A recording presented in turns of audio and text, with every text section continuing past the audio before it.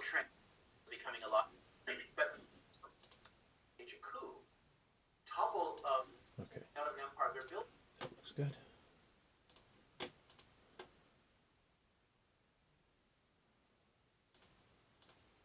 One down, one to go.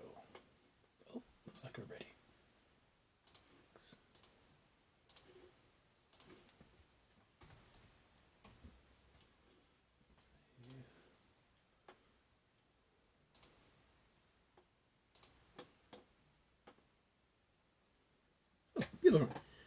Hello. Hello. Sorry, I was just finishing uploading the. Oh, I was just finishing uploading the. I record all my classes in case people miss things. You know, if somebody misses a day or if they need to review stuff later for an exam or something. So, I record them when I get home. I do a quick edit and then I upload them. So I was just finishing that now. I just got home a few minutes ago. It doesn't take long to edit these things. Sargon. From Egypt is really just this. Okay, cool. That looks good. Done. And set. Alrighty. So, that's all good. Well, hello. How are all of you? Good to see you too, Annie. Let's see what I've, still going. Well, actually, let's see. What should I do on these line one?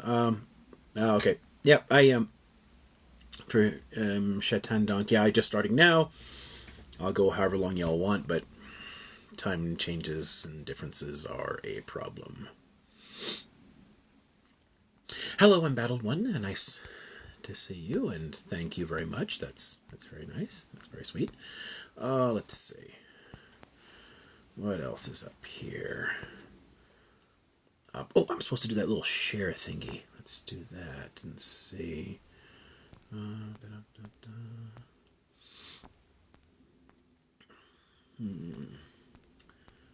Let's see.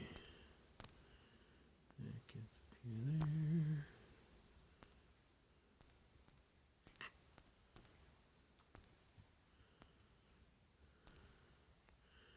Okay, then I need the. Oh, there's one.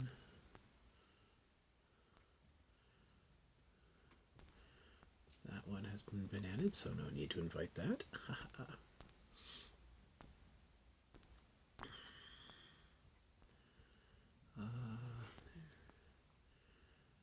Okay, just a couple more here.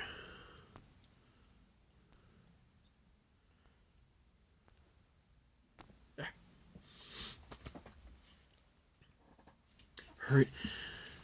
Kubla Khan heard every version of Zionism on a live today. Definitely need a big chart. Yeah, kind of.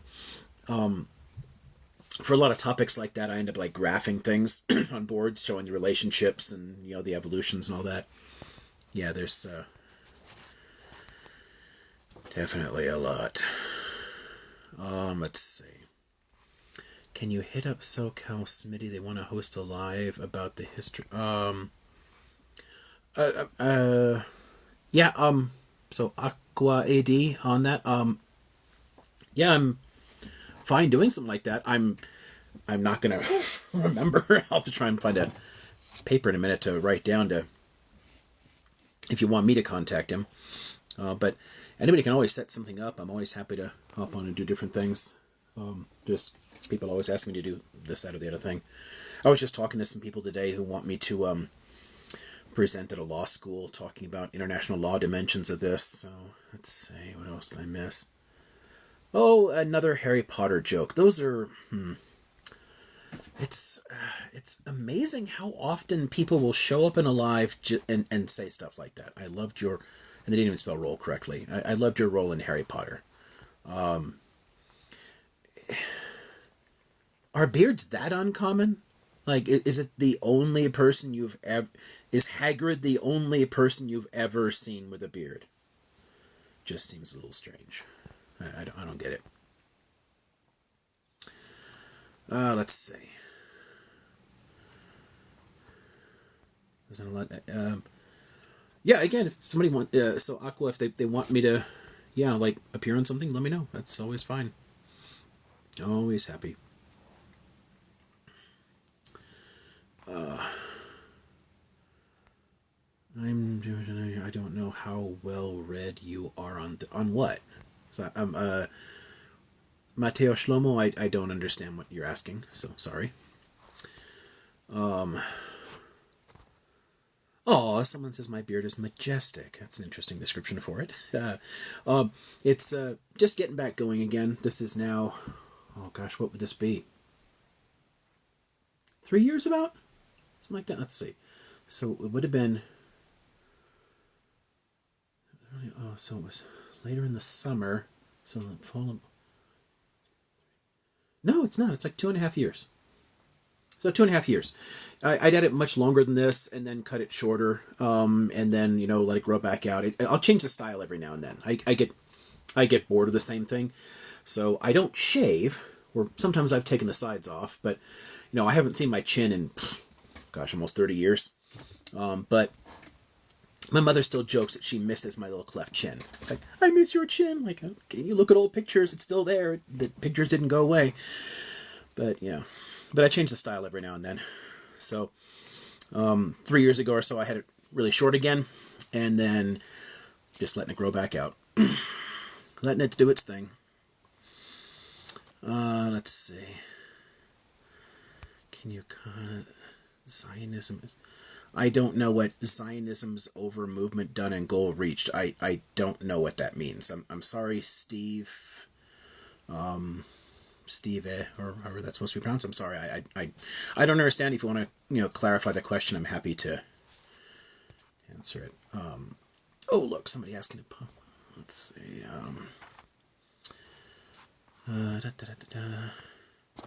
Growing up my hair. Actually, no. My hair has been the way it is for a long time.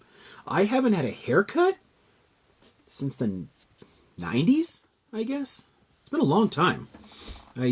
It just does its thing. I leave it alone. I don't shampoo it very often either, because shampoo is actually bad for your hair and your scalp, oils and whatnot. That's why people have put tons of conditioner and whatnot to make up for the damage. I brush it out. Every now and then I rinse it out. Every few months I'll shampoo it if anything got in there or whatever, but it's just, my hair is my hair. I don't do anything with it at all. I basically ignore it. Oh, someone like these eyeglasses. Yeah, thank you, Kenzie. These are harder to find. I have to buy my frames online because I really kind of like the round ones. They just, I don't know, they feel better. And I like the ones that don't have the pads. So it just sets on the nose, which is sometimes makes them slightly crooked. But it's a lot more comfortable because I have a narrow bridge and they always used to pinch in badly. So I never liked the way they felt. So these are nice. Thanks. I really appreciate it. Yes, of course, Tamara does not like my beard. I'm aware, love. I'm aware. But, sorry. It is what it is. Hey, Erica's here. You're saying that Zionism is for the establishment of this... okay. So that's an interesting point. A lot of people... thank you, Bird. Thanks. I usually have two pairs. Like, I have another one right now, too. I have a wider one just for, like, sunglasses type, for when I'm driving or something. But I just think these are more comfortable. So, you've got a question there for Matteo Shlomo on Zionism is for the establishment of the state, which is accomplished. Sort of. One of the goals of Zionism was to make... a little hard. Jewish people like all other peoples, and that hasn't been accomplished. It is definitely an unusual state, for sure. But one of the problems in looking at it that way is that Zionism in its modern form is just a secular nationalism. And nationalism doesn't end when a state is created. So one of the goals of nationalist movements is that nations deserve a state. So there's a goal for a national grouping to have its own government. Okay, that's there. But once they exist, then it's anything in service to that nation. Which again, nations and countries are different things. So it's serving that particular nationalist movement. Which means it never really can go away, just like any other nationalisms. Like German nationalism exists and Russian nationalism exists. Like, I mean, literally, Putin is a Russian nationalist, right? Russia clearly exists as a country, so we can't say, well, Russian nationalism should go away because Russia exists. Now, again, I think all nationalism should go away because all nationalism is stupid. That's kind of a whole different point. So just to be clear on that one, nationalism bad. But nationalism isn't just about creating a state. Otherwise, there would be very few nationalist movements anywhere in the world. So in that sense, no, Zionism isn't over because there are still people who have that sense of like Zionist nationalism or Jewish nationalism. So that's it really depends on how you want to use it. Again, as somebody said earlier, there's a ton of different forms of this, different ways to use the term, and that gets problematic. But yeah, nationalism itself is always a problem. Schattendunk, yes, it is always a problem. It always leads to trouble. Oh, I thought you said it was like 1 week and ended. So like, 7 days? So, Eric, I didn't know I had to turn the GIFs off again today, so I didn't think about that. Do you need me to, is it still on a break? Do they extend that longer? Because I can always end this and start again. But, crew, double X Gen X, I think that's double, or Doobie. It could be Doobie. Where's my crew? I don't know yet. Erica, I know, is already in the comments. I think I've seen Jackson in the comments. I haven't seen anybody else wanting to pop up here. Oh, Layman Leftist wants to pop up. Aquarium lover. Ooh. Hey, what's up? Some fish here going. Minawa, someone here is an aquarium lover. They have fish. They have fish for you. Fish for you. Yeah.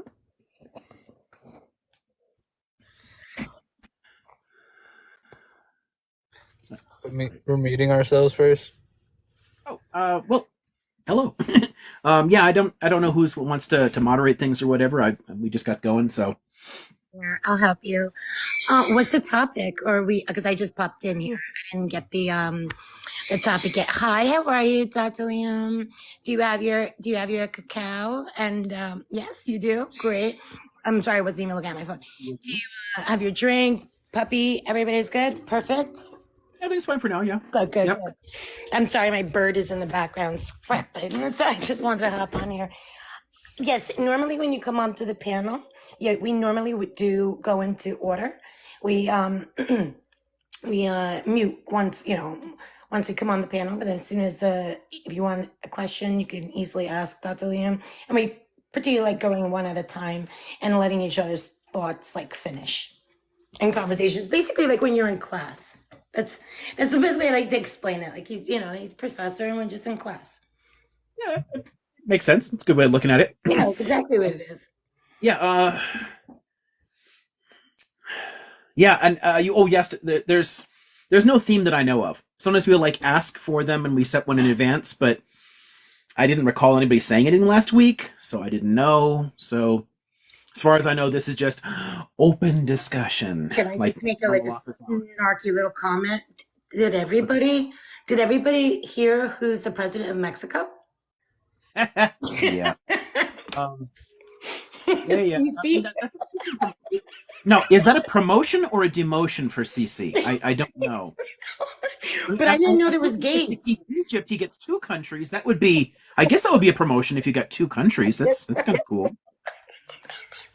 Well, I mean, the food is amazing. The food is amazing. Of course, Egyptian food is pretty good too. But I mean, all right. Seriously, listen. Mexico is definitely a richer country. There's that. It is. But wait a minute. Hold on a second. Okay. There's definitely less poverty in Mexico too. So it's a kind of promotion. Why didn't they shut the mic off? You would just immediately take it off service. It's just a gap. I mean, he says the wrong word a lot. He's done that for decades. It's just the way he's wired. And honestly, I don't like making fun of it. It's sort of unfair to chalk that up to his age, because dude was like that when he was 40. You look at old footage of him. Verbal gaffes are just normal for him. And I get it. I mean, I stumble and stutter. I sometimes use the wrong word and have to catch myself and go back. It happens. It's just his brain. So I don't really hold that against him. It is funny. It's funny on the same day he's trying to argue my memory is great, and then he gaffes. But gaffes are still normal for him, so... One last thing I forgot to mention. If myself or Erica is on the panel, if there's any questions that if you want to request, you can come up. But if there's something you just want to ask directly to one of us, mention us in the comment, myself or Erica, whoever's the moderator that's up here. And then we'll try to interject and ask the doctor any questions you'd like. Okay. Yeah, Cabriel, why, yeah, it's totally not new or a new sign of instability. There may be other signs of instability, but his constantly stumbling over words and using the wrong one, that's just who he is. Honestly, Biden used to have a bad stutter, and had to train himself out of that. So it's definitely just the way he's wired. And I'm naturally tolerant of any kind of neurodiversity, so that's like the least of his problems as far as I'm concerned. I can't stand the dude for his politics, but I'm not going to pick on him because he doesn't speak well. I mean, it is what it is. I was gonna ask about national. Oh, sorry. Okay, sorry. Yeah, I don't really. It was Layman and then Aquarium. So That's cool. I was actually just going to ask you. So yeah, go ahead, Layman. Okay. Your take on nationalism. I have pretty much the same take. Like, I think I see it as like a means to sedate the people and create like complacency in their living conditions. And basically, like, if you replace it with enthusiasm of your national identity and your nationalism, then you'll just be blind. Like kind of like America, where everyone's just like, fuck yeah, America. Meanwhile, like, $6,000 in health insurance because they forgot to withdraw the payment and whatnot. Yeah, it's there is a sense of control involved in movements like this. And again, we always have to distinguish nationalism from patriotism. Patriotism is loving countries, nationalism is not. But nationalism started, its earliest antecedents are as a way to break down the kind of transnational identities people used to have. So think about the European wars of religion. Catholics and Lutherans and Calvinists all like unaliving each other in huge numbers. And people are struggling to find how can we shift people's identity so they don't link themselves together to these big movements and then end up not only unaliving each other, but also causing problems between states, between the different countries. Because, if this particular country has a different form of Christianity and a bunch of your population is like attacking that other country or whatever and participating there, then it sucks you into big wars and all kinds of stuff. Like there was just huge conflicts. So they were looking for a way to shift identity. And what they did was they started shifting it to particular cultural groupings, to national groupings. It gets problematic because states try to manipulate and control it and use it for their own purposes. Hence like the nation state, but still nations and countries are different things. So nationalist movements are often at odds still with their own countries, and it's difficult to control. So while they are intended as a way to sort of domesticate people, it also creates a monster that quickly gets out of control. And instead of elites using nationalism to direct people in a particular way, sometimes the nationalist movements themselves seize control of power and manipulate the state for their own objectives. And that's the kind of thing you get with, Yahtzees and PSYOPs and current Russian government and all kinds of things where like nationalism is going to like run amok and it's crushing everybody in its path. Like Mussolini specifically, I was looking into like Hegel and Mussolini, and they, like, a lot of their writing was just hyper focused on doing nationalism and like for the purpose that you're talking about.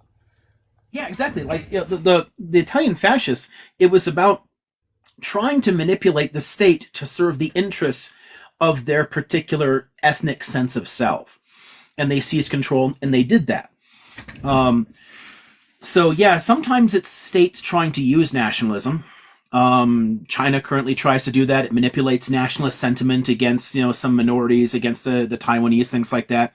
But nationalist movements themselves can also rise up in opposition to the state. So think about Irish and Scottish nationalism, Basque and Catalan nationalism, things like that. Or nationalist movements can seize control of a state or create one directly, in which case you have an extremely nationalistic government. And nationalist governments, pardon me, especially the ones that create ethnocracies, Yeah. are extremely dangerous. Yeah, I agree. I don't think it could lead anywhere good. I'd say has to at least it has to at least have like some sort of goal of communism of some sort, like of some variation. Yeah, Like, exactly. Like nationalist movements have succeeded in changing who's in power. So chasing out colonizers, toppling a government, things like that. But they've never actually improved things for people. Nationalism always ends up causing other problems, especially if there's any kind of internal diversity in the state. Putting a different nationalist government in power doesn't really change the calculus. It has that othering dimension to it. It still ends up being violent. So, yeah, not a fan at all. Not yeah, a fan. But anyway, so just getting back to that question earlier about you can't say Zionism is running even in the ethno-national, like the form that built toward and created the state of Israel. Zionism hasn't quote unquote run its course because nationalism never can. As long as there's a group of people who want to use that, then nationalism is still around. But it's not just about creating a particular government. That's a whole different sort of movement.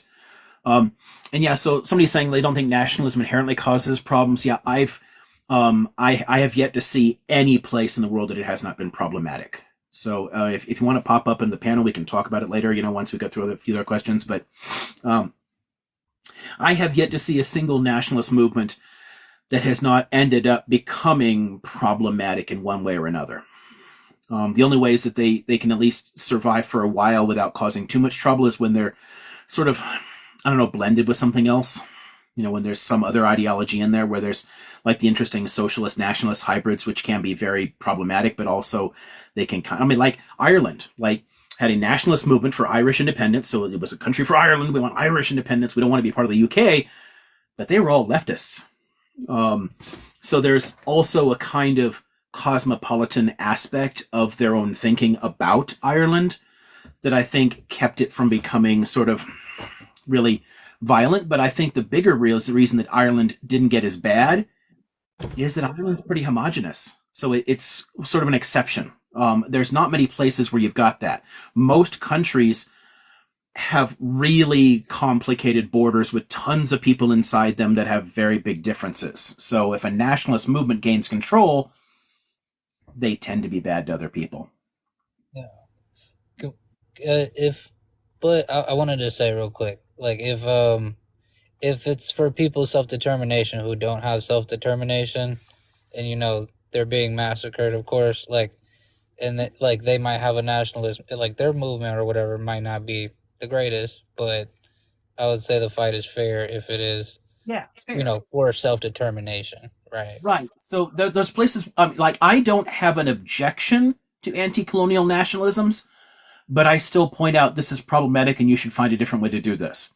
It's understandable. I get why it happens. I totally get why anti-colonial nationalisms exist, but there's so many places where anti-colonial struggles led by nationalist movements gained control of the state and then started persecuting minorities. So it can still be very, very problematic. A lot of the post-colonial world became wildly unstable, riven by civil wars, G-sides, all kinds of horrifying shit. And of course, most of the developed world just ignores that. Who cares what's happening in Kenya? Blah, blah, blah. And we just ignore all this shit that's happening. But all these different ethnic groups are tearing themselves apart because nationalism puts people at odds. So while I understand anti-colonial nationalisms, in most cases, they're very problematic still. But you do have to take a little bit of a nuanced position because finding some way to organize and oppose oppression is still understandable. Bars. Meow. Okay. Meow. That was pretty much the extent of our convo.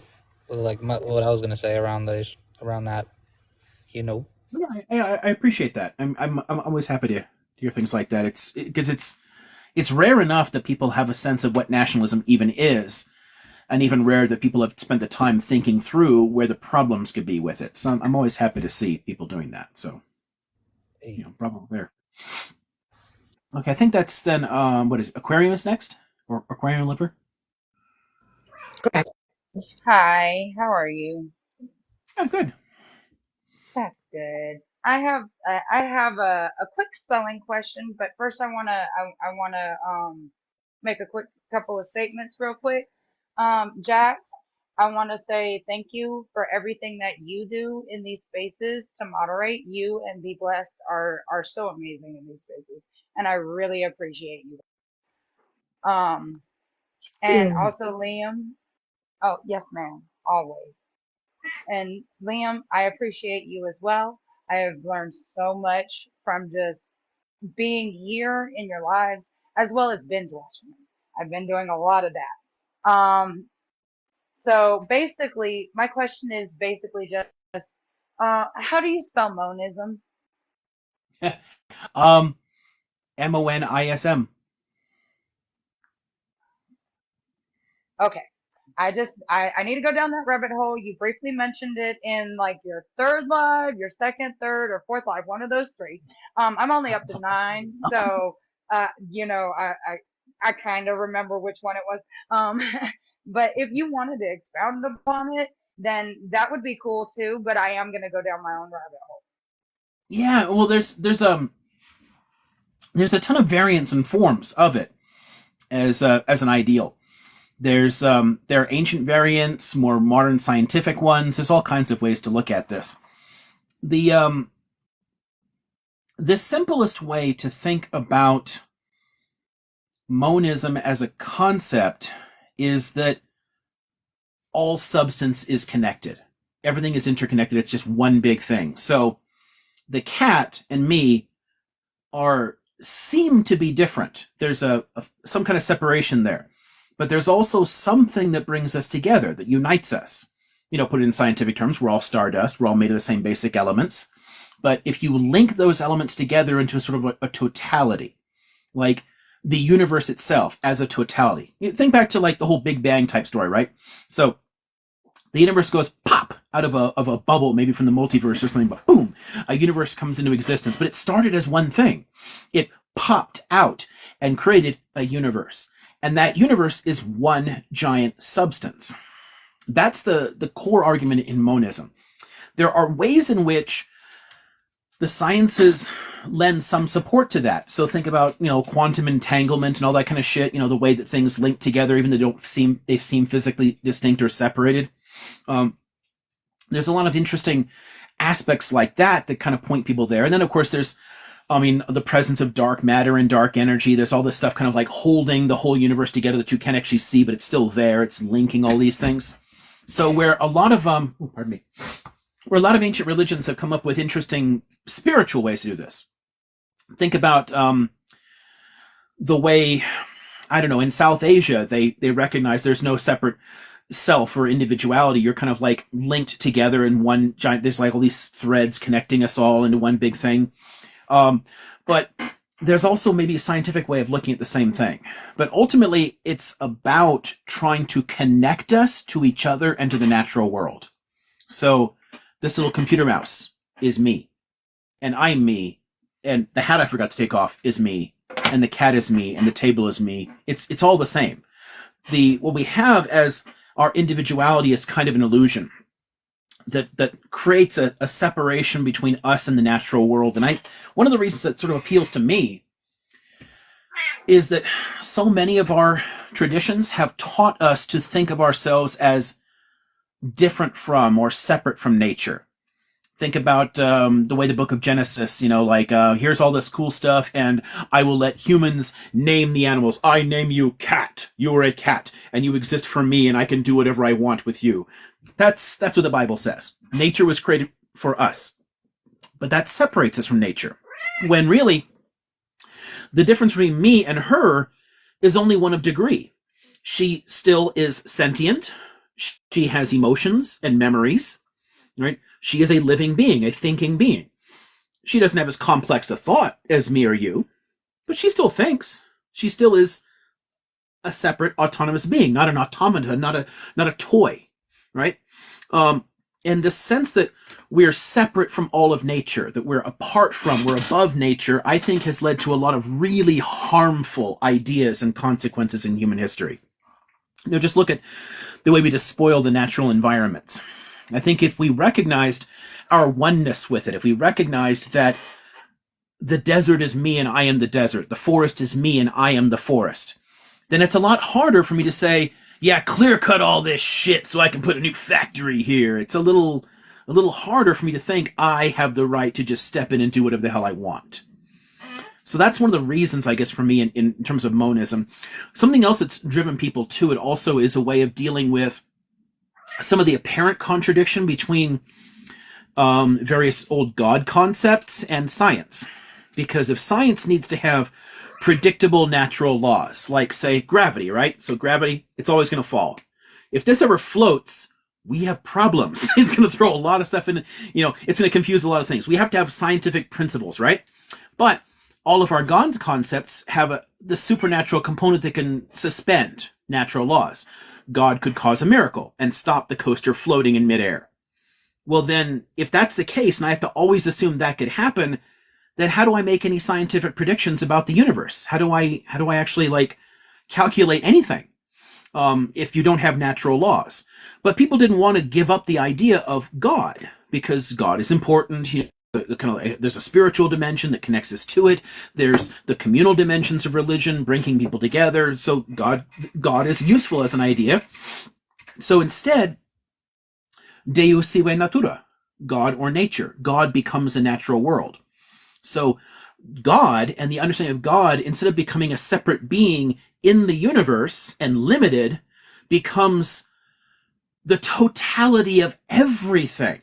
So the 500 billion galaxies with their 500 billion stars and all the crazy stuff in there, it's all God. So all those natural laws, this is the will of God, right? This is God in action. It's a way of taking a lot of our way of thinking of the universe, our cultural language around religions, and making it work with a scientific worldview and still leaving space for a kind of human spirituality. So I come to monism largely that way through my exposure to people like Spinoza, but it's been deepened over the years as I got deeper into a number of other philosophical traditions that had similar views, as well as a lot of the scientific concepts. And then, oh gosh, yeah, honestly, Nietzsche played a part in this too, because he often argued against humans' separation from nature. The connection to the natural world was super, super important. And that really resonated with me, because I didn't want to think of myself as, I'm clearly different from the sequoia that's outside my window right here, but that sequoia is beautiful, right? I mean, here, I gotta show you this. I don't know if you can see it at all here. Let's see if the window sits. I see my little sequoia there. So there's a little bit you can see in the window.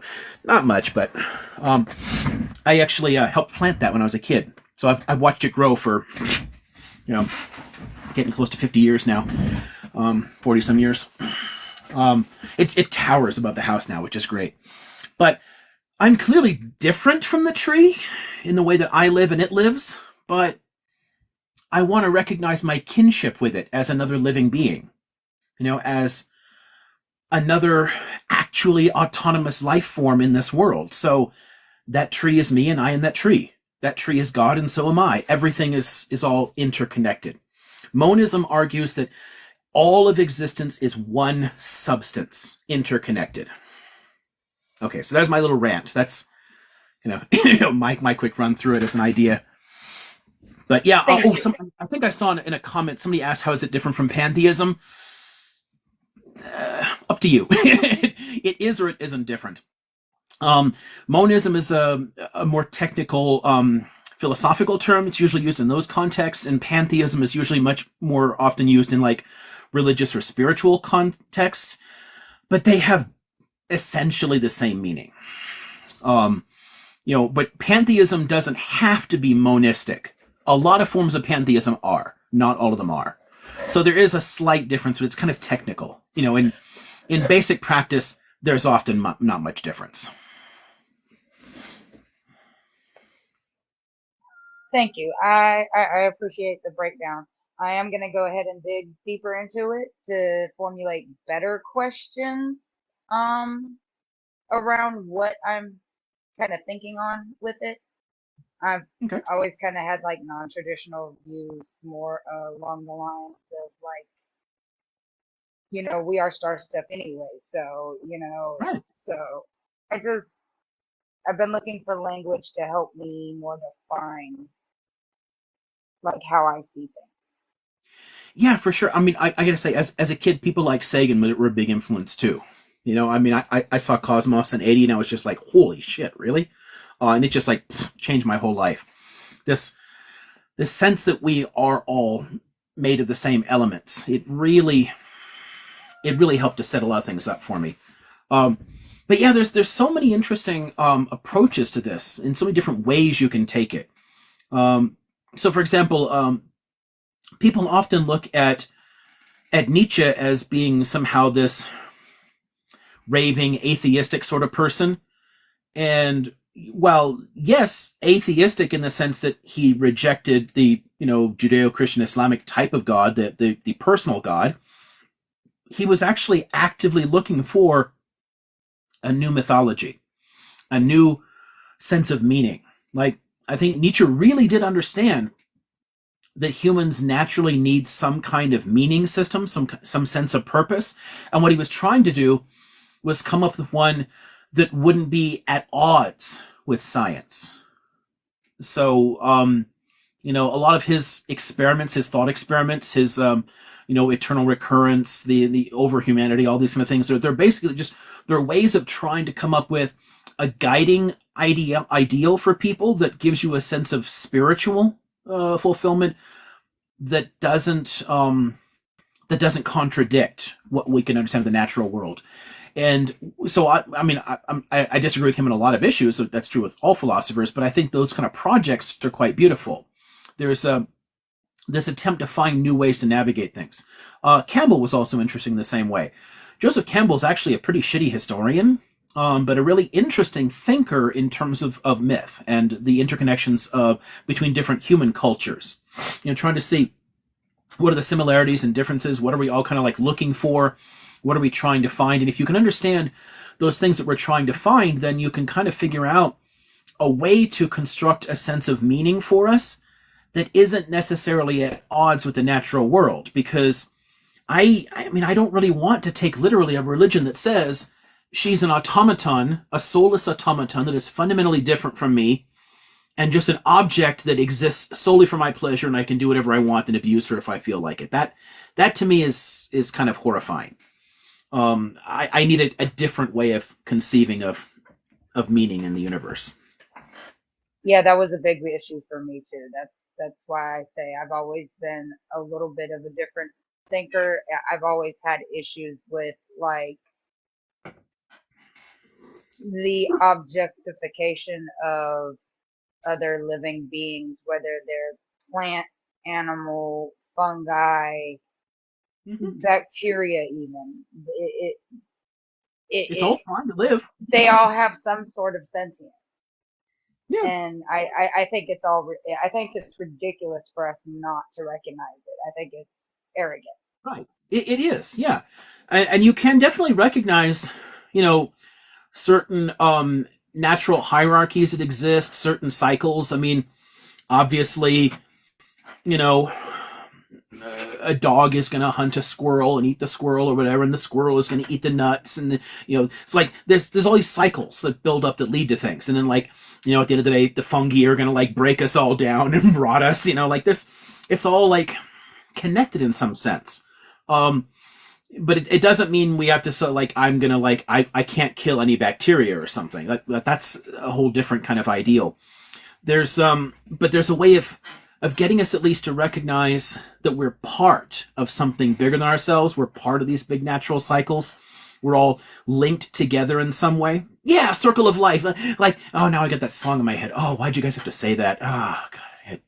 Don't you hate when you get a Disney song stuck in your head and it does not go away? This is all the time. I just bellowed it out, by the way. I'm like, the circle of love. Sorry. Oh, I yeah. was I thinking get that too. now I get Elton John in my head too. It's like oh, stop. Okay. Anyway, But yeah, but yeah, I mean, the whole idea that you can't not kill bacteria and stuff like that. That's one of the issues that I have with like kind of rectifying veganism with my ideals behind like life and sentience and whatnot, because like even plants, if you are trying to avoid taking sentient life, then you're failing. yeah. I mean, there. It's debatable whether Not not it's not a somebody's a shot at sensation. veganism or anything. But Sorry. but there are senses there's feeling, there's sensation. Trees feel something analogous to pain. They're not the same mechanisms we have, but they do have some mechanisms. They are living beings and they are still suffering. Yep. So some philosophical systems have come up with like ways of grading them. So like the Jains, for example, they won't take animal life, but they'll take plant life, but they still honor it, and they say their little prayers and they thank you, O rice, before I eat you. But yeah, veganism is an interesting one when people try to build it entirely on an ethical foundation. It's kind of interesting. Oh, Peter Singer was interesting figure for sure. But the veganism is fascinating in a way, but it can be really problematic because people take it in an almost religious sensibility. For me, I think that our evolved diet is almost entirely plant matter. We didn't start consuming any kind of animal products until way after we actually evolved into our current forms. So we haven't changed much. We're only partially omnivorous. So the more you can at least limit the animal products, the healthier you are. So there's a good health argument there. But as far as like the extreme ethical arguments, yeah, you are still failing, because plants do also experience a kind of pain. You can't completely avoid causing pain to other living. I mean, hell, the shirt's made out of cotton. Like what am I supposed to do? Walk around Yeah. buck naked? Mhm. Can I add one thing? I've seen studies because my husband absolutely loves anything to do with now I'm going to forget the name. I'm going to say I'm wrong, but plant. When you I can't say the word. Anyway, you're supposed to like. There's studies like if you play Mozart in music inside of gardens and stuff, or like in a confined area, that they grow better. Why can't I think of what he loves to do? My husband's a chef. We're restaurateurs, but when you love, what's the person that does everything with plants? Why can't the term like that was his dream to be one of those, but he ended up being a chef. But anyway, but yeah, that there's these studies that plants, like music, that they like certain rhythms. They feel that vibe, like the bouncing off of, and they actually do grow sweeter. They actually do grow sweeter grapes. It's been tested a lot in Italy. A lot in Italy, like they have sweeter grapes, sweeter tomatoes. It's absolutely, if you really go down that rabbit hole, it's really, really interesting. At the end of the day, they're just the patterns that we hear, like our understanding of music. I mean, you guys know that the music is basically invented in your brain. Like what's happening is like there's little sound waves, things, these little invisible waves moving around there, and they're shaking these little hairs inside your ear, these little cilia type hairs there, they're vibrating, and then a drum is vibrating, and your brain takes the vibration of the hairs and the vibration of the drum and converts it into something that we can understand. So the movement of those things, that invisible stuff, the sound waves themselves, which would be silent without this, why wouldn't plants respond to that in a different way?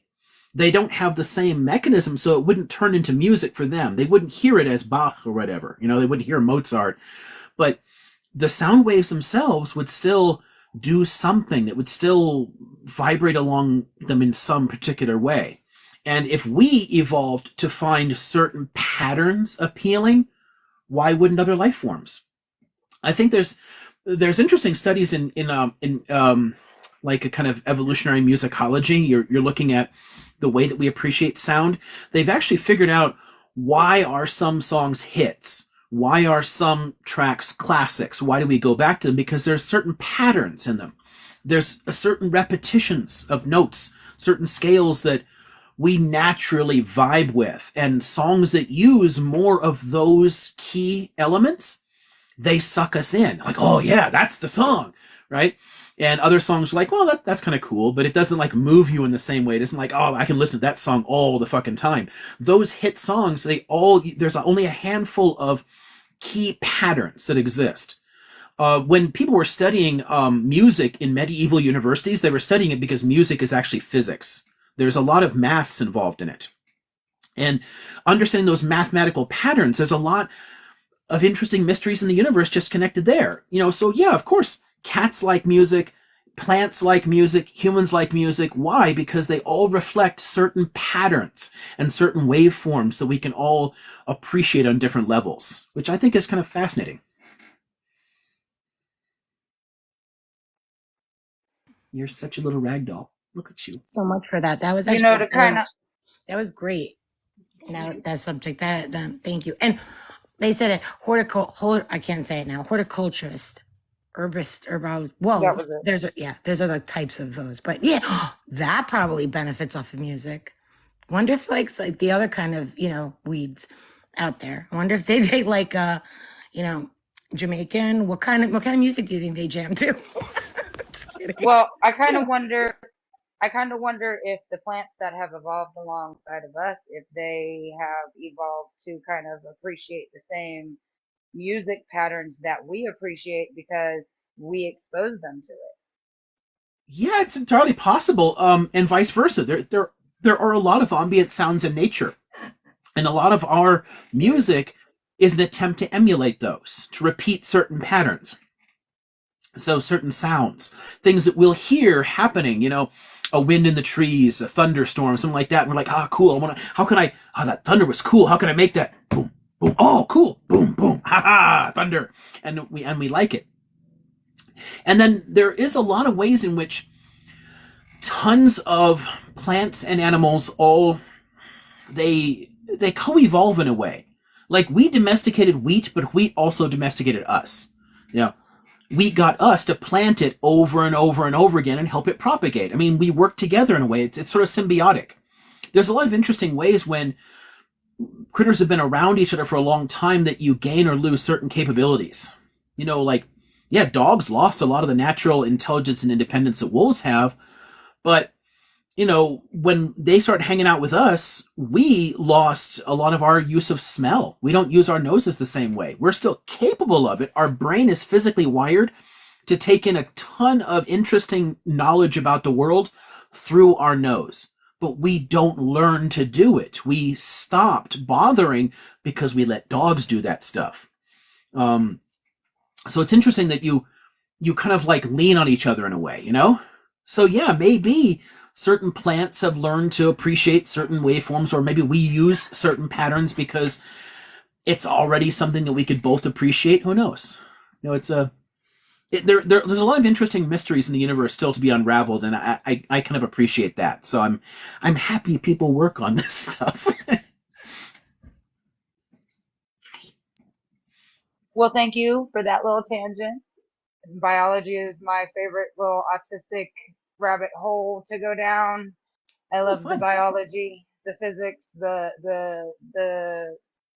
quantum physics, the science of nature, any kind of science of nature. So this was very pleasant for me. Thank you. Yeah, thanks. Yeah, I have an appreciation for a lot of the physics type stuff, but I can't do the maths. So I can only read like the pop physicists. I'll read like Brian Greene, Michio Kaku, people like that. I'm perfectly happy with. But as soon as you start throwing a bunch of equations in there, I'm completely lost. But biology, I love. I read a lot of biology. See, I love the physics because of the math. Yeah, exactly. It's just I'm just not wired to retain the formulae.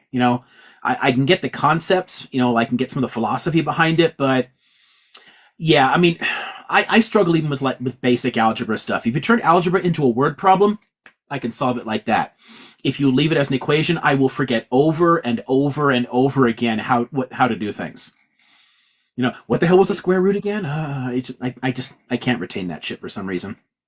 And see, I'm completely opposite from you. I'm really good with math, but languages I can't retain.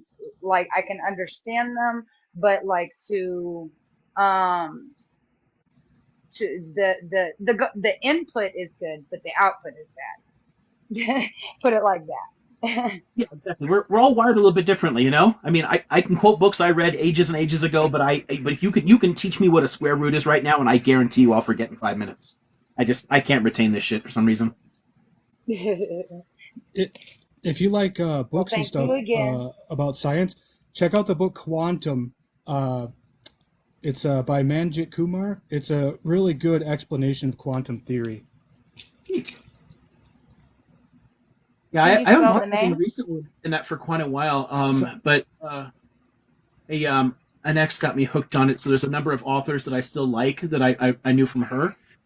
I'll buy new ones from them, but I haven't actually looked for new scientists in at least 15 years. So this is fun. I'll look them up. So Kumar and then Quantum is the book. I'll put the let's see. I'll put the author in the chat here. Thank you. There you go. I'm gonna pull it up now, though I'll never remember. Thank you. I wish I'm they'd horrible save with spellings. You know, like if there was a way to No download. worries. I listen to audiobooks.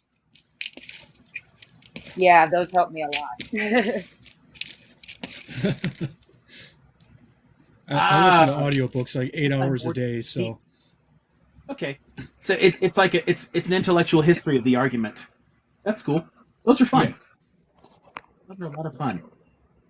I've got a lot of. Man, now you're making me think about it.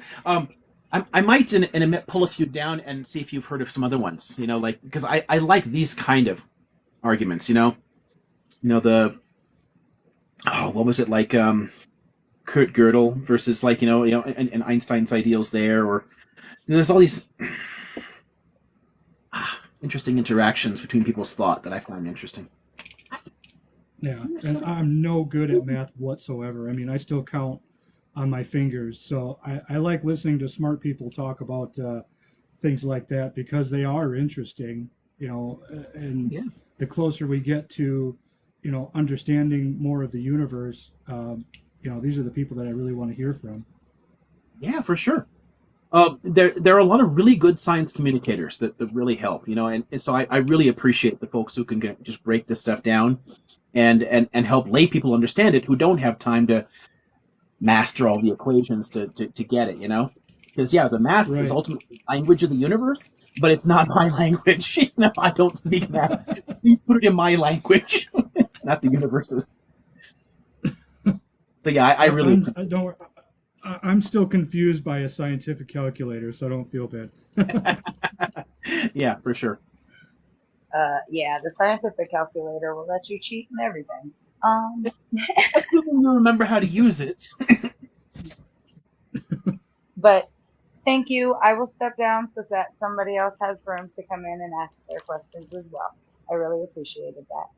Thanks very much. Oh, and let's see. Apprentice asked, yeah, there isn't a specific topic. It's just one of the kind of like office hours kind of thing. The way this originally started, as if you just kind of walked into my office and, hey, Prof, I'm thinking about this different thing. It's kind of like a more open-ended, free-form version of that, I guess. But yeah, sometimes we have themes, which is fun, but not today that I know of.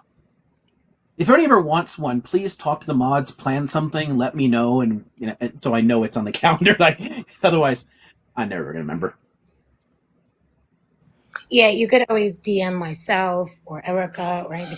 My DMs are open, so you could easily DM me and just saying because if you're in the room right now, and I'm so sorry, my dog. I'm on mute right now. Sorry. That's a dog? You gonna hear the squeaking? Yeah. Playing with her toys. Playing with her toy. That's what she's doing.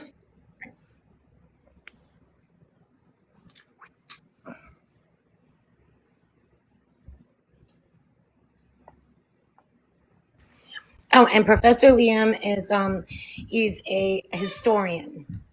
If anybody was in their chat asked.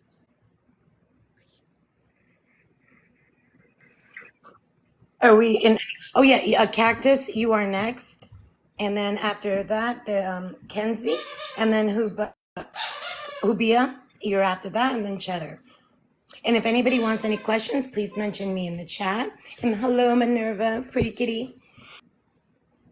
Um, yeah, so I had a couple of things bouncing around in my head, but the foremost of them was the annexation of Tibet by the People's Republic of China. And I wanted to ask about just, I guess, the contentious nature of the topic amongst some people on the left, because you have some people saying it was a justifiable evil because of the exploitation of labor in Tibet, and in some cases it can also be read as an instance of nationalism and annexation on the basis of irredentist land claims in some ways. So I was just wondering how you would evaluate those perspectives and just the general trajectory and motivations and impact of the annexation of Tibet. Yeah, that's a good one. The way people rationalize that from the left honestly fascinates me. To me, it always sounds a little bit like Marx's justification for British imperialism. It's one of those, the ends justify the means, and if you're thinking in some kind of like broader historicist sense, when things will inevitably turn out in a particular way, well then, okay, you can justify all this awful shit. But at the end of the day, the reason they did it was nationalistic. It was a tributary power to the Qing Empire, and they wanted to assert direct control over all of that territory. That's really it. It had nothing really to do with trying to change the economics, because ultimately, if the goal is to, I don't know, stop feudalism and oppression, great. Give people those tools and let people do it themselves. Trying to force people to change the way that they live, it doesn't ever work out the way you expect. So whenever people are willing to, I don't know, do that whole, it's a justifiable evil, the key word is the evil. It's force. As soon as you try to, it's like with those, oh gosh, we had these commercials when I was a kid trying to teach people that abusing your children is bad. Like that was somehow shocking. If you hadn't made me mad, I wouldn't have burned you, the mother says. And they always stick in my head. It's like the way people rationalize that, the way people say, I'm doing this for your own good. I'm spanking you for your own good. Like, why? Like, if the child is too young to understand reason, then they're too young to understand why you're hitting them. It's only going to traumatize them. If they're old enough to understand reason, then reason with them and teach them.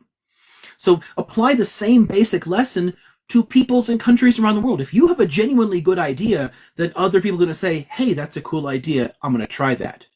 But if your good idea comes behind the barrel of a pew-pew, people are going to take that force into account in reading it. They're going to say, maybe this idea is one that I'm going to associate with oppression, and therefore it won't seem like a good idea, and I won't be able to change or gain the benefits of it. And if you really want to see the lie to the whole annexation of Tibet thing and it being for their own good, look at what's been happening. I mean, it is also a literal genocide that we're not paying attention to. The Tibetan people are now outnumbered by Han Chinese settlers in Lhasa. Like, more and more people are moving into the area. Once the rail network was connected, mass migration onto the Tibetan plateau started. And the more people move in there, the more they bring their outside cultural ideas, the more it kind of waters down and eventually destroys, what made Tibet, Tibet. I totally get the idea of trying to get rid of horrifying ideas. Slavery bad, feudalism bad. I'm totally with anybody on that.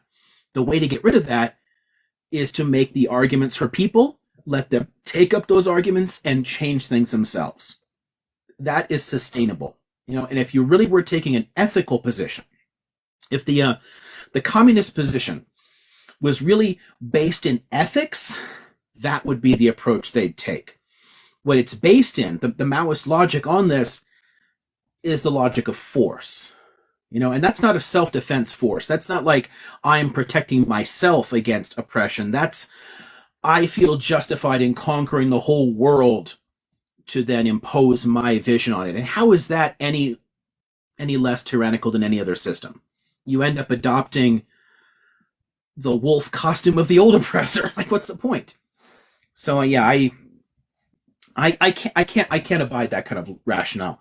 It's to me, it really is little different from Marx justifying British imperialism in South Asia. It's, at the end of the day, it's still nationalistic, it's racist, it's imperialistic, and those are the core reasons. If you look at why China actually did it, that's it. It's because they were a tributary power before, they thought of it as part of the Chinese Empire, and they wanted all the Chinese Empire under their control. Yeah, yeah, that makes a lot of sense to me. I did have a second, unrelated, but or I guess topically unrelated, but similar question. I don't know if you saw the Tucker Carlson Putin interview that happened the other day, but it was kind of the typical. I mean, I mean, leaving Tucker out of it, because obviously we could go on all day about him. But from Putin's side, it was the typical sort of things you'd expect in kind of revisionist history. But I was interested in just a particular point on what I presume to be revisionist, but I was just interested in the specifics of it.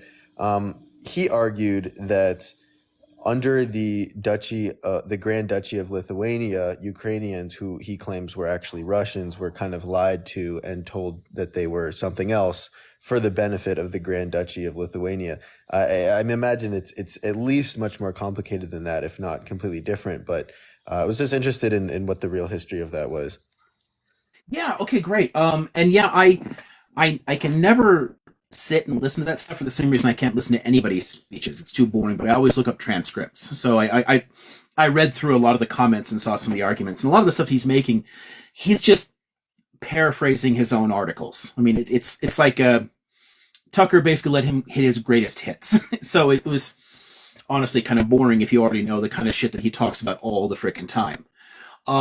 The revisionist history stuff, though, is it's fun, because at the end of the day, what he's trying to do is completely delegitimize the existence of Ukrainians, which is it's genocidal. The Russian, Belarusian, and Ukrainian languages are all closely related, and also Rusyn. So you got four closely related East Slavic languages that all evolved in a similar area and are closely related to a handful of other Western Slavic languages like Polish. So there's almost like kind of a continuum between Polish and Ukrainian on the one side and Ukrainian and Russian on the other. Ukrainian literally sits in between because it has elements of both Polish and Russian. So it does evolve distinctly. Where people can make a connection between Ukrainians and Russians is the actual genesis, the very beginning of Russia as a state project, as opposed to separate tribal peoples scattered around, separate tribal Slavic peoples. The beginning of it as a state project is centered on Kiev, with the movement in of some Swedes who blended in with the Slavic populations already there and created like Kievan Rus.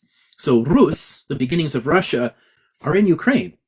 But as it develops state structure-wise, it continues to pick up all these different Slavic tribal peoples, and there are natural shifts in the language. And the form of Russian culture and language that develops in Russia itself, so looking more in like Novgorod and the Grand Duchy of Muscovy or whatever, where they separate radically from the Ukrainians and others is the Mongol period. It kind of cuts through them. And that's before what he's talking about with the Grand Duchy of Lithuania. The elite of what will become Russia and the Grand Duchy of Muscovy retreat north, partly to Novgorod to escape it, and then the other part is under Mongol domination in Muscovy. And those two populations come together and they form the germ of what becomes the Russian state. But the many centuries apart meant that the languages and cultures diverged. The languages naturally evolve apart, so it becomes a distinct branch of the East Slavic languages. But also, the culture is affected by their different histories, by living in a different environment far further north, by having the Mongol influences, being under Mongol rule for a while. There's a whole lot of things that change the way things work for them. The argument about Lithuania itself, the Polish-Lithuanian Commonwealth and the Grand Duchy of Lithuania, they weren't telling Ukrainians that they were a different people. They recognized that the Ukrainian spoken language was different from the Polish spoken language, even though they were close, that it was a distinct Slavic language. And for anybody who doesn't know, Lithuania is in Eastern Europe, but it's a Baltic language. Lithuanian and Latvian are the two main survivors of the older, much larger Baltic language family. Most of the Baltic languages have gone extinct, but two survive. And of the two of them, Lithuania is the more conservative of them, so it actually has a lot of very old Baltic elements. So it's quite different from a lot of the Slavic languages. But their language and Polish and Lithuanian are all different. And they at least recognized that. But they weren't going out there telling you, hey, we're going to invent Ukrainians because they're different from Russians. What invented Ukrainians was honestly the invention of Russians, the separation between them, the gulf that opened up between them culturally because of the different political evolution. So Russia is different from Kievan Rus because Russia's origins are in Muscovy and Novgorod, where the original origin of the civilization is still kind of like Kiev. So I guess as a parallel, and I know you like a lot of like older history type stuff too, right? So think of it this way.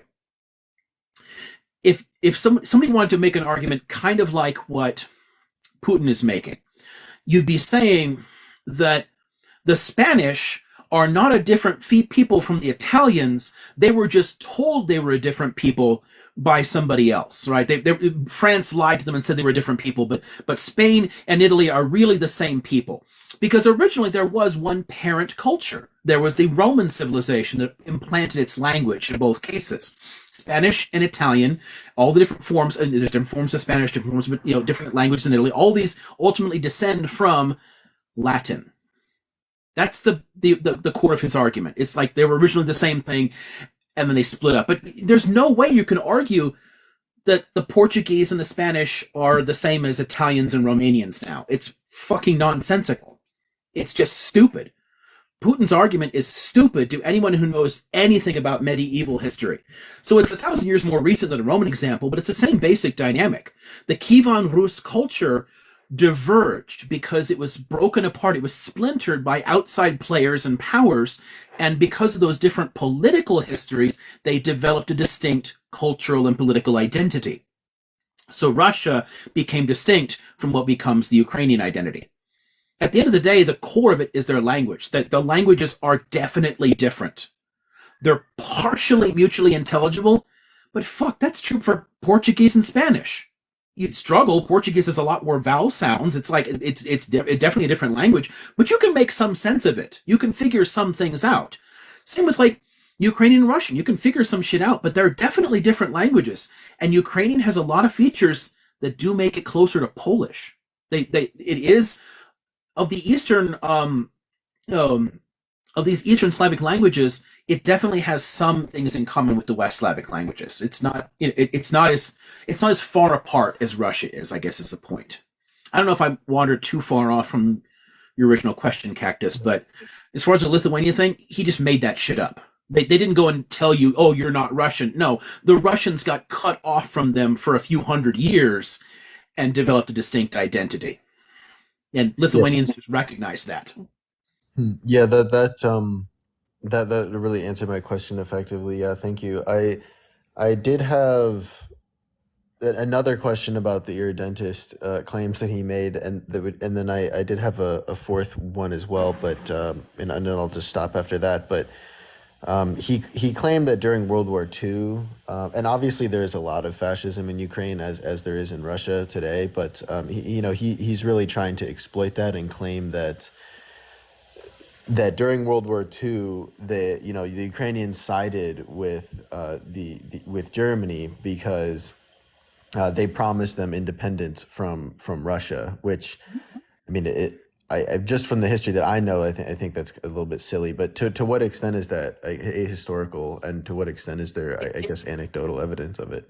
That is mostly true. But it's not a matter of when people do make arguments like this. First off, we have to understand that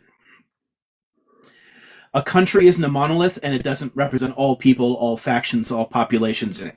So there were a lot of Ukrainians who worked with the Yazis.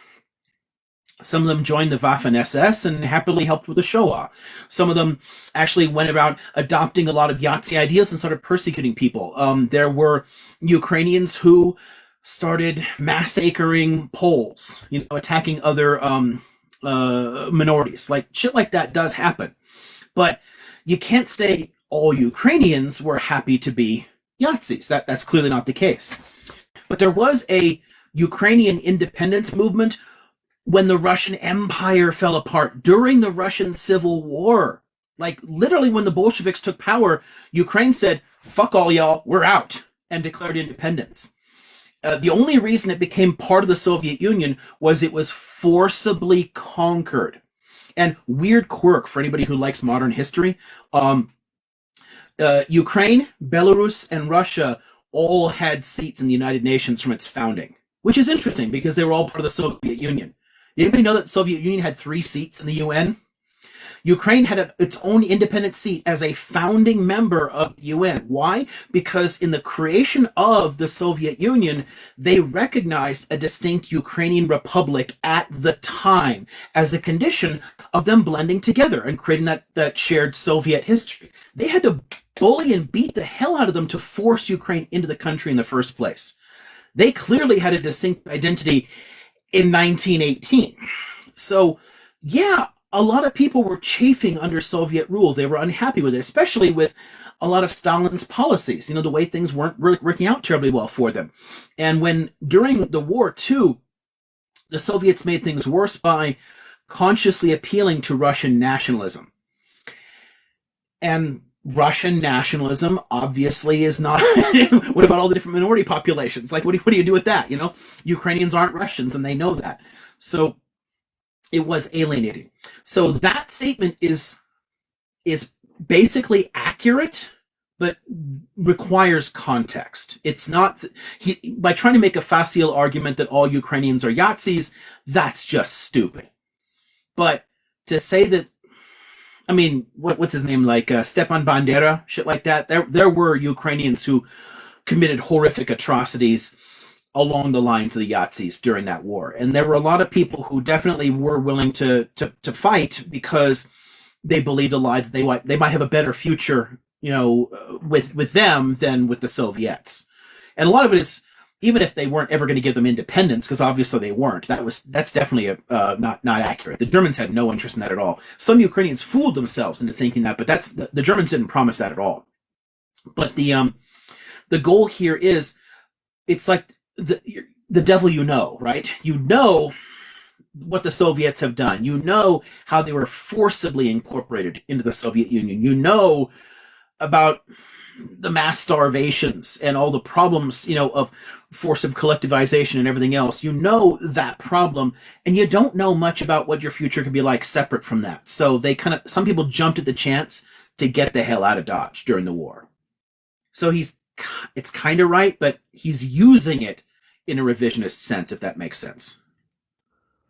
Yeah, totally. The last question was just about, I mean, I guess just the fact that somebody like Tucker, who, obviously is a far right American, and, somebody like Putin, who I guess is increasingly nationalistic, and I mean, has certainly been a far right figure for a long time, and kind of a concerning, I guess, division amongst the right wing between the moderate right and the far right in the West, like Western Europe and the U.S., where the far right is actually kind of sucking up to Putin and starting to like a lot of his just because he's far right.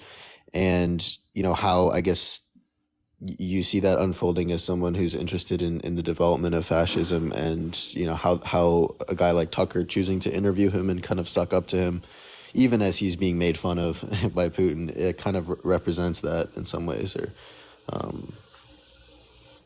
shows that kind of shift. I mean, yeah, this is honestly one of the places where when people, how do you put this? There's a lot of Russia simps who want to blame U.S. foreign policy for everything. And some of that is overblown, and some of it is kind of right in a sense, but more in the way that U.S. decisions are catalysts. They, well, like anything else, it's a cause and effect, right? It's just like we've talked about before in some of these discussions, like oppression is going to lead to resistance. It just happens, you know? So when you have the constant needling away, the constant, you know, pushing, you know, the expansion of like the Western alliance systems, the marginalization, you know, after the post-Soviet, the kind of extreme economic distress of the 90s, there's a lot of people that are very unhappy with that because they had believed the lie that they were a great power. Because for a while, the Soviets functioned as a superpower in the world. It's still, I mean, people tend to forget that at the height of the Cold War, the Soviet economy was the same size as the UK's economy. They were never really a great power. What they were was influential. They got a seat at the table. They were a major player in the world. They had tons of other countries trying to emulate what they were doing, you know, in the post-colonial world. They were a big shot for a while, and they liked that. And because they were a player, because they had a seat at the table as if they were a great, great power, people resented the loss of that and the humiliation with the collapse of the Soviet Union. And Putin rose to power on the backs of that. Putin rose to power in the 1990s as a nationalist, you know, and that's always been a part of his identity. And he has exploited that nationalist resentment. It's sort of similar to, like, look at the way that toothbrush mustache man rose to power in Germany, right? It happened because of resentment over the loss of their colonies, the loss of some territory, the humiliations of the Versailles reparations, the limitations in the military, all this shit that just piled on all of the blame for that. And people were like, this is fucked up, bro. And he played on that resentment. He played on their fears and exploited them with conspiracy theories. This is one of the reasons that Putin loves revisionist history. It's exactly the same reason the Nazis did it. They used revisionist history to play on people's fears and resentments. And Putin rose to power in the late 90s, exploiting exactly the same kind of dynamics that Mustache Man did. About this sense of resentment over the loss of their great power status, being reduced to a vassal to the Europeans. And then insult to injury, you know, like actually former parts of the Soviet Union joining NATO. Like people freaked out about that. And everything else that's followed for decades has been quite predictable. I mean, he has managed to exploit nationalist movements to stay in power the whole time. And the more that he does that, the more it normalizes this rhetoric, the more it plays into the much broader European far-right ecosystem. And this, to be fair, the Ukrainians also do. I mean, there are some locations in Ukraine that are like hotbeds for the entire European far-right, where like Croatian neo-Yazis are hanging out in Kiev. I mean, there's a lot of this common shared cultural DNA. They all have the same basic philosophy, and they can see that kinship in each other. So Putin has always done that. It's not something new. And what's building up more recently is, I think, more people are starting to become aware of this. And honestly, for some people, it's only because of the war. It's because of Putin saying he wants to de-Yazify Ukraine. People are like, there are Yazis there? And suddenly people are noticing that this shit was there. You know, scholars have been talking about this shit for decades. I mean, there were far-right movements already present underground in the Soviet Union waiting to like rear their heads up as soon as they got a chance. And they did. And they've been there ever since. So Putin has managed to exploit a lot of that to maintain his own grip. Look at the Chechen wars, right? I mean, that's what helped to propel him into power in the first place, was how fucking brutal he was. And for some reason, everyone's just forgetting about that. You know, I had someone just today on here talking about how like Putin is so much better than Netanyahu or whatever. this is on Instagram actually. And I'm like, no, they're both far right tyrants. Like, what are you talking about? Like, you can be closer to one group of victims or the other. You can care more about something emotionally, but it's the same rhetoric, the same basic philosophy, the same horrifying shit. And it's not just Ukraine. Look at what they did to fucking Grozny, right? Putin reduced Chechnya to rubble because they didn't want to lose any more territory. They didn't want the national humiliation. Chechens are clearly not Russian, ethnically, linguistically, culturally, but they were part of like the Russian orbit, the Russian Empire, and they had to stay in the fucking Russian Empire. It's in that way, it's some of the earlier part about like Tibet and China. The idea of Tibet creating a completely separate political identity when China was weak and no longer being a tributary state of the Qing, that was intolerable. Right? If the Qing isn't going to exist anymore and now it's a different China, then you have to incorporate all the old parts that used to be connected to it. It's very similar to this kind of like irredentist view that Putin takes. And it's true for whether you're looking at the Baltic states, the Caucasus, Ukraine, all of it has the same basic core. It's rooted in the sense of Russians' humiliation with the loss of their great power status. Nationalists, fragile far-right nationalists, they're the ones chafing at this. And that's Putin's base. That's what put him into power in the first place. So it sounds really similar to, I guess, if the breakup of the USSR could be compared to the end of World War I. It sounds similar almost to Mussolini in that way. Yeah, in the sense that Mussolini thought that Italy didn't get a fair deal out of it, that it bled during the war, and blah blah blah. You're looking for strength. You're looking for a sense of power. You're trying to correct a humiliation, and that's kind of the thing that a lot of these kind of figures around the world always rise to power on the basis of, is a sense of humiliation. Why do you think that so many Israeli governments get more and more extreme too? Right, every attack that comes from H1, whatever, H group, whatever, every kind of attack like that happens, it strengthens the far right in Israel and it pushes people more into the arms of these far rightists because people exploit that fear and resentment, that fragility. It's the same basic dynamic. Anything that seems to threaten the national unity, the national strength, the kind of like bold image of power that you present to the world is a threat that must be crushed, and people lash out. So, I mean, assuming that this has kind of changed and evolved throughout history as our political organizations have become more complex and become different. I mean, because of course, the Romans used the that kind of excuse of security to invade a lot of, kind of quote unquote preemptively invade a lot of places and kind of, like secure their territory. But because it was an empire, that sort of dynamic seems to be motivated in a way that's a little bit different. But how does that fear and nationalism change over time? I mean, obviously with respect to nation states, there's a change that I've thought about, but what are some ways that those kinds of dynamics have changed? Yeah, you really can't apply nationalism as a concept to Rome. It's not even close to a nationalistic state, and not just because it's an explicit old world empire. It's more it's the way that they're expanding is actually quite slow, and it's focused much more defensively than anything else. So you're right there.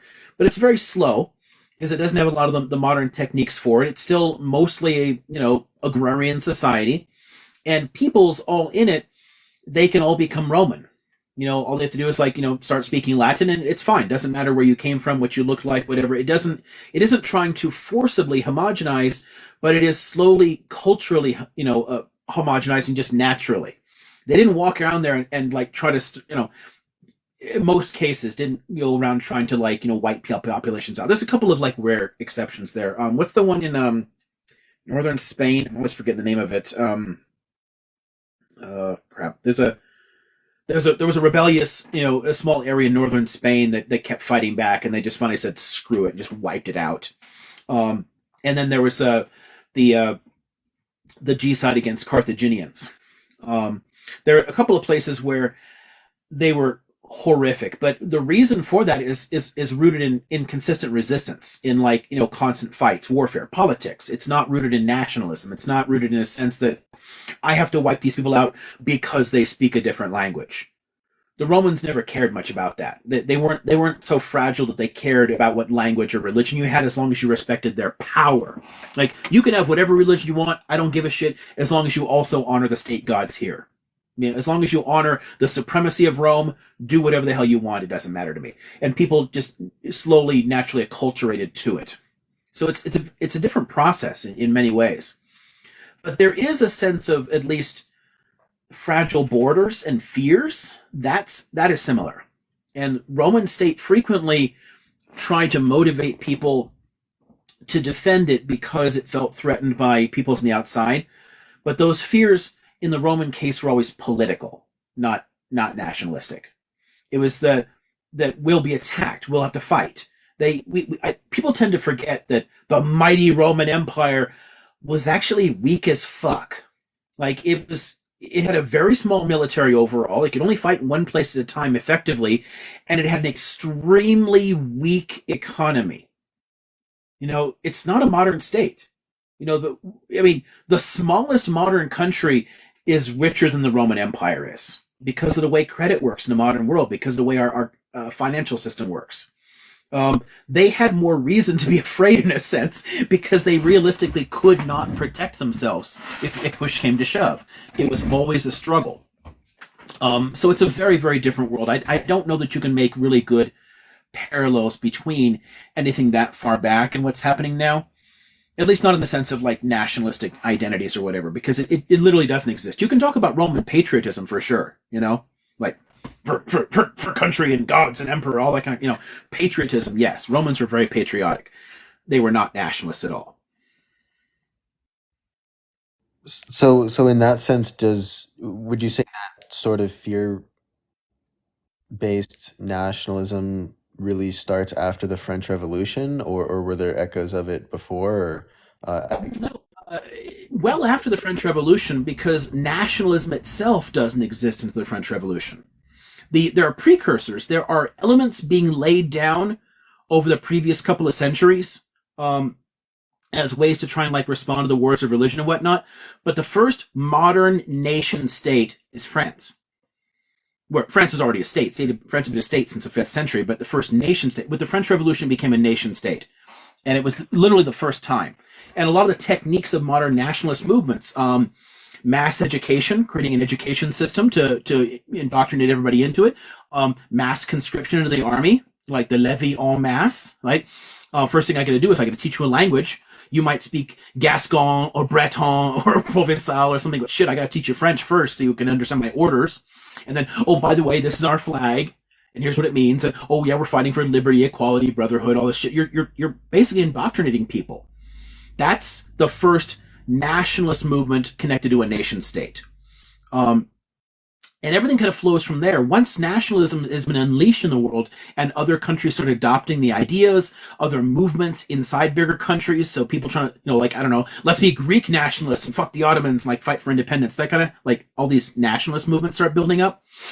A lot of those will later adopt a sense of fear because of the nature of their movements. Nationalist movements, whether they have a state or not, they have something in common. There's a fear of assimilation.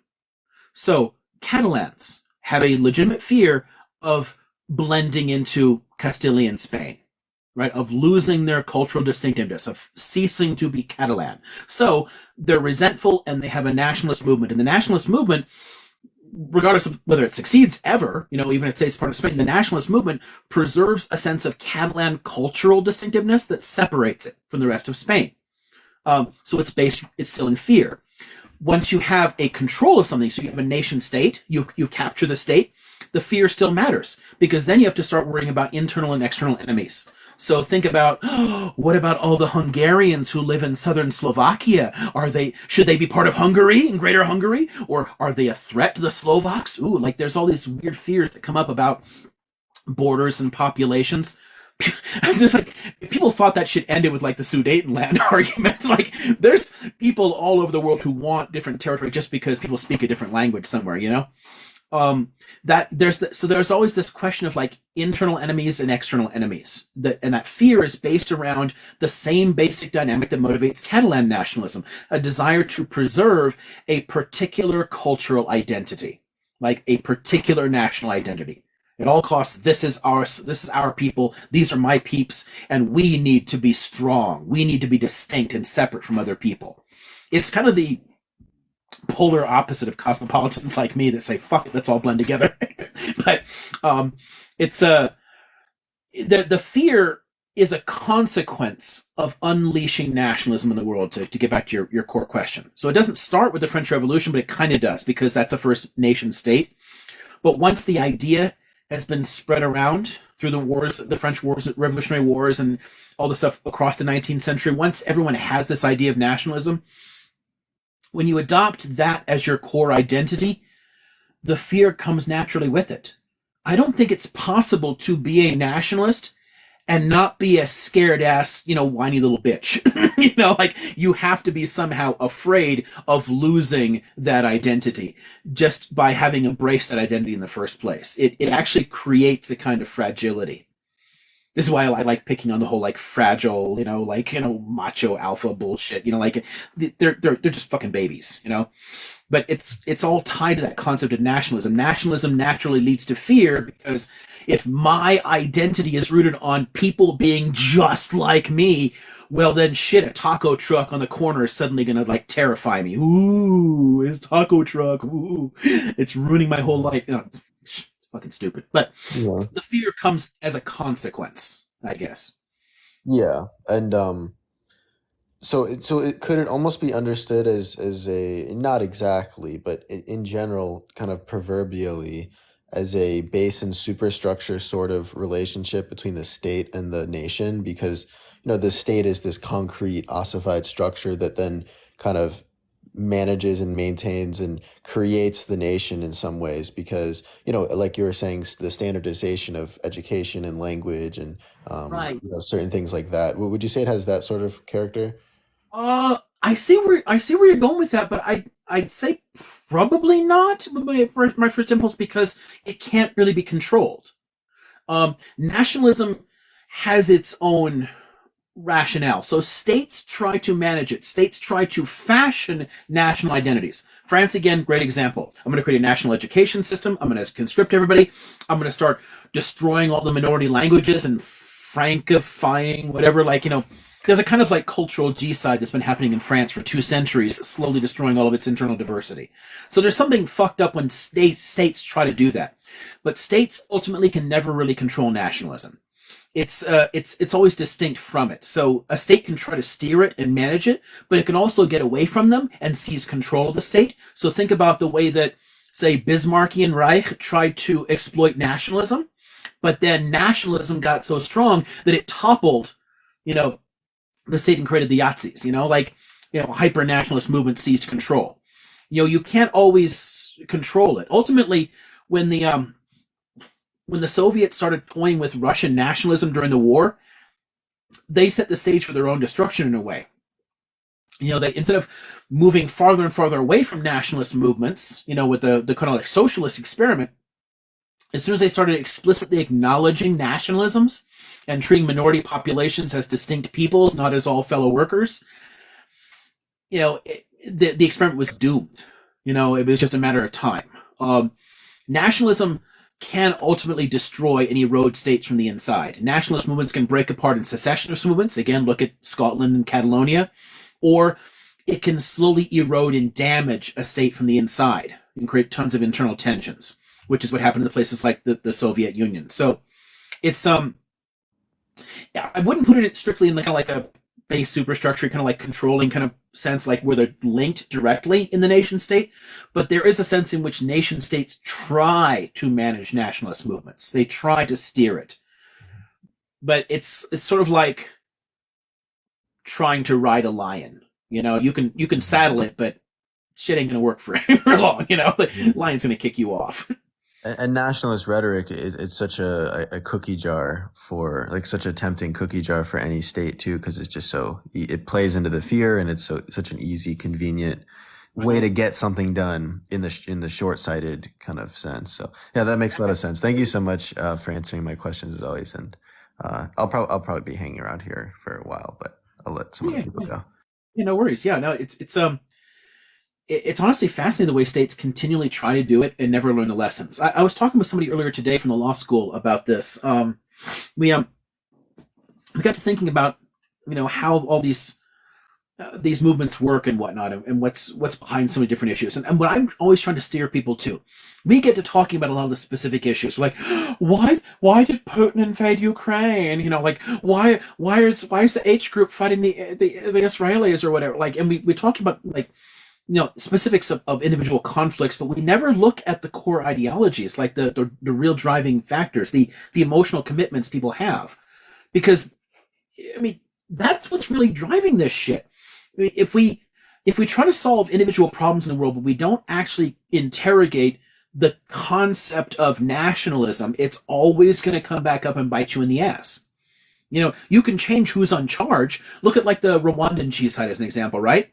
You change who's in charge, but they adopt the same kind of horrific ideals, and then the next thing you know, they're committing genocide in the Congo. It's like, what really changed? All you're doing is you're shuffling who's on top, but the sense of fighting for a particular group of people always is always it's based in exclusion of others. It's based in attacks on others, and that's always going to have consequences. So it's really worth, from my perspective, steering things back to the core, steering things back to like what starts it, what is the actual causative agent here. And there's a lot of interesting things that the French Revolution unleashed in the world that are genuinely good, but there's also some really fucked up shit, and this is one of them. I know. You're right, I should. The cat just told me I should go get some coffee. I think that's a great You think idea. that- you Do think you I think should a little listen to her? Irish? You think I should listen to her? Do you think she knows? I think that would be a little spicy for Friday night. What, coffee? Irish, maybe. I don't know. Oh, gosh. I don't know. Maybe It looks later? there's snow outside. It's Friday night. Ooh, an elephant. Look at that. There you go. That gave you the hint. Yeah, there's definitely a lot of snow still. Yeah. It's been a mostly sunny day, but it's still like cold enough that a lot of it has survived, which is neat. Usually by this point I can already see, like, because it's Southern California. At the end of the day, like, the sun's gonna melt a lot of stuff off pretty fast. But a couple of days after a big snowstorm, I can usually start seeing some patches of ground showing up in my backyard in the sunnier spots. It's a solid blanket of white everywhere. So yeah, it's definitely nice and wintry. How's the doggy doing? Is she able to walk outside with the snow? Oh, look at the baby. Okay, so we're gonna go get a drink. Okay, so you can work your magic and figure out who's next and what question topic we're going to, because Cactus finished his. Yeah, absolutely. Oh, and by the way, I have to interject this. When I hear Tucker Carlson, all I think about is the M&Ms. That's all I think about is them. Got the purple. I fuck the M&M. Oh, the green M&M. Oh yeah. Like, there were so many great memes about how much Tucker really wants to fuck the green M&M. It was great. I mean, for a hot minute, that was like the funniest meme out there. That was right, because this is what we do at 9:00. Yeah. At the end of the day, I love that stuff in part because it's a way to respond to the horror of it. Because Tucker Carlson's core ideology is very hard to distinguish from the Yazis. I mean, he's a far right conspiracy theorist and white supremacist. The kind of like weird like white replacement theory shit. I mean, wow, that stuff is fucking scary. And the fact that it's normalized and people call it conservative. Like, holy shit, you cannot call these people conservative. Tucker's not conservative. Shapiro's not conservative. Trump is not conservative. None of these people are fucking conservatives. They are far rightists. They're reactionaries. Edmund Burke was a conservative. Conservatism means like, this is pretty good, this is fine, this shouldn't change. When somebody's out there saying like, we have to go back, we have to change, our society is degenerate, that shit's not conservatism. You're trying to fundamentally reform society, you are no longer a conservative. Tucker Carlson is a far-right reactionary, and we need to treat him as such. So, given how scary that shit is, I can at least mock it, you know? Like, it's cathartic. I can, like, I can...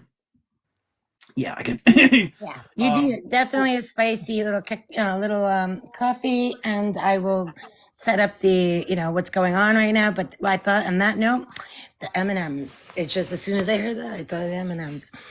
But anyway, how's everybody doing? I hope everybody's well. Please, everybody, if you wouldn't mind tapping the screen for Dr. Lamb to bring up the likes. Right next to Dr. Liam's username, there's a little yellow heart. If you want to tap that, you become a part of his team. It costs 1 coin. Engagement, that means like watching, commenting, all that kind of stuff helps him with his algorithm. Hi, everybody on the panel. Hi, Cheddar. Hi. My glasses are not on.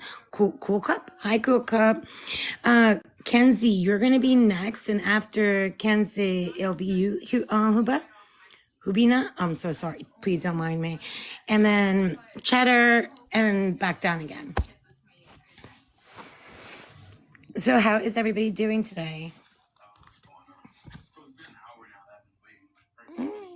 Good.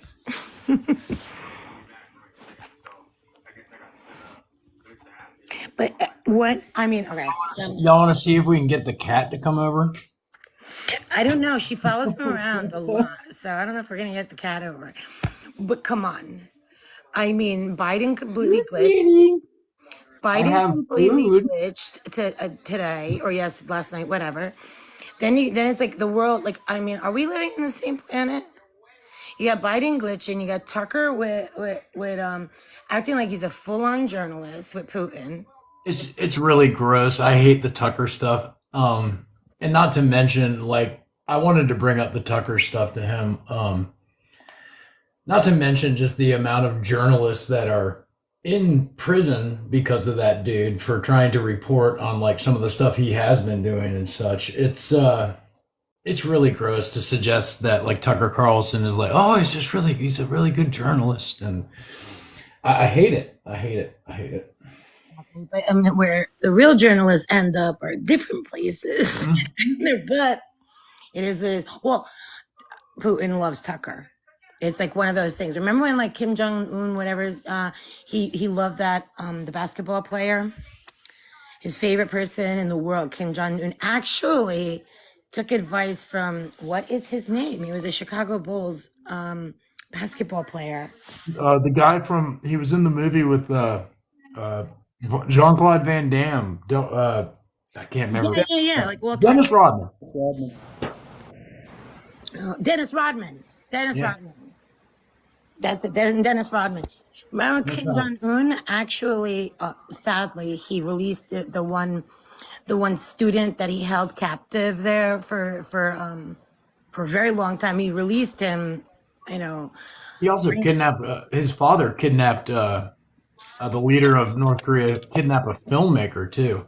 But he released this student that was detained over there because he wanted he tried to take one of the posters out of the hotel lobbies or something like that, and they returned him because Dennis Rodman asked Kim Jong-un to do it, but unfortunately he was let out, but he was he was brain dead, which was sad. Yeah, they returned him and they said like he had some sort of he has a staph infection or something. Yeah, I remember that, and he died passed away within the next 2 days. Yeah, so sad.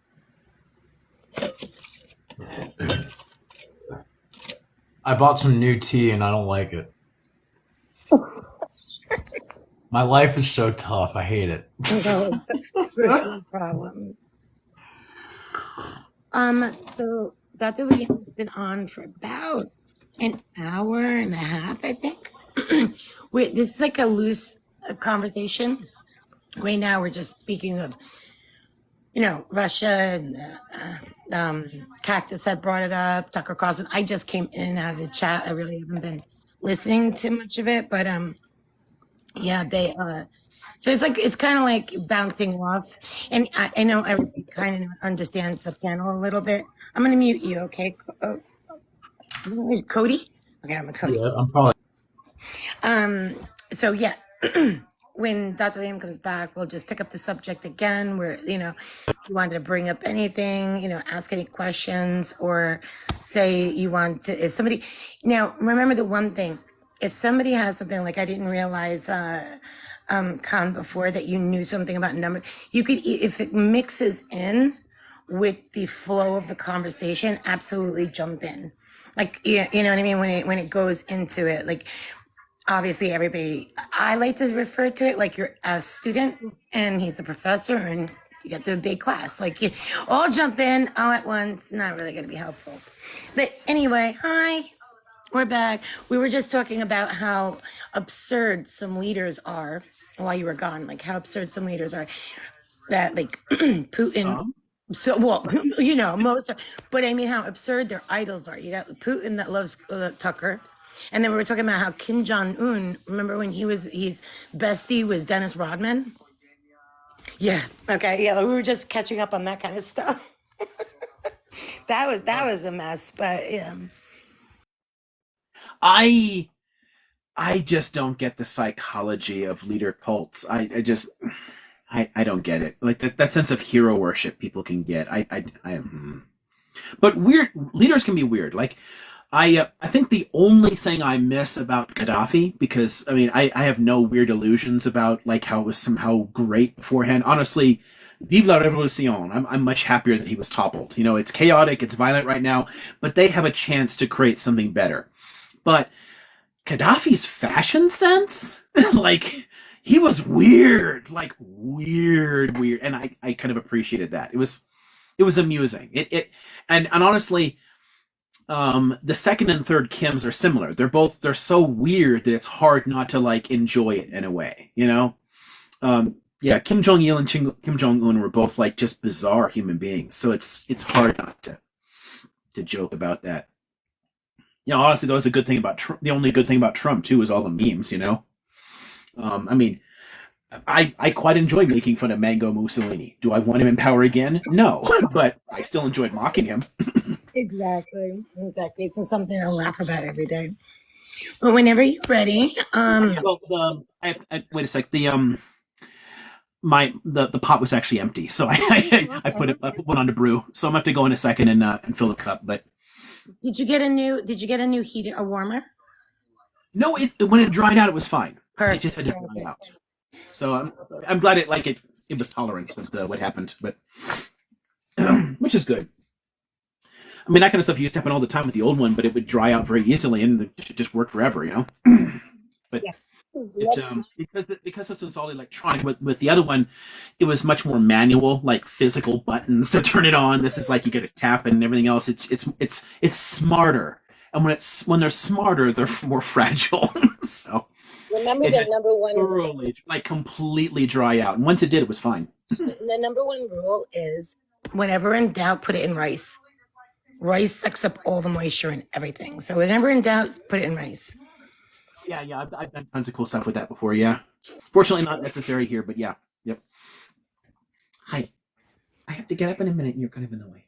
But yeah, I mean, they do a lot of the. I mean, but the ones that they worship is absolutely absurd. Like when just speaking of like Kim Jong Un, when like Dennis Rodman's like, "Yo, bro, send the dude, the young kid home, the one that he held, the student that he held over because he took," and then everybody in the world was trying, but then Dennis Rodman went over there and was like, "Release him," and he was like, "Okay, no problem." What? Like it's just mind blowing to me. Like Tucker arrives in Russia and people are just celebrating him. Yeah, and I think it's because so much of the American far right sucks up to far right dictators like Putin. They recognize the common nationalism there, and Tucker does use a lot of the same reactionary rhetoric. that Putin uses. They recognize an ally, I guess, that he's not like the normal media. What concerns me about Tucker is that he helped get things that used to be on like the extreme fringe, like right wing, like just wearing hoods and stuff, into the like a white replacement theory, and making ideas like that, more commonplace. And I just, I guess I can just drop down since you're here, Liam. I just wanted to say that it concerns me that so many Americans are going to watch this interview and think that it's some type of measured piece of like journalism here, and that Tucker Carlson, did like for the first 20, 30 minutes of that interview, he didn't push back on almost 30 minutes of Putin going back to the 8th century. And, essentially just being like, actually, it's blood in the soil, and this is why it's our divine right. And, it's fright. I can't wait to hear more about it. I mean, this is why he's willing to talk to him, though, because what it does is it takes the kind of rhetoric that Russians have been hearing for decades from Putin, and it's an opportunity to introduce it to more people here. But yeah, shit's spreading everywhere. I mean, I'm in freaking Southern California, and I just passed a billboard along the way home, and somebody so it's graffiti, right? They completely covered a McDonald's billboard. You can see like the little McDonald's logo in the corner, but they completely covered the thing, and it was this close the border, all migrants go home. Yeah. Like, what the fuck? I mean, I continue to see conflation with that between the of undocumented and people that have come here, like people that are coming here trying to become citizens and such. And this essentially what they're trying to create is just more violence and more chaos, because they're going to get just a bunch of, folks that see brown people and be like, oh, should they even be here? And just, essentially just fuck with more people. And I hate it. And anyways, I hope you have a lovely night. Really, I wanted to come and ask you about the Tucker thing, but then he went into it and y'all went into it. So, cheers, Liam. I hope y'all have a lovely night. I have vocabulary to do, so I have to get out of here. Alrighty. Spanish vocabulary. Anyways, y'all take care. Bye. But no, the one thing, because I know you love memes as much as I do. Yes, there is a Trump and what is it? Trump and what's his name? We were just talking about him. Tucker song out right now. A meme going out. It's all across TikTok. I'm not a Trumper, by the way. No. Song? It's a song. It's a song. Yeah, it's a song, like some kind of like rap song. Oh my gosh, I wish it might be in my watch history. I'll send it to you in a DM. It's like a rap song, like Trump is rapping. And he's like, there you go, Tucker. I don't know, Trump and Tucker or something like that. It's kind of funny. Yeah. I just got to share it to you. Well, at least you got to find some of the humor in this stuff, but at the same time, I also do want people to take the threat seriously. And as it was just being said a moment ago, the way that he's normalized, replacement theory and shit like that, it's literally a neo-Nazi conspiracy about Jews undermining the strength of the nation.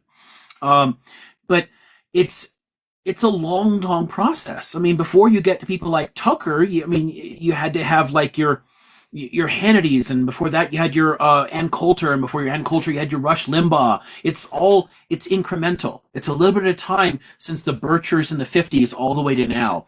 It's getting worse and worse and worse. And shit that used to be fringe conspiracy theories that no possible conservative could take seriously, now they love the shit and have ceased to be conservatives entirely. They're literally neo-fascists. And it's fucking terrifying, because there's tens of billions of them in this country, and they vote. And people tend to forget that most fascist states came to power legally. We could very much lose what little freedom we have left in this country. So I'm definitely disturbed. Okay, it's finished brewing. I'm gonna go fill my cup. I'll be right back.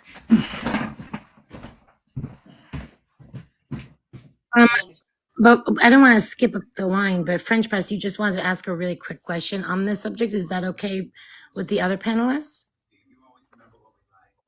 Sure. Well, I don't mean to, but just whenever y'all are, it was just a question about sort of some religious celebrations within Greater Palestine Oh, pre okay. Well, yeah, that's kind of 19th like a century. little bit. Yeah, that's was a little off topic. Yes, Yeah, yes, if you wouldn't yes. mind, yeah, just waiting a second. Yep, no worries. While we were waiting, I thought I'd say hello. Hello, Hello. everybody. Sin last week was absolutely phenomenal. Oh, he is amazing, isn't he? He's brilliant. Oh, it was like really. I've never been to university. I haven't even got a GCSE basic. Didn't go past 10. But regardless, the lesson. I struggle with listening to teachers if they chat things that I disagree with, or my brain will go off on a tangent and then I can't listen to what they're saying because I've lost it. But the way he teaches was so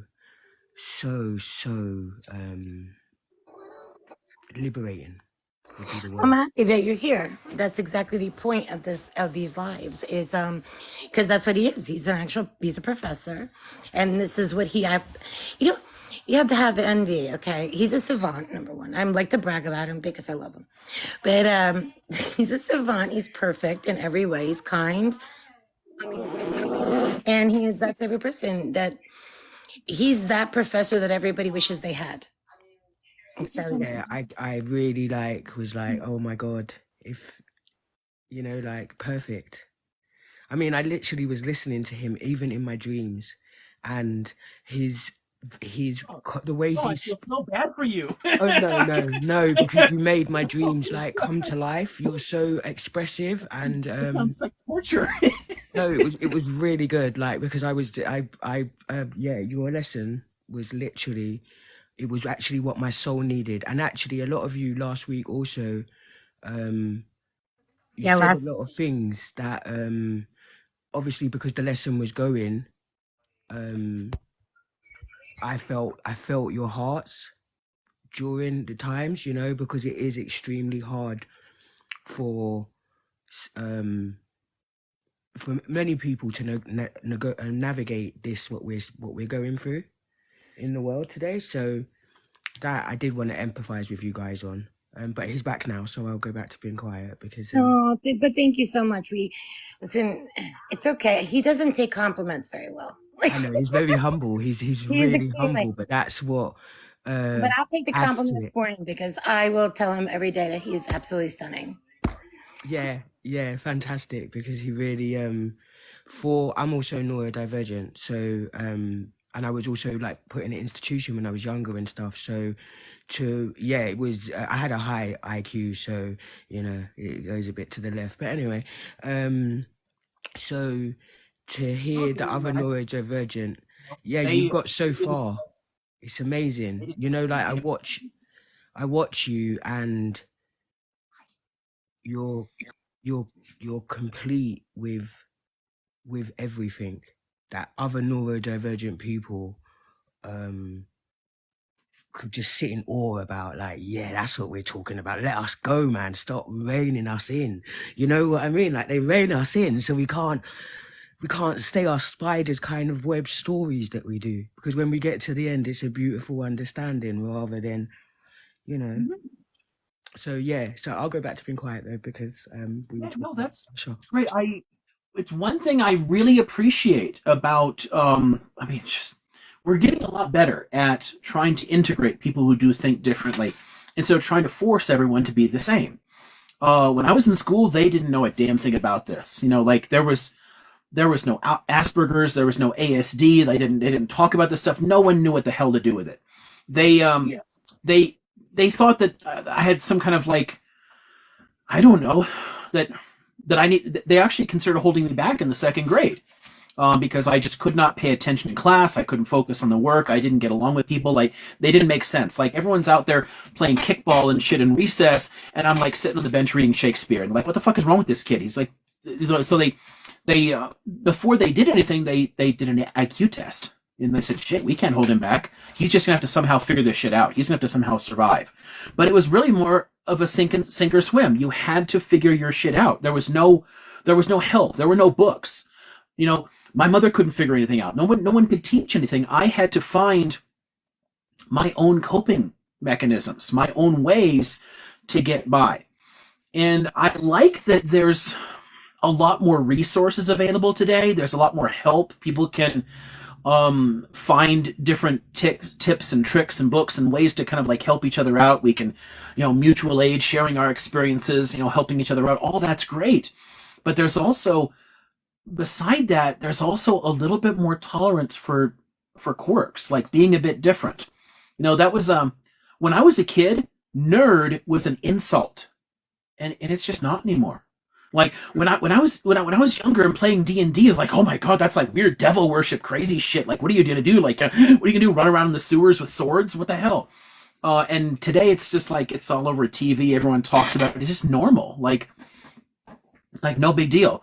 I like how so many of the things that were just odd and marginalized and attacked and ridiculed, now it's fine. People get it.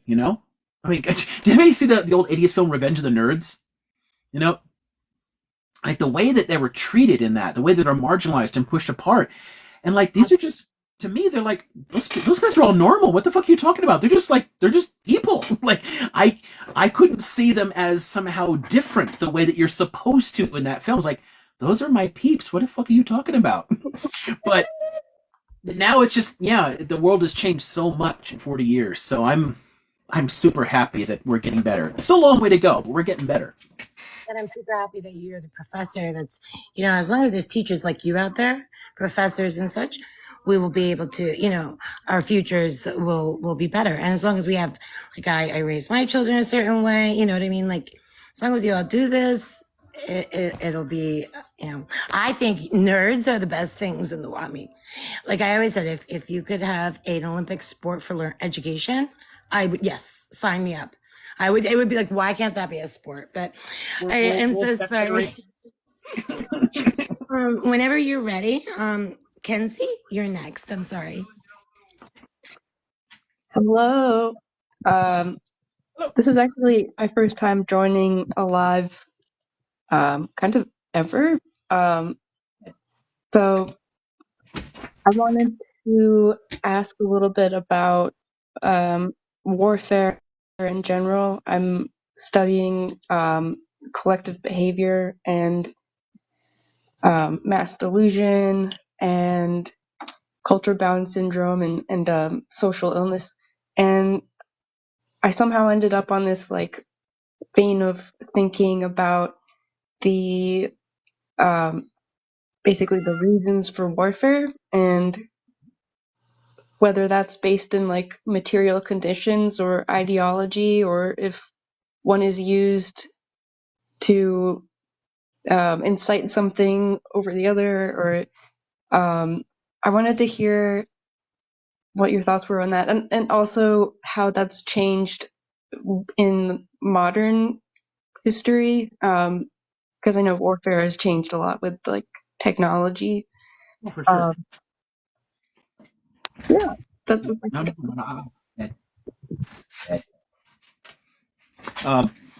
dog really wants to be in the snow, but there's no place outside that isn't completely covered in it, so I can't leave her out. So, but she wants to go out and explore and sniff and whatnot. I'm like, stop. I had a hard time walking. Okay, so it's war as a phenomenon has changed a lot in the technologies of it, in the way that it's managed and run. And the reasons for war have changed on the surface. There's a lot of different factors. There are major economic factors for going to war, nationalistic factors for going to war, patriotic reasons for going to war. There's all kinds of things that can drive people to war now. But structured violence is unfortunately one of our evolutionary inheritances.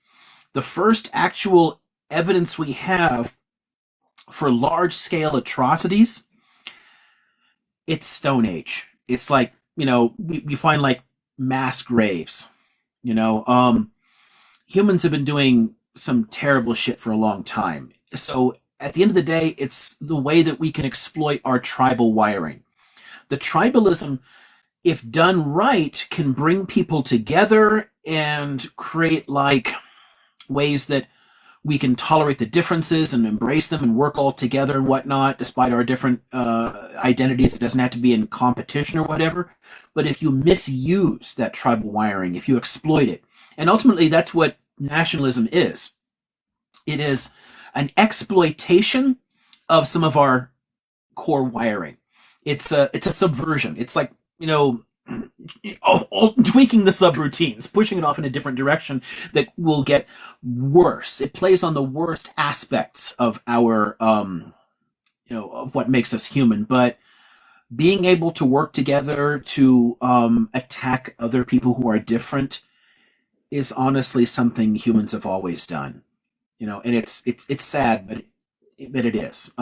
It doesn't have to be. And I have a lot of really interesting studies of this where people have tried to use philosophical tools, religious tools, economic tools, ways to try and short circuit that, to try and get people to all work together and end war. But I think one of the reasons that none of those earlier ones have worked, none of these earlier utopian visions against violence have played out quite right, is that they don't really take as a given our evolutionary anthropology. What we are at base on like a microscopic level. If you can recognize those existing subroutines, if you can recognize those flaws and the reasons that they developed in the first place, over millions of years, then you have a way to come up with tools that can turn around and make things better. But if you ignore it and pretend it's not the case, if you pretend it's, it's just a matter of wealth redistribution or whatever, or it's just a matter of this, that, or the other. Liberals, conservatives, communists, everyone's always got their pet theory of like, I will solve all war and everything will work out together. But none of them have ever worked because they don't really take seriously where we came from. And you have to know your past to know your future. And it's not just the past in terms of states and the conflict between states and economies and resources and all the modern history of the last few thousand years. You kind of have that. But you kind of have to go back into what makes us fundamentally human and look for that. So the whole, the Hobbes and Rousseau, someone mentions in the chat there, their debate over human nature and whether people are good or bad completely misses the point, because it's neither and both. There's no fundamental goodness or badness. We just are. We're just humans. And if you engineer the society in such a way, if you set the circumstances, the social circumstances in such a way, then the good in us comes out. If you set the circumstances in such a way that you bring the bad out, well, then all kinds of horrifying shit's going to happen.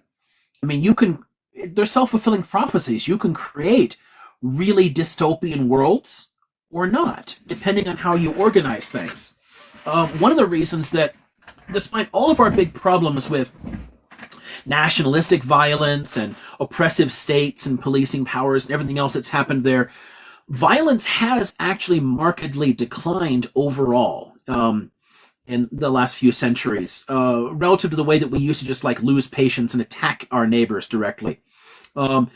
People cooperate more closely than they used to as well, though. So it's interesting.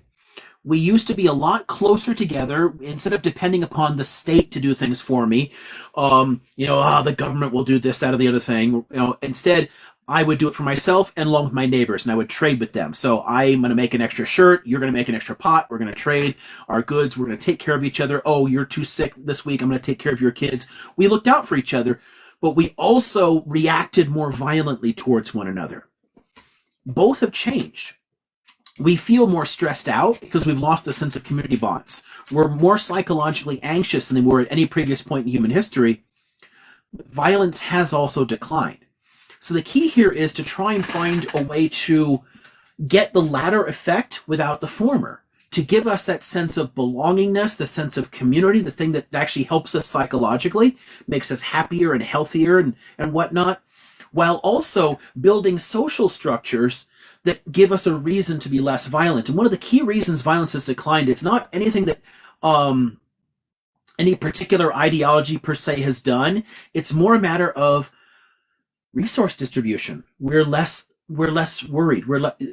Food is less scarce. I don't have to worry that, you know, we're all going to starve, you know, and I have to now, go and get some food somehow. It's the more that you reduce people's basic insecurity, the more the rationale for a lot of violence declines. It's one of the reasons also you see less wars in some areas. The richer, more tightly interconnected countries are economically, the less reason they would ever have to fight. The idea of Germany and France going to war again now is unthinkable, because they're tightly interconnected economically and they're all relatively comfortable. So most people don't fall for the bullshit. If you had like a demagogue out there, like, we got to get them frogs, man, let's attack the frogs and try to like whip people up, it wouldn't work. People are comfortable enough where they are that same dynamic doesn't work. But I think that a lot of the ways that we've accomplished that have cut people off from a sense of community and meaning that's caused a ton of psychological distress. And a lot of that psychological distress leaves people open to some of the worst of the ideologies like nationalism, because they're looking for meaning. They're looking for a purpose in life. One of the reasons that we can put nationalism at the time of the French Revolution and spreading across the 19th centuries, it's actually tied to a general European nihilism that accompanied the Enlightenment and scientific revolution. People lost a sense of real, powerful, abiding belief in the religion being exactly true. Like, it answers everything. Like, the priest has told me this is the truth. This is all I need. Blah blah blah. Everything is answered here. People couldn't take it as literally anymore, and they were left like questioning and wondering what really is there, right? If this isn't quite right, do we fix it? Do we do something else? What do we do? What is the meaning of it? What's the point of it all? And that questioning, nationalism was one of the answers. It was one of the answers people turned to, that looked for, it kind of latched onto our need for a meaning beyond ourselves. So getting back to the point here about like war overall, war has always been with us, but it doesn't necessarily have to be per se. We can find ways to reduce our violence. And in some ways we have.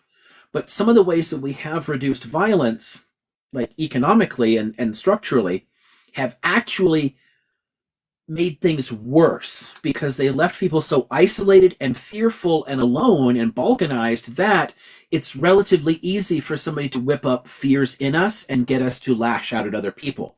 So when violence does happen now, it's much worse than it used to be.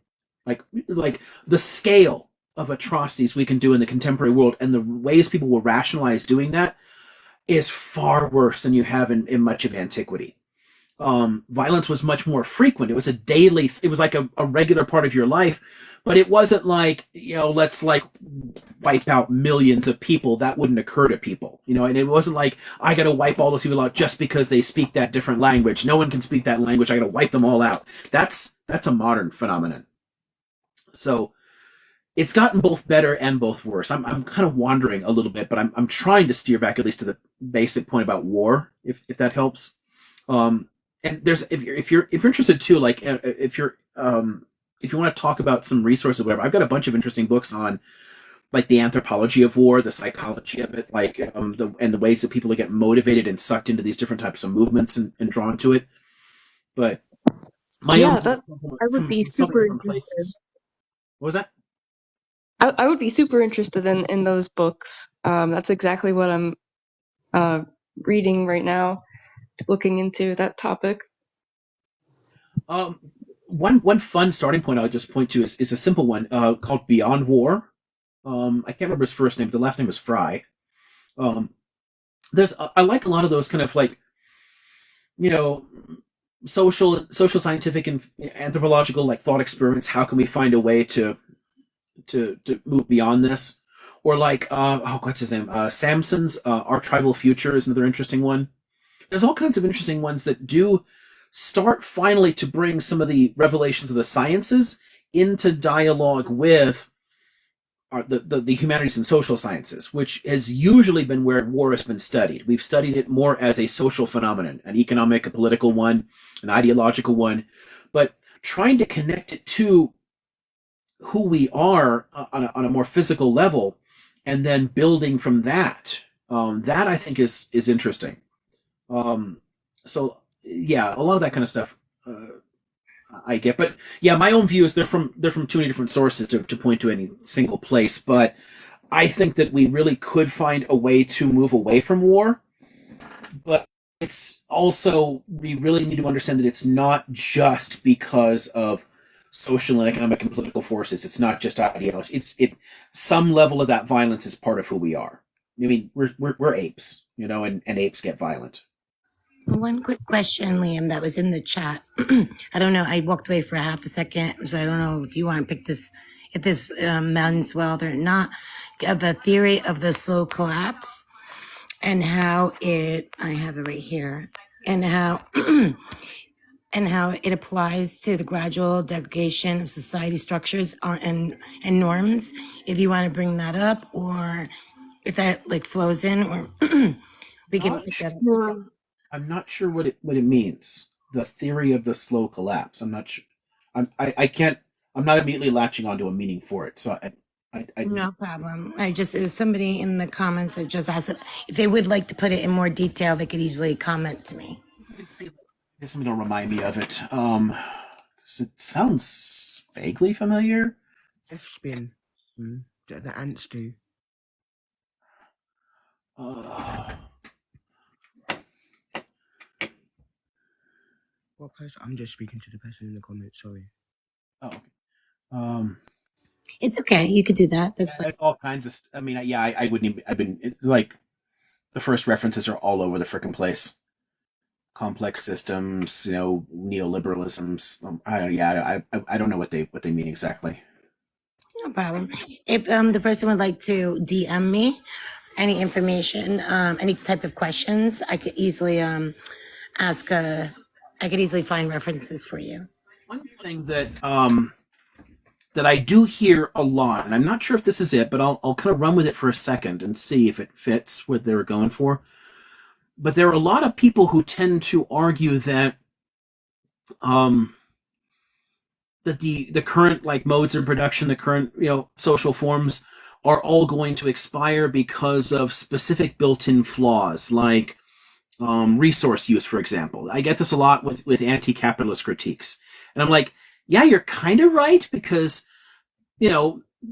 corporate capitalism is going to suck every possible natural resource out and destroy this planet, but it's also kind of wrong to say that needs any necessary collapses, because every single time a particular way of doing things, a particular resource, a particular issue has started to run down, we found something else.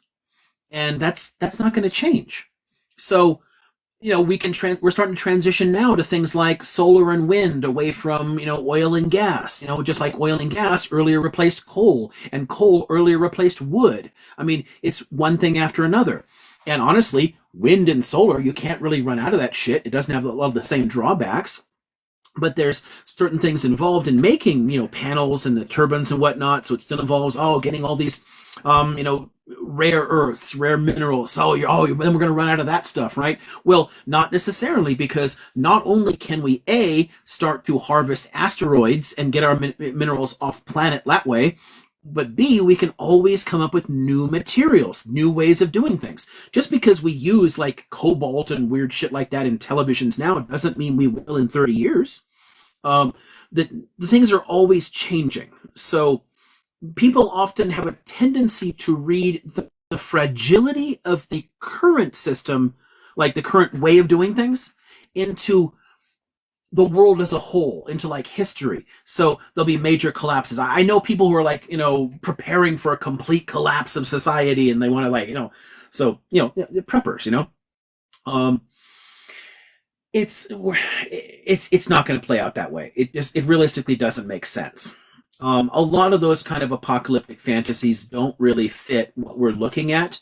There will be tons of major changes. There will be a lot of some of them will be disruptive. But of course, a lot of the last few centuries, I mean, shit, steam power was massively disruptive. The factory system was massively disruptive.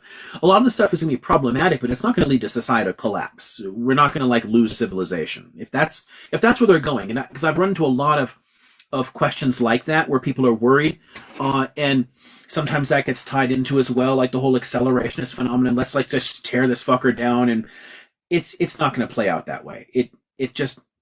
It never really has. We've always changed, adapted, built. Things don't completely disappear. Even when we look at like major collapse, like the Bronze Age collapse wasn't really a collapse. It was an evolution. It transformed things. A lot of major states ceased to exist. The Mycenaeans went away. The Hittites went away. The peoples were still there. They just changed form, and different governments rose, and things transformed. And you moved into a whole new mode of production with the Iron Age and everything else. It's not like it all went away. It's not the kind of like total chaos like in movies. So yeah, if that's where they were going. That's all I can really kind of hit on offhand.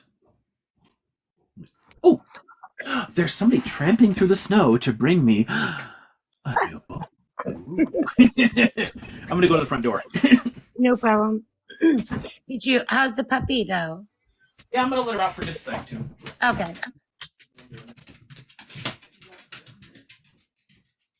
Can I ask, Cheddar, what are you planting? Be intriguing. I'm doing some repotting today. Right now I'm repotting this guy, and made a run to the store today and grabbed a few plants. So see, I've got It's behind you. Wow. that's right behind me, and then I got more across the living room there. I've got a greenhouse over there, and this is a greenhouse behind me. It's just that the plastic is up right now, but Wow. I've got about 200 plants plus right now. So yeah, I'm just doing some repotting with soil and whatnot. This is one that you saw me repotting just a minute ago. I really like variegated plants. So this is a monstera. So when it gets big, it'll look like this one behind me. So it'll have these ginormous leaves. I love this one yet. Oh, so you just missed? Did you miss the in the beginning? We were talking about plants, or did you catch that? I must have missed that. Oh my gosh, we were talking about horticulture, but basically everything to do with it. How music helps. That's like such. I can't believe you missed that. Yeah. No, I was in for that part. Oh yeah, okay, perfect. Yeah. Oh, there he comes. He comes back again. Yeah. No, like I guys said, I'm just doing some repotting. I even I found a cool little thing. I don't know if it's gimmicky or not, but you can plant a sequoia tree. So I've got the seeds of that overwintering in my fridge right now, and I pulled those out in 20 days, and hopefully it works. 30 pothos rabbit gene making a super. Have you always had green fingers, or is it something? No. I've got about 8 pothos though, or pothos, whatever you want to call them. No, I haven't heard that, but I'll check that out. No, sorry, I meant your fingers. Have you always had green fingers? As in England, green fingers is somebody who's very good with the soil. Yeah, no, we call them green thumbs here in the U.S., but yeah, I've always had them. I originally started. I was at a point where I was really depressed, and I'm like, well, I need something that I can take care of until I can take care of myself. So I started buying plants, and several thousands of dollars later, I've got a whole, greenhouse in here. And it smells awesome. But, My grandfather got more and more into gardening when he hurt his back. So he had to well, more or less retire, but he found all kinds of things to occupy himself with. Like for a while, he ran his own Yeah. antique store, things like that. But he got really into gardening, tending, trees and plants and whatnot there, and growing all kinds of fruits. And he would like take and donate the fruits to other people that that didn't have food or whatever. Um, and like, yeah, I kind of inherited some of that interest too. Just seeing all like what he could do, like what you could make grow. Yeah. So I'll yeah, I'll fascinating. tell you. I'll DM you later, and if you like, I'll send you some of the plants that I grow because a lot of these I'll just actually here. Let me flip. I'll give you guys a little quick tour. Take a little bit of a commercial break here. Let me flip this around.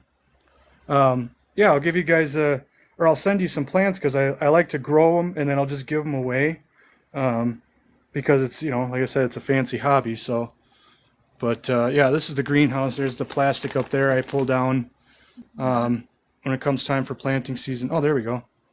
But Nice. I've got at least 200 plants. I mean, That's cool. that's one of those moving plants. It looks like it kind of already moved on me.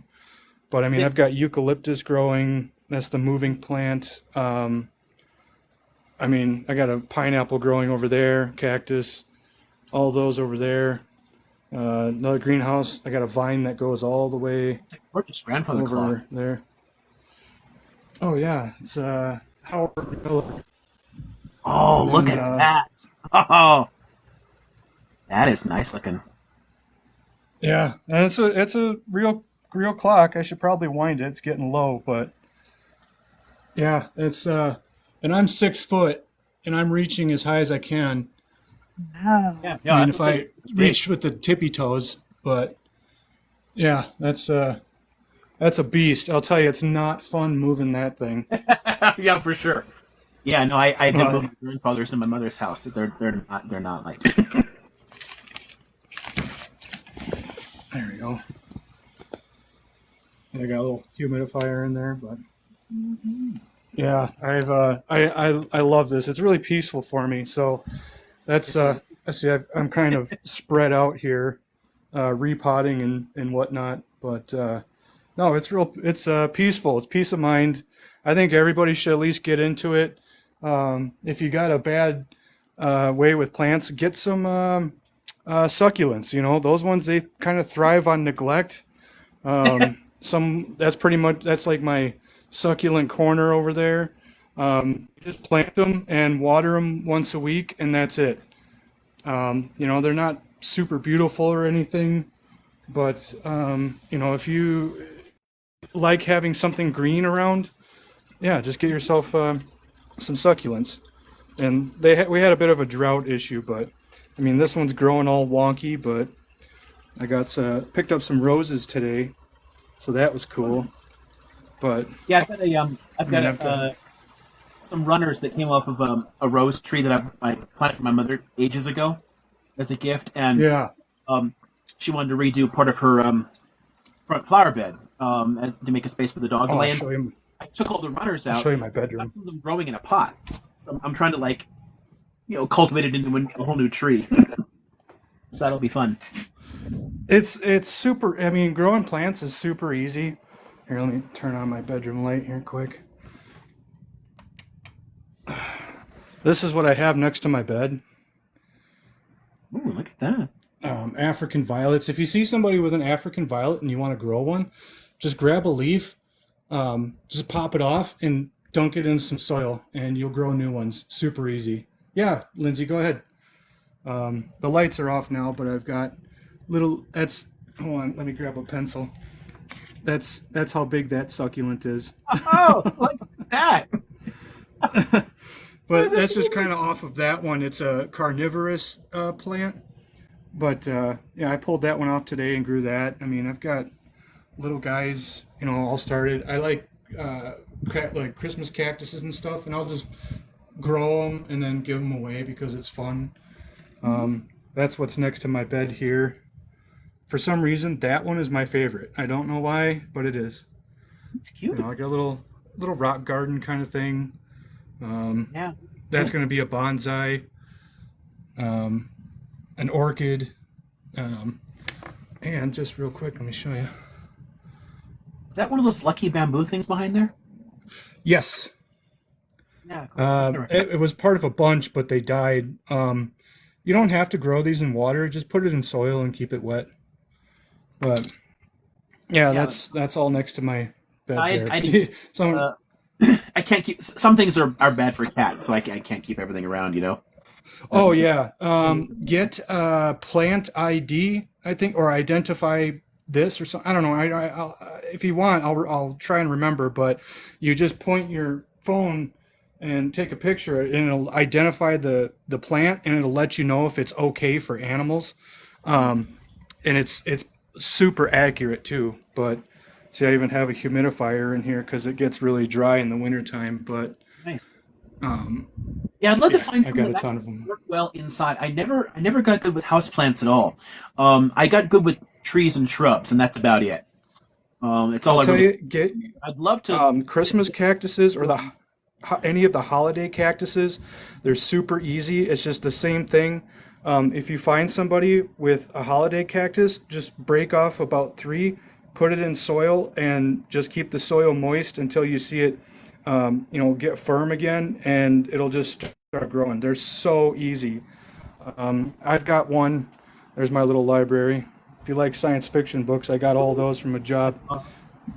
These are all Asimov science fiction books. But yeah, let me see here. I'll show you the cactuses. So if you find somebody with a cactus, like I said, Soil. yes, there's years and years. all the Yeah, time. so just take one of these, rip it, dunk it, and you're done. Yep. And they're super easy to take care of. But yeah, I don't want to take everybody away from the conversation, but I love talking about my plants. So, and one last thing, and then I promise I'll be done. Well, those are great. That is called this is a San Pedro cactus. You're not supposed to, so I don't recommend it, but what you can do is you can cut it down and you boil it and reduce it, and you get mescaline. So there's that. And they're perfectly legal to own and grow. You just obviously don't do any shady stuff with it. But yeah, here's one of those African violets.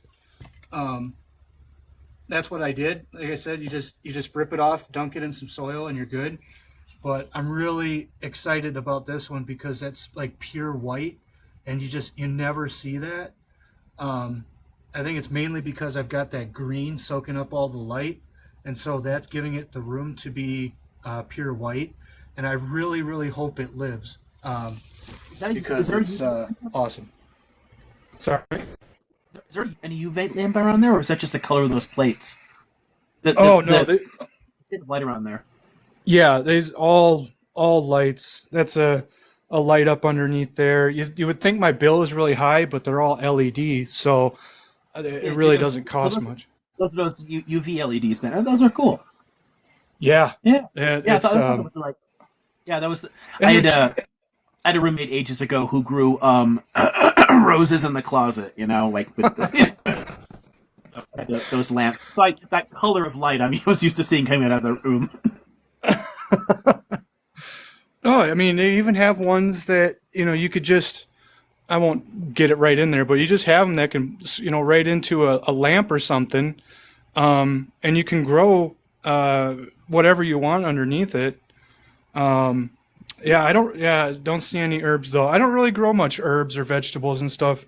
It is about time to get started on my outdoor stuff though, and I've got about 20 planters outside. The only problem is I live in an apartment and you guys can't see outside, but I live in an apartment and the landlord is a bit of a dick pincher when it comes to growing stuff outside. So everything has to be potted. So I've got trees. I got a pear tree, apple tree, and a peach tree. The peach tree might be dead though. Someone is asking about the molecule on my arm. It spells I am star stuff and amino acid molecules. Nice. So if you go down that way, it'll spell I am star stuff. That fits that fit our first topic. Right. Yeah. Back to science now. But yeah, I'll go ahead. I do my own lives, but I don't want to commandeer his with my with my plants, but This was a lot of yeah, fun. I I'll like seeing this. This is great. well, shit, if And you I'd like like doing, all right. to talk about what I could do here because I don't. You may have noticed I don't have a lot of floor space or wall space. There's not a lot of places I can put, and the few places where you can set something like a pot, I can't because cats, that they'll go there. They need those few spots left. So I want things that I can Get yourself these maybe, closet hangers. That's what I did so here. the I don't know if you can see like the big beams in the ceiling that run along there. Yes. I could put hooks in those and have some things that I could hang and add some like viney type ones over here. I'm not sure Yep. what would really work or what I would need to do because I never got into houseplants, so I don't know what'll grow well. Outside I'm fine. Inside, no. Spider plants are insanely easy. They grow in a wide variety of light conditions. So in your home, they would, produce these and they would hang down like this. These are in tiny pots, so they're not very big. I But if would you have a nice, recommend something like that, a spider plant for you, but you have to watch. That's Liam, like some of the viney ones, they can actually latch onto your books. Yeah, So yeah, so you that's definitely sort of want to keep it, And also, yeah. I have a lot of actual spiders, not just spider plants. So, like anything that's gonna like connect the webs to, because I kind of like leave them alone doing their thing. They're gonna catch all kinds of bugs. So every now and then, I get to sweep the big webs out from the top. But if I've got some types of plants, the webs will catch up in them, and it looks like shit. So It's not so bad as long as you run a duster. Like, just shake a duster through it and you'll be okay. I really welcome jumping spiders because they're super awesome to have around. Another one that's really good are these. This is an umbrella tree. They're easy as pie to take care of. Just water them once a week and you can forget about them. I mean, you see it's in the middle of my living room, and all I got is just this super basic LED just to give it something. But if I didn't have it, it would still grow fine. And like I said, this is probably at least 100-year-old Christmas cactus. When I got it from my dad, it was in really bad shape. So this is about maybe 7 years now. It used to be a lot bigger, but it died back really far. But it's coming back. This was my great grandmother's. nice. And like I said, Dad took it. But Christmas cactus, any of the holiday cactuses are super easy to take care of. And then if you just look up how to get them to bloom, which is like 10 to 12 hour or like 12 to 14 hours of darkness, like in a closet, and then 12 or 10 to 12 hours like out somewhere like this, minus this light, and just do that for I think maybe 4 to 6 weeks.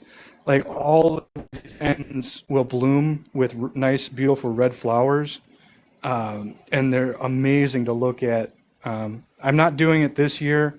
Same with the other one I showed you, but I'm gonna do it next year. I mean, like here I've got a little one I'm gonna do a bonsai on. Yeah, but that one I'm really looking forward to. But yeah, these are super. Any of the holiday practices, pretty much anything you get from Walmart is super easy to take care of. Just stay away from bromeliads because they're a pain in the ass.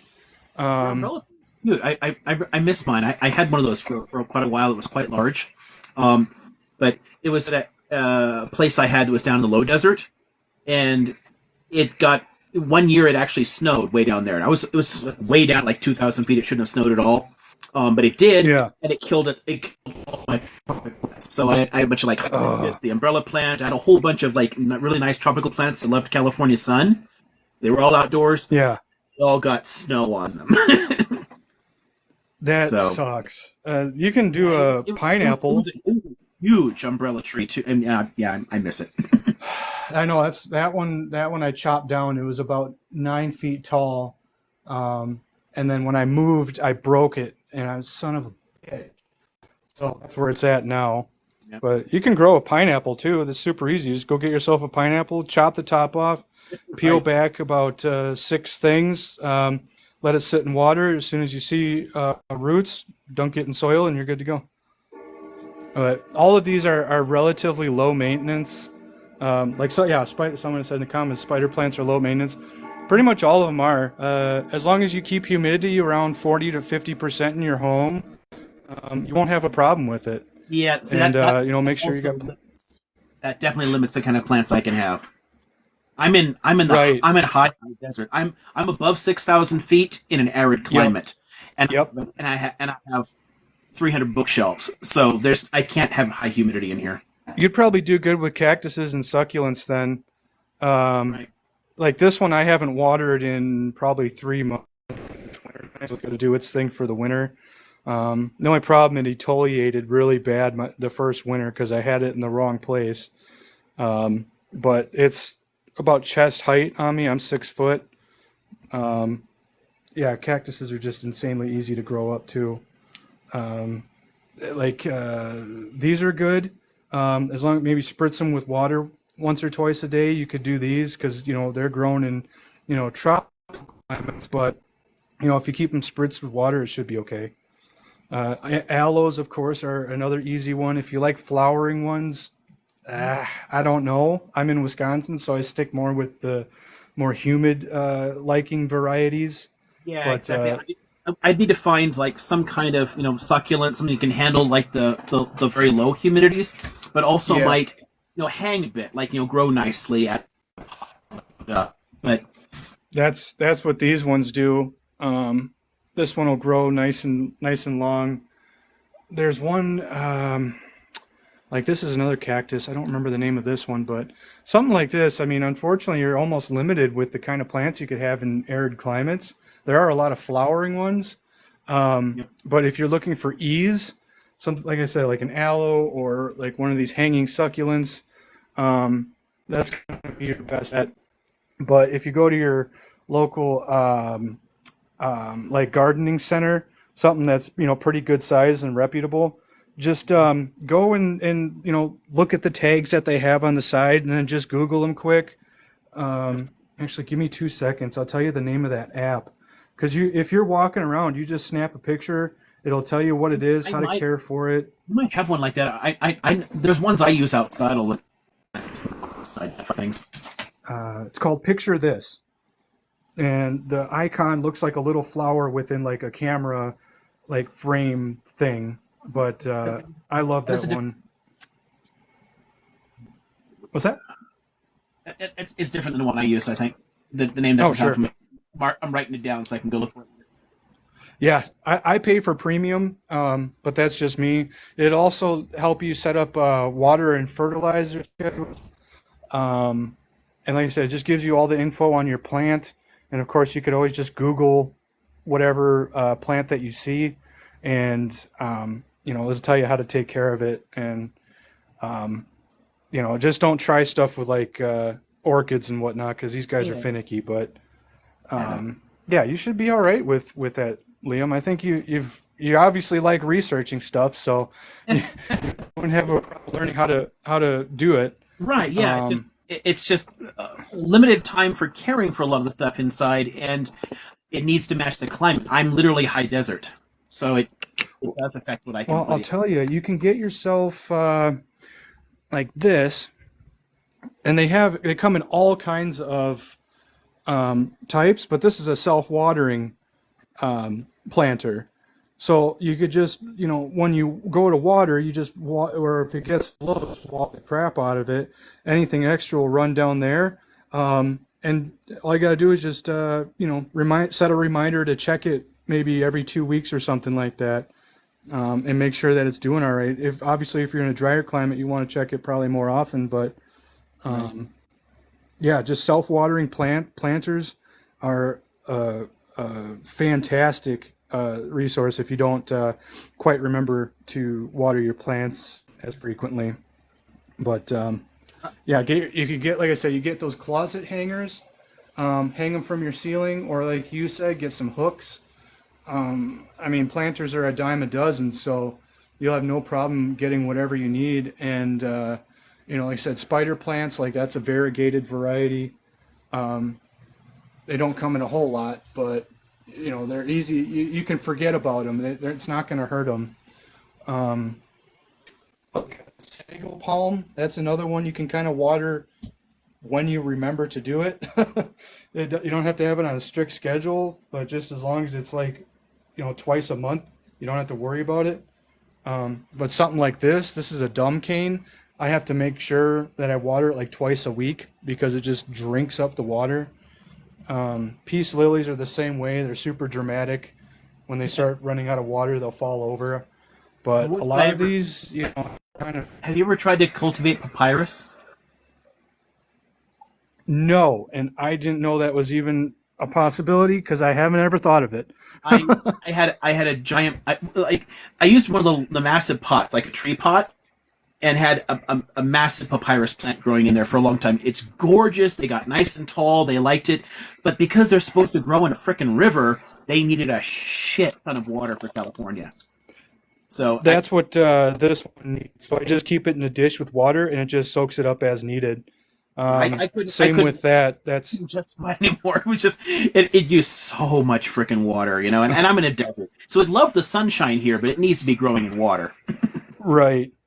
Yeah. If you need something with a lot of water, there's dishes and options. But I don't know. I'll Google that and see if I can order some cuttings or seeds or something. I think you might appreciate them. They're actually quite. They're actually papyrus is gorgeous, but definitely needs more water than I can handle here.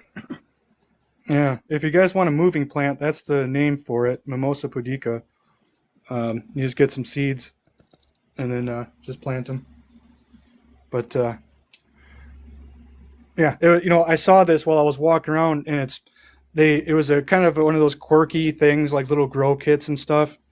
And it said mover, and I got it because his name was Morgan. I was like, oh shit, that's my name. I'm gonna get it. So that's what I did. And then I got some eucalyptus, and apparently this stuff can get ginormous, so we'll see. But no, you should be all right with. I'll get some of that papyrus and see if I can do something with that. But like I said, in your area, the plants available will be more for your area anyway. So a lot of them, like nowadays, they'll have like. Well, no, that's from an actual like grower, but now I don't have any tags I can show you. These are all from like grower specific, but we can run through some stuff later with them. Here we go. I've got some recommendations. I've got two from a friend. Maybe I'll run some of their suggestions by you, and we can talk about some of them. Yeah. We can get back to the conversation. But a lot of them they'll have little care instructions. There's a lot of things. There's a lot of things I'm putting in the yard that are they're because I have like a sentimental attachment to certain types of plants, or I've resurrected family's old plants, like you did in a couple of cases. Like two trees in the backyard here, they were dead. They were gone, but they weren't completely dead. Like from the roots, I started over and resurrected them because my grandfather planted them. They were originally cuttings from his peach tree that he put in and managed to grow here. Yeah. So there's a few things that I want to say that are not native, but a lot of the other stuff I want to put in the backyard, I want to get more native SoCal plants and have and some stuff out there because they're more drought tolerant. They don't need the water. If I get a lot more of that, I can get a whole lot more green all year round and not have to be dumping water all the time. And if they're sentimental plants, it's so awesome to take care of them. Like the dumb cane is one. The I'm brain farting right now, but the colorful one behind me is another one because they're funeral plants. People buy them for funerals and they just throw them away. So I'll take them home. The one Thanksgiving cactus I showed you, that was my best friend's grandmother who passed away. She obviously took really good care of it, so I was like, I'll take it. But yeah, I collect these funeral plants, and I hate seeing people throw them away. Because it's like, keep it, take it home. It's like a remembrance of your family member. And it's kind of telling a story that, something is vibrant and alive. And then when you're done, you just throw it away. Like, I'd never gotten that. Actually, several of the trees planted here were little potted Christmas trees that my family had got. So my grandfather would get a little potted Christmas tree in his house, and then afterwards we just put it down somewhere. So a few of them here. I mean, the sequoia in the front yard was originally a little potted tree, and now it's a towering sequoia. It just happened to be one that's really good for this environment, so it's thriving. Give them a new life. Here we go. All right. I'll show you one last thing. you're just talking about sequoias. This is what I picked up today. You guys can probably Google it. I don't know if you can see it. Oh, there we go. But yeah, you can actually grow. Here, hold on. Let me flip my camera around so it's actually reading the right way. Well, yeah, you get a little kit. It comes with everything you need to start a sequoia. I saw that was like $7. I'm like, yoink. That's cool. Yeah, go for it. I mean, your grandkids will be taking care of it. I mean, Oh, I mean, yeah. this one was like, I don't know, a foot and a half tall when we put it in, and that was more than 40 years ago. They take a while. And the cool thing is, I'm gonna make it into a bonsai. But if I were to plant it outside and let it grow, it's illegal to cut down. So I can make this the city's problem. And it's a small town, so having this giant. Anyway, like, so your landlord doesn't like you planting tough shit? Sorry, it's a sequoia. You're stuck with it, buddy. That's exactly what it would be like too. Because if you cut it down, I could call the city. Man, I didn't do it on purpose. It just fell. I didn't do it. It's just growing, man. Yeah, if I wouldn't. I don't think I'd be that rude, but I'm definitely going to do something with it. And like I said, for $7, I can go buy another one, and yeah, make it him and the city's problem. I would totally do that. The last place I was renting for a while, I planted a whole ton of like pepper trees and stuff. Somebody inherited a nice grove. That's awesome. Well, no, I highly recommend anybody, it's even if it's just one or two plants, or even if it's just a little succulent, it's super rewarding to take care of something like that and just watch it grow. If it's something like a succulent, they grow super slow, but it's peaceful to me anyway. Even if you have the brownest of thumbs, as long as you remember to water once a week, just set a reminder, put a little bit of water in there. It's super rewarding. So I recommend it to everybody. If you're feeling a little bit down or something like that, plants are like a best friend that you take care of, even though they don't do nothing for you but cost you money. But yeah, my air. Someone mentioned earlier. Yes, my air is crisp in here, and I wouldn't have it any other way. So, and it's I don't know. It's just peaceful, man. I love it. So I appreciate you giving me the time to go on my own little rant about my plants and stuff. This was great, honestly. I liked seeing them. It's neat. Well, I'm always happy to show them off, and yeah, if somebody asked me earlier, but if you want any tips or stuff like that, DM me. I'm always happy to talk about it. Right on. Yeah. Yeah, I'll run some ideas by you for some things I can do inside that might tolerate this. I'll look some things up and then see what you think if you run the board now. Oh, yeah. So awesome. Well, yeah, my question before somebody started asking about the plants. Now, I this don't might seem know how you got onto that in the first place. I think I walked in when the subject was already in. I think so. Yeah, somebody was asking me. So, could you I mean, it kind of ties into what we were actually already talking about, so it works perfect. Do you see some kind of like a possibility of like some Star Trek-esque kind of future that humanity can kind of get it together enough? I mean, I understand that there was still like strife and conflict and whatnot, but at least some kind of future where technology is more working for us rather than vice versa. Well, yeah. I mean, realistically, we're already kind of there technologically. We could already have a post-scarcity society. We don't because of neoliberal capitalism and the nation state. It's our social structures of the problem. We have already scientifically cracked so much shit. I mean, God, the amount of money that Americans just spend on diet products every year could be used to feed the entire frickin' world. I mean, there's enough wealth already existing. We realistically already could. Now, is it going to get better? Sure, yeah. We'll eventually get to like replicators and all that kind of shit. I mean, I think that it'll definitely get better, but we really already could. It's a matter of paradigm shifts, of getting people to think differently and break some of these 19th century ideas that we're still stuck with. I am hopeful. It's one of the reasons I can't get on board with a lot of like the accelerationist kind of like, bullshit, like I don't think that we need to completely destroy things. I think we can turn stuff around. I think we can get people to care enough and to ultimately transform our societies a bit at a time. I have a lot of hope for that.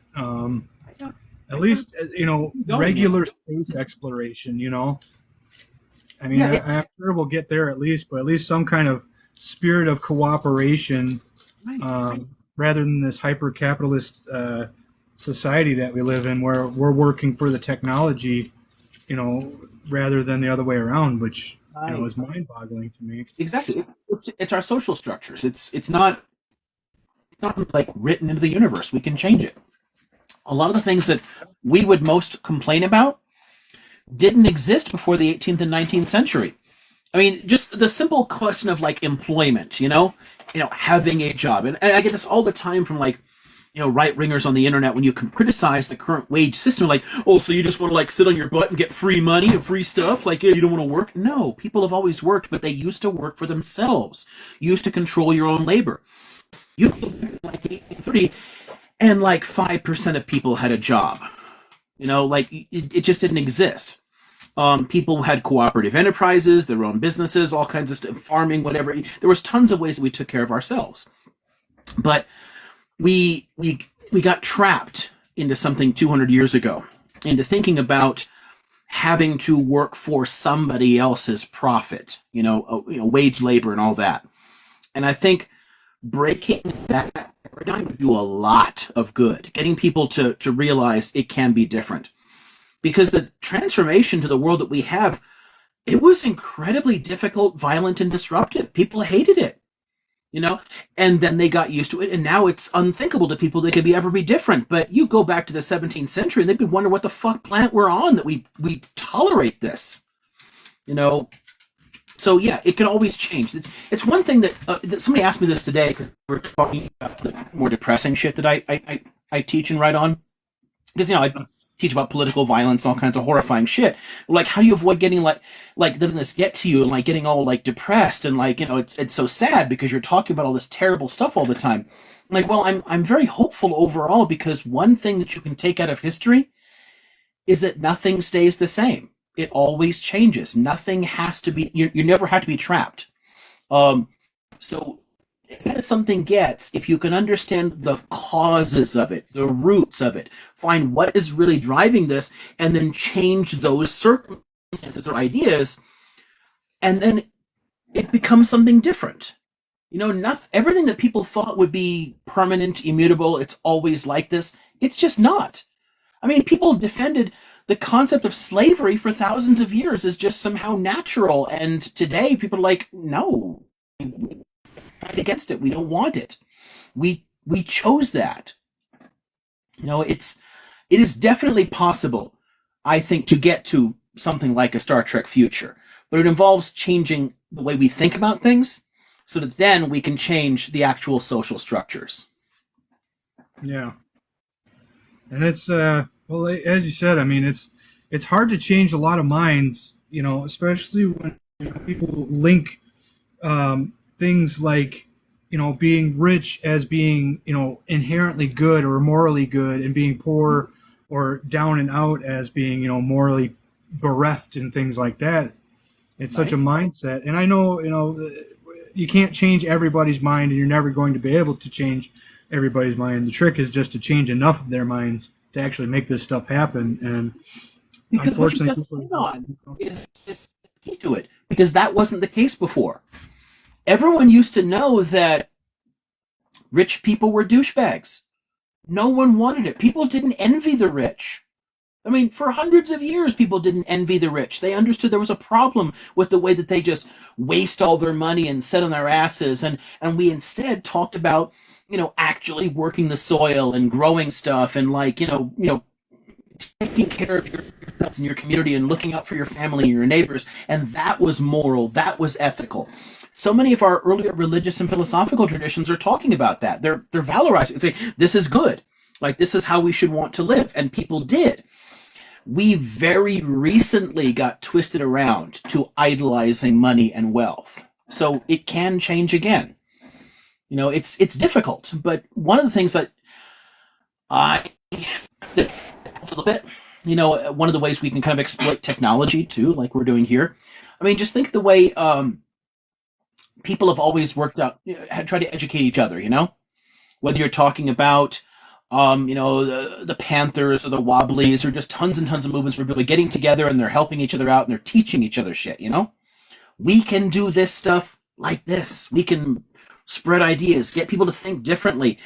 And person thinking about something and comes up with their own way, they're nice and then they go off and they do the same thing. And they talk to other people. And then those people talk to other people and it spreads rapidly, you know? That gives me a sense of hope. If enough of us can change and we just decide, you know what? This is bullshit. We're not going to take it anymore. And enough of us are involved in it, you know? I mean, I don't know, just go back to like an old Wobbly slogan, you know? Enough of us are woken up to this and we just throw ourselves on the gears and the machinery and just grind society to a halt. Just stop it and say, we will not let anything happen until you change the underlying structure, until you change the way this works. Otherwise, nothing gets done. And it feels like it's getting that way too. I mean, the kids are fed up. They don't see, you know, any hope, you know, for the future or anything. And, you know, it seems to me that they're getting to that point where they're like, you know, either we start getting people in that will change and start changing these systems or tear it down. And I don't want to see it torn down, but, you know, some kind of, revolution, take that word for what you will, needs to happen regardless. So right, and this is why I'm saying the sense of hopelessness that you're pointing to. A lot of people are getting frustrated. They're upset. They recognize that the entire system is corrupt and that they're being screwed. A lot of people get that. What they don't have is a hopeful vision for how we can change it. So there's a sense of despair and nihilism. They just, okay, yeah, I know things have to change, but how do you do that? And we know history's a great example of how this shit can change. We know how it can work.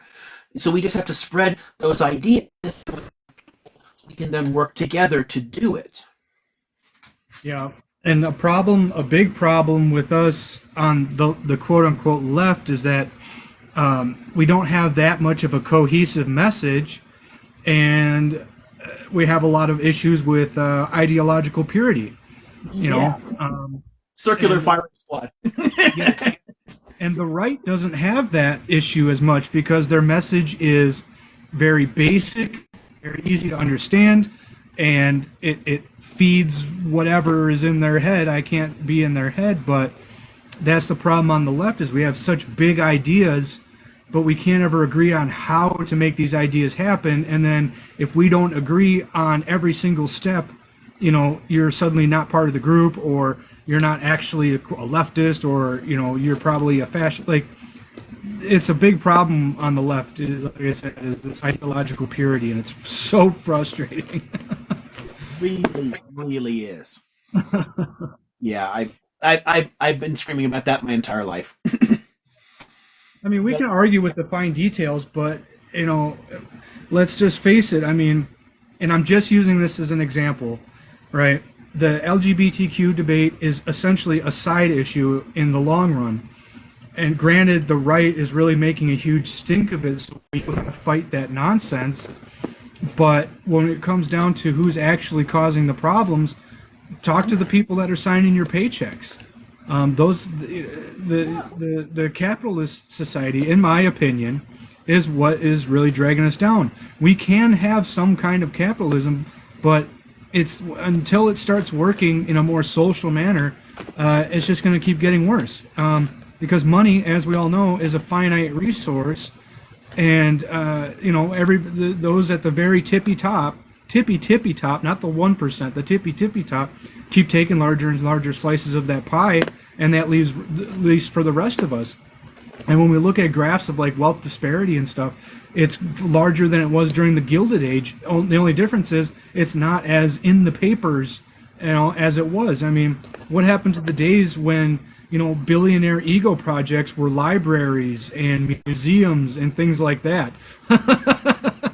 You know, we don't have those days anymore. Now it's super duper mega yachts. offshore bank accounts and questionable islands in the Caribbean, and this is what we have to deal with. And the problem is we got people who say, no, these people deserve that money, and then they'll turn around and say, oh, blah blah blah, the elites, are taking away all our rights. Like, how do you take their power away? You take away the thing that makes them powerful.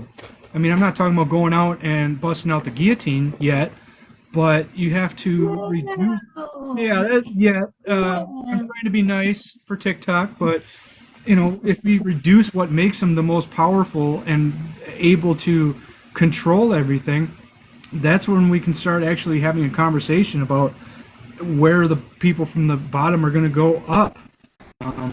But that's just my thinking. Someone's getting hungry for the rich right here. It's time for a good meal, maybe coming sometime soon. Yeah, Well, what makes them powerful? when I see people like Bezos try and tell the Netherlands that they have to tear down a bridge so he can get his super duper, mega Uber yacht, my stomach starts rumbling. So, yeah. For sure. I start dreaming of Vorpal blades, Snicker snack. But at the end of the day, the wealth itself is the problem because that creates power. This is one of the reasons the right libertarians never actually get it. The reason the state exists is to protect wealth. And you leave the wealth, they recreate it immediately. It's necessary. Yep. They need it. And honestly, all this rugged individualist shit that a lot of the right loves, it's only possible because of powerful states. Because if you don't have that state taking care of you, then you need a much stronger sense of community and collective will. You need that mutual aid. They can only be. No one's talking about being taken care of like babies because they have a nanny state. Right. Their philosophy is completely fucking incoherent. Right. And nobody's really talking about being treated like a baby and having everything handed to them.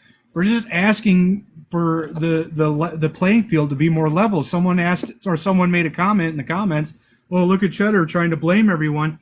Like, let me ask you this. If I go in and take all of the groceries out of the grocery store, do you blame me or do you blame yourself for not buying enough groceries or something like that? Like, we're not asking for handouts. We're asking for things to be more fair. They say, well, you can just people to stop exploiting us. Yeah.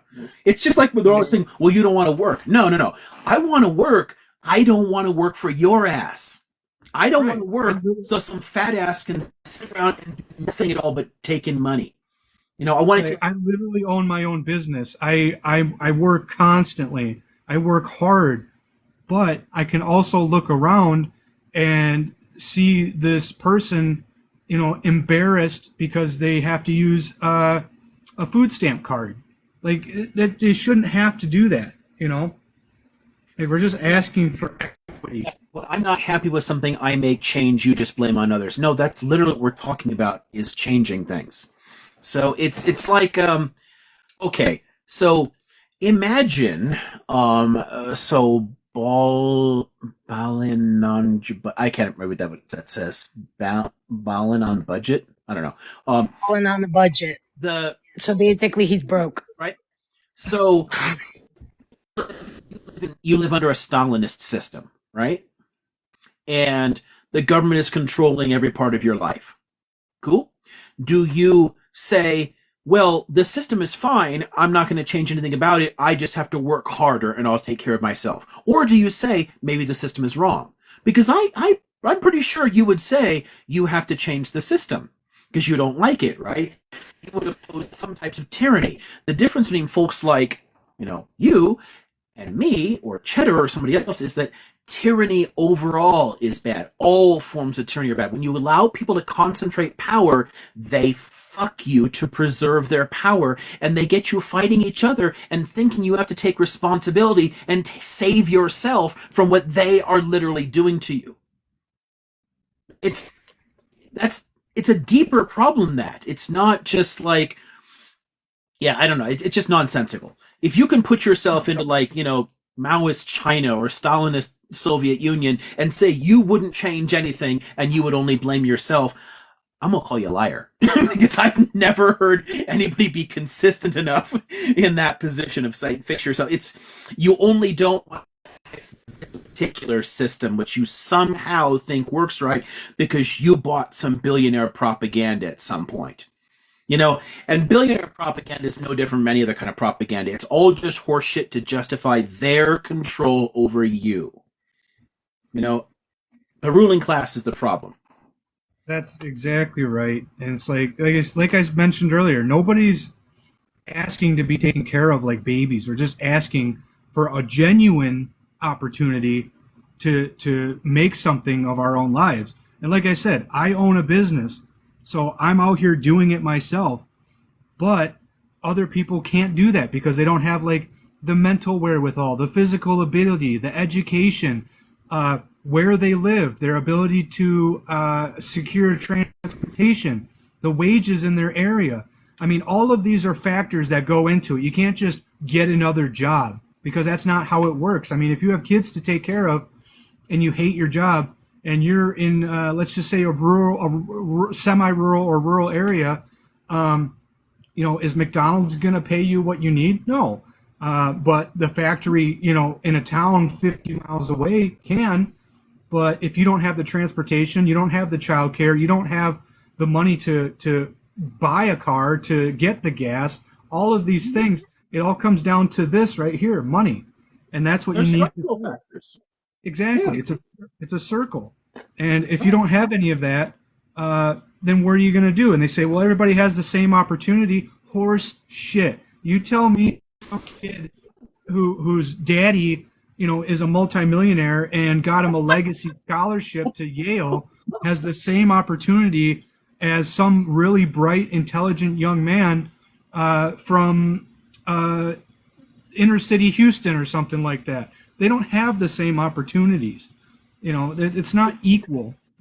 Ballin' on budget is saying McDonald's pays enough to live if you can make your money right. I mean, it's like listening. It's like that old Boris cartoon where like you're like defending feudalism or something, or like or I don't know, maybe if we just like work harder and the Lord gets all the gold, then it'll trickle down to us and everything will be great. It's just nonsensical. Like people are willingly tolerating absolute tyranny.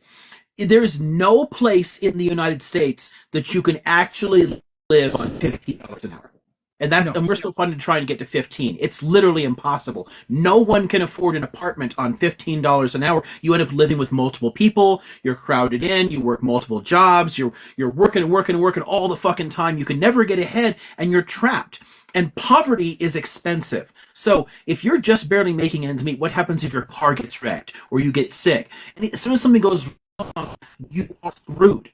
Why do you think we have so many medical bankruptcies in this country? Poverty is a killer, and the stress that you're talking about, saying, "Oh yeah, manage your money right, and you'll be fine." No. The difficulty of living that way literally lowers your life expectancy. It literally unalives people. So people who are just sucking up to this, saying like, "Oh yeah, we should take whatever table scraps the bosses give us and manage your money right," you're basically saying that some people don't deserve to live. You're saying that some people do not deserve to be happy, free, or comfortable, that people deserve to suffer. And as far as I'm concerned, I mean, that's the difference between that and somebody being explicit Yahtzee is pretty slim as far as I'm concerned. I have no respect for arguments that suggest the majority of humanity should live in grinding misery and poverty. It's fucking stupid. Well, and they have such a myopic, one of those two, narrow-minded view of how the world actually works. They say, well, just go, like you said, you could go get a better skill. Again, if you don't have the money to go to a trade school, you can go start work on a construction crew or something like that. But again, you need the money for transportation. You need the money to go buy the boots. And here's a really good thing that you were just talking about is the boot analogy about poverty being expensive. You can't go out and get yourself a nice quality pair of work boots if you end up having to buy the cheap pairs of boots constantly, and that just adds up to even more versus a pair of boots that'll last you years. So they don't think, yeah, it doesn't cost money to go to union trade school. Okay, great. Do you live near an area where you can go to a union trade school? Do you have the It literally transportation? does, though.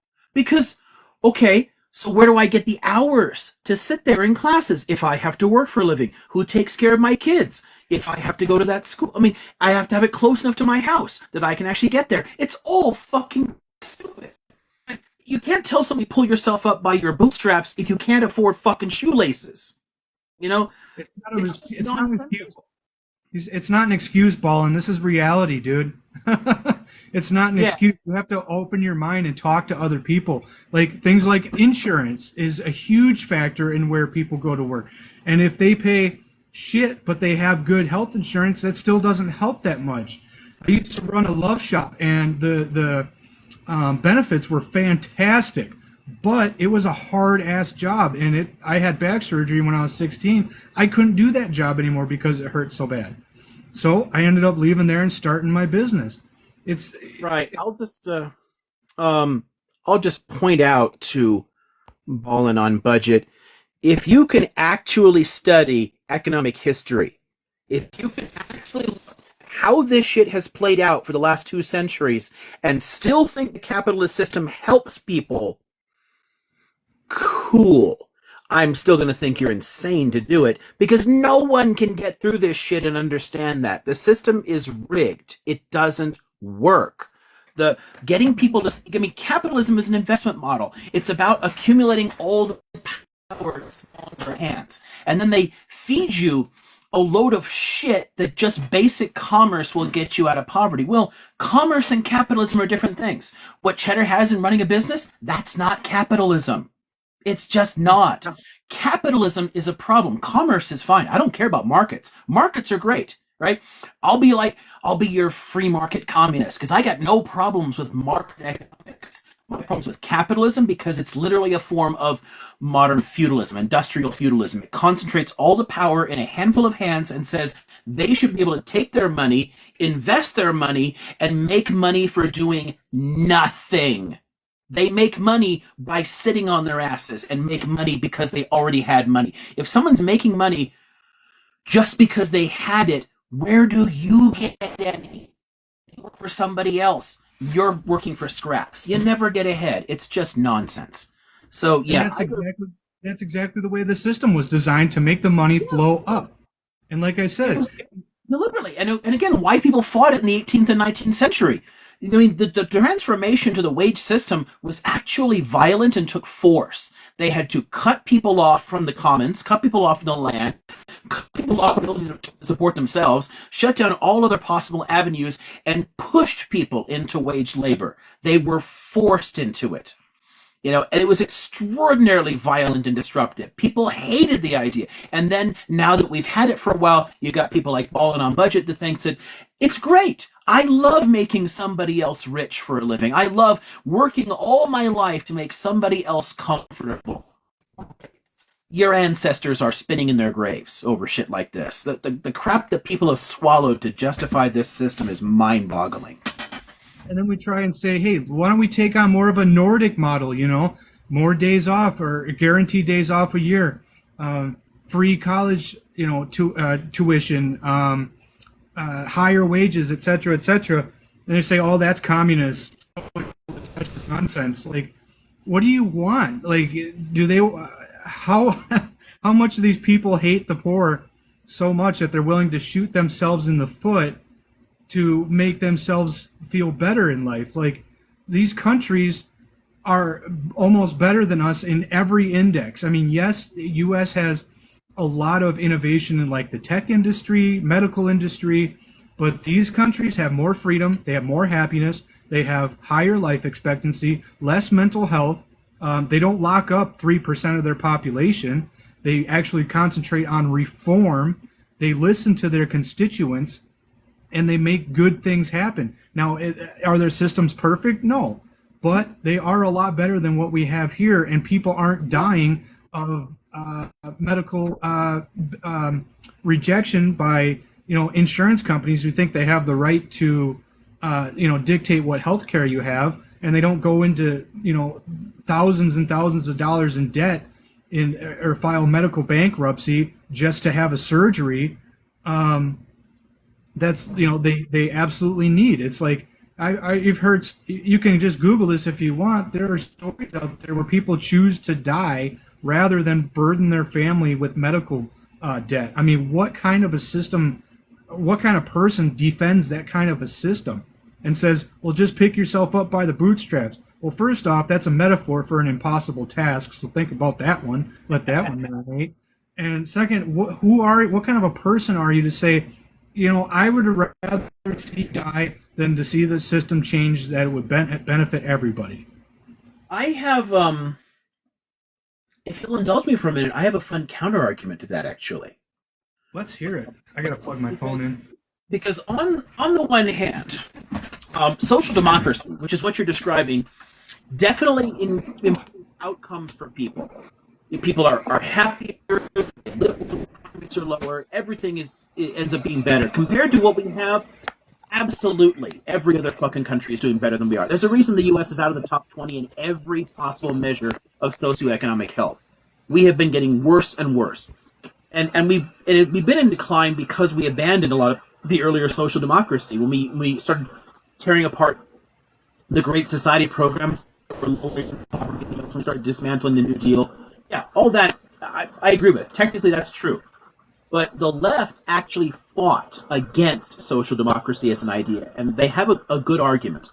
Because what happens here is the more you become sucked into something like the Nordic model or just social democracy in general, the more that it actually gets to an inherently unjust and inefficient system, because it makes it tolerable.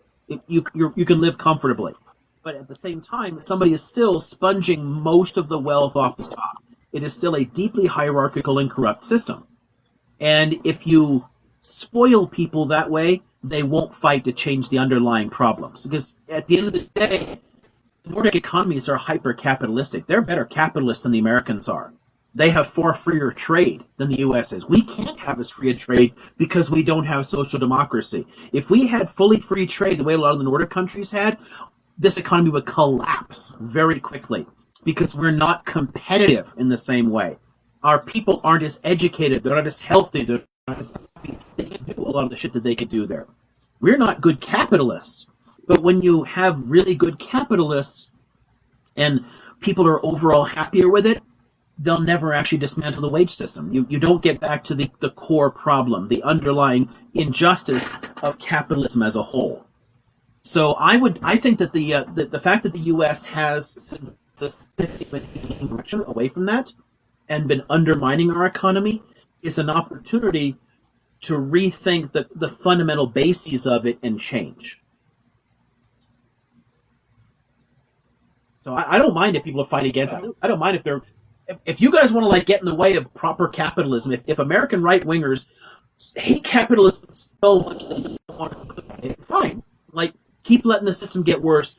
Let's topple capitalism entirely and create something new and different. I'm all for that. I mean, ideally, I would love, like I said, some kind of Star Trek-esque system where money was a thing of the past, but trying to think more near term, what would be better options of making the system work better? Yeah, in a way, but in a way, what happens is if you pursue those kind of near-term sort of objectives, let's make life a little bit better for people and better health care, higher wages, all that kind of stuff within that framework, what it does is it entrenches it much more deeply. It'll be a lot harder to convince people to cost capitalism because they're pretty comfortable for the most part. Where Americans are getting increasingly uncomfortable, and it gives us an opportunity to point to the real underlying problems. What's really causing it. Because all they're doing is they're taxing the rich and then spreading that money down to other people to make up for the damage that the rich are actually causing. Because when people are always capitalism raised people out of poverty. Look how much capitalism has lowered poverty here. Capitalism has never taken a single person out of poverty. It literally can't do it. What's taken people out of poverty is interventions to tame the depredations of capitalism, like social democracy. So giving people good wages and health care and education and building good infrastructure, transport, and all the rest, all that money that comes from taxing the rich and then directly giving it to us, that just makes capitalism work better. But it doesn't change the fact that the capitalists are the ones fucking us all. If you take that away, if you take away all the interventions the state does to make life better, you can actually see what capitalism really does. And that's what the 19th century did. Capitalism, no regulations, no controls there, no social democracy. You know what that created? The Russian Revolution. People saw what it was doing. There were communist movements all over the place, like trying to tear the system down, because when you had none of that regulation in place, it was destructive as hell. You know, this is an opportunity, right? Instead of being stuck with a system that's harder to change, take the fact that everything's been getting worse for a long time here and use it to spread proper education on how capitalism works, how capitalism is different from markets and free markets, and actually get people to understand what is the core problem here and change that. I just wonder if it has to get worse before people, the requisite amount of people actually wake up and say, okay, you know what, I was wrong, we got to do something. That's out of our hands because it has been getting worse. Yeah. I mean, the assholes were saying we've solved the race problem in the 60s. Bullshit. The black-white wealth gap has doubled since then. Things are getting worse. This country in the last 30 years have lost $1 trillion in wealth. You know, most black and Hispanic families in this country have not recovered from the 08-07 financial crisis. I mean, things are worse. They've been getting actively worse. We are out of the top 20 in every single metric of socioeconomic health. Every one of them. The only things the U.S. is in the top on is things like incarceration, awful shit. Nothing good. We're getting worse and worse. So wondering, does it have to get much worse? Honestly, it's out of our control because the system they've already created, the way that the system has already been structured, it's going to keep getting worse. We can't pull out of it quickly. What we can do is we can use today as an opportunity and point out the problems. And it'll activate more and more people, and we can get more people to care about this. Use what they're already doing. I'm not arguing for like let's drive the system underground. I'm not making an accelerationist argument here.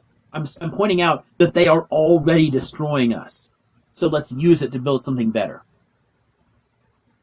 It's like you don't even have to make the accelerationist argument. Yeah. They're already the doing neoliberals have already done it. Yeah. I mean, they've already created techno-feudalism. And it just and under the current structure, it's going to keep getting harder and harder for a lot of people in this country. So you might as well give people a proper education on how this shit works so we can work together and build something better about it. That's the problem. You start telling people where things go wrong, and suddenly they're, the biggest, flag-waving patriot in the world, and America has zero problems no matter what, blah, blah, blah. And all you want is commie, socialist, fascist nonsense. And it's like, no, man, I want you to do better. Like, I don't understand how you don't get that. It's nonsensical. I love it when people are talking, well, you want like Stalin or something. No, what I want is for people to control their own lives. I want people to control their own labor. I want everyone to have more money. I mean, this shit like you want a state to take care of you. No, bro, I want to dismantle the state completely. Try listening to what I'm saying. It doesn't have to be organized. It can be different than they are. But as long as we keep defending a broken paradigm that's making us poorer and poorer, as long as you've got all the what's the useful idiots, like the people who are perfectly happy to simp for billionaires, we're stuck.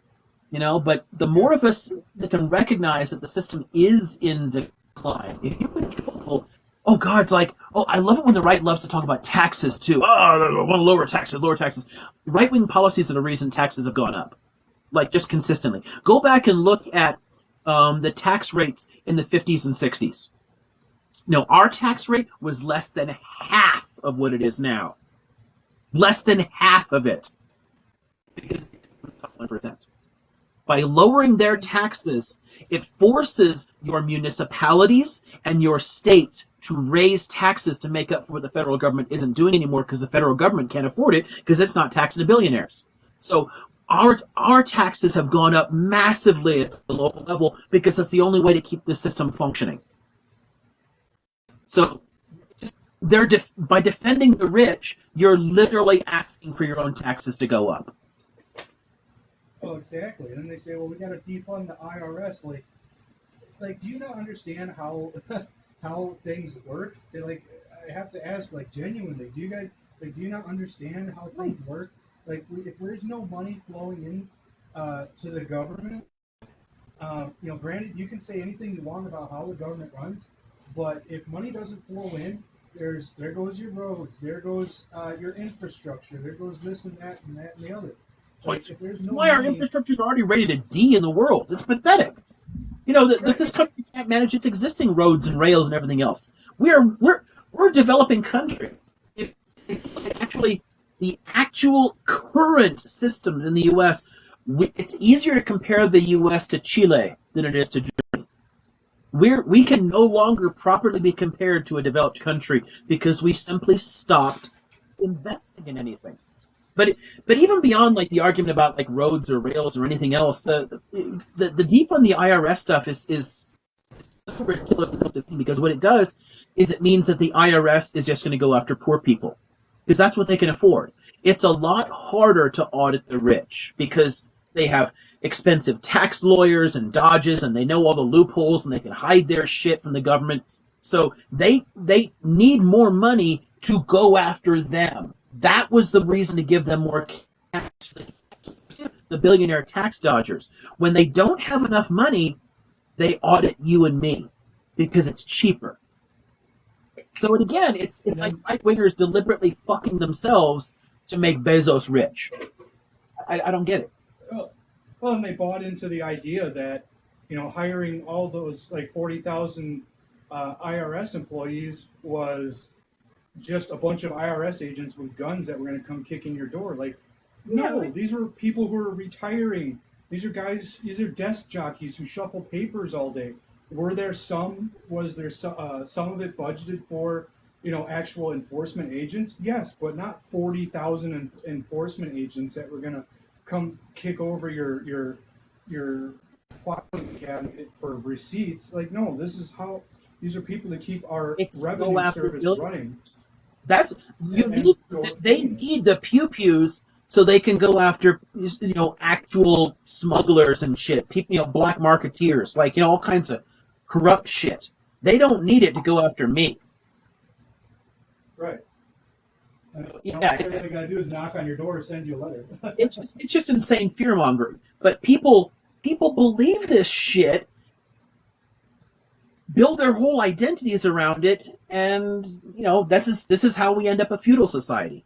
We have constructed a feudal society here, and it's so fuck. And there are so many capitalist economists who analyze this shit. I've got whole shows pointing out that their own system has recreated feudalism, and saying, okay, this is a problem. We need to do better, and you can't get people to talk about it. It's very fun. And like real economists are the first ones to tell you, like, no, this is not working anymore. This is what we need to do to change, and they don't want to hear it. Exactly. The most economists don't have the sort of fundamentalist faith that you get with like the hardcore Austrian school and with all these like billionaire simps floating around on the internet. They treat it like it's a freaking religion. Economics is not a science. It's not a religion. You can't boil it down to like it doesn't always work one way. It's a human science. Humans are inherently irrational. No single economic system actually makes perfect predictions. Every single one of them fails in different contexts. So you need a very diverse toolkit and the willingness to look at the data and see when things are going wrong and use different tools. Every single model ever devised in economics fails. And again, I have tons of studies on this. So, what school are you into? Which ones will you follow? Like, I don't follow one. I don't think that there's any economic orthodoxy that's always right because I'm not a fucking fundamentalist. I'm a scholar. I'm going to look at what works and what doesn't work. You have to be willing to experiment and try different tools if something doesn't work right.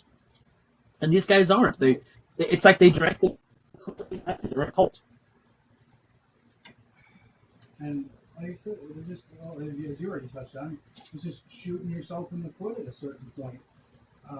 And when you say, well, we can't tax the people, the rich because it's going to make stuff, go up. Like, excuse me, I don't know if you've been paying attention to the prices of things for the last, 25 years, but things have already gone. It was only recently that the fight for 15 kind of started to sort of have some effect. And yeah, wages went up in 2020, and yes, things skyrocketed. But economists will tell you it was pretty much just corporate greed that That's out of the pandemic shit anyway. It's not tied to any of it. What's mind-boggling it helps with looking at any kind of economic problems too. If you actually look at places where we did tax the rich at higher rates, prices were more stable, inflation was lower, wages went up for everybody else. Taxing the rich didn't stop them from creating jobs. It literally encouraged them to create jobs. If you cut their taxes, they have no incentive to invest. They stop investing. They can make more money just by sitting on their asses.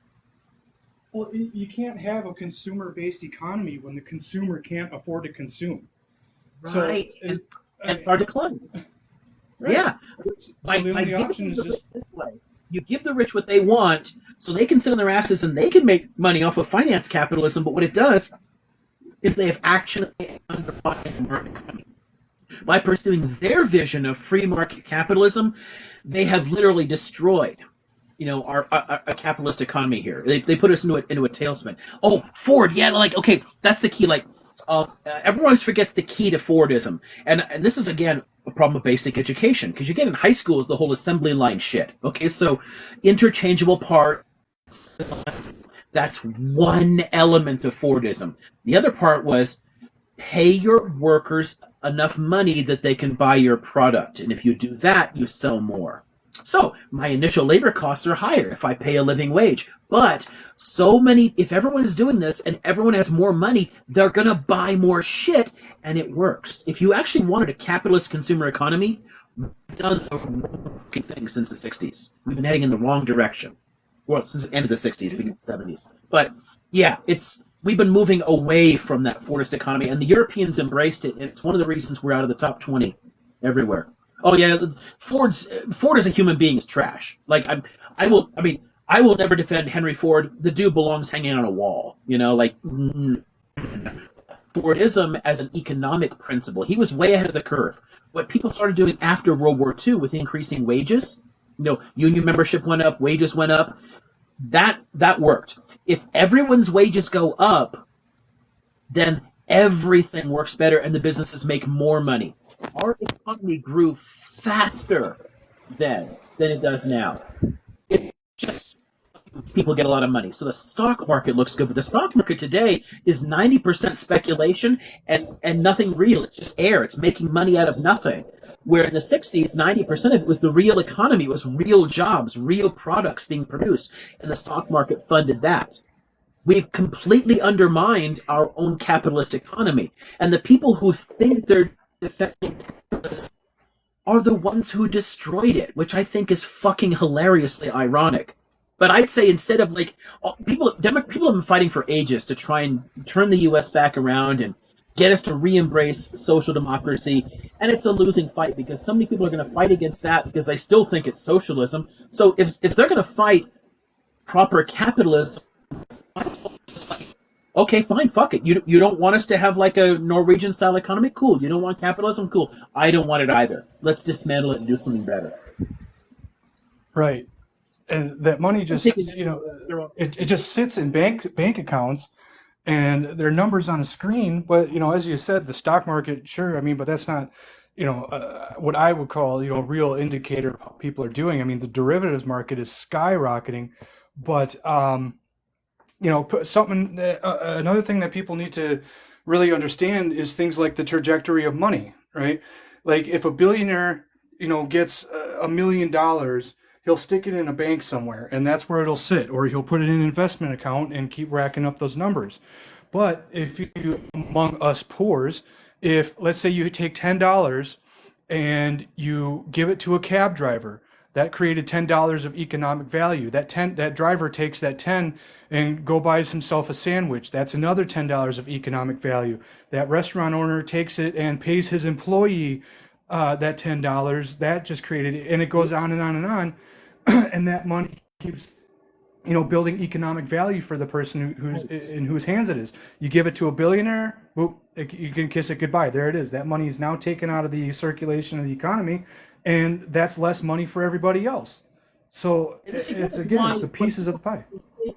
Finance capitalism with market economics, it's completely incoherent because an economy, at the end of the day, things circulating. It's exchange, right? Stuff moving around. If you give poor people money, they're going to spend it. It circulates in the economy. You give rich people money, it just sits there. It doesn't do anything. It doesn't actually produce growth. It doesn't produce jobs. It does nothing at all. The more you take from them, the more incentive they have to reinvest in the actual real economy, the more jobs they have. We create tons of jobs. Exactly. We're not creating as many now. And when I look, it's infuriating when Democrats like Biden is bragging about their job creation numbers. Bro, you didn't do a damn thing for this. And the jobs that are being created are shitty service sector ones paying nothing at all. Like, if somebody has to take on 3 different jobs, that's not growth in the economy. I want to see how many jobs are created with a living wage. That's a real measure of economic growth, because that means that there's actually going to be money circulating. Low-paying jobs do nothing to help the economy at all. No, and that money, again, just sits. But like we talked about before with taxing, that creates those incentives for that billionaire to reinvest that in opening another plant or paying higher wages, because that'll help reduce his tax burden. And I touched on way before, the billionaire ego projects of building universities and hospitals and libraries and things like that. We don't see that no more. But you increase these taxes on these people. Again, if they want more money, they have to reinvest it to reduce their tax burden. And if we're not doing that, the money's just going to keep going up and up and up, and everybody else is going to have less and less and less. And I encourage everybody to go look up graphs of the wealth disparity. It's literally a sliver versus a sequoia tree, like I was showing earlier. It's a huge, massive difference. We're left fighting with the crumb. We're not even fighting over pie anymore. We're fighting over the crumbs left over in the pie pan. That are all dried and shriveled. That's where we're at right now. And you get people that say, well, I make like 60 grand a year. Awesome. Good for you. Now let's take that and put that, can you take a vacation whenever you want? Can you just, our family's growing. I'm going to go buy a second car. Like, no. When people talk about the 1%, I hate that. The 1% is people who make 600,000 and up. We're talking about the 0.0001. That's 1% on income or something. But the 1% in actual wealth is much above that. People use I should have people use the clarified. numbers interchangeably and think the 1% means only one thing. It just depends on how you're using it too. There was No, you're absolutely right. before I got to run for a second and get another drink. There was something from Kublai Khan had mentioned. The Khrushchev. I want to point something out that's just worth thinking about for anybody who cares about economic history, right? If you actually go back and read capitalist economists from the late 18th century through the middle of the 20th century, they predicted we'd have a 20-hour work week and a leisure economy now. But they were also assuming that we would actually be good capitalists, and we're not. The system that we have is not actually capitalism. It still has the investment model of capitalism, that's true, so we can still call it that. But it's not the market capitalism they were talking about, because it doesn't involve the actual exchanges in the real economy. It's not circulating the wealth. It's concentrating it for billionaires and slowing growth. And that's a real problem. These are people that they haven't even followed their own fucking playbook. I mean, everyone from like Smith to J.S. Mill to Keynes and everyone else, they're all like predicting that we would end up having a leisure economy by now, that we'd all be super comfortable because they assumed that the wealth would be equitably distributed. Instead, It allowed massive concentrations of power and recreated feudalism. This is not a free market economy in any possible way. That and created the illusion of choice. I mean, you go to the store. God, what's his name? Everybody, if you're really interested in this, go to this guy here on TikTok. It's Cancel This Clothing Company. This man has put hours and hours of work into creating spreadsheets where he goes to a store, let's say, and goes to like the shampoo aisle, right? I mean, we look at the shampoo aisle. Oh God, we got hundreds of choices. You really don't, because they're all from different. You think they're all from different companies? No, they're like all like one mega corporation. This guy, he points you in the direction of like family-owned businesses, and he has spreadsheets that says, okay, you want Colgate. Well, guess what? It doesn't matter what Colgate you get. They're literally all the same kind of toothpaste. There's just different labels on it, and they all go to the same corporation. So if you want to actually start, start buying from people, family-owned businesses or small business. Take that power away from the mega corporations. Otherwise, yeah, you don't have choice. You just have a lot of boxes and pictures to look at. That's all you have. It's yeah. At the end of the day, it's similar to all the distraction we talk about in politics sometimes here, where it's just people to fight each other instead of realizing the real problem here. It's just a dog and pony show. It's just a distraction. All the illusion of choice makes us feel like we really have some kind of freedom, and instead we're just arguing about the paint color on the bars of a cage. It's still a trap, and it's going to keep getting worse. So again, the core of my argument against trying to pursue the Bernie-style social democracy here is I'll run with it if I have to, because it's better than not. It's similar to like the arguments I make about the two-state solution for Israel-Palestine. It's a terrible solution. It would have to change eventually. It currently exists. So if I have to, I'll take it, and then I'll still try to make a one-state solution out of it. It's the same basic ideal. Once you get to social democracy, you still ultimately got to change it, because it's still ultimately stupid. It doesn't work. But it's better than what we have. But it's also a trap. And I think as long as the right here are so deluded and fighting so hard to find shit that they've created, we might as well spend the time on better education. Yes, they mentioned the workplace democracy stuff. Exactly. Take the fact that people are still swallowing all this billionaire propaganda and say, okay, fine, fuck it. You guys don't want to give me Sweden? Cool. Let's revive the Wobblies instead. I'm all for an alternative, right? I'm gonna. Oh, actually, just a sec. I'm gonna grab. She's stepping away. Coffee. I want to point. I just want to suggest that if everyone took this shit seriously, we might have gotten somewhere already. We have possibilities. We could improve this system, but we're not organized. We're not working together. We're not trying to make this better. Instead, we're fighting for can we please have a few more scraps, sir? Can we please let a little bit more trickle down to me? Oh, what was that? It's my IWW union card. I'm in 3 unions, but one of them is a radical union. I'm in 2 educational unions in this one.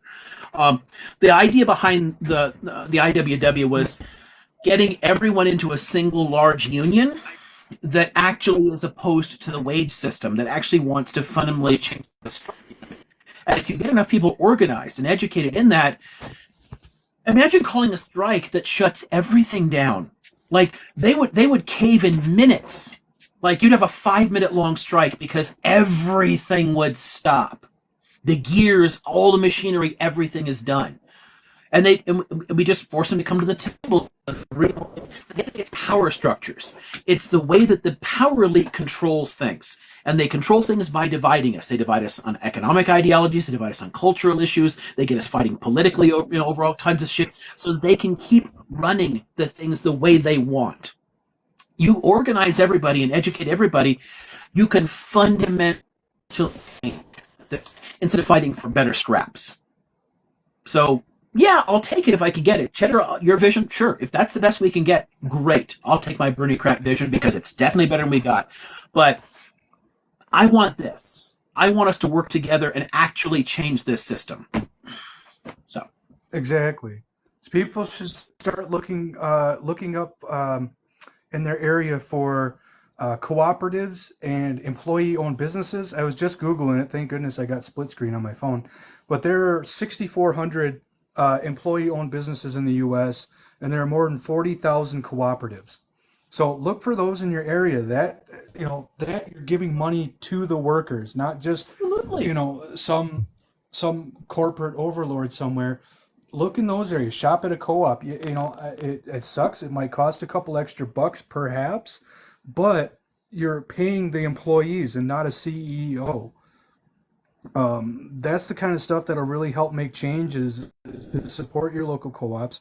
I mean, most of them are agricultural, sure, but if you like feeding birds or something like that, you can go and buy bird seed for piss cheap from co-ops. See, there we go.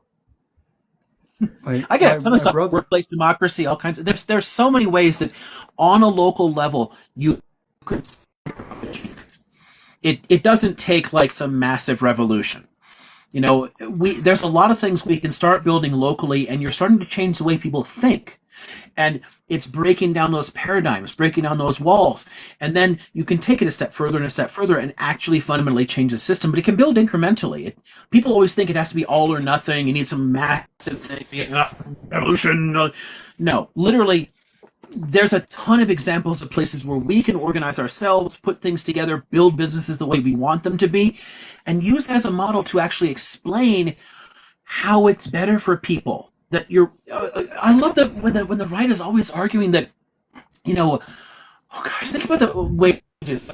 Well, people would work hard if they had like a socialist system. No, bro, like think of it this way: if my fortune is directly tied to the company, right, that I work with, if my effort leads directly to rewards for me because I share directly in its profits, not through profit sharing stock options. I mean like directly, like my income goes up because the company is successful, then I'm invested in it and I care. And I'm gonna work to make it better because I care about it, because I'm a part owner. I literally own this place along with my fellow workers. But compare that to I work for somebody else for a wage. I have a flat amount of money. Here is my salary to just show up and work. Do I have a lot of incentive to work hard? Because he gets to keep all the profit. If I work harder and put in more hours and I stay later, do I make more money? No. Maybe an occasional pizza party. Here's a small bonus at Christmas. No. But if you actually had real profit sharing because you directly owned the freaking company, that's the beauty of co-ops, is that you directly own the freaking company. You're part of it. You're not an employee. Employment is the problem. The wage system is the problem. Working to make somebody else rich will never help all of us. It's a trap, and we need to find a way out of that trap. And it's even easier to start an employee-owned business because let's say, you want a body shop or a welding shop or something. If you got friends that are all good welders, they're good fabricators, like, hey, let's pool together this amount of money and let's, rent this building. Let's buy some equipment. It's not just one person buying all the equipment and investing in the building, insurance, etc. Would you know that book again? Oh, there's a whole bunch like it. I just grabbed one that was close enough by, but that's Worker Cooperation Revolution. It's basically like it's looking at the way things have played out before in the U.S., like actual attempts at it, attempts to create things. But I have a ton of things on workplace democracy, on ways that we can build toward a wage life. I've got stacks of this stuff I could show and give you guys things to go and look for, and because we've experimented. A lot of these things have been done, and we've seen what really works. And it's just a matter of getting people able to do it so that we understand it. This is where worker education matters. This is why I love like old anarchist info shops. Get people together, share ideas, empower people to go out there and change the world together. Yeah, And kibbutzim were great, but the current kibbutzim in Israel are basically like they're tourist traps for people who want to pretend it's still the '60s. Most of them don't. Most of them don't really work the way that they used to because the Israeli economy became neoliberal in the 1980s. 80 some percent of Israelis were tied to labor unions. They had one of the highest rates of union membership in the world. It's collapsing because they've embraced neoliberal capitalism the same way the U.S. has, and it's one of the reasons the cost of living is spiraling out of control there. Israelis have fucked themselves too. So yes, on kibbutzim, not today. Sure, that was actual leftist stuff, and it was a significant part of why the country became a rich country in the first place. It grew faster because of the moshavot and kibbutzim. To be fair, again, in the 50s and 60s, the socialist economies actually grew much faster. Not just Israel, but actually before you spread neoliberal capitalism into Latin America and sub-Saharan Africa, rates were higher in the 60s under socialism, and everyone loves to lie about that now. The numbers are what they are. It's data's there. You can see that what we've done since the 1980s is terrible. So, anyway, yeah. I'm going to suggest a couple of things. We've been bouncing back and forth here, and I think Cheddar and I are dominating this. We should probably Yeah, I get back think so. we'll let Jax start cycling us through people again and bounce through different topics. And No, it's fun. Yeah. I'm actually happy because you know what? This is something that it's a great topic. It's a very important topic, and a lot of people are bouncing around ideas about starting up unions and credit unions and things of that sort. So this is feeding right into a lot of people that need to learn. This is a vital part that we are extremely capitalist. Everything from Ford. This is a lot. So it does reference to everything. It all goes back together again. if somebody, But okay, so here's a fun idea. Thinking about possibilities, what we can do. I could like show off like a handful of books talking about potential ways out of this system, and then maybe people could divide up and read different ones, and then we can have like a large conversation, sharing different thoughts, tossing things around, see, well, here, what about that? I'm like, oh well, this one tried this instead. We can try to see what could work, what wouldn't. It'd be fun to have those kind of. I like those discussions.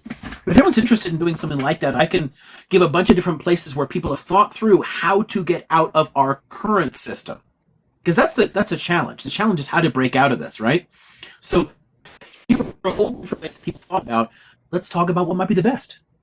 I'd be down for something like that if anybody wants. So let me know later. I can pull up a stack and we can suggest some things and maybe divide up and make it. Maybe that can be like a theme in a couple of months. We can have a day once everybody's had time to think through some of the different models. Yeah. And I'll give one suggestion. If you have local grocery stores, they're always happy to buy food from local farmers. So if you and say 5 friends got together and someone one of them had a plot of land, you could start a small garden and grow some vegetables, fruits, whatever, and sell them to your local supermarket. And it's just a suggestion, obviously, but it's just an example of what you can do to not only put power back in your hands, but put money in your pockets and take less away from these gigantic corporations that sell food at a much higher rate than you could if it was all grown locally. And people love buying local. As a small business owner, people tell me constantly, like, hey, I want to support small business. I appreciate you coming out, blah, blah, blah. People always want to support local if they can versus, some faceless company. So that's just a suggestion. A small community garden, growing some cucumbers or something like that, and selling it to your local supermarket. It's just a small way that you can, fight the system. We don't have to have some armed revolution. You can beat them at their own game. Can I tell you one thing, like a quick suggestion? I don't. If you want, did you need a new drink or anything like that, Dr. Liam? I do. I have to run to the loo and get another drink. Go right ahead, and Cheddar and I will bounce trying up. to find a way out for a while, and I haven't been able to. Yeah. I know. I'm just gonna jump right in. But I haven't been able to. I'm just gonna jump right in, and be like, and make sure that he's okay, get some water, and take care of the puppies and the kitties. make sure they have their treats. No, cheddar biscuit. There's like another thing. There's a million ideas that you could possibly do. There's like I apologize. There's even like small businesses. What you do is go. They're called containerless stores, and you bring in your own jars, and you basically fill up your own jars with coffee beans, as much coffee beans as you want. Everything is weighed, and you bring in your own jars, so that reduces the prices because you're also not using jars. You're using your own, you're recycling. So that reduces the plastics. There's a lot of things that can be done. Now, as a society, putting that forward is the difference. Yeah. No, it's not that hard to start changing the system. Shop from, if you need to go out and get shampoo, there's a guy on here, I wish I could remember his name. He makes his own laundry soap, right? It's a little more pricey, but it's super concentrated, and you're supporting a small businessman. Yeah, Obviously, and then there's like another. I didn't know you were right. I just tapped my daughter by no, accident. No, there's another thing. Like there's somebody that's talking about your own soil and things like that. I have a hydroponic system in my backyard, and it could grow up to like 30-foot tomato plants. I use perlite and cocoa fiber. There's no pesticides in it, and all of the water is basically reused and it just goes through a system, and it grows and grows and grows, and it goes up a vine, and then I have peppers, and when it's in a water-based system like that with cocoa fiber and perlite, you actually get huge plants and a larger yield out of it than in the ground in a small. I've heard of people doing that with fish ponds. Like, they have a nice decorative fish pond, and they use the water from the fish pond to help feed their hydroponic system because of the nitrogen that fish dookie gives off. Um, I heard that's another good way to do it. So that's aquaponics. That's Aquaponic? like Okay, with sorry. yeah. There's hydroponics and then there's no, I'm hydroponics. There's aquaponics. Aquaponics is like a pond, and you do that, and yeah, the I don't know what it is inside the water. It gives, and then yeah, so you usually have tilapia in it or some sort of fish, and they grow, and then you could eat them and grow more and continue it over and over and over again. And it's like the nitrate, what are all the kind of the waste that feeds the plants, and it just keeps cycling over because then they eat off of what the plants give. It's really you'll even see it like a lot of places even have a little like how do you want to say, like a little fish tank, and you'll have like a beta fish inside of it, and you'll see like a plant on top. It's the same system, but you're just talking on a mass scale with but you have to build your own. You have to look at it. And it's literally used out of buckets and PVC piping. Yeah, this stuff's super easy to start. And, you hear people a lot. They say, well, what can I do? Where can I start? What can I do? Like, well, what do you like doing? Do you like gardening? Grow some flowers. You can sell them a couple dollars here and there. Do you like growing vegetables? Get yourself some raised beds or something like that and grow some tomatoes. I mean, even if you're just doing like a farmer's market thing, you're still supporting small business in your local community. I mean, you don't have to, get a bunch of people together and, plant an acre of vegetables. You can start small with your farmer's market. Or if you don't have a farmer's market, you probably advertise on Facebook like, hey, I've got tomatoes here. Like somebody said, a lot of the organic stuff is expensive, and unfortunately, a lot of it is. But there's ways around it. The problem with our food what system is that we waste millions of tons of food because it doesn't look perfect. So what if you've got a tomato that looks like a butt? It's still a good tomato. Or if you got, an apple with a brown spot, it doesn't mean that there's worms in there. It's an old wives' tale. It just looks weird. Just buy it. There's so much food waste in this country, and there really doesn't need to be.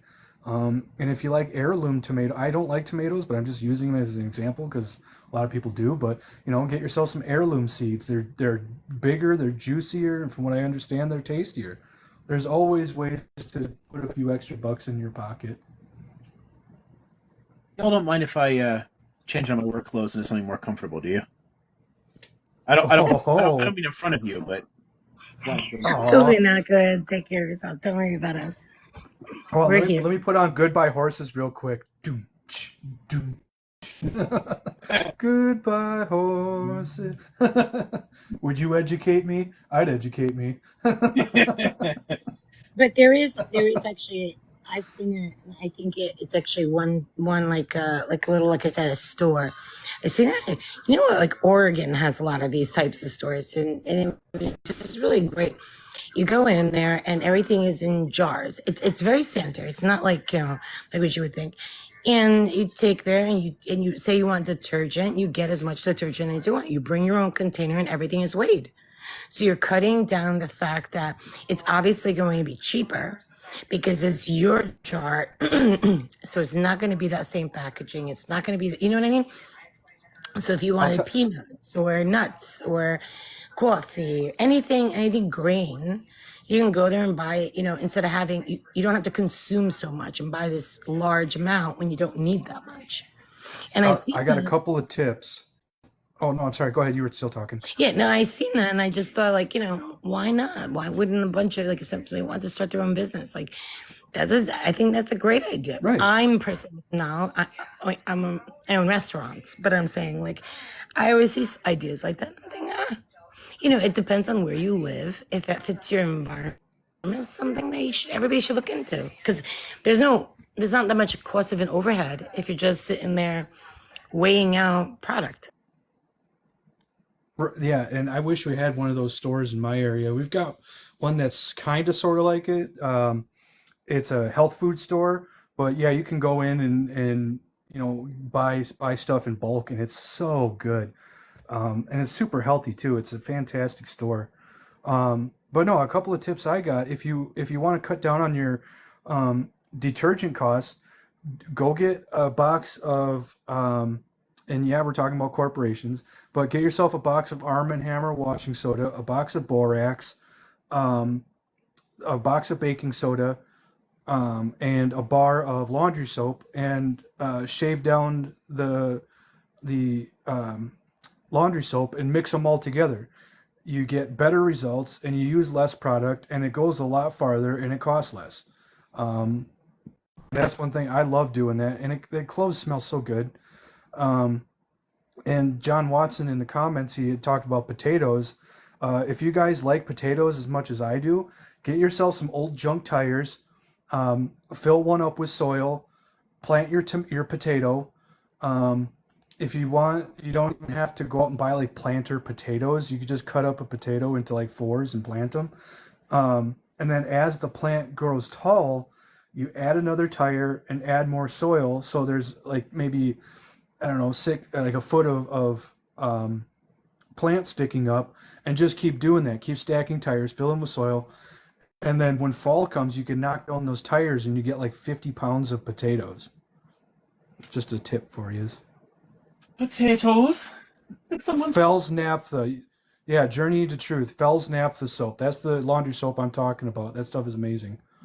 But yeah, I've talked about potatoes, just giving them a tip on how to get. I started making Irish coffee earlier, so I finally did. And then I walk in talking about potatoes, so immediately I'm getting all this like potato eater, racist, anti-Irish shit, like oh, potatoes. You're going into character. No, Christos K had another good tip: is just throw potatoes in the yard, covered with hay. That's exactly basically right. We need a Dr. Liam hat. Right? All right. All right. Okay, all right. And we'll make the dog happy. Yeah, Dr. Bronner soap. That's a family-owned business that makes fantastic soaps. That's another good company to support right there, because they're, like I said, they're family-owned, and the history behind that company is wild. You can do it. You can use Dr. Bronner's for almost anything. I did it a lot when I was like couch surfing and backpacking around different places. So I just had a big backpack and used to hike off the hills or whatever. And I'd have Doc Bronner's with me because you can wash yourself with it, you can wash your clothes with it, you can brush your teeth with it. It's super useful. That's exactly right. I love that stuff. I like the peppermint personally because it's really refreshing to shower in the morning, or in the evening with that stuff. I love it, and it's cheap. If you order online, it's like $3 a bar. There's a lot of places where they've just scammed us into thinking that we need things. Go back sometime and look at pictures of Hollywood actors in the 1930s and look at their hair. Just look at their hair. Like how pretty and healthy their hair looks. Shampoo didn't exist. Shampoo is a scam. It's a post-World War II scam. Getting people to think you need to shower every day and put in shampoo and conditioner, all this shit. It's bad for your hair. It's just not good for you. It's a scam to make money. It's just creating a product that make you think you need it, so you buy you spend a whole bunch of money on it. It's just fucking dumb. Gillette needed to sell more razors, so they marketed the idea that women needed to shave their legs and stuff. That wasn't a thing back then. Or diamonds, the De Beers family decided to tell everybody that diamonds were rare and expensive, and they're not. I mean, honestly, water does a really good job. Your skin is actually doesn't need much. All this expensive shit we're buying for carrying stuff. Honestly, okay, so I don't think I'm wrinkling much, and I don't use like all this like toxic soap shit that they give people. You don't need this.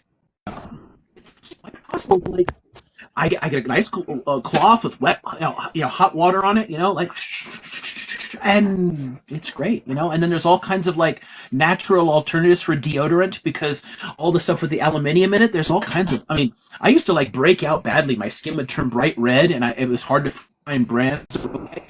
There's all kinds of natural shit that works better. I never smell. I still don't sweat the same way, and I'm not ruining my clothes. I'm not like hurting myself. There's all kinds of great stuff that you can do that we just convince ourselves we need all these expensive fucking products because it's a scam. Right. They're just getting into your heads. People were pretty funky back in the day, but they, like you said, they didn't have shampoo.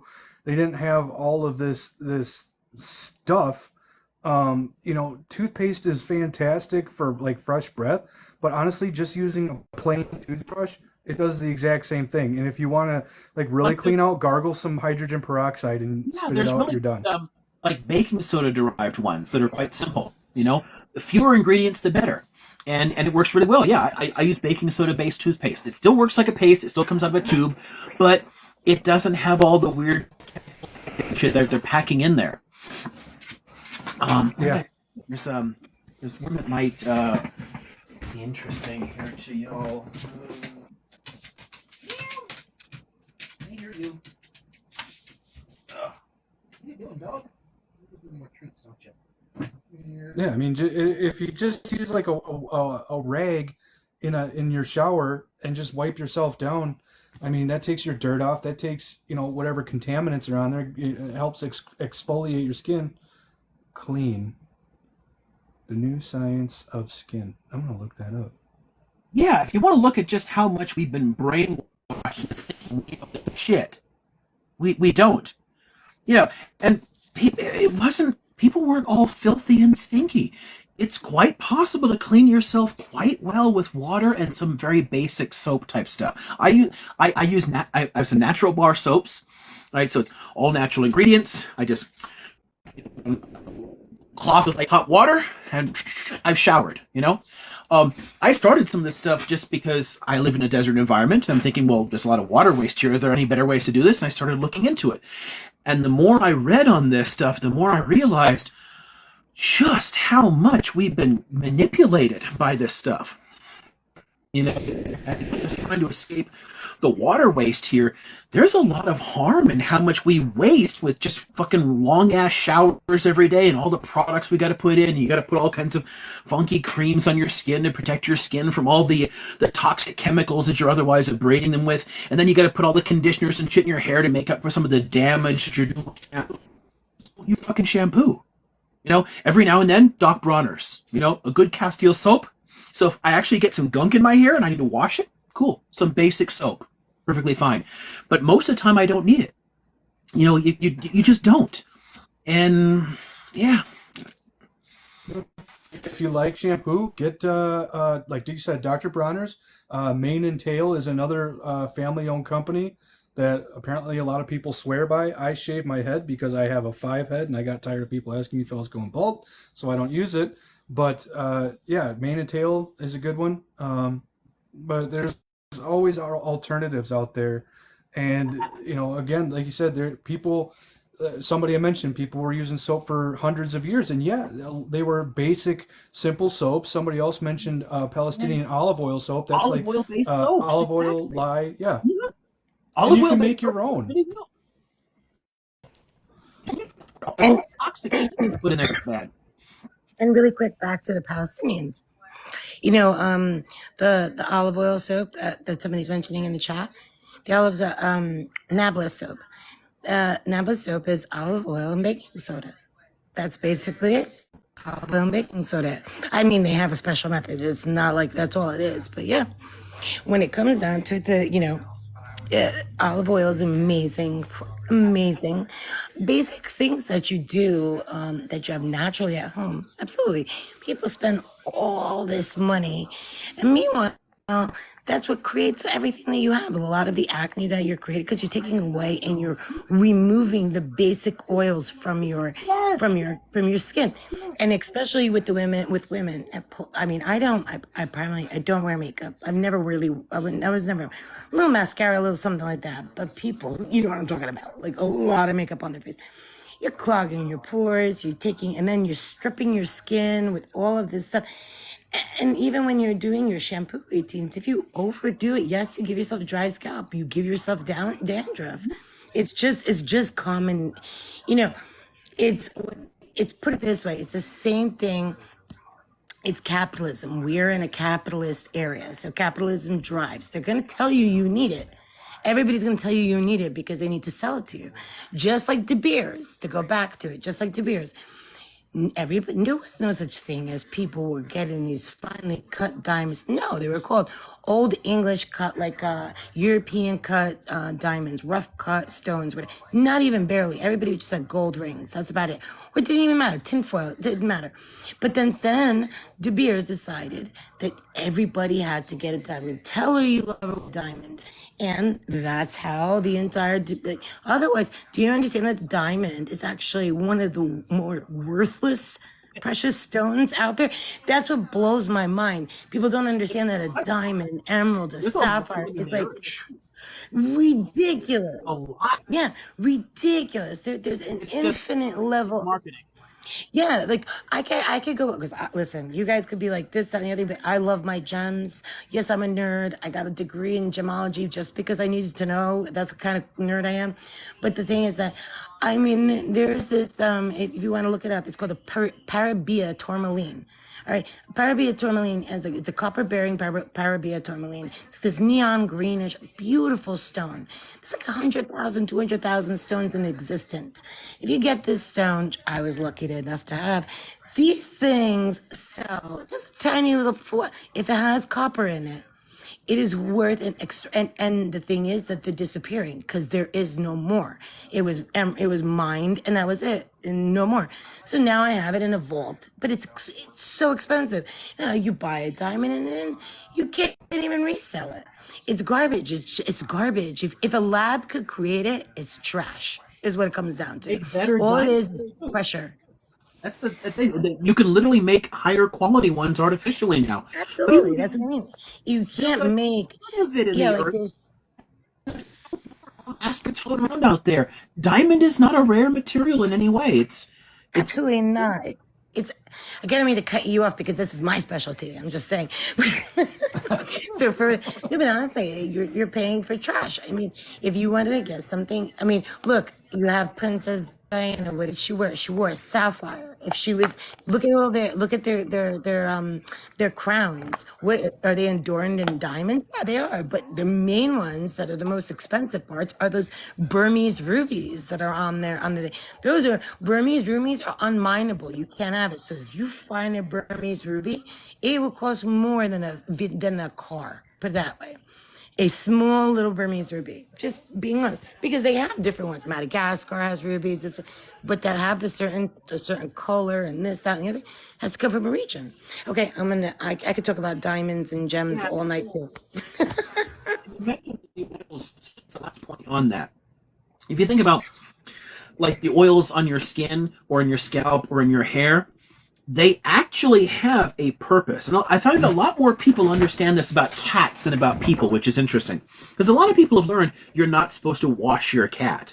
If you wash your cat, then you're actually taking an important oil off of their skin that helps to protect their hair and their health, right? It's good for them. Like, to leave them alone, right? The same thing works with us. So a lot of the things that you would get on you, like the oils coming up out of your skin are actually, they're cleaning your skin. Like, it's actually healthy. It's protecting you. Right? And leaving some of that stuff there, it provides, there's a bit more of a coating. Same with the hair, the stuff on your scalp and in your hair. Like, sure, it looks different, whatever. You're not used to it. It might feel a little different at first, but your hair is a lot heavier. A lot more people are probably losing their hair than need to, because we're actually damaging our scalps and our hair with all the chemicals that we're putting in there.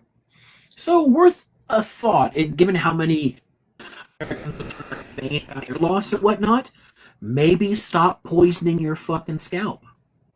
Just a thought. When people dump so much chemicals on their head and skin, and in the end, we all end up wrinkly, and some of us end up hairless. I had already mentioned it about in the comments to somebody, but we all have different health needs for sure. So I mean, if you need a product, obviously you want to use it, but it's all about preference as well. I mean, like you said about hair, for years, we didn't have a mile long list of chemicals. We had pretty simple shampoos or ways of cleaning ourselves. We don't need all of this shit that they market to us as being needed or valuable. Like, you're talking about stones. I mean, there was a point they were talking about, if I remember correctly, they were talking about putting an aluminum pyramid on top of the Washington Monument, because at the time aluminum was more valuable than gold. It's all about what we've been taught to think of as valuable, when stuff it really isn't. Somebody asked about because I mentioned cats and more people knowing that you shouldn't mess with their skin. It's like, if you recommend tongue bathing, I'm like no, like it's not us. That's them. They have a very rough tongue, and they have a very high level of mouth acidity. I know it was a joke, but their mouth that was me. Highly acidic. We can use a washcloth and hot water. Thank you very much. I'm not licking. But it does depend on who wants to lick me clean, though. So maybe, yeah, but not as a normal thing. Yeah, no, we can't reach all the problem areas the way cats can. Like, Exactly, yeah. we can't emulate them in every way. We should in No, most absolutely ways. not. In most No, ways we should, but Yeah, we're very different. But that's the point. The oils in their skin protect their skin and their hair, and it works exactly the same way for us. The oils on your scalp protect your skin, helping to protect you from all kinds of health issues there, skin cancers and shit, but it also protects the hair. So it's in that way it's similar. yeah, Lindsay in the comments, our saliva is actually antibacterial as well.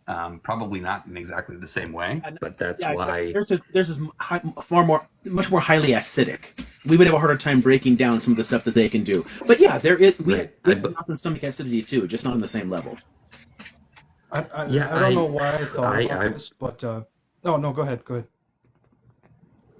I was just going to keep going on about saliva basedness and acidity, so please, you go. I was going to give you guys another fun little trick that I picked up years and years ago when I worked in kitchens.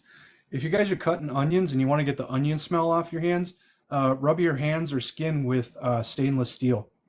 It draws out. So I don't know how, but if you have like a Yes. spoon or something like that, just rub Interesting. it on the skin and it takes away Yeah. the onion smell. And also, you could just use a spoon because they do sell. This is so silly. A bar of soap that's made, like a stainless steel looking bar of soap. You could just use a spoon. Don't spend your money on a bar of soap that looks like, that's stainless steel but looks like a bar. It's absolutely ridiculous. But it takes out the onion. So Dillian, I'm going to drop, as long as you have everything, I'm going to still be here modding. And, I'm just going to drop down for a little bit. Or I could just hang out here, but I'll be muted. Yeah, I don't know if anybody else has been trying to get it. No. If somebody else wants, I'll drop for them. Okay, yeah, I but don't I'll see be. anybody.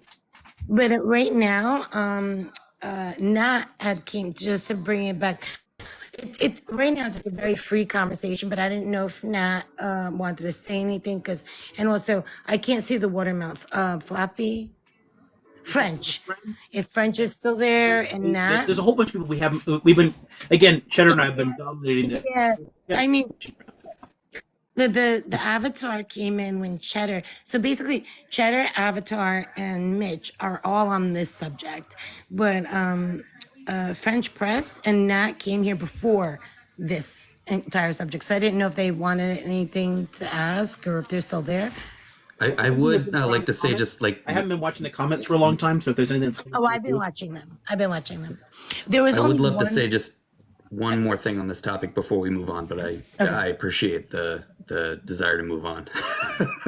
to be fair. So this conversation I've enjoyed a lot. It reminded me of two things from my life, which one, when I tried to switch to natural deodorant once, that was actually when I broke out. I tried to switch to like Tom's, and something in it I was allergic to.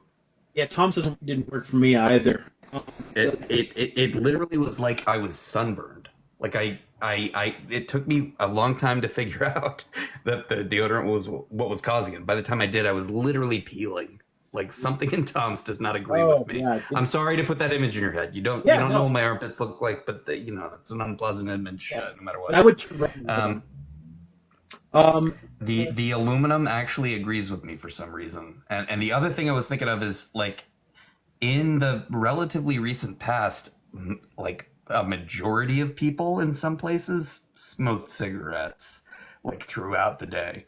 And now when you get in an elevator with someone who's just coming in from a cigarette, they smell up the whole, like you notice it so much more. And I think a lot about the fact that, people, like not all of them were smokers. People just used to ride in planes and be in offices and go to restaurants where everybody smelled that way. And we just got used to it. And it didn't bother us. Like people get used to smells. Right. So if we're a little bit more smelly than we are right now, or we smell a little bit less like soap than people are used to, I mean, people get used to it. I don't know if you tried that Dr. Squatch. Has been making the rounds lately. They have a whole bunch of ones. I've tried a bunch of them, and not a single one has bothered me yet. So whatever mix of ingredients, that I think they're doing some decent stuff. But on the question of scents, like science and biology for y'all, we actually do have a lot of things that we can take in knowledge from our sense of smell. So I'll give you an example here. If you've ever been, I don't know, romantically involved with somebody and making out, it's a little funny. Oh, that's not quite right. And then other people are like, oh, this is just ambrosia from the gods. This is great. Same thing with scents. Like there are some people like, gosh, I've been with some people that they can be working out all day outside, sweating up a storm, and they feel so good. And other people like, holy shit, keep me 20 feet away. The reason there is that there's actually biological cues that we pick up chemically that tell us, it helps to identify potential partners. Like the better somebody smells, the better your immune system is from theirs. So your kids would be healthier. It's actually like literally Ah, useful yeah. biological information that we are telling ourselves not to notice by wearing deodorant all the time. Not quite pheromones, but something similar. Like there's a sense of scent. They're onto some. We don't have that up close. There's a lot of things. There's a lot of interesting information buried in our sense that we can pick up about each other. Same with like, why do you think dogs can sometimes tell some people are more of a threat than others? Like person after person after person will come to my front door and the dog is perfectly happy and friendly, and then she barks. And she looks at somebody, she's barking. She picks up something in their odor that suggests something about their intentions, their thinking, like where they are. There's a lot of interesting information buried in scent that we're consciously losing. And yeah, you would get used to it. It'd be normal, but we would also learn things. Maybe we end up as bad at relationships too if they could actually pick out some things about, I don't know, each other before they even get started. It's worth at least being open to, because yeah, it would, Well, it would yeah, seem to yeah, high sure. heaven. I'd have a hard time getting used to some people, I'll tell you. But at the same time, I'll tell you, like there's some exes, there's just no way they could possibly it was great because the chemistry was perfect, and that's just telling you something about your biological compatibility. Yeah, Pheromones? yeah, I suppose so. Yeah, I mean, I think scent has so much to do with memory too. It's so strongly tied to memory. I mean, the associations you form when you're young, like if you were around adults who wore certain scents, like that affects how you react to that when you're older. For sure. Like yeah, that's all.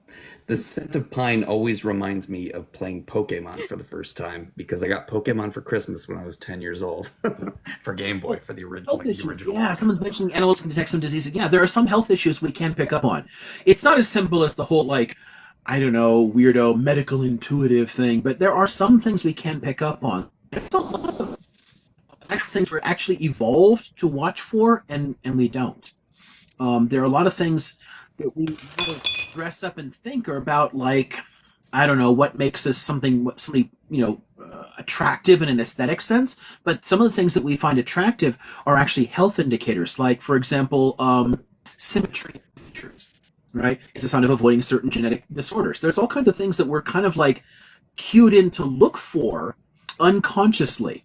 And scent is one of them. So yeah, it is at least worth considering. It'd be hard for a lot of us that grew up around deodorant, to imagine a world like that. But there's a ton of information that our ancestors had that we don't. And they were obviously fine for 2 million years. So, yeah. I was Okay, really so interested in the topic I heard you guys discussing before. The idea of organizing workers in different sectors, like cross-sector unionizing, like maybe unionizing the entire workforce if you could, like hypothetically. Uh, that's an interesting topic we could move on to if people are tired of talking about yeah, human body well, odor. I think it's like, I think Jack said Avatar was. You can see what else topics are there, but I think what I made a note to myself on, because I saw a few people that seemed intrigued by the possibility of a discussion on this. What I think I may do is pick out a range of possible models, people who thought about ways out of this, and then maybe make a video listing a bunch of these different titles. Then if people pick one out that's interesting to them, if they look them, oh, this sounds really cool. I'm going to go read that. If enough people read different ones, and we get together and have like a panel discussion, and people can share the insights. Do it like a book club style, where it's not like one person bigger here, kind of like a big panel, and everyone shares the insights from their reading, and then we can compare possibilities. I think that might be a lot of fun. I like book club type stuff. Oh, So if anybody's interested, I'll put something like that up and like kind of make it like put up a video that makes a suggestion that we do it as a topic on another day. I agree with that. I think it would be really interesting. I've never seen a TikTok live run this way. It'd be really interesting to start with something like that, where you have panelists who have all done the reading and each want to give their own take and need some time dedicated to them personally. And then you move on to a general discussion, which, it's very, very similar to what you might have in a classroom. Right. And I think there's a reason Well, for that. like a seminar. And I think the way we can do it is if I put something up and just list a few possibilities, then what people can do if they're interested and they did read one, then they can just let me know in the comments. I'm interested in participating in the discussion and I read this book. And then we just make a list. And we find 6, 8 people who've all read a different text. Make those little like a whole bunch of different faces and we go through it and we talk about them. And everyone kind of and I don't on theirs, and then open discussion. Yeah, and I don't mean to monopolize you, Liam, but that discussion before reminded me of one other thing, which I wonder what you think of David Graeber. I read Debt. I love Debt. I recently found Direct Action at one of those neighborhood book sharing things, and I saw Graeber's name. I grabbed it. I haven't read it yet. I wonder if you have read it, are familiar with it, and can either recommend it or tell me not to waste my time. It's hard because they're all in different places, and I know I have more than this, but you mentioned Debt. So Debt. You mentioned Direct Action. Yep. Dawn of Everything. There's that, I got a bunch of David Graeber stuff. What's the Bullshit Jobs? That's in that. I've read that one too. I've read that one. They're more topical, but I got a bunch of Graeber stuff all over the place. I work in a corporate environment, and in private conversations with coworkers cite Bullshit Jobs constantly because it's just so insightful. It changes the way you think about work, just the way that Debt really, really fundamentally changed the way I think about money and economic relations. Yeah, another good there. Yeah,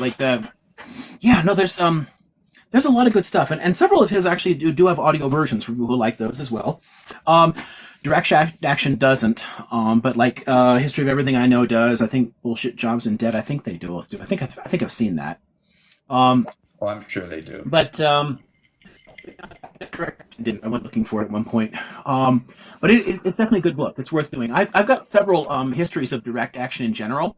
So when I saw he did that, I jumped on it. Did you have any criticisms, or just did you agree with it entirely? There's not a single book that I don't have criticisms of. That's what I'm counting on, Liam. That's why I'm here. So yeah, I mean that also, I've thought about things before, some kind of book club just thing in general, kind of like a radicals reading room or whatever, just do things where people read different things and they come in and talk about it, and it can be different texts, or this month we're all going to read this. We come in and we talk about it and share our different insights, and that might be a lot of fun because I really miss seminars where you get to do that and everyone comes in and talks about things. It'd be nice to find a way to do that in this format. So I would be so down. And also, why don't you get to do seminars anymore? Well, I mean, Oh, you mean being a student? Being a graduate. Okay, so the way graduate school is completely different from undergraduate stuff. There's no tests. You're not going in and listening to lectures. What you do is here's a shitload of stuff to read. So for every class you might be reading 1 to 3 books for the week. So you're reading half a dozen books, that week for all your different seminars. And you go in and you sit down and there's a big 3-hour discussion. And everyone shares insights. You talk about something. The person leading the graduate seminar is just facilitating a conversation. You're not actually teaching people, work together, sharing the insights from the readings. So it's just a bunch of scholars and nerds sharing ideas, and the way they took things out of stuff and helping each other understand it. I miss that kind of environment because honestly, graduate school was the first time I was ever in an environment in my life where other people had read and wanted to talk about it. Because I was a working class kid. I always read, but I was also reading and working on the waterfront. I didn't start college until I was 30. So the idea of an environment where other people actually want to talk about something and can, was just shocking for me. It was like a revelation. Holy shit, there are nerds in the world. There are other people who read this shit, who like this, who are interested in the same thing I'm interested in. Wow. So, Yeah. I mean, I was a an English literature and philosophy major in undergrad. I never went to grad school, but at my school we did have like what they call seminars, which were operated in kind of the same way. Maybe the professor took a more active role since we were all undergrads, but right. for the most part, we were reading and discussing it amongst ourselves in a very small group, and I miss Right. that too. I think a lot of people who've experienced that miss it, and I think a lot of those people are here for that reason, to be honest. And by the way, speaking of the waterfront, I do still owe you a photo of the SS United States. I haven't gotten that yet. Yeah. Actually, we're on the right side of the room for it. So let's see. The far corner, like shelf here, like about 2/3 of the shelf are almost on ocean liners. Okay. And that All right. sometimes I change which ones are on display. So like the three across, you see the little rack I've got here. That's 3 ocean liner books. I'll change which ones are up there every now and then. I kind of use them like decoratively because it's right next to that shelf. But it's a very early interest of mine. Like I was So fascinated by. not just an isolated curiosity. Yeah, no, it was like it was like a childhood special interest that, just kind of stuck with me as like a fun thing. I still care about it, but obviously, I mean, I'm not 5 years old anymore, but I loved that shit. I went to the library. I was like reading everything that they had on them. It was fascinating. I love seeing the few that are still left in the world. I gotta find somebody who's in Japan because there's so few pre-war liners that survive, but there's one in Japan from the 20s that's still there. It's a museum ship now, but I've never found anybody who's anywhere near it. So that'll be fun. If anyone knows anyone in Japan. Okay, so Jax or somebody, where were we at? You guys are just Oh, it flowing was at this moment. Avatar, wasn't it? It's Avatar. Yeah, Avatar. Avatar is next, and then Mitch. Obviously, it's Mitch, Avatar, and Cheddar. And Empathy is a friend of mine, and she's right underneath. She's a great, she's a wonderful friend, and we sound alike. Everybody says we're the same person. We're not. But Avatar. Yes. Ooh, Oh, hey, Comandante Mateo is here. I just pulled the viewer section for a second. But we haven't chatted for a while. Okay, so are you here, Avatar? yeah, yeah. Hey, can you hear me? Mhm. Hey, yeah. Because I was listening to you, similar to Mitch talking about how people want to, connecting. How what you said, which connecting is the most important, so that we can organize and we can actually get things done and have an impact. Like that's the biggest. That's the way we really end this, and have an impact on America and the world. And I think already. You had talked. Abu Sunday had come on here, and she talked to you about there was a server that we made. It was a Discord for like getting a bunch of people together and talking. We were trying to do well because in terms of connecting, the one of the biggest things is just that there's so many communities out there. We want to be able to get in contact with all the different communities, and we know that since you're like a community leader, whether you call yourself that, like you have at least you have at least you have a name that like if you say something, people will at least they're more likely to listen than like somebody else. And also, I think people want to talk. Like there's yeah, like people want to like hear what you have to say, and also there's other like community leaders around. I thinking if you guys all talked, if you guys were more in contact, then you can talk about in your strategy minded person. Like if you guys were all talking like, hey, what's the best way to connect people? How can we what are things that we could work on? Like what's a good project that we could all focus on? Uh, and like we could strategize about that. Like just like meet, you can talk with like other leaders and just talk about that. Like and just like next step, obviously not do the whole thing. I mean, I'm down to have those kind of conversations, and I'm down to be involved in things like that as long as it has at least the right kind of aesthetic for me. Because I don't ever want to be in a position where I feel like I am the leader, because I have a real Sure. problem Yeah. with Yeah. leader. No, I not at all. prefer consensus. even when I've been in situations where I do technically have I mean, I was briefly in politics as an anti-politician. That was fun, but I literally ran my campaign as an anarchist syndicate. You know, like we got together and we discussed strategy and we voted on things. It wasn't like I want this or the manager wants this. It was a non-hierarchical structure. Yeah, That's absolutely. always kind of important for me. But I'm happy to contribute and because on some level, yeah, I mean, I kind of fit the definition of the whole thought leader kind of shit. Yeah, I'm okay. I'm fine playing the expert, but I don't want to control or dominate anything. I want to empower Yeah, other it's people. yeah, just like so the people are more likely to listen. Not like yeah, it's just Yeah, to have more to bring voice. people together. Yeah, you can kind of Exactly. you can basically exploit that to draw more people together and help to empower them. I'm happy to contribute in anything like that, as long as people Yeah, understand absolutely. what to expect. I'm not going to be your next Lenin.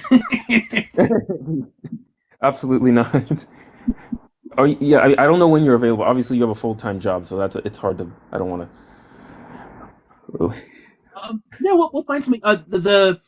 The current month is packed as hell, I'll tell you. But um, as long as you, I can find time to make things work. But I do have to balance things a little bit, you know. It could be Um, an hour or something. Like it doesn't but have to be long. If but yeah, that's like exactly, like later this month or early next month, I'm fine. You know, I can slip another thing in. I just know people have already squeezed every bit of free time I've got this month. I think my February is shot. what is the best place to contact you, like Instagram or Uh, honestly, Instagram is terrible. No matter how many times I keep trying to change the settings, it never actually gives me notifications of things. So I have to remember to check the messages. Where all the other social apps, I at least get some kind of notice. But the direct messages here work pretty well. Um, yeah, I mean, otherwise, like if you want different contact me, let me send me a direct message here, and I can give you something else. Emails, other social accounts, something like that. But I won't notice quickly. I have to go and check every few days to see what I've missed because it just will not give me things. yeah, that's fine. That's fine. Yeah, well, I guess you let us know. I don't know where you like if you know a time in your calendar or if we message you and ask you. Whatever is best for you. Yeah, well, my calendar's all on my phone, so I use a Google Calendar for everything. So if we're getting messaging, I can be looking at my calendar. I could give some options. I'm free here. I'm free here. I'm free here, and we'll make it work. I mean, people are Yeah, constantly perfect. asking me to Yeah, do different things. I'm doing a freaking podcast tomorrow morning. I mean, as long as people schedule things with me, I can fit it. okay. Yeah, just send me the times. Okay, yeah, That's perfect. Thank yeah. you so Just much. I did a follow back, so I'll see it quickly. Just send me a DM here on the little TikTok, and then we'll go from there, and we'll figure out a way to do it. Okay, great. Thanks. Liam, I'll drop off. someone in the comments is sorry, Avatar. Sorry, didn't mean to interrupt. No, that was basically it. I mean, I'll drop off and I'll talk to you later. Thanks so much. Someone in the comments is asking for recommendations of authors and thinkers who oppose the general concept of an ethno state, including controversially Japan and Israel. And I know that's treacherous territory, but I wonder if you have any thoughts on that. No, I'm happy to talk about that, but there was another one that went by earlier, and I was just scrolling back trying to find it. Oh, there was something about banking. I think we should probably hit that first because I think it came up earlier. Someone was saying this getting after. Emily asked you to talk about.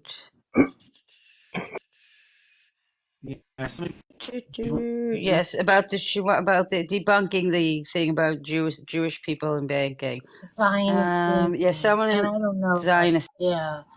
Because that's like design is banking. Like I think I didn't see the original comment, but somebody was referring. I'm figuring it's like, design it's on the bank, that might have been it. But I mean, Or Jews in general, yeah. If somebody wants to add any clarification while we start into it, because I'm not sure. I think she was saying that it's variations on the conspiracy. So if anybody has something specific, like let me know, because sometimes it's all like okay. So one of them is like the Rothschilds control all the central banks. there you go. That's exactly what she just said. Like controlling the Gaddafi because he wanted to blah blah blah change things and not all this. Yeah, this was separate from the comment I was thinking of, which was way less obviously block worthy. But Yeah, no, like the ethno state one, we should. I'm fine talking about that too. In fact, when I'm doing a mental law school next month, talking about international law issues, and one of the things I'm going to be doing in that talk is walking people through definitions of things like ethno state and apartheid and things like that, so they can connect it, so the different law students can actually see how this shit's actually supposed to work. The so it's definitely worth talking about for sure. But yeah, the whole Jewish banking thing, there's so many different dimensions to this. One part that comes up a lot is people pointing back to the medieval banking clans, because what you've got is, in Catholicism there was literally a prohibition for a long time against usury, so people couldn't raise money. Now, I think that a lot of people don't really understand the degree to which modern banking is different. That oh my God, since the 17th century, it's fundamentally different, and by the time you get into the 19th and 20th century, holy shit, it's different. I mean, you can now today, like, banks can look at 10 times what they actually have available. It's just made up money. It's complete bullshit. Like, it doesn't even exist, and you're still lending it. So you don't have the same constraints on growth because it's easy to get loans and to, start businesses and everything else.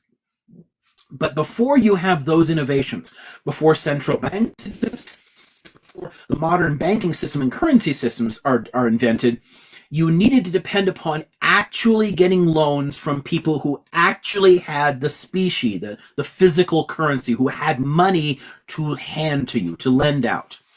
And if you can't lend on interest, like usury, fewer people will do it.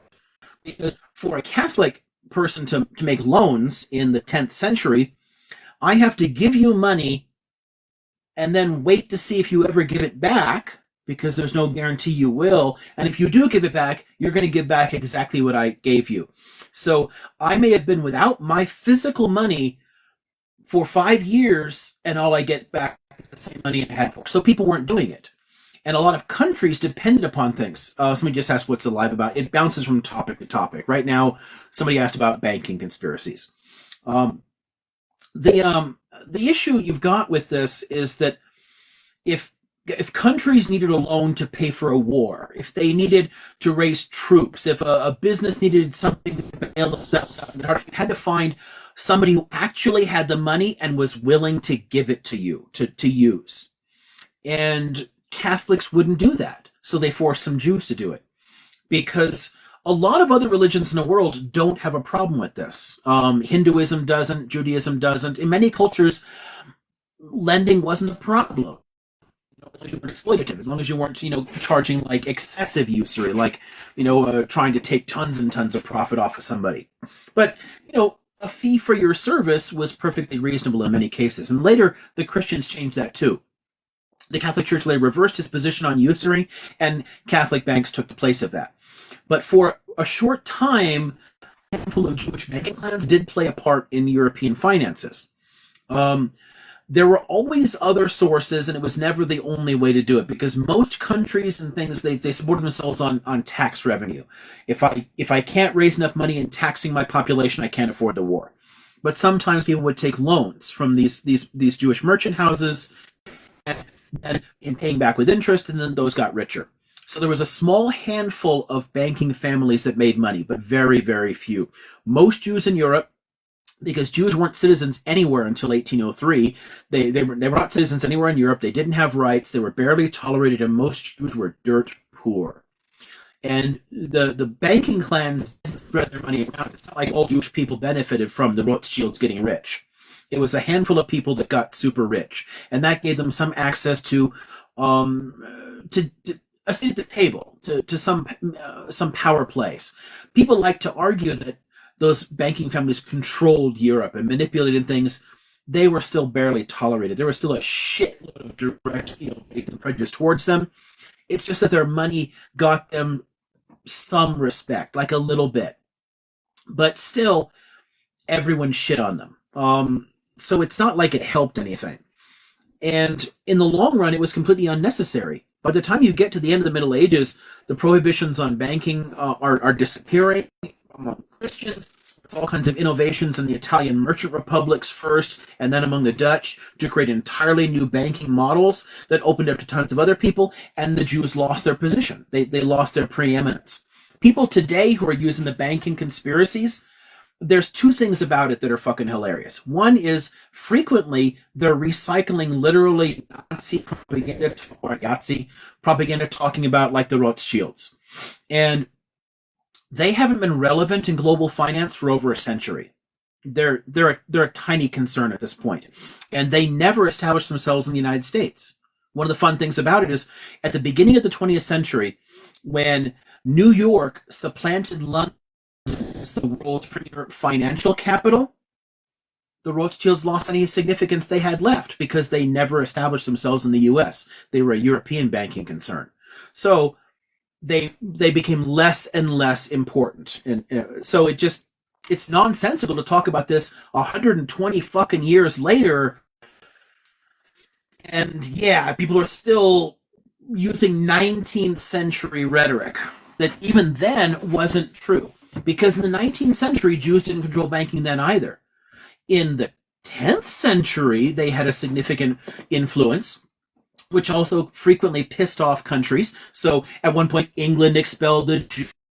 Like country after country expelled Jews. And every time they did it, they seized their assets in the process. People were angry that they forced them to do it because the Catholic Church wouldn't let them lend to each other. And then they got mad when they made money and seized the money and kicked them out of the country. This happened over and over again. And people love in hindsight to blame the Jews for that. Well, they kept getting kicked out of country after country. Maybe they were bad people. I'm like, no, they were, some people, a small handful, were forced into a terrible situation, and then people resented them for making them do what they wanted them to do. It's just fucking stupid.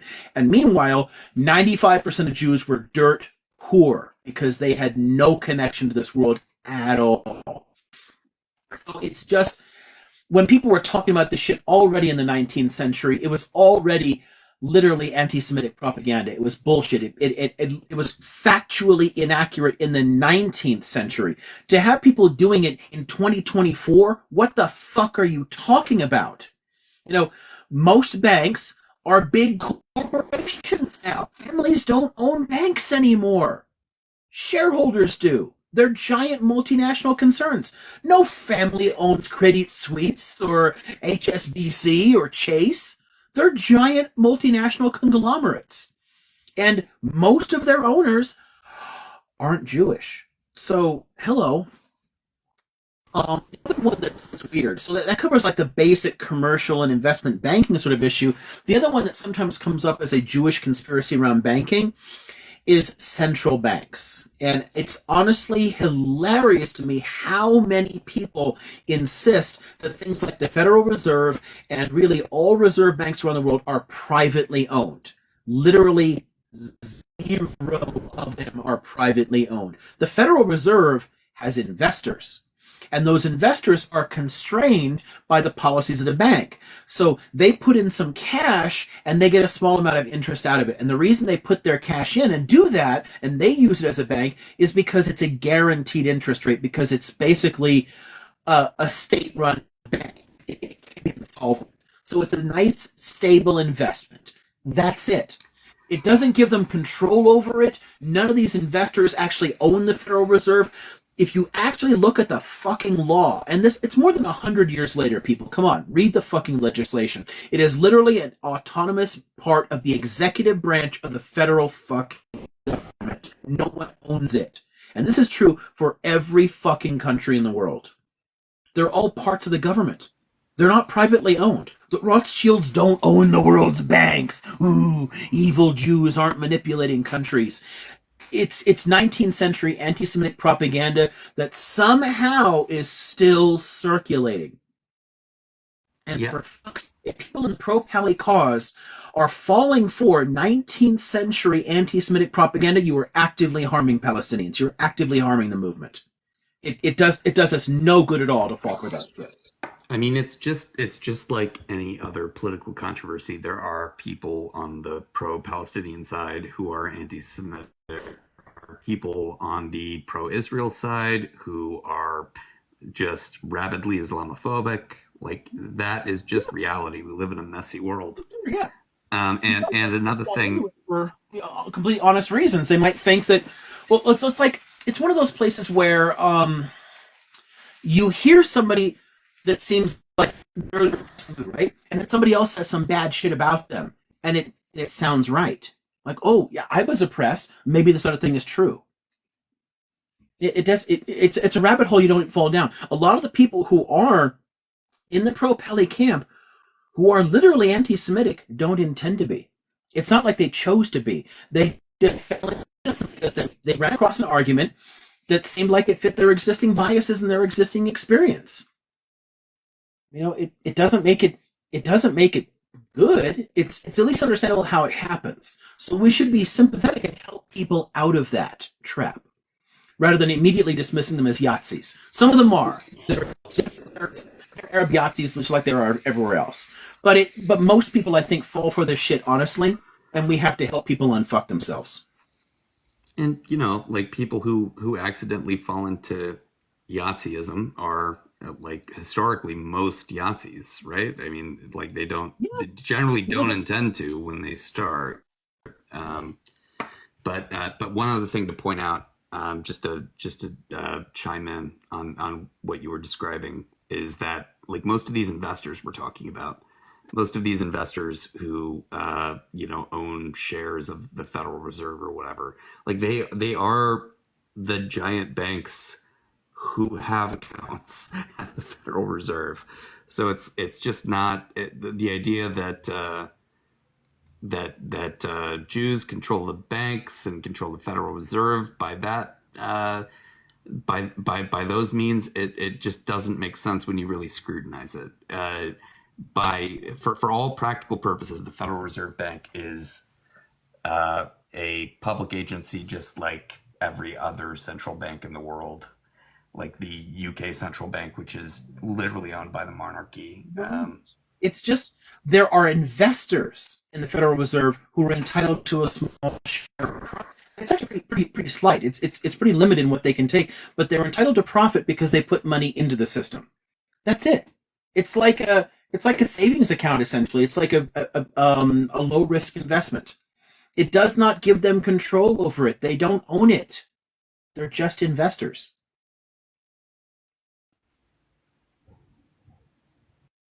Yeah, they're also customers, and that's what makes it interesting. Is that the largest shareholders of the Federal Reserve are like Citibank, are like JP Morgan, are like, and that's how they get bailout. They literally, their banks literally have accounts with the Federal Reserve. Yeah, so they're not just owners. They are.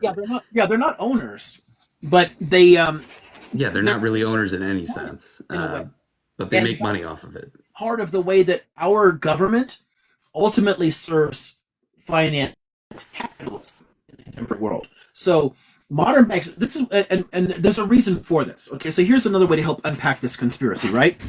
Because people who want to attack this and tear down the Federal Reserve, I'm like, okay, cool, I'm with you. Let's talk about the consequences for that. Because the reason these central banks operate the way they do, because of the way that our normal banks operate. If you want to get a loan to start a business, you want to, I don't know, open up a hot dog stand somewhere. So you got to go to the bank and get a loan, right?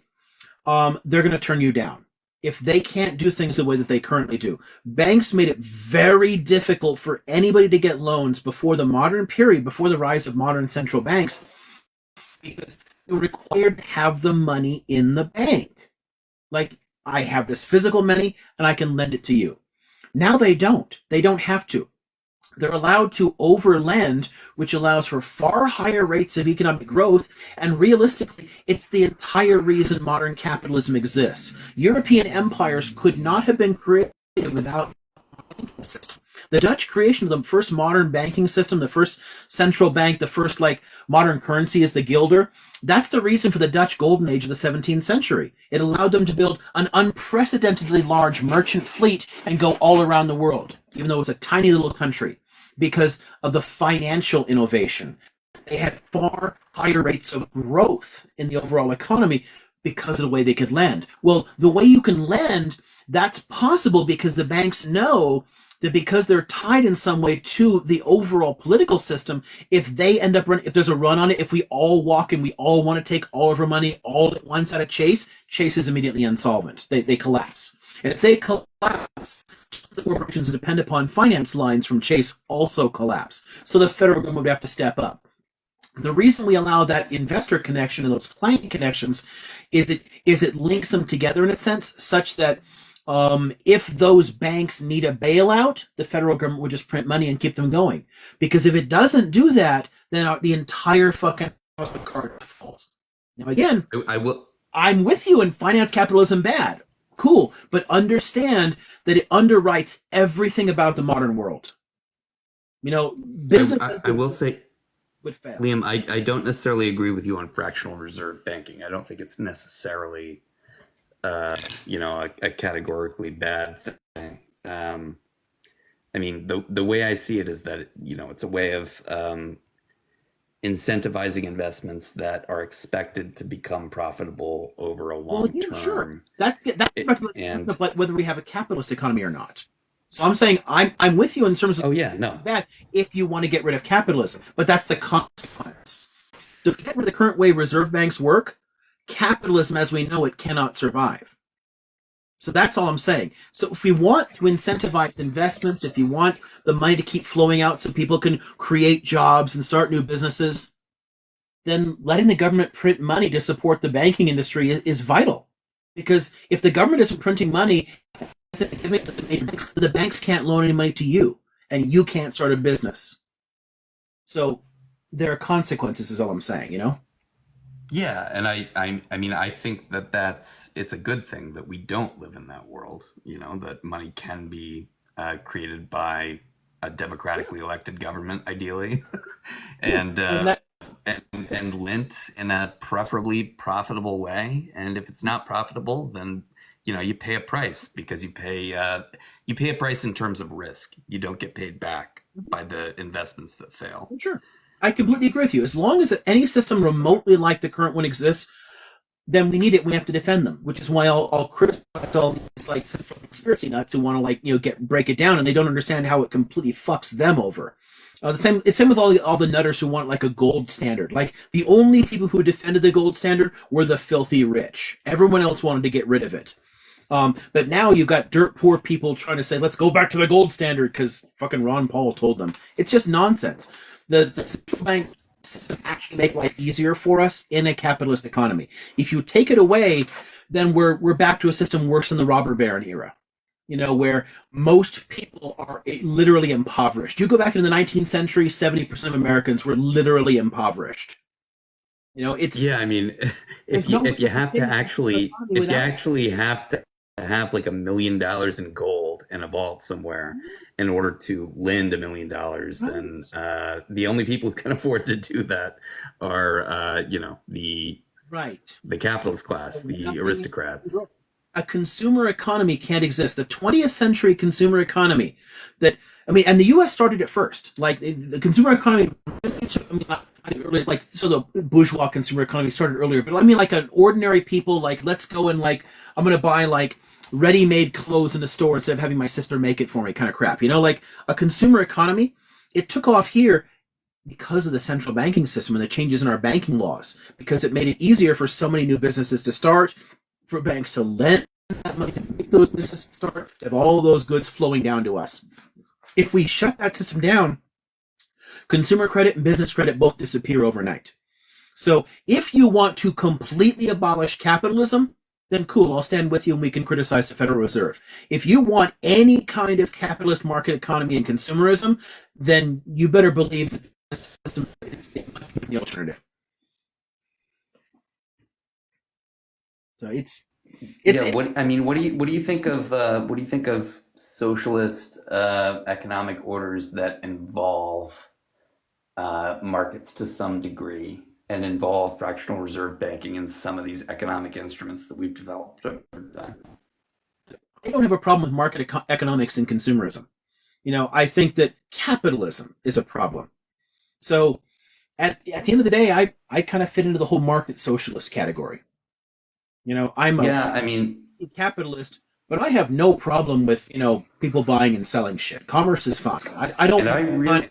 really, I'm curious whether you agree with this, Liam, because I've like long kind of defined capitalism for people who haven't read like Capital and aren't up on the latest like Marxist talking point. I define it as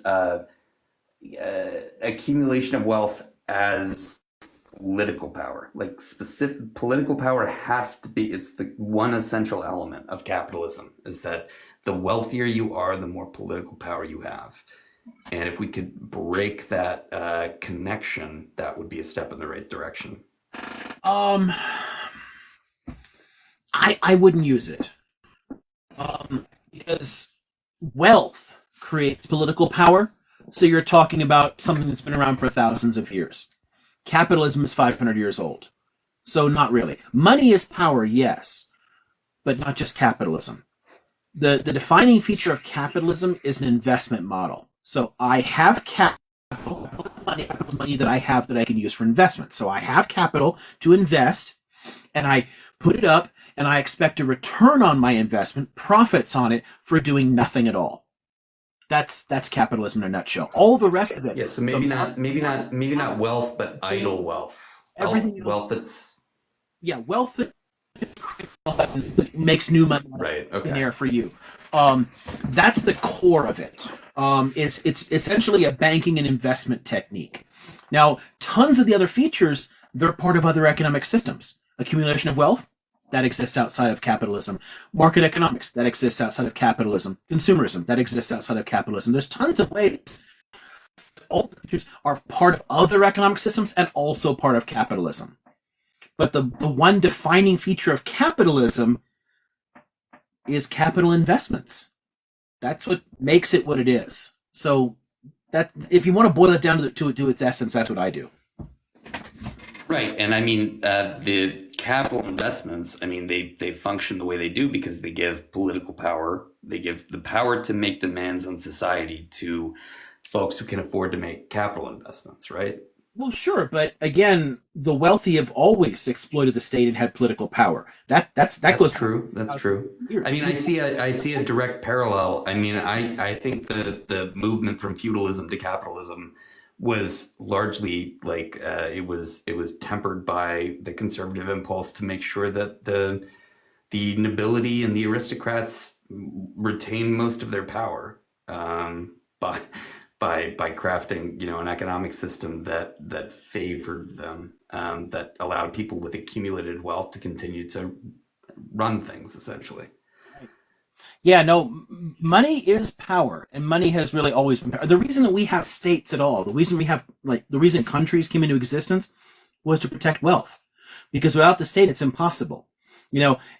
Early on, like when people were settling, the process, it took thousands of years because every time people settled in one place and made claims to land, and my land is better than your land, so I have more consistent bumper crops. I start making extra profit here. I can hire some goons, and next thing you know, I'm like lording it over you, like I'm in charge here, bro. And then there's a revolution, and it starts all over again. Over and over and over again, this happened until people managed to build up state power fast enough to stop it and enforce those hierarchies on people. Like unnatural hierarchies of wealth and power were forced on people, and they are a direct consequence of wealth. And the main reason I don't use the example you're using is because the discussion of like the connection to power, that's true of wealth in general, not just capitalism. Capitalism is just the form of wealth we're used to dealing with. But tons of pre-modern economic systems also, the money still controlled the governments. I guess the key innovation of capitalism, if you want to call it that, is that you no longer need your own army to defend your wealth. Like you have a state that can enlist to defend it for you. That's Neolithic. I mean, that's literally from the very beginnings of governments. Really, to protect our wealth. The way I can stop the other people who aren't doing as well as me from overthrowing me and taking my land is for me to create a state. and then have laws that protect me, and then convince But that people. protection, didn't that protection depend on like some kind of fealty toward the sovereign, toward the monarchy? Not historically, no. Or, in Neolithic eras, toward the Really, no. chieftain or whatever you want to They call it, the literally were the authority ruling figure. class. The wealthy were the early ruling class. So no, it's much more of a symbiotic relationship. The specifics will vary from place to place because different systems develop slightly differently. But wealth plays a part in creating all territorial states early on, and it's supported them over and over and over again. And as states became more powerful, it was specifically to protect investments. So when people, and this is another place where right libertarians are completely batshit crazy on this stuff, is that the reason that the corporate capitalism worked at all, the reason that our current finance system worked at all, the reason that we managed to generate all this wealth was highly centralized governments in Europe. They moved in lockstep. As power centralized Okay. and governments became stronger, it was able to protect what would otherwise be a very risky investment system. So the capitalist part is tied to the banking system and the investment model. Those are the two major innovations in how banking works. So I don't just have to leave money in the vault and take it back out. Instead, the banks can lend more than they have, and it's protected by the state and things like so. Like modern currency systems and banking systems, and then the idea of investing for profit without actually producing anything.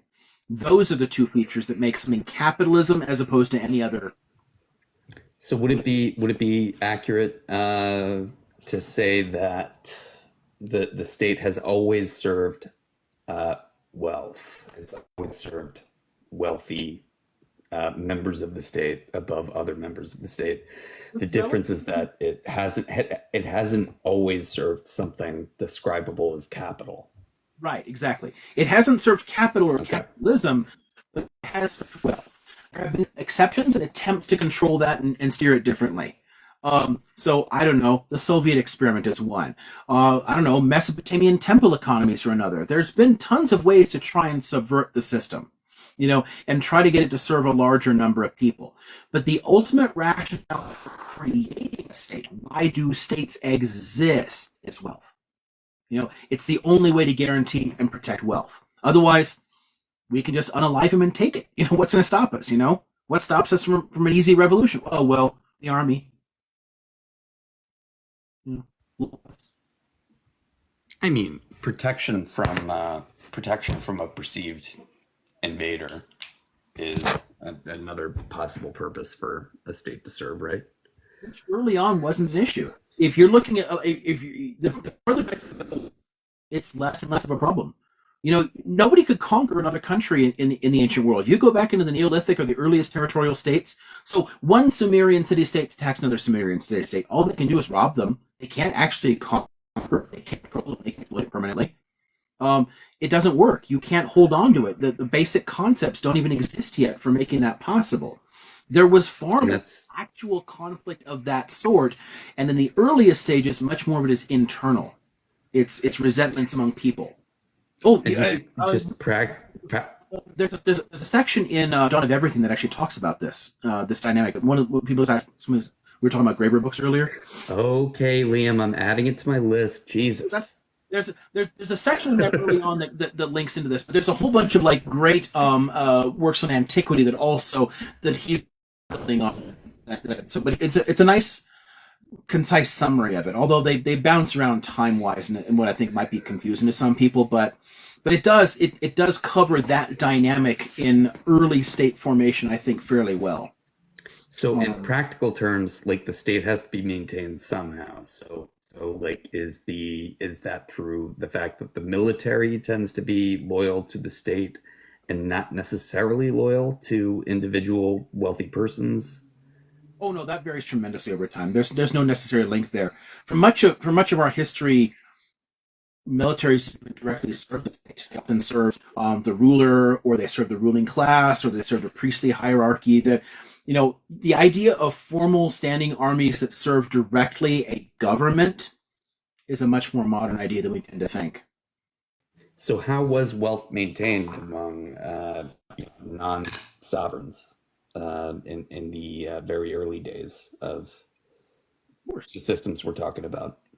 Yeah, force. I mean, so an individual can, by being able to hire enough goons and create their own army, you can create a state. This is why, again, if the right libertarians dismantle the state, rich person will hire a bunch of goons and start protecting his property, and that is the genesis of a state. That's the beginning. That's the first step, is actually using force to protect what you have and the rights that you want to have. What creates which I'm sorry to interrupt, but which era of history would you most associate that with? Because I need to know this for future arguments with anarcho-capitalists, because that's what they're shooting for, right? Like, what era of history of civilization are they aiming to take us back to, where everyone just has private armies to protect their personal depends property? on where you are. Literally the height of feudalism is similar to that. So like the early stages before the high Middle Ages, when states began to get stronger. So the early to like middle of the Middle Ages is like that. Think about the slow decline of the Roman state. The rich went out of the countryside. Then the state starts taxing the ordinary people, so they flee out to the countryside and they decide to serve those lords in exchange for protection against the government. That's your libertarian fantasy right there. But what it literally created was serfdom. Like, serfdom is a product of the libertarian fantasy of escaping tax the state. So, I mean, I like to I like to say that our modern economic system is mainly, I mean, the difference between the American and the Chinese system is that in America we have a bunch of little serfdoms that we call corporations, and China has a bunch of little serfdoms that they probably also call corporations. I'm not exactly sure what they call it. well, They're accountable to different people, but authoritarianism is efficient. And that's what makes it valuable to capitalism, right? Our state serves capital, and ultimately capital serves the state. Like, the state has a more of a leading role. They're literally they're more insecure. So if a billionaire steps out of line, the government will just take his shit. They have no real controls. Here, there's nothing our state can ultimately do. They're like, hey, we want to tax you more. Cool, I'm going to open up a P.O. box in Bermuda and stop paying taxes entirely. We can do a damn thing about it. Like, our government. The bottom line of that comparison is just that, in both cases, the state needed little feudalism, like little feudal lords, little feudal units. In the United States, we call those corporations because they're very efficient. They can, they're very efficient, and I don't mean that as a compliment. Yeah. The Yazis were very efficient. I'm sorry. Oh no, they actually. And actually, it's to some degree in both cases. Corporations and the way that they structure things, there's actually a lot of inefficiencies and waste in our economic model. Oh, believe me, I know. Our finance system is relatively efficient, although it's also wildly unstable. But corporations are actually not terribly efficient, and the Yahtzees, holy shit! Like, it's a common misconception that they were well organized. Like, wow, it was chaotic. It's like worse than the chaos under Trump. Like by an order of magnitude. Like, literally, no one had any fucking idea what Mustache Man wanted to do. Everyone was guessing and fighting each other and and pursuing completely contradictory policies. And then they would go to them, and like, whoever he talked to last, he would agree with them. Oh yeah, no, that's very good. Oh no, that's also very good. And no one knew what the fuck they were doing. They were damned lucky they lasted as long as they did. If not for the war, that's collapsed pretty quickly anyway, because it was completely unsustainable in purely administrative and technical, just financial terms. It was unsustainable. The more you look at how the Yahtzees organize themselves, the more you wonder, how the fuck did they last as long as they did? I mean, that's very interesting, but I mean, I think it's hard to deny that kind of command structure has efficiencies almost by definition that a consensual system does not, right? And I'm not saying that as a compliment again. it wasn't a command But I am economy. saying if your goal is to create as much wealth as possible in the shortest amount of time, you you do want to be able to basically dictate to people, command people, Right. enslave people would be a more proper way of putting it. Theirs was not a command economy. I mean, it literally wasn't. What the Yazis idealized above all else, and what they cultivated both in their politics and administration as well as in business, was direct competition, like a violent struggle for domination, which meant it had tons of wasted time on competition over things, duplication of efforts, people doing exactly the same thing. It was Right. But the ones who are less successful are brutally punished, and the ones who are more successful are richly rewarded. And that's the system in both China and the US. And that system works very well, not for humanity, but it works very well for wealth creation. It works very well for accelerating the growth of an aggregate economy. Because the administration was so bad. So like ultimately the finances were bad. If not for the war, they would have collapsed long before that. They were already talking about how there was just no freaking way they could continue to support the government. They were massively overextended. It was my ancestors who went to Argentina. Economy. My ancestors went to Argentina after the war, and I'm very proud of our family history in Argentina and in our industrial capabilities that we learned in Germany through the precision of industrial production. Trump Tater, are you a troll or Yeah, I'm are sorry. you a good troll or a away. bad troll? I'm so sorry. I walked away for a second. I rose him, but the thing is that we go by one order here, and so there are people are ahead of you. You can to do with that. I didn't even hear what really happened. Should he be Just that he's proud of his Yahtzee family history. All right. That's all we need to know. There was something I paused it a long time back in the comments that there was somebody Will Bomb, I don't know what that means. I never know how to pronounce some of these people's names, but someone said any debate bros googling obscure text to point to point score, like trying to win, thank you, but I'll just make a quick point that I despise that sort of thing. It's no fun at all. So if it's all about points, I want to hear people's different positions, people different takes on things. We can all run through things. It's great. I prefer healthy disagreement to people trying to win an argument. There's no way to win an argument as far as I'm concerned. A debate of any sort, if you want to use that term, is always an intellectual process designed to actually help people find their own truths, which to me better just to call it a discussion, because debates, the way people often think of them, is about point scoring. It's about trying to come out ahead. It's trying to win something. There's no prizes here, so I think we have to take back debate, though, Liam. We have to take it back because debate can be productive. You can productively, respectfully debate with someone. That's trying to find truths. Yeah. And it's been co-opted by these exactly. Yeah. So in a classical sense. So again, I study classical rhetoric, and a real debate, yes, it's a useful intellectual process, but it's not used that way. The word has been kind of co-opted by debate bros, and debate bros are just like a bunch of masturbating 14-year-olds. Just run. Don't waste your time. Don't insult masturbators like that. Come on, come on, man. Don't throw them all under the bus. No king shaming. No king shaming. I mean, by all means, everyone take a break and go touch yourself. It's great,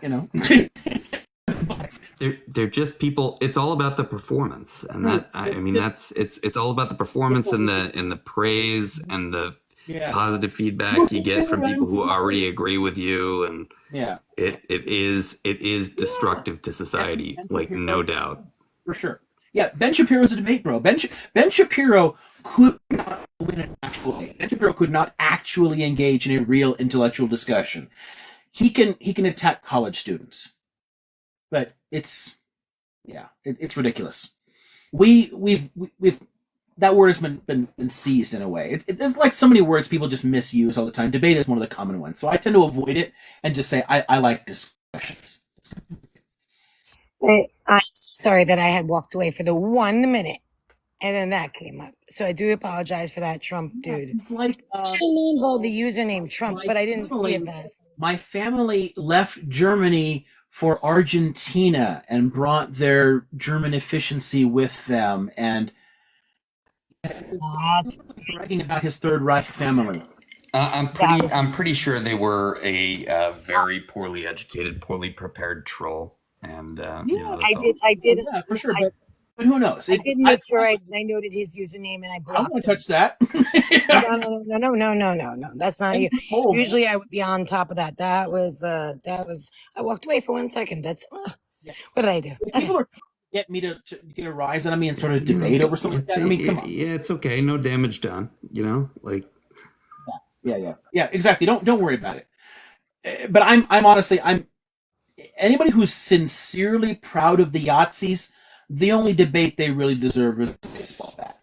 Absolutely, because I mean, even empathy That's is not my fit for a friend. conversation. I'm not going to have a conversation over that. Even empathy that's on the panel, she's also Ashkenazi Jewish. So yeah, no, none of that near my friends. Sorry. Yeah, gosh, you don't need to be Jewish at all to recognize that kind of system is horrific. It was bad for everyone. It was bad for the Germans. It hurt everybody. There are people actively on Nobody this came out app. ahead on that. You know what really blows my mind? I'm just gonna tell you the truth. There's people on this application that use former schmutzies, whatever you want to call them, members as usernames. It's absolutely absurd. And meanwhile, TikTok allows that. And I try to report it. I try to take it. You can't take it down. You're like, oh my God. You know what, Jax? I'm much more comfortable around those people because at least I can see them coming. What really has my is people taking up the Palestinian cause to pretend to not be anti-Semitic, but then you find out that they are, and they're just using the Palestinian cause. And that's a real thing that we can't ignore. It's a problem for both with sides. empathy, actually, And it makes everything Hold so on a much more second. complicated. I'm sorry, Jax. Go ahead. 1 second, Mitch. The thing is that the individuals that we're talking about, like that I still haven't DM'd you yet. But there are people on this application that are Hebrew Israelites, and you stay away from them. Anybody that's near a Hebrew Israelite needs to make sure that they stay away from Hebrew Israelites. Yeah, they're extremists, and they don't like anybody. That's basically it. So they're a part of the cause, and they're trying to basically say like, oh, you're pro-Palestine. No, they just don't like Jewish people. I mean, they just don't like them. That's what it comes down to. So if you hear if somebody sounds a little suspicious, ask them, are you Hebrew Israelite? If they say yes, then run. Just don't even engage. It reminds me very much, honestly, of the way a lot of Ron Paul supporters participated in Occupy Wall Street. And they're they came with the Gadsden flag. They came with Ron Paul stuff, and they saw in Occupy Wall Street a reaction against bankers, and they saw a rhetorical. Is that how you like it? Oh yeah. Okay. And they saw an opportunity to. All right, don't get too excited, Liam. All right, it's over. Very lively. Are those attempts to like take down a live or something? Yep, Yeah, absolutely. I got Well, it. better before they get up here. Holy shit! That's really Thank God you have an 18 and over. It's a good thing on your that, thing. yeah, but still. Yeah. That protects your life. Trust me, it does. Because if it wasn't for that, then yeah, that's right. Always make sure it's This is a hostile medium, and that's important to understand, Liam. It's a hostile medium. It's one of the best mediums for reaching a large number of people easily, but it is a hostile medium. It's a hostile landscape. you have to censor yourself when you're just talking about true things, and you have to deal with shit like that. I just like her, though. I mean, there's all kinds of Yeah. forms. Like, we live in a pretty McCarthyist society. Or at least I do. Yeah. Yeah, I mean that's an interesting thing to talk about, is that just the way like actual F words. I don't know if the F word is allowed on here. The not the common F word or the homophobic F word, but the other F word. Let's call it. I don't think Mussolini has been censored on this platform, so we can call it like maybe Mussoliniism. Fascism?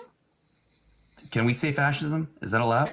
I mean, if that was problematic, my account should have been shut down. But I literally study fascism, so I use the word a lot. I mean, I know to say Nazi, but I say fascist all the time. I think that's an enormous problem that anyone who opposes fascism has to be aware of, is that they do just kind of form alliances with anyone who advances any of their goals, who has any speck of a narrative that aligns with the narrative they're trying to sell. They will, they'll show up and they'll support you. They'll be very coy about their true beliefs. Yeah. And right populist. I mean, honestly, the right libertarian movement in the United States literally has its origins in white supremacy and the fight for segregation.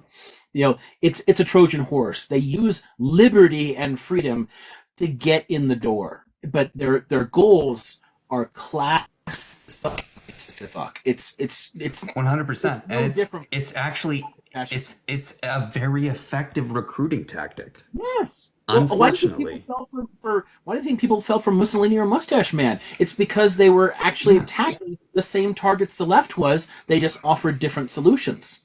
Yeah, and I think a lot of people don't they're very anxious about confronting that head on. The fact that actually a majority of normal people in Germany at one point supported Mustache Man, that actually happened.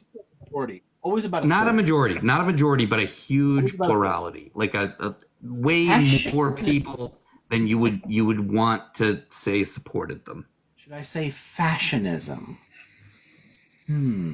I often default to fashy as an adjective and fash as a noun, and maybe this platform has just made me paranoid, but I do worry if we can't even say H group, surely we should not be able to say all of the other things associated with. No one pointed that out to me. What I'm saying? It's interesting to me, and I think it's an interesting research topic for somebody who's a lot smarter than me and maybe doing their PhD in digital humanities or something. Why do platforms discriminate in this way? Why do they? Well, the reason for that it's just to automate. Oh, don't do that, the poor doggy. It's just to automate it. It makes it easier rather than having to have human beings. Sure, but why do they choose certain cues and criteria over others? Why is if you filtered out every conversation about anti-Semitism, you would do a great job of ridding your platform of conversations about Israel versus Palestine, which is the ultimate goal, right? You don't want this to be a fractious platform. You don't want to have a platform where people are debating hot button political issues, and yet the terms that seem to be targeted by the algorithm are very particular. They're not. It's not across the board. There's a couple of points I've seen about Ukraine that in the chat. I just want to share something here. Pro-Ukrainian government means being okay with things like the way Stepan Bandera's portrait is in some government offices and Azov Battalion and shit like that. So I'm not pro-Ukrainian government. I'm pro-Ukrainians, though, because they were attacked and they have an outside power that is them as people and saying that they don't deserve any autonomy or self determination, that it should just be part of Russia. So I Here's wouldn't say one. Here's maybe a hard one for you, Liam. pro Ukraine government. So I'll make that. Who's bring that up? Here's maybe a hard one for you, Liam. Do you support aid to Ukraine? Technically, yeah, I'm fine with that, because at the end of the day, they're defending themselves against what is literally a genocidal threat. You have a power that is delegitimizing their identity in order to seize territory. Okay. I mean, that makes perfect sense to me, but it's a hairy thing to say. Right. Now there's problems here. So it's similar to, because it's often there's different reasons. A lot of the governments are supporting it for entirely selfish reasons, imperialistic reasons, capitalistic reasons, anti-Russian reasons. There's all kinds of shitty reasons to do it. But in that way, it's similar to like the issue over Libya. I don't like it when people fall into like the same sentence as the American-Iraq War, because it's not. We didn't create that uprising. And Gaddafi was literally unaliving huge numbers of his people and threatening, huge massacres. So I honestly don't mind that they bombed his tanks. That's not quite the same thing. Now, the reason they did it, they had their own selfish reasons. They were not doing that to the angels. They were not doing that to protect the people. At the end of the day, Paris and London don't give a shit about the people of Benghazi. But I still think that ordinary people have a right to self-determination and to stand up for themselves, and I'm not going to take away their agency. So the same situation for Ukraine, to me, it's more like the Libya situation. I don't mind the military going in, because at the end of the day, it's stopping what could be happening in the otherwise. If the U.S. was more directly involved, I would immediately oppose that. Foreign war. No, yeah, but the fact that there's give them tanks. That's fine. In the first place, we shouldn't have provoked it and pushed them that way. I mean, there's all kinds of foreign policy issues that ultimately help to contribute to this war. But pointing to all the mistakes we made that point to it, all the horrifying imperialistic shit the U.S. doesn't justify Russia's actions. And at the end of the day, the Ukrainians are the ones caught in the middle. So America bad, Russia bad. Why should ordinary Ukrainians be fucked for that? Let them defend themselves. That's a whole different. I will attack Russia. I will also attack the American empire, and I will criticize them both equally. But I don't mind people defending their homes. Right, and if the aid we're talking about is just going to support people who want to defend themselves from illegal invasion, it's I don't have a problem with that, frankly. I've encountered a lot of people lately who think that's hypocritical, because I'm broadly in support of military aid to Ukraine, and I am broadly against military aid to Israel against Gaza, and I think that's entirely consistent. But right, some people think it's hypocritical. The person brought up the whole question of like Ukraine wants to join NATO. That's a threat to Russia. Yeah, okay. So the key issue here is how NATO is conceived of. If the Cold War is gone and it was created as a Cold War alliance to protect the Soviet, okay, the Soviets don't exist anymore, so abolish it. The fact is, it was never created to defend against the Soviets. It was created to actually bring the countries together and prevent wars among them. So make Russia a member of fucking NATO. Solve the problem that way. That was a realistic possibility in the early '90s, and we consciously. I mean, Liam, I don't necessarily agree with that. Like the UN, yes. NATO was explicitly an alliance against the Soviet Union. NATO was explicit. NATO was created when the Soviets were not a threat to anybody at all. NATO was created as a form of American imperialism. It was created as a way to attack the Soviets and prevent any possible compromise. It out of the war afterwards with Germany was like that it would be a neutral state, and we're like, no, we want to rearm it, and we couldn't agree. So Germany got torn in half because we created West Germany and they had to respond, creating East Germany. We created NATO, so they created the Warsaw Pact. It was created as an offensive alliance vis-a-vis the Soviets, but the main issue was to tie tie Western Europe together and tie it to American empire to give us permanent influence in the area, and it's worked brilliantly that way. So I got kind of a problem with it. I have real problems with the reason it was created in the first place. It's unjustifiable in the way it was formed, but the fact that it exists has actually, along with things like the EU and a bunch of other things, has actually helped to decrease conflict among European states. So great. But And I mean, as I'm sure you know, I mean, the USSR tried to join NATO at one point, and everybody just kind of laughed it off. No, they never did, but the Russians were interested afterwards, and we cut them off. Maybe the Russian Federation so tried to join early NATO.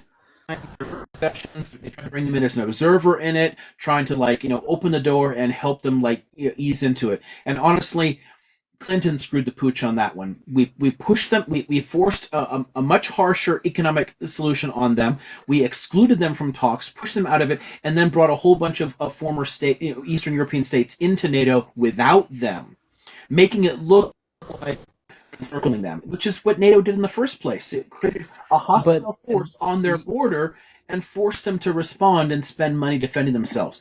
We pushed Russia into a corner so they would spend more money on this stuff so we could fall farther into far-right politics because it creates a useful enemy that supports the military-industrial complex. So I'm a massive critic of the reasons for it. But I will also push back against everybody who then uses all of that shit to support Putin's talking points, because he's also full of shit. Everything he says is just as much bullshit as what comes out of Washington. They're both lying. So it's not a simple one or the other. You went a lot further than I expect you to go, but I can't disagree with any of that. You're right that Bill Clinton screwed the pooch, but don't forget his wife pressed the reset button in 2008 as if that meant a damn thing. Right. Yeah, it's too little too late. We literally enfolded former Soviet republics into NATO and then stopped talking to them. We didn't include them. If we had actually integrated into it, this war would never have happened. They would have been folded into the same alliance. They would have had forums to talk about things, resolve their grievances. It wouldn't have been putting them in a situation where they felt like they had to start spending money and defend themselves against American imperialism. And that causes them to lash out imperialistically. It doesn't justify it, but we do provoke it. Liam, do you not agree with the kind of framing that NATO was founded to contain a nuclear superpower? What May I just interject really quick before you ask that question? Mitch, I'm so sorry. Nate was here way before and he dropped because Nate was here way before, and also French French press was here too. Yes, and they wanted to ask a couple of questions. So I do appreciate all the conversation, Mitch, but just 1 second. And also empathy is here. But in really quick, there was a comment that that said, how do we prepare ourselves for a neo-fascist state? Because it's kind of like what we're going down. But you can answer that after. That's not an emergency right now. The others are been patiently waiting for hours. I honestly can't easily. It's a huge topic. I broached some aspects of it before in these things, but the main thing is focus on mutual aid networks. Strengthen up. The way you can respond and take care of things. Look to actually find alternatives, because things are likely to get a lot worse before they get better. We've been on this trajectory for decades, and the right is a lot better organized about this shit. None of this is new. They've been working toward this since the 1950s. So this is going to continue, and they're winning that fight. So organize. Mutual aid networks, local co-ops, community education things like what we're trying to do here, but like in person, get people to meet, share ideas, talk.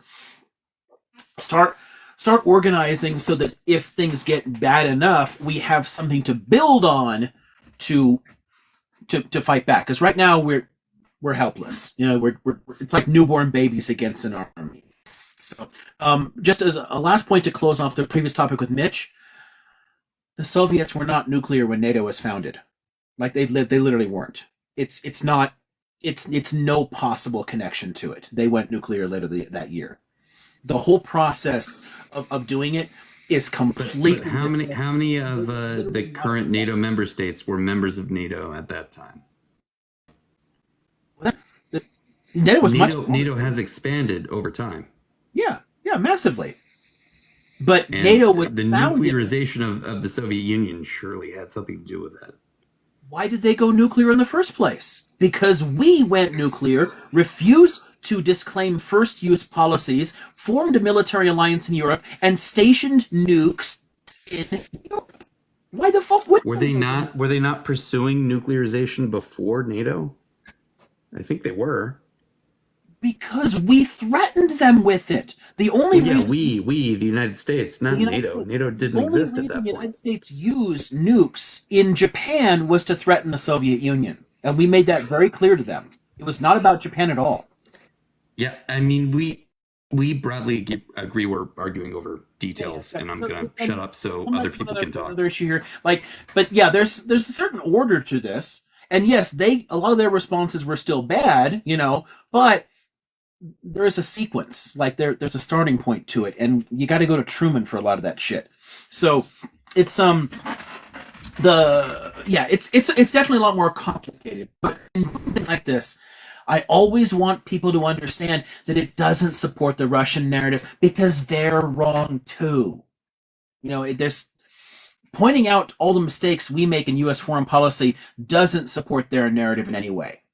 Even where there's places where superficially they agree, there's also places where my positions superficially agree with American imperialism. Like, I don't know, Gaddafi forces. I was fine with that because Gaddafi was actively unaliving his own population for demanding democracy. Now, we did it for terrible reasons, so I disagree with all of those reasons, but I don't mind helping the people of Benghazi. So it's a whole different issue. Like, there's always more nuance in these kind of topics, and that gets hard to do in a lot of settings. But I try to keep this fair. It's one of the reasons I don't like debate format. I want a more nuanced conversation. Okay, so what was the order, Jax? Who was it Nate next or French or where are we at? It's Nate if Nate is available because Nate, are you there? Because last time I called, but French is ready if Nate is not there. So let's just go to French. All right.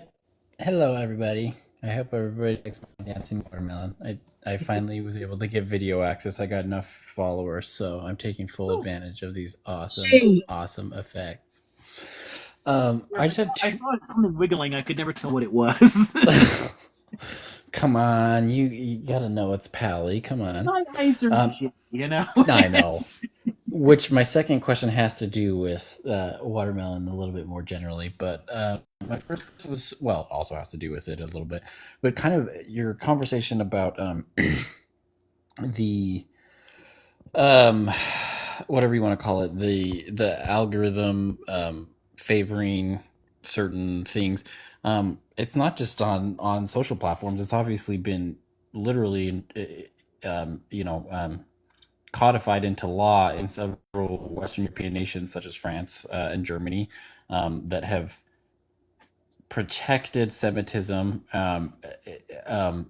to an extent so much, while also doing absolutely nothing to protect the Islamic faith, those who practice the Islamic faith within their countries. In terms of, France, what was it? France just barely hunted down this man in Scotland who was a Holocaust denier, a teacher online. And, again, I'm not defending this man in any way, shape, or form, his ideas, but simply denying the Holocaust is a prison-worthy sentence while a teacher can show a heinous comic of Muhammad and be praised as a national hero.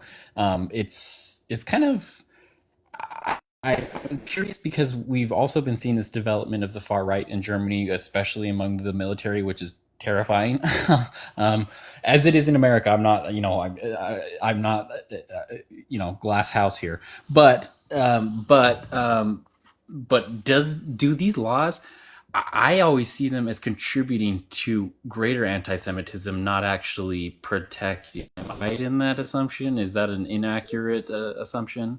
It's tricky. Now, when we can have honest conversations about where something is bad, that's useful. But allowing organization, allowing them to actually spread fasci agitprop has consequences.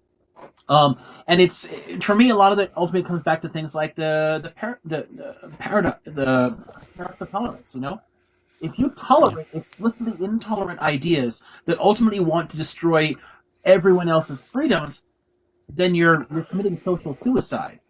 It's not healthy. So I honestly don't mind them hunting down, Shoah deniers. That's a problem, because the only reason that the Shoah denial industry exists is to clear the fashionistas to be able to accrue more people. Because you can say, look, they're all lying. We're not that bad. Support me anyway. And we know what it does. We know that it's problematic. So I don't actually have a problem with it, but I think it needs to be extended. I don't think that you should be able to bash the Roma or bash Muslims or anything else. Like, all other things are bad too. And what people are doing is they're not really dealing with the core causes of the anti-Semitism in their societies.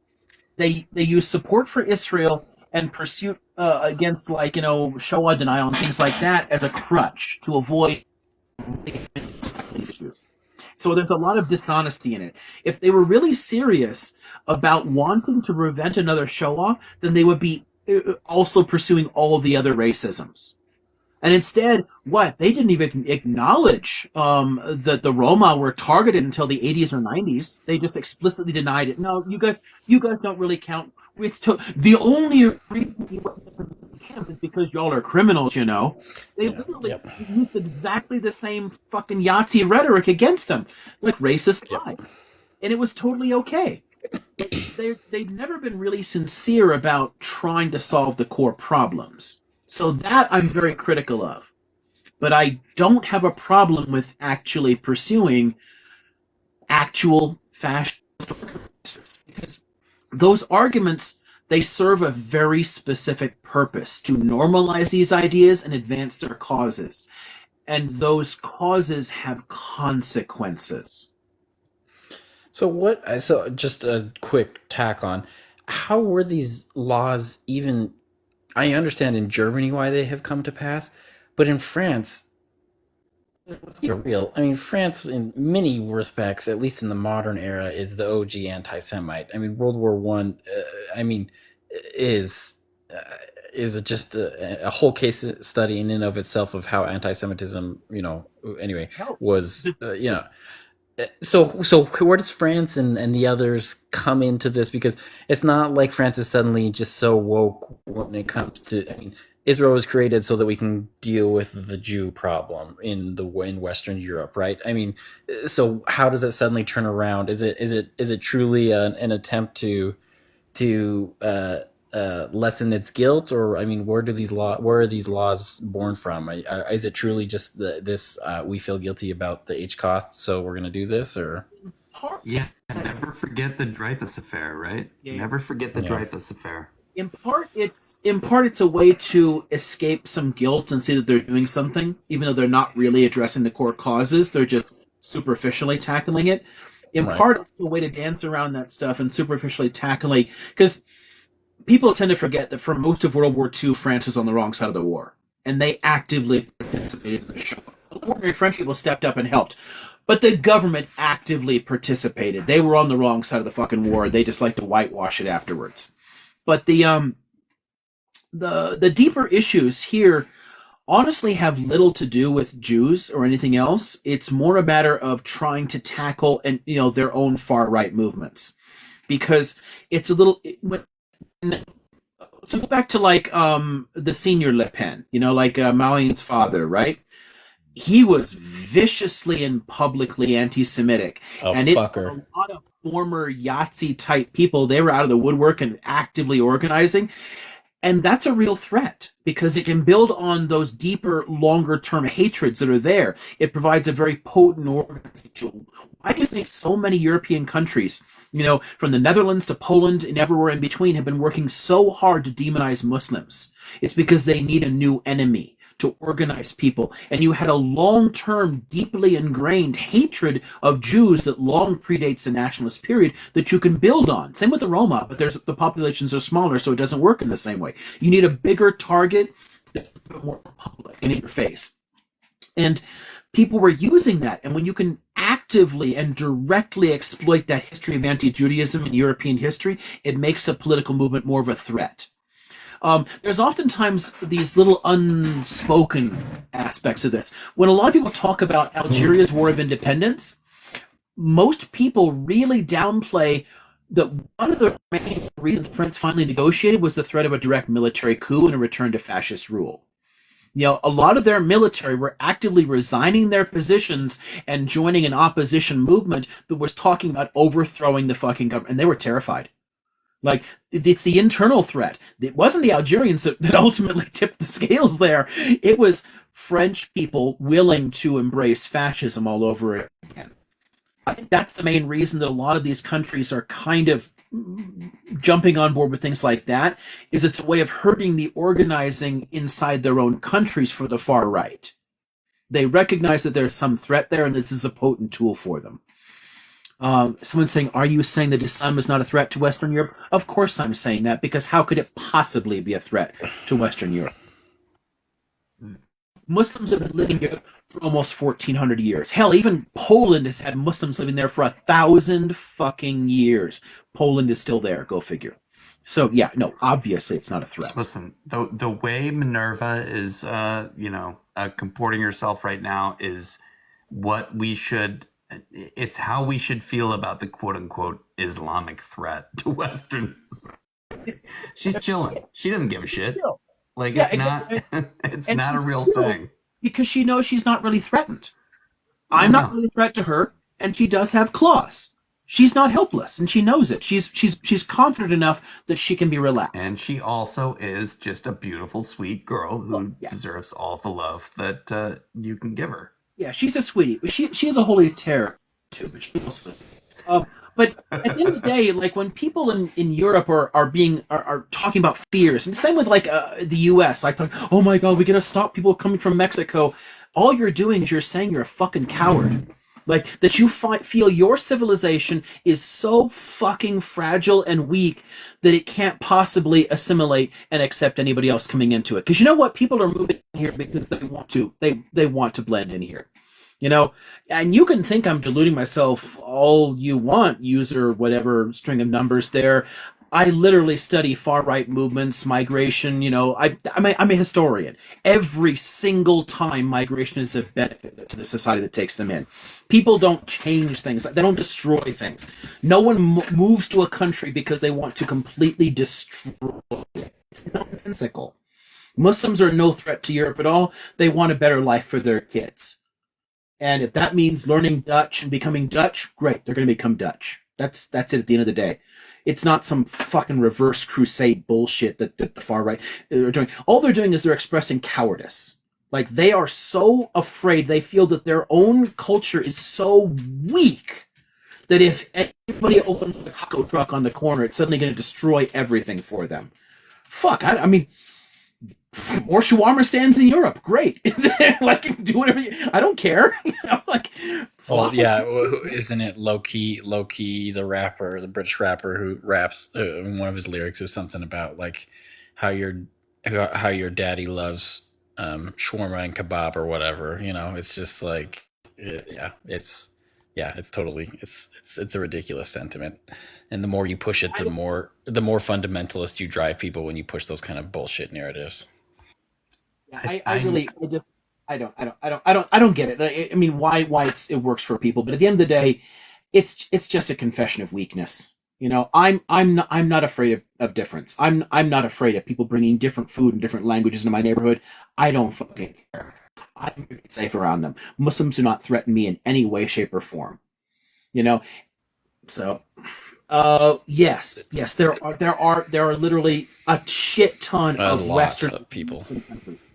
Millions of them. Just like there are millions of Americans living overseas, including in all of Latin America, all over the place. So yeah, that's just more like chauvinistic ignorance, user string of numbers. Like, yeah, you might not know about this shit, but it obviously exists. And there's a whole crap ton of Westerners that are converting to Islam too, my friend. But anyway, But again, Islam is literally a Western religion in the same way that Judaism and Christianity right, is. It's right. nonsensical to think of it as not. Why the fuck would Christianity be a Western religion when it's literally from the same religion with the Yep. same gods, the same basic structure? It's just it's irrational fear because somebody told you to be afraid so they could control you. It's just power manipulation. You are getting to no one is objective. And I'm emotional. I'm disdainful because I think that fascists are fucking cowards and I don't so you don't feel respected, but maybe grow some fucking balls and come back when you aren't afraid of people for having a different religion. You know, Well, I'm not going to be respectful to dicks. I have another This- author check for Liam. If I can interject, I'm sorry, French. I want to know how you feel about Hannah Arendt. Ooh, very interesting figure. The fact that she was sleeping with a Nazi is bizarre. Like her love affair with sus. fucking Full hilarious. sus. What? But no, very interesting figure. There are weaknesses in some of her analysis of totalitarianism, but there's still a lot of strength in it too. I actually there's still some really good work there. So yeah, her work on totalitarianism, her work on revolution, there's definitely a lot of value. I like with every single philosopher, I have my disagreements with her for sure. Like quite a lot of them. Well, I'm mainly interested personally in her concept of the banality of evil and Eichmann in Jerusalem, and that's her most controversial work. I think I can say without stretching too much. Yeah, and also less interesting in some ways to me too. I don't know. The basic idea that radical evil perpetuates itself by kind of infecting people who aren't thinking very much about it, who are just kind of going with social conventions and the social pressures that they are personally surrounded by. I find that very compelling. Oh yeah, because there's nothing controversial about that at all. That's just normal social psychology shit. We learn mostly from the people around us, and this is one of the reasons that I again don't mind people stopping fascist organizing, because their existence and thriving on the streets and talking to other people, it has consequences. When you normalize that kind of hate rhetoric, and people say, "Well, I don't really hate people, but the border should be closed," like it's. Right, but the deeper idea that evil can be mundane. It doesn't have to be malicious. It can be just people thinking that they're living out an ordinary life according to common sense principles. Like that's. This is where it gets more complicated. As a topic. See, this is where. See, I don't even like terms like evil because. On some level, it's kind of nonsensical. I mean, but you are. But why is it? I mean, let's stick on that. Why do you think the term evil is nonsensical? We are making moral judgments in everything that we talk about here. Type of moral judgment with some of the language because of the way it's phrased. It has a kind of like objective in the nature of the universe, cosmological struggle. It's sort of encoded. Sure. Ever since Zoroastrianism, that's like a part of all the Western religions. So evil has a particular resonance, and what you've got here is literally nobody thinks they're the bad guy. They thought they were the good guys. They thought they were the heroes. They were not evil. They were literally the good guys. So I mean, how do we use these kind of terms this way? Of course, it's sort of subjective there. Now, obviously, there are ethical issues and all kinds of other things we can use to judge them. And yes, clearly the Yahtzees are evil, but they would not recognize that. From their perspective, they weren't. They were the knights in shining armor saving Western civilization. So perspective matters, and I think that Yeah, I mean that's how I interpret the concept of radical evil. Basically, like the concept of Arendt's concept of radical evil is basically that evil just becomes the new moral benchmark. I mean, like something that is evil according to some external authority, like something that we know intuitively. That becomes the moral benchmark. That becomes like the conscience and the minds of the people who are subject to it. Yeah, it becomes good. This is why, Right. I mean, again, for me, epistemologically, like I'm a perspectivist. It doesn't mean we can't judge these things. It means that the ideas take root. They drift around. Okay, so from my perspective, nationalism is fucking evil as hell.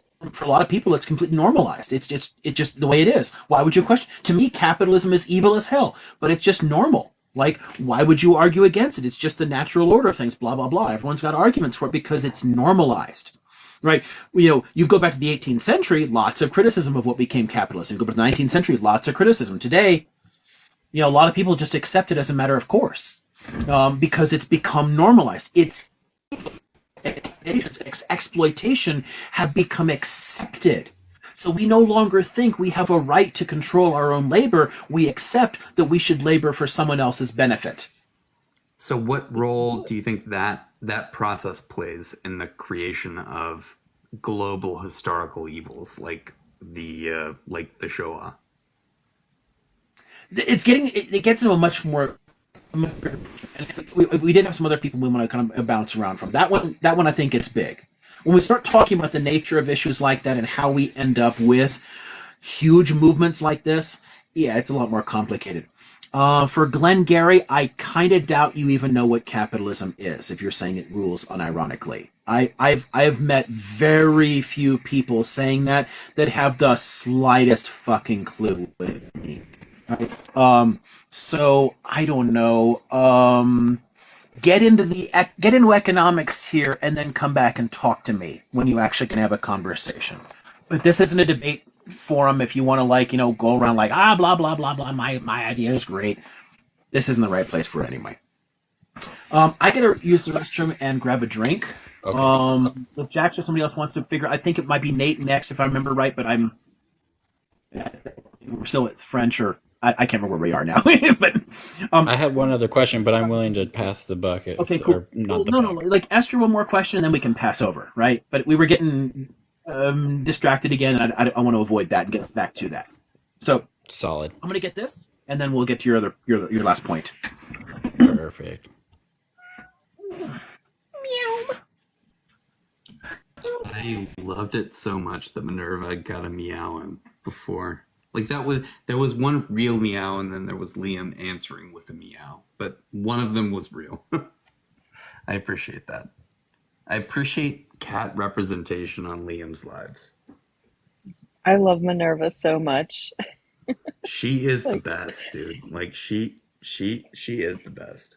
like her style She's and attitude is just on point.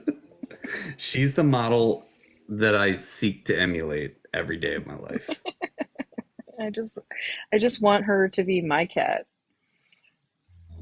And And my that's own cat is like right behind me right now, and I hope he can't speak English because he'd be very jealous. He's a badass in his own right, but in different ways. Minerva's just straight chillin' though. And the fur, the orange fur is just like amazing. Oh, shoot. Yeah, I mean, I think Liam's lives would be like almost as successful if they were just feline appreciation lives. Yeah.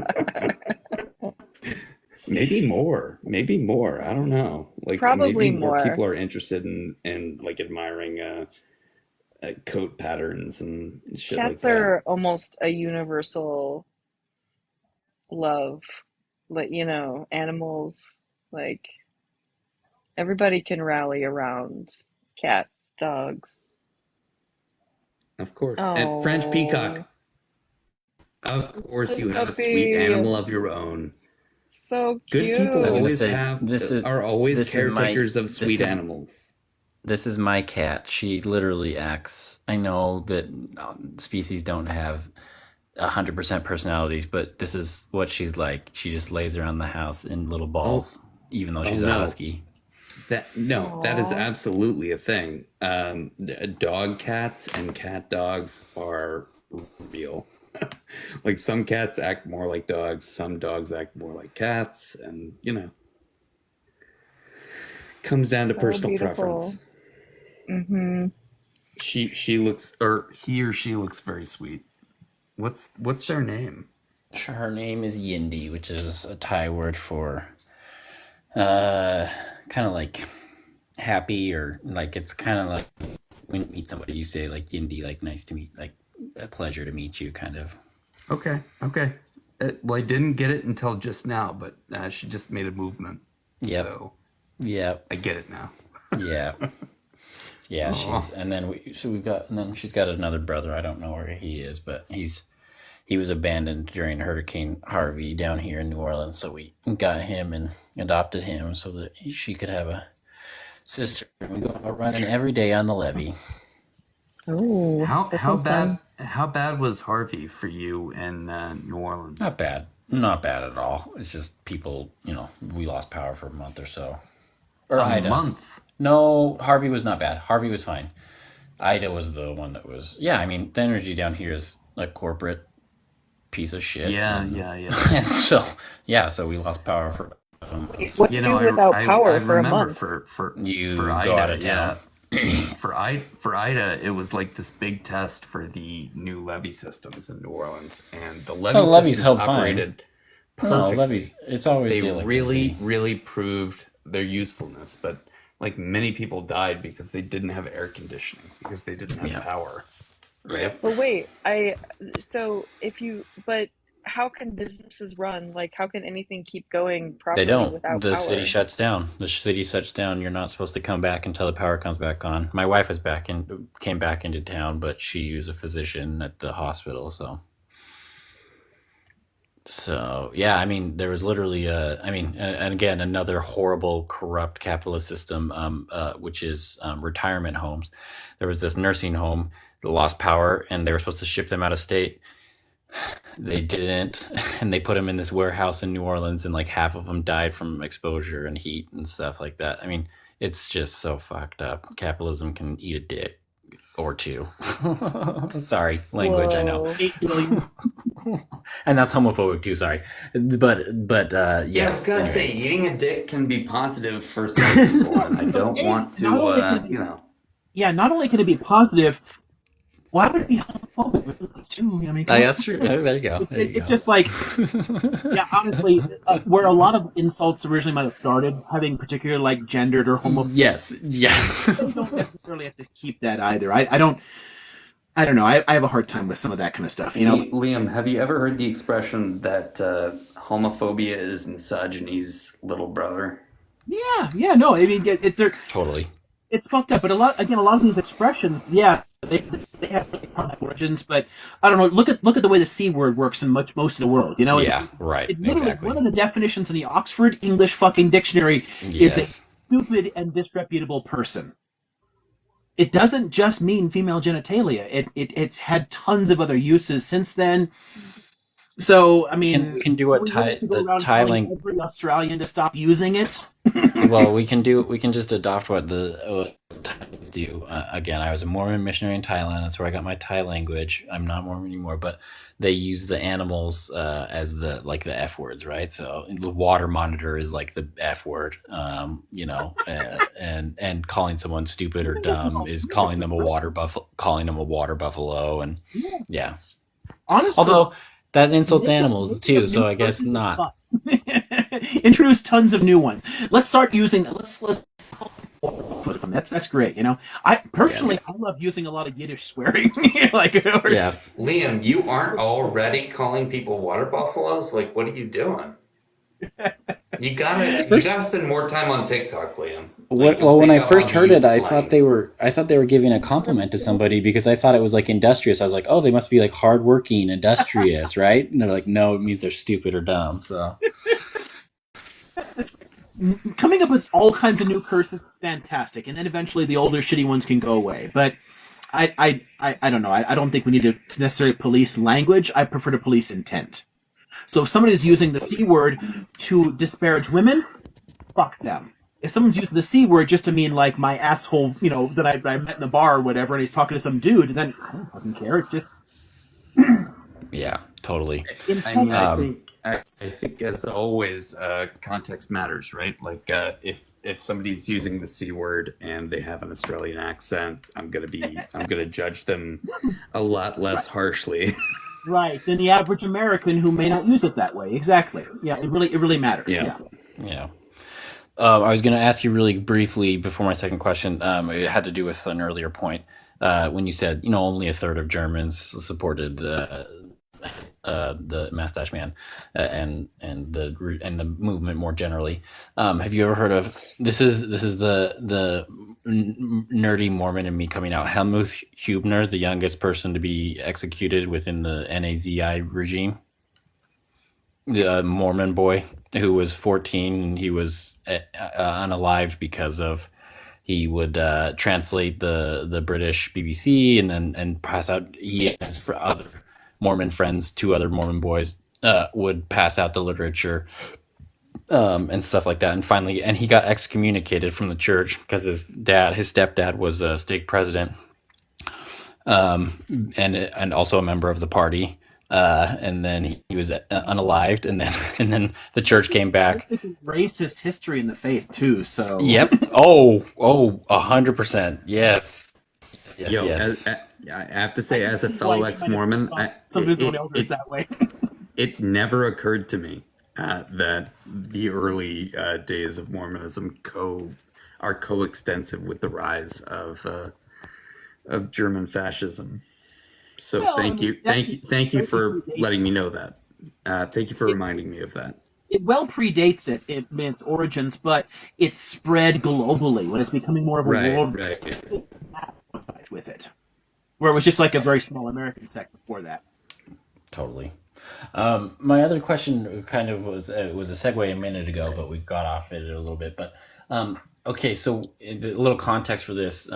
You know, I live here in New Orleans. We've been doing some actions with Mardi Gras, mostly kind of, you know, protesting different crews and parades and things. But we started our own crew called the Crew of Chickpeas, a pro-Palestinian crew, and we're gonna march on Mardi Gras on Monday. And as part of this, we've been sort of delving into the history.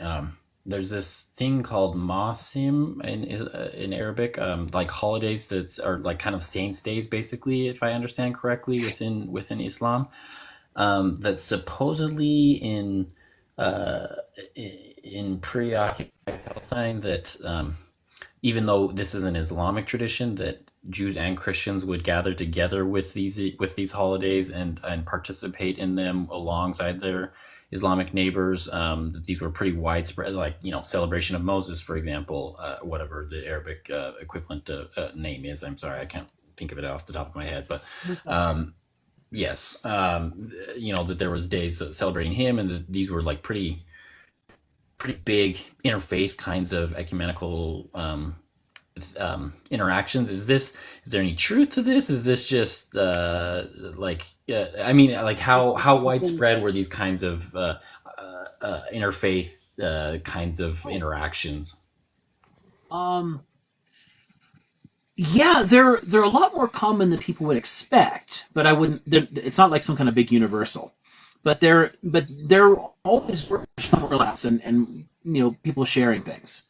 A lot of that just has to do with communities. When communities are more mixed, then they'll tend to respect each other because it's your neighbors, you know. And you're gonna go and you're gonna honor them. The same, like, I don't know, go to your neighbor's like house now for a birthday party. Like, you're not gonna judge them in that, because those ritual traditions are a social glue. They bring people together, and when the faiths are similar enough, you can oftentimes step up and help out, like, collaborate, do things like that.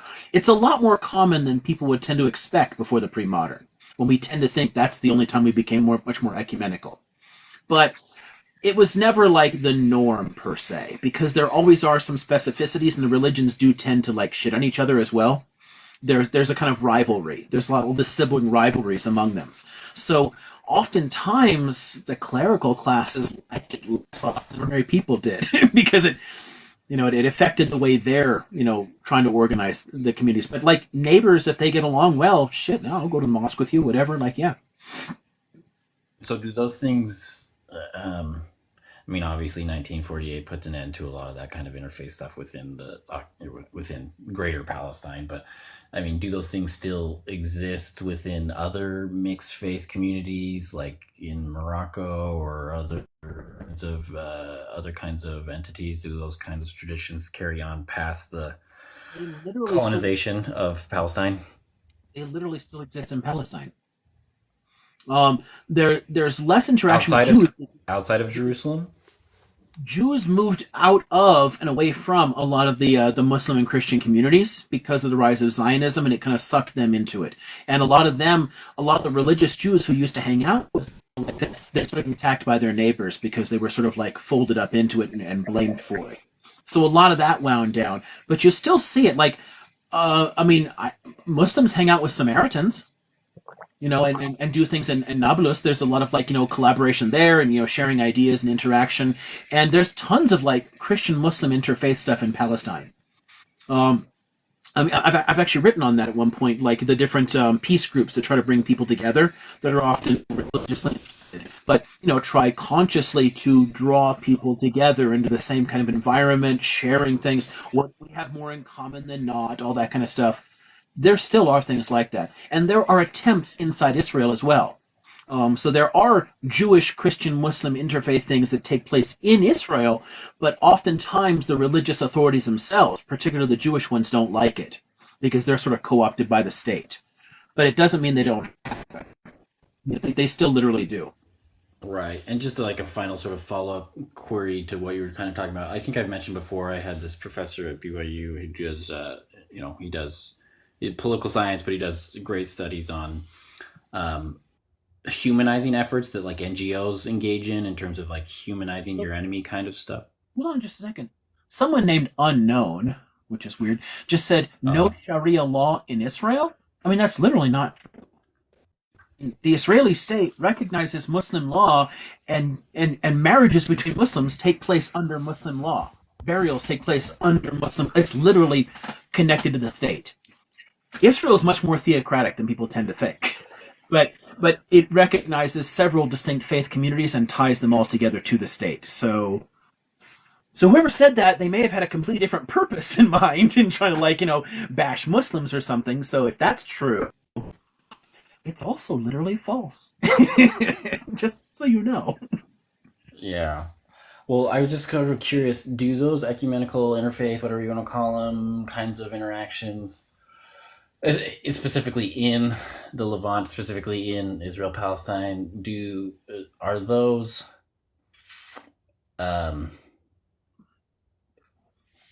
good? I mean, do they cause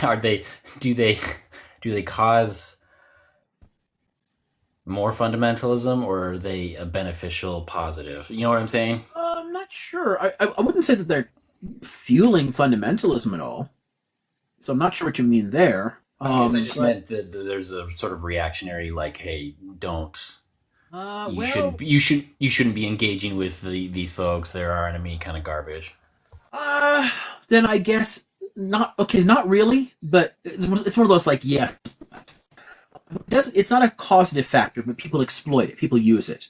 So there are religious Zionist rabbis who specifically attack that shit and shame people, and there are some Haredi rabbis who do the same thing. Just like there are also Islamists that do things like that and try to discourage it. but their hatreds already exist. It doesn't matter. Like, it's not causing it in any way. And ultimately, getting people together is a good antidote to what they're doing. So, yeah, I don't think it causes any problems per se. But people do sometimes exploit those movements for sure. Yeah. Yeah. He's just done, this professor's done some really interesting work on different ways that humanizing is really actually counterproductive in some of these efforts, and how humanizing the opposing, whatever, the opposite side can be effective. When you're talking about the specific conflict and trying to humanize, it actually serves to, what he has found is that it serves to um, fuel the fuel the hatreds. Whereas if you can find connections on things that are not related directly to the conflict, if you can do humanizing kinds of activities with regards to things that are outside of things that are directly related, which is hard in a situation like Palestine, Israel, because literally everything is connected to the conflict. But In a sense, that's where the religion is distinct from it, because this is right, a religious conflict. right, exactly. So it provides a way to meet each other somewhere in a different context that's not connected to the nationalist movements. When people try to, for example, justify age group attacks to Israeli Jews, that will backfire. It does. You can find other ways to humanize the ordinary people, alongside dealing with other issues around the conflict that, I don't think those have the same effect at all. So I think in the religious stuff, it does fit the formula you're talking about, because it's not actually the conflict itself. It's just, for some people, part of the window dressing of it. Well, thank you. Sorry, I didn't mean to take so long, but I appreciate your work as always, Doctor. I love being able to participate with all y'all. So thank you, and happy Mardi Gras, and live long and prosper.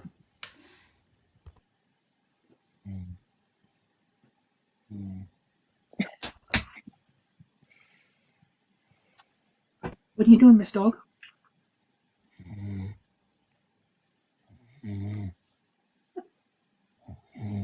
Is the dog We got snoring? somebody snoring. We got somebody snoring. Who's snoring? Jax is unmuted, so I'm gonna try and. Is the dog not the one Jax snoring? did seem to be saying goodnight and then didn't gonna- actually drop. I hit the mute mic, and we'll see if the snoring disappears. No, it wasn't a dog. That's funny. No judgment whatsoever. Like, I snore like an MFer. So like, no judgment at all. That's hilarious, though. This is actually not the first time on one of Liam's lives that I've encountered somebody on the panel starting to snore. Because Liam has stamina, like nobody you've ever met. He is, and it also helps that he's on the West Coast. So for the rest of us, it's much later. Right. Yeah, I'm on the West Coast too, so I forget about that. Yeah, it's Nate. Yo, it is like 1 a.m. where I am. So I'm very forgiving when it comes to snoring. Right. That makes sense. 9:50 is like a little early as a bedtime for me. But I want to go to bed early tonight, so I am already in bed, but I usually get in bed and then listen more to this. But Nate, are you still there? What is Bird? I get to ask, what is diffs? Because what does that mean? I can't make sense of this. PST are diffs. I think they're saying Pacific Standard Time people are dicks. That's my best guess. I don't think Bird is calling me a dick. I think there's. I think they might be. I mean, you may be overestimating, the comments here. No, but Bird though loves this live, so I don't think that. I don't think that's it. That's what they're saying. I don't know what DIFKS I mean, is they either. might be saying it in a friendly way. Well, I am kind of say that in a friendly way. That's a whole different. But I just saw Bird said that they're on Pacific Standard Time too. So I will be next week. I'll be joining y'all on Pacific Standard Time next week, and it's going to be an adventure. I have to tell you. You're gonna be on Pacific next week. You're saying? Yeah. I'm just going to be in San Diego next week for work, so like it's going to be an adjustment. are you in the tech industry? No. I just know two people who are currently in San Diego for work, and they're both in the tech industry. So, Well, there's probably some tech conference, and that's why I had so much trouble finding a hotel. So thank your friends for me.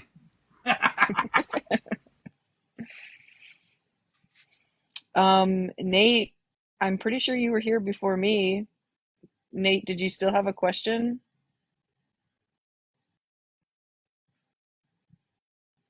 Maybe Yeah, Nate fell asleep too. yeah, it was silent last time we asked Nate, so I think Nate probably just passed out too. So, but somebody else wanting to hop up, so I'll I still just have a question. swap them here. But If yeah, nobody else, yeah, go ahead. You're next. um, I'll drop Nate down. okay, so one time you were talking about you were talking about like the origin story of capitalism, and I don't remember like every single thing that you said because it was like the first time I had heard any of this, and it like, like blew my mind. And then I was starting to think about like what's the origin of patriarchy, and like I kind of started to try to like Google it and stuff, and like one thing that I saw seemed to say that it had to do with like farming starting, um, which, like sounds like it makes sense, but I was just curious to hear you talk about like how patriarchy got started, and like and I guess what I'm also trying to wrap my mind around like how men think about women and like what those internal biases truly are.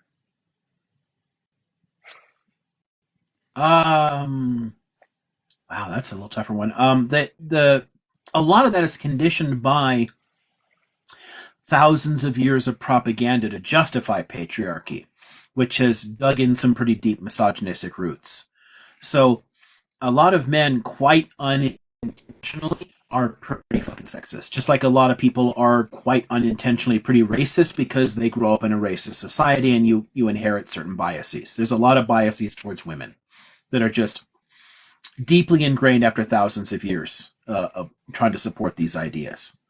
But the origins of it are actually kind of easy in a way, but it sounds simplistic. And this is one of the ones like, oh, right wingers hate this because it's about private property, mostly in land, is the origins of it. So let's think about it this way, right? So so just here's our area of settlement. We've all settled here, right? And there's a river running along here, right? So we want to start farming. Cool? So somebody's going to be here, someone's going to be here, and someone's going to be here. And then the river's over here. You guys with me so far? Mm-hmm. Now, the person here that's close to the river, is this a good spot to be? Yeah. Because you're right next to the river. Well, I mean, water. Right. Any Or it could flood. It can flood. And plants drown. So this is bad. I'm close enough that I've got tons of groundwater. It's great there, but a flood can wipe out my crops. So every now and then I lose everything, and I'm stuck. Right? How about all the way here? The downside there, less groundwater because I'm farther away from the river, and it's harder to build an irrigation channel. I have to carry buckets of water long distances. This is also complicated. So this is a sweet spot, isn't it? So whoever's here has less risk of flood, but is closer and is able to get good water. I've got good groundwater and am close enough to build for irrigation. So this guy is going to have better crops year after year after year. You consistently have a surplus, you gain wealth. When you gain wealth, you gain power. Now, the reason there this ties into patriarchy is that when people have wealth and that power coming from this, they want to preserve it somehow. And this plays with something really fucked up in the way that we think. Now, as moving around as a single band, tribally, there's no reason for anybody to dominate anybody else because you're all depend on each other. There's no reason for me to oppress women because if without them I would starve to death. Like we all work together, right? But if I now control this chunk of land and I'm farming here, I want to hold it and I don't want anybody else to take it. Now, that means I have to, the best way to do that is to control some poor woman's sexuality and have her produce a dynasty for me so that my property passes to my brood. Because we're no longer thinking in terms of ownership of things. When it's a moving around band, no one owns land. It doesn't matter, right? There's nothing to fight over. So paternity doesn't matter. There's no control over things. There's no nuclear families don't exist. But once you settle in one place and start thinking in terms of land, you invent the nuclear family. Now we're going to raise our children, not the tribe's children, not the whole society's children, but ours only. And they are going to protect my land. They're going to work this land for me, and they're going to fight for it. And now, to support all of this, I need to create laws and traditions that reinforce this. And those laws and traditions are going to make sure that she can't sleep with anybody else. I'm not going to control my sexuality as much. I'm going to put some restrictions, like I'm not supposed to sleep with some of my neighbors' wives or something, because that can cause legal problems. I'll come back to that in a moment. But I'm going to tightly restrict women's sexuality, because women's sexuality can have consequences, i.e. children, right? So if he sleeps with my wife, then he can later make a claim and say, well, I cuckolded him, those are my kids, so that land is actually mine. Right, and he can make a claim for that, and then that can lead to fights. We fight each other. States trying to prevent conflict among angry dudes restricted women's freedom. So by controlling women's freedom and making sure they can only sleep with one person, it stopped men from fighting over property. So property rights are the basis of all of it. It really ties into the basic question of marriage. Marriage is inherently a patriarchal institution because it's about property rights. Marriage is an economic compact. In the 21st century, a lot of people view it as an expression of love and choosing to stay together. But that's not why it was created. Love had nothing to do with it. Many cultures, including the European culture for a long fucking time, explicitly argued that you should not love your spouse. You should not desire your spouse. You shouldn't want to sleep with your spouse because that's sinful. The marriage was about producing a dynasty, producing a family, passing on property. It was about property rights, and property rights the society cares about because otherwise men will kill each other. So it's the fact that younger males tend to be a bit more violent by nature. When you put 50,000 people in one city, you have to find a way to tamp that down to control that natural aggression. And patriarchy is one of the first things they found to remove one of the causes of that, which is fights over land. So it has a pretty basic economic origin. It's just it becomes justified and defended through cultures and traditions and religions and everything else that piles on top of that. But its ultimate origins are just in the process of settlement. So yeah, you're right. It's farming. It's tied to settling down to farm. But it's about protecting the quality of land when it's yours and not someone else's, and making sure no one else can take it from you. My best way of doing that is to control some poor woman. Mm-hmm. Okay, that's all really interesting. So then, shoot, I think I might have forgotten my question. It was about, oh, okay. So if marriage was never about love, then like what is our more natural expression then? Because like that has huge implications for like how we experience relationships, relationship dynamics, gender, sexuality, like raising kids, because like I naturally like the idea of marriage just like I don't want to feel like the idea that I would marry someone and then like literally have to ask for permission to do certain things, because there's a lot built into that. Like, I just don't, I don't think I ever want to have that amount of constraint on my autonomy and my freedom. I'm not saying that I don't want to make sacrifices for the people that I care about the most. I'm just saying that in general, the idea that I would lose a huge chunk of autonomy, like, just probably isn't going to work for me.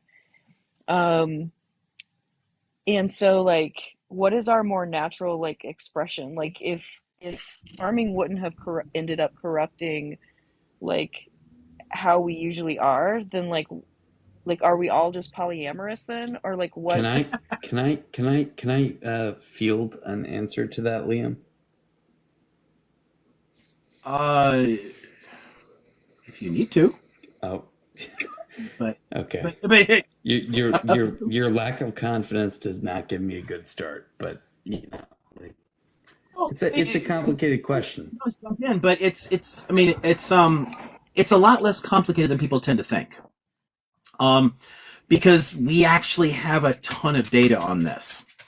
On how love expresses itself in the form of human relationships and how people understand commitment between individuals. I don't think we have that much data on an active subject of scientific study for centuries now. What has been specifically? What you just said, like all of those. Go on. Human relationships and pair bonding and everything else. So let's back it up for a second. So, like, pre-settlement, going along with it's Kristen, right? Some the person always looks so Oh yeah. Either one is fine. Okay, so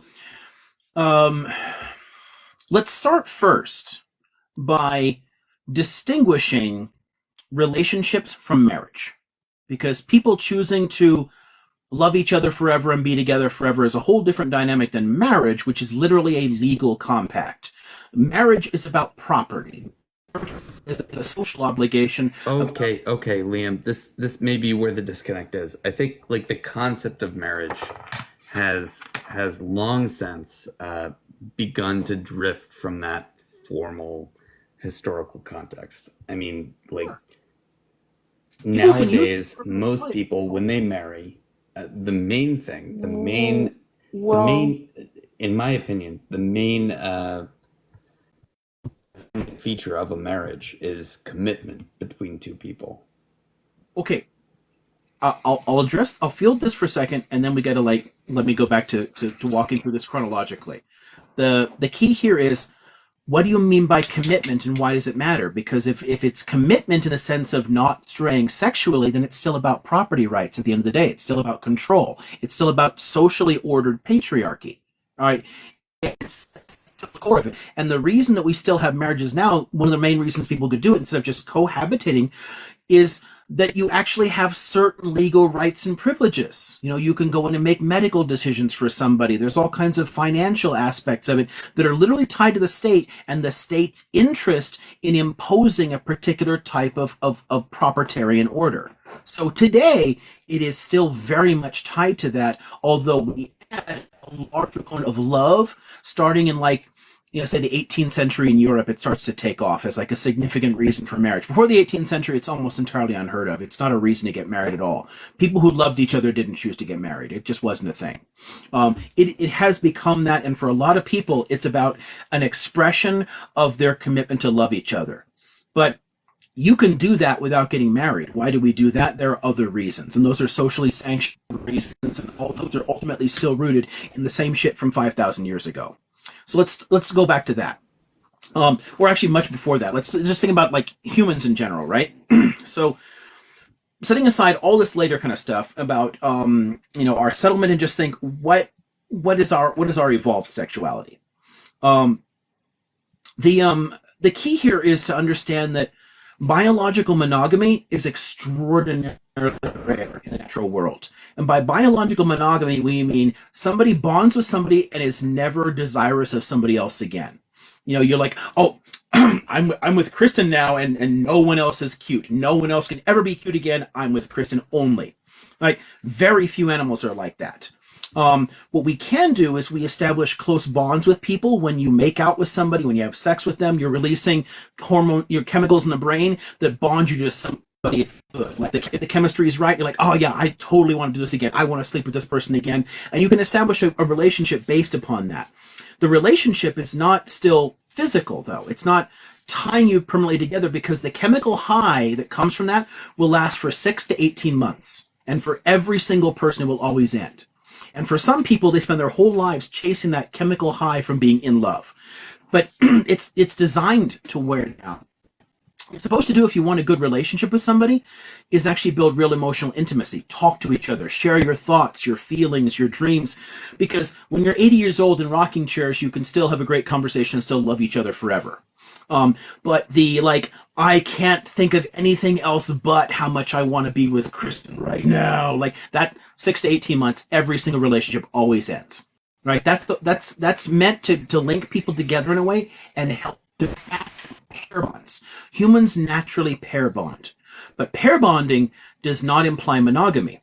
And in a band of 50 to 150 people moving around as a continuous group, no one is raising kids. No one's raising kids together. So, you don't have the point. There's no point of like a husband and wife and their children, because you can't raise children. You're working. You're doing things. Women are out there gathering, digging up roots and tubers and berries and picking off on a 2-week hunting trip. They're doing their thing. Who's taking care of the kids? The older kids and the sick, the injured, the elderly.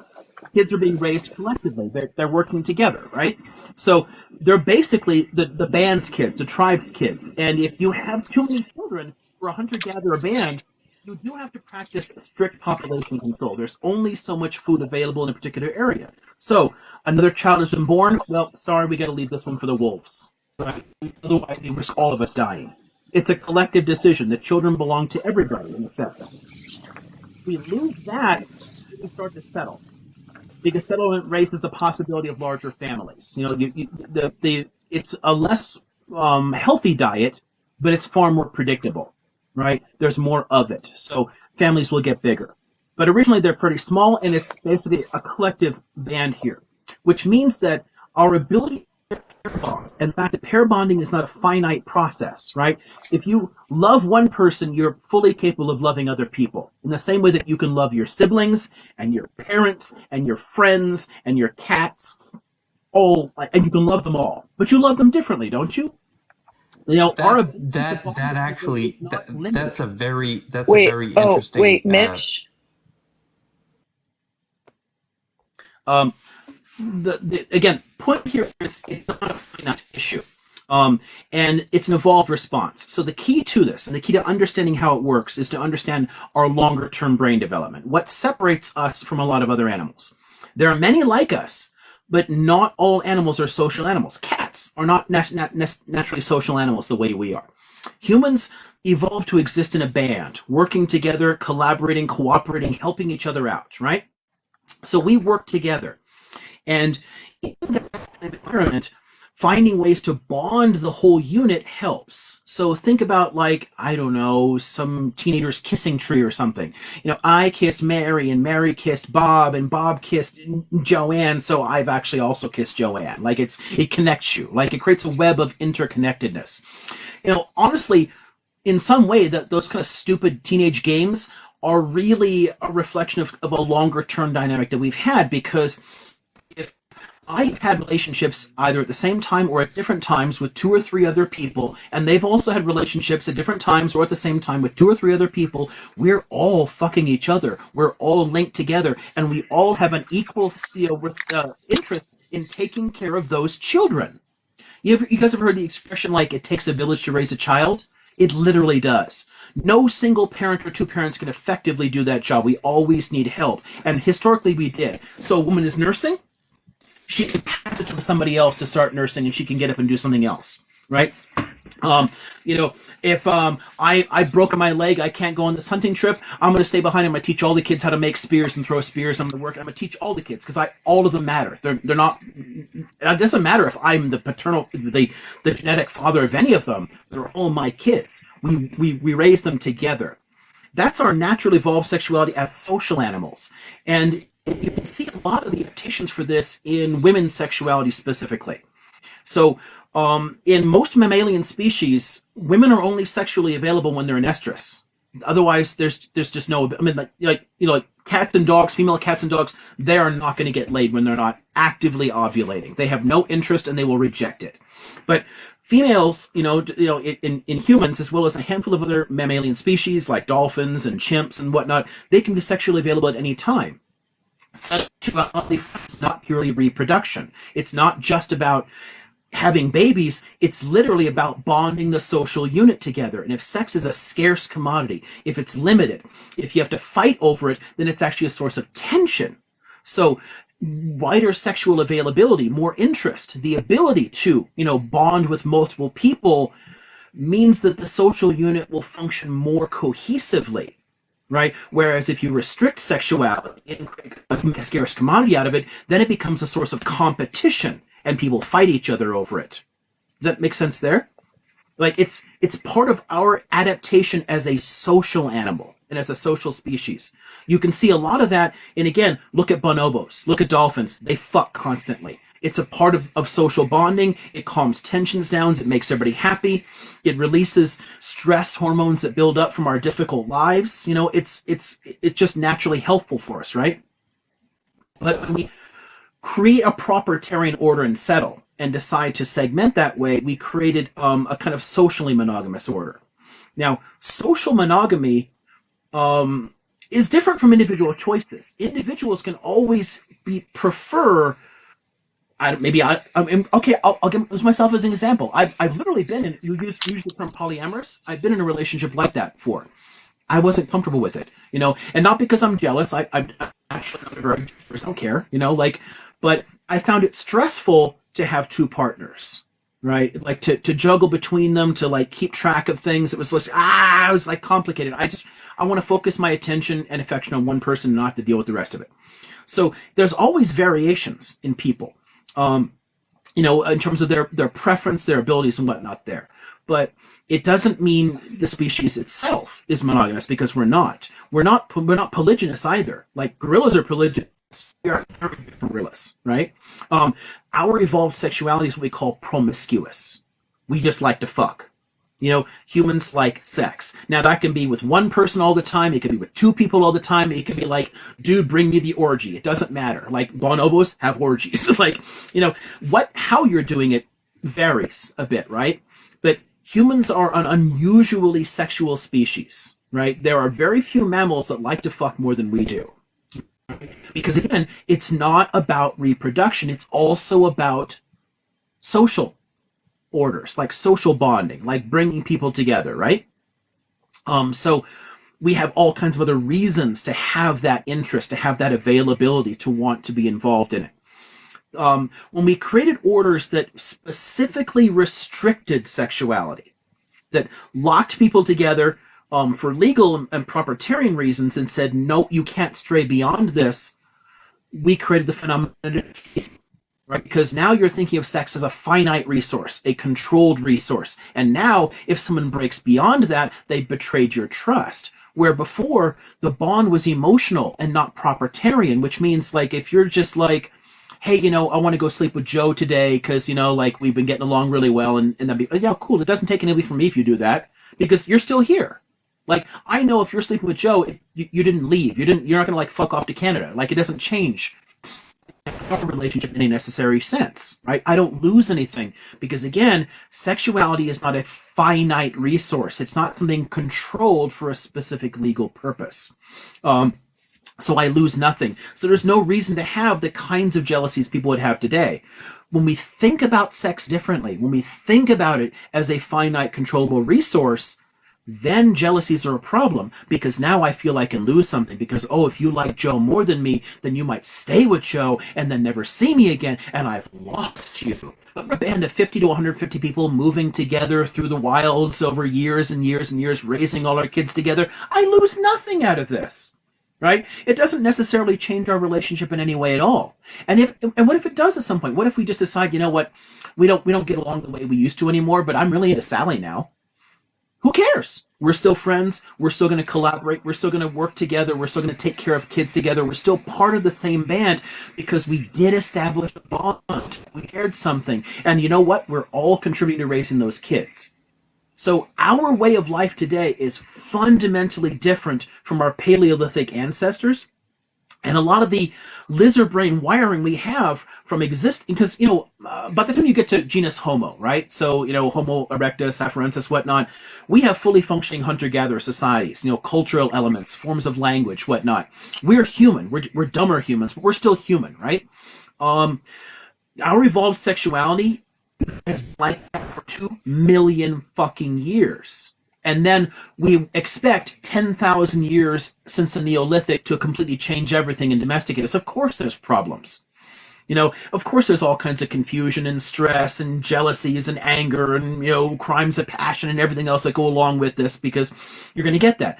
Jealousy is an instinct over a finite resource. It's about control of something. Somebody says jealousy is an instinct there, right? So if there is a limited amount of food, and you have more food than me, I'm jealous of your food. If we all gathered the food together and we equally shared the food that we gathered that day, what do I have to be jealous of?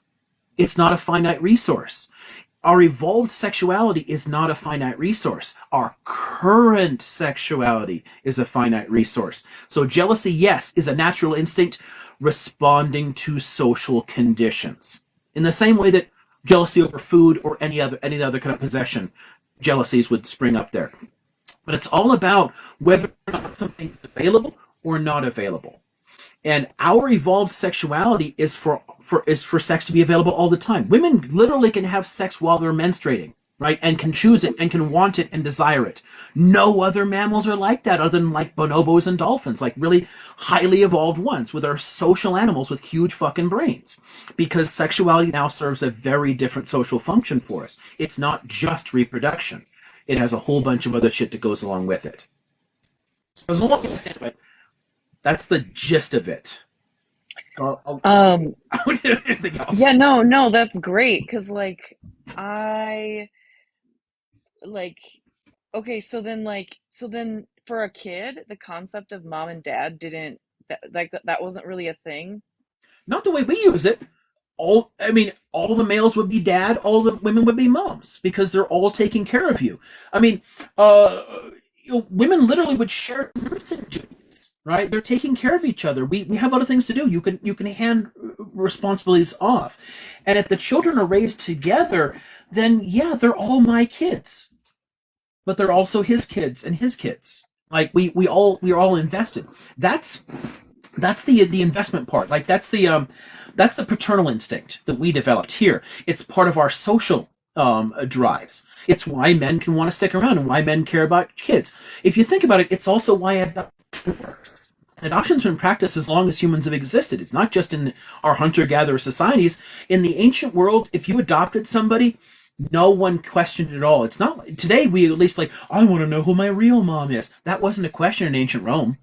Once you adopted somebody, there's no going back. They are your kid from that point on. And nobody recognizes a legal distinction between an adoption or a natural birth, because we always have had the ability to bond with people. I can bond with a child that's not biologically mine. I will feel all the love that I would feel for a biological child. That mental wiring is because of our development as a social animal from that original hunter-gatherer environment. It's why we can do that. That doesn't happen in most mammal species. Most mammal species struggle to adopt an animal that is not biologically theirs, and oftentimes they'll react violently if you try to put them together. We have no problem at all with this because it's a natural instinct for us to want to bond and to extend our network, extend our field of love, to bring more people into it. So yes, mom and dad exist, but not one mommy and one daddy that happen to pop you out. And so even if you're in a tribe, would you just wouldn't think about who your biological, would you know who biologically gave birth to you, or would you just not even care? Most people wouldn't care because the social structure wouldn't usually make it easy to tell, so you wouldn't have developed the instinct to ask in the first place. if you're sleeping with two different men, right? Oh, you may And here, not so know. here's a fun one, right? So think about the question of like the technical term for this is sperm competition, right? So when semen are injected, through the turkey baster, it actually takes them days to work their way up there. They don't boom immediately pass through the cervix. That it takes a long time to move through there. And I'm going to get really technical here for a second. So this is going to get kind of like X-rated or NC-17 if you guys. So think about the shape of the penis, right? You guys may have noticed that there's a mushroom tip on there. Like, why is the tip of it a little bit bigger usually? It's because it creates a vacuum effect, from the thrusting that can pull someone else's semen back. It's also why it can last longer. In most mammal species, they pop in there 2 seconds later, they're done. Like there's no reason for it. But I'm going to go on for I can keep going for a while. The reason we do that is because it can pull the semen back from somebody else.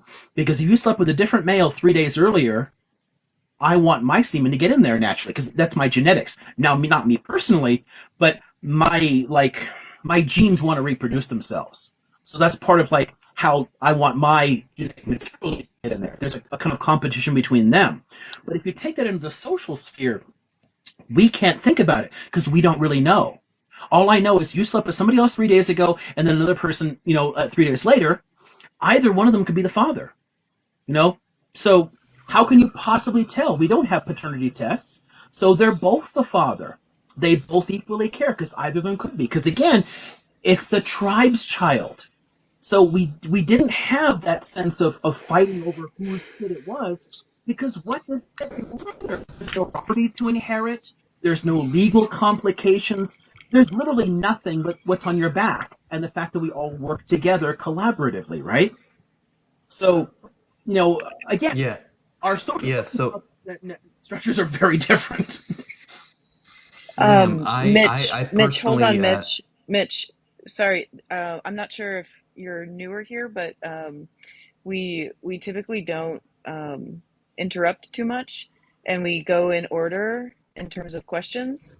Um, it's not really a free for all type of live, just so you know. Um, but I okay. I don't know if this is really like a I don't know how to ask this question exactly, but okay, well, I'll just say it like this. So, like, trying to step out of capitalism as much as I can, and like, am changing my lifestyle to create something that works for me. And like, as I do that, I am connecting, I feel, with myself and learning who I am in a more authentic way than I ever have before.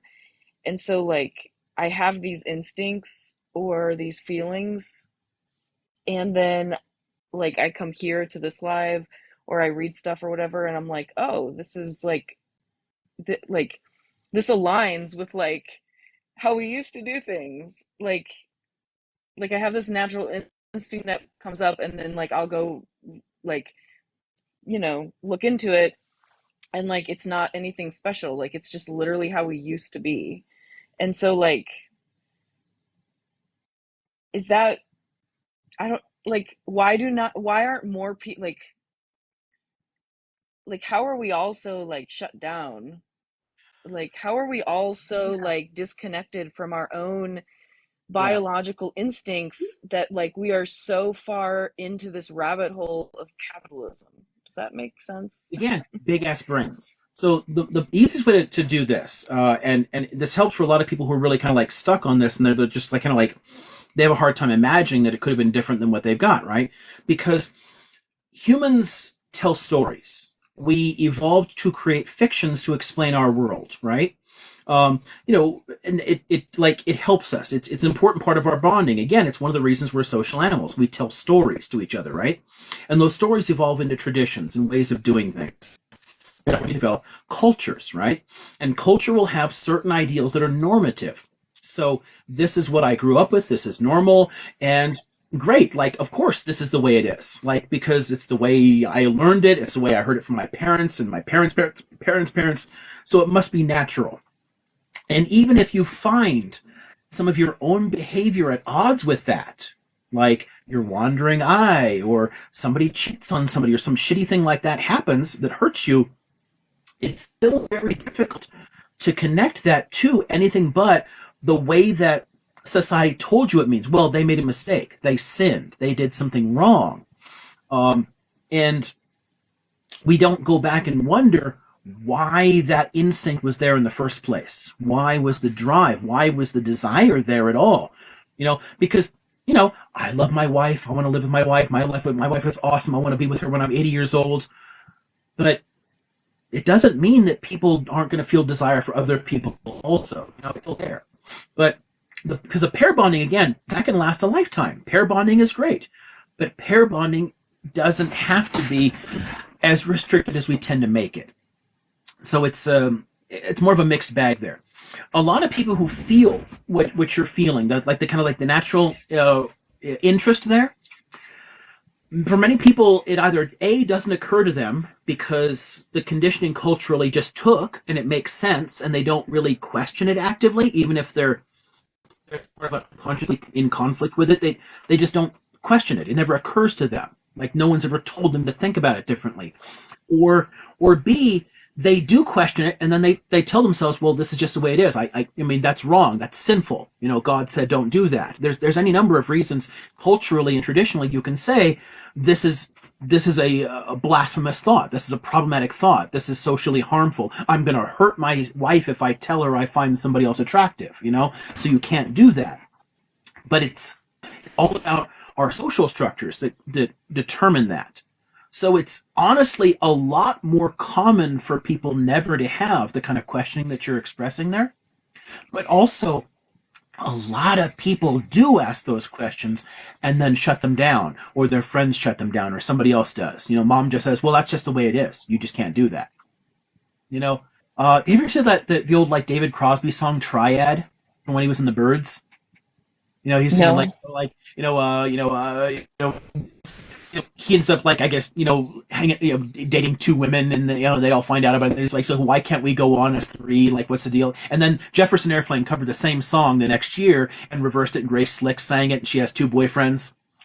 But like the lyrics where it's always like, everyone says you can't do this, like everyone says this is wrong. Society says it's intolerable. That's the main reason that it'll never come up for people, because they know it's socially unacceptable. And we tend to think it's socially acceptable because it's natural or whatever, but that's not really the case. It's not socially acceptable because that's how we have conditioned ourselves for thousands of years, because it goes back to the proprietarian orders and control. It goes back to the concept of marriage and the desire to control women's sexuality. And we've taught women to think that they don't have sex drives. It's only men that really have all this desire. Men and women have equal sex drives. They have different sexual strategies because women, there's more consequences to sexuality. So their approaches to finding a mate are different. But the desire for sex is equal between men and women. It varies on an individual level based on libido. Oh, someone's saying this is just academic beatnik nonsense. I love how people dismiss a century of empirical research as like hippie bullshit because they don't get it. It's like, oh, what the fuck, dude? Like, science exists, like the world isn't flat anymore, like, come on. But yeah, again, what we do with it, like, that's what the question for what you're doing, because it's actually very difficult to do anything different, because this is our norm and it has been for thousands of years. What do you do about that? You're gonna run into problems if you do anything outside of that norm. So in some ways, our evolved nature and our socially evolved nature are at odds, and there's no easy answer to it. There's just no simple answer to it. It's a very complicated nut to crack. That was all super helpful and super interesting. I really appreciate all of that insight. And yes, love bringing my questions here. It looked like some people thought maybe I was too direct to Mitch, but I don't know. I don't know. Um, Okay, so I blocked some audio things I'm saying was just like, going on and on about America number one. Yeah, I don't think there's any other mods. I think Erica might have fallen asleep too. Is there anybody around still? Um, yeah, Hi- yeah, Hello? no one's modding. No, I don't But think anyone's modding. I texted Jax and she didn't respond, so I'm assuming she's asleep. yeah, she was snoring earlier, and we Oh, just was left it on she? in case she wakes Okay. back up. But Oh, she was well, snoring, so I muted her. so like tomorrow to my text at least. Yeah, but maybe Erica's gone too. I don't know if anybody else is around here. I thought Dharma was a mod, but she's also been quiet, just there as a viewer. And uh, um, I know Mateo is also a mod, but I think he's probably, he's been here for quite a while too. He probably went to sleep. It's early too. You usually go at this for a while. I'm surprised everybody's knocked out. I guess today's just one of those days, huh? Right? Yeah. Yeah. Who knows? And Kristen, to answer your question, you were not direct. You were not overly direct. You were just direct enough. Yeah, if they're new to the live and they don't know how this particular live is conducted, then that's on them. If they don't want to respect the way that this live goes, then they can bounce. It's really that simple. Right, and some people they get used to being able to interrupt all the time, and that's sort of normal. And I want to hear everyone's thoughts. I think that's great. I totally wanted to hear his objections and his thoughts on it. That's great, but Kristen has a right to go through all of her issues first and talk through this stuff, and that's fine. So no, you did exactly the right thing, and if you wanted to leave, he left. Yeah, that was completely up to him. And then Mo, I know you've been sitting up here. Did you want to ask Liam any questions? Oh, well, actually, just make sure. Kristen, is that Yeah, no, that's great. That? Yep. No, I'm good. If you want to poke a little deeper on this, if you're interested in anything like this, there's about this many books on the subject here, like covering a range of angles, sociologically, culturally, historically, anthropologically, biologically, all kinds of shit, like discussion of this kind of stuff. So I can give you suggestions on everything from how to manage complex relationship dynamics if you're really going to try something, or if you want to know like what is the science behind like the evolved parts, all that kind of crap. I mean, there's a reason I ended up thinking about this the way I do. Well, what's just a good like intro book to talk about like our sexuality and our bonding pairs prior to farming? Okay, so good intro to it. Probably Sex at Dawn by Jeta and Ryan. Got two authors on it. Because what it does is it tries to summarize a whole lot of the anthropology into a very easily digestible format. I've actually I've used it as an optional reading in some classes too to kind of like dive into it because it's a little less technical than some of them can be. But it actually really does give detail. Oh, Nasser's mentioning Engels. Yeah, Engels is one of the first people to really make that connection between property and this. Honestly, the science proved him right in the long run. He couldn't have known that, but he was, in the discussions of family, that he was on the right track, which I think is interesting. I give him credit sometimes for that, but the specifics are not always right, but he was definitely absolutely on the right track. and yeah, capitalism, patriarchy are tightly interconnected, but not just capitalism. It gets back to a discussion earlier. It's about wealth and property because proprietarian orders long predate capitalism, right? So this idea of owning land, it's my land and I can control it and charge people for being on it. That has to go because that's the foundation of patriarchy, not capitalism. Capitalism just bolts itself on afterwards because it's the current form of proprietarian order. But property is why women's sexuality started being controlled in the first place. It's also ultimately why we have a problem with homosexuality, specifically male homosexuality. It also affects the proprietarian order. It affects a lot of social relations there. It's one. There's a reason that it became tightly regulated in a lot of our earlier cultures and religious traditions and whatnot. But women's sexuality never was. because it wasn't actually a threat. And all of that is about control. A woman can be gay as hell and only love sleeping with women, and she's still going to be forced into a marriage and have kids. So no one cared what she wanted. What her desires didn't matter. She was still going to be forced into that situation. But because men had the social status to choose what they were doing, if they chose those relationships, then they wouldn't be having kids, which would property rights and inheritance and everything else. So they needed to control male homosexuality, but not female homosexuality, and they needed to restrict heterosexual sexuality, but not male. You see, it's like it has a homophobia and misogyny have the same basic root. They start with the same dynamic. This is such interesting stuff, but that book is great. I will definitely be checking that out. But that's awesome. I'm done. If Mo wants to jump in, All right. if he's still here, Mo. You awake, Mo? Or MOE? Mo, can you hear us? Hello? Everyone's falling asleep today. I don't know, man. It's not It seems like it. Seems I've like it. totally taken you guys up to like 4 a.m. before. Come on. Yeah, no, Isn't I it know. almost And like a like full I moon came or in something? earlier and I had homework that I needed to do, so I left. And then I came back right now and I walked in on a very interesting segment, so I didn't even know what the conversation was about at first. Full But it moon. seems Is it like, are they werewolves? Are people out prowling now? Like, I don't know. Today's been just interesting all over TikTok, it seems. I mean, I'm not a mod, but does anybody else want to come up? Or is there anybody else waiting in the queue there, Liam? Dharma, you're definitely a werewolf. I believe that.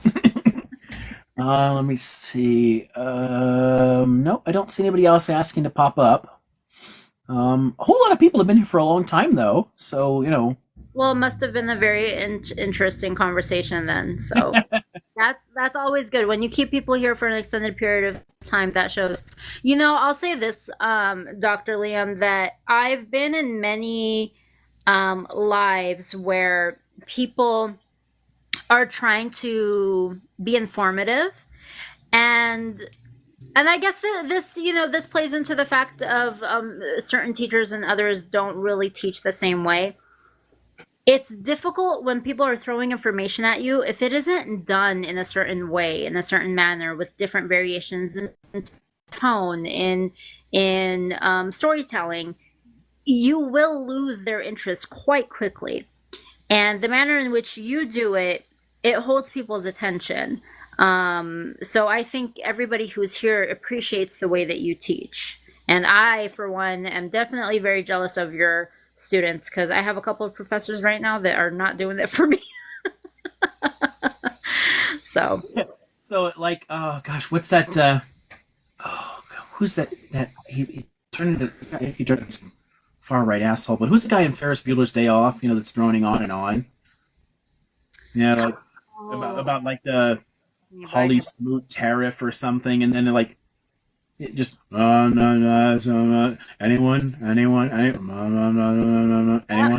yeah, that's pretty much it.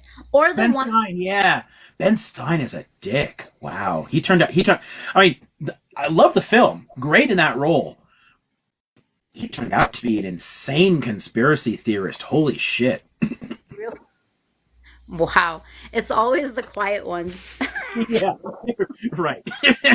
But yeah, that I never appreciated that either. Like just droning on people. What's the point? Just give me a book. Like just shut up. Like what are you here for? Yeah, or those who teach directly from like a PowerPoint, they're just reading off of a PowerPoint. I could read the PowerPoint at home if that's the case. Right. The notes that I put up, little PowerPoint, they're filled with bad memes. I love making history memes, so there's all kinds of like terrible jokes. So like, oh, here's this ancient Egyptian artifact. Oh no, I'm gonna make a dildo joke out of it. You know, like just I have fun with stuff. And then it'll be like, you know, just important images, maps, things like that. And there will be text on there, but generally it's things that I'm not saying. Like there's a lot of extra information there, and then I'm saying a whole bunch of stuff that isn't in the notes, and you have to connect them. So set of facts here, set of facts here. Why they are important and how they're connected, I'm only going to say it. So it serves a different purpose. It adds another study aid, and there's like tons of visual things, and you can kind of cue into it that way. But I'm not reading the stuff off. I'm trying to have a conversation and tell dumb jokes, and try to keep people awake. And keep So them engaged. I mean, yeah, for me personally, like I that's the guess goal. everybody learns differently too, so everybody processes information differently. I'm a conversationalist. Like if I have a conversation with you and the conversation is interactive and I'm really into it, I will retain everything that you say to me.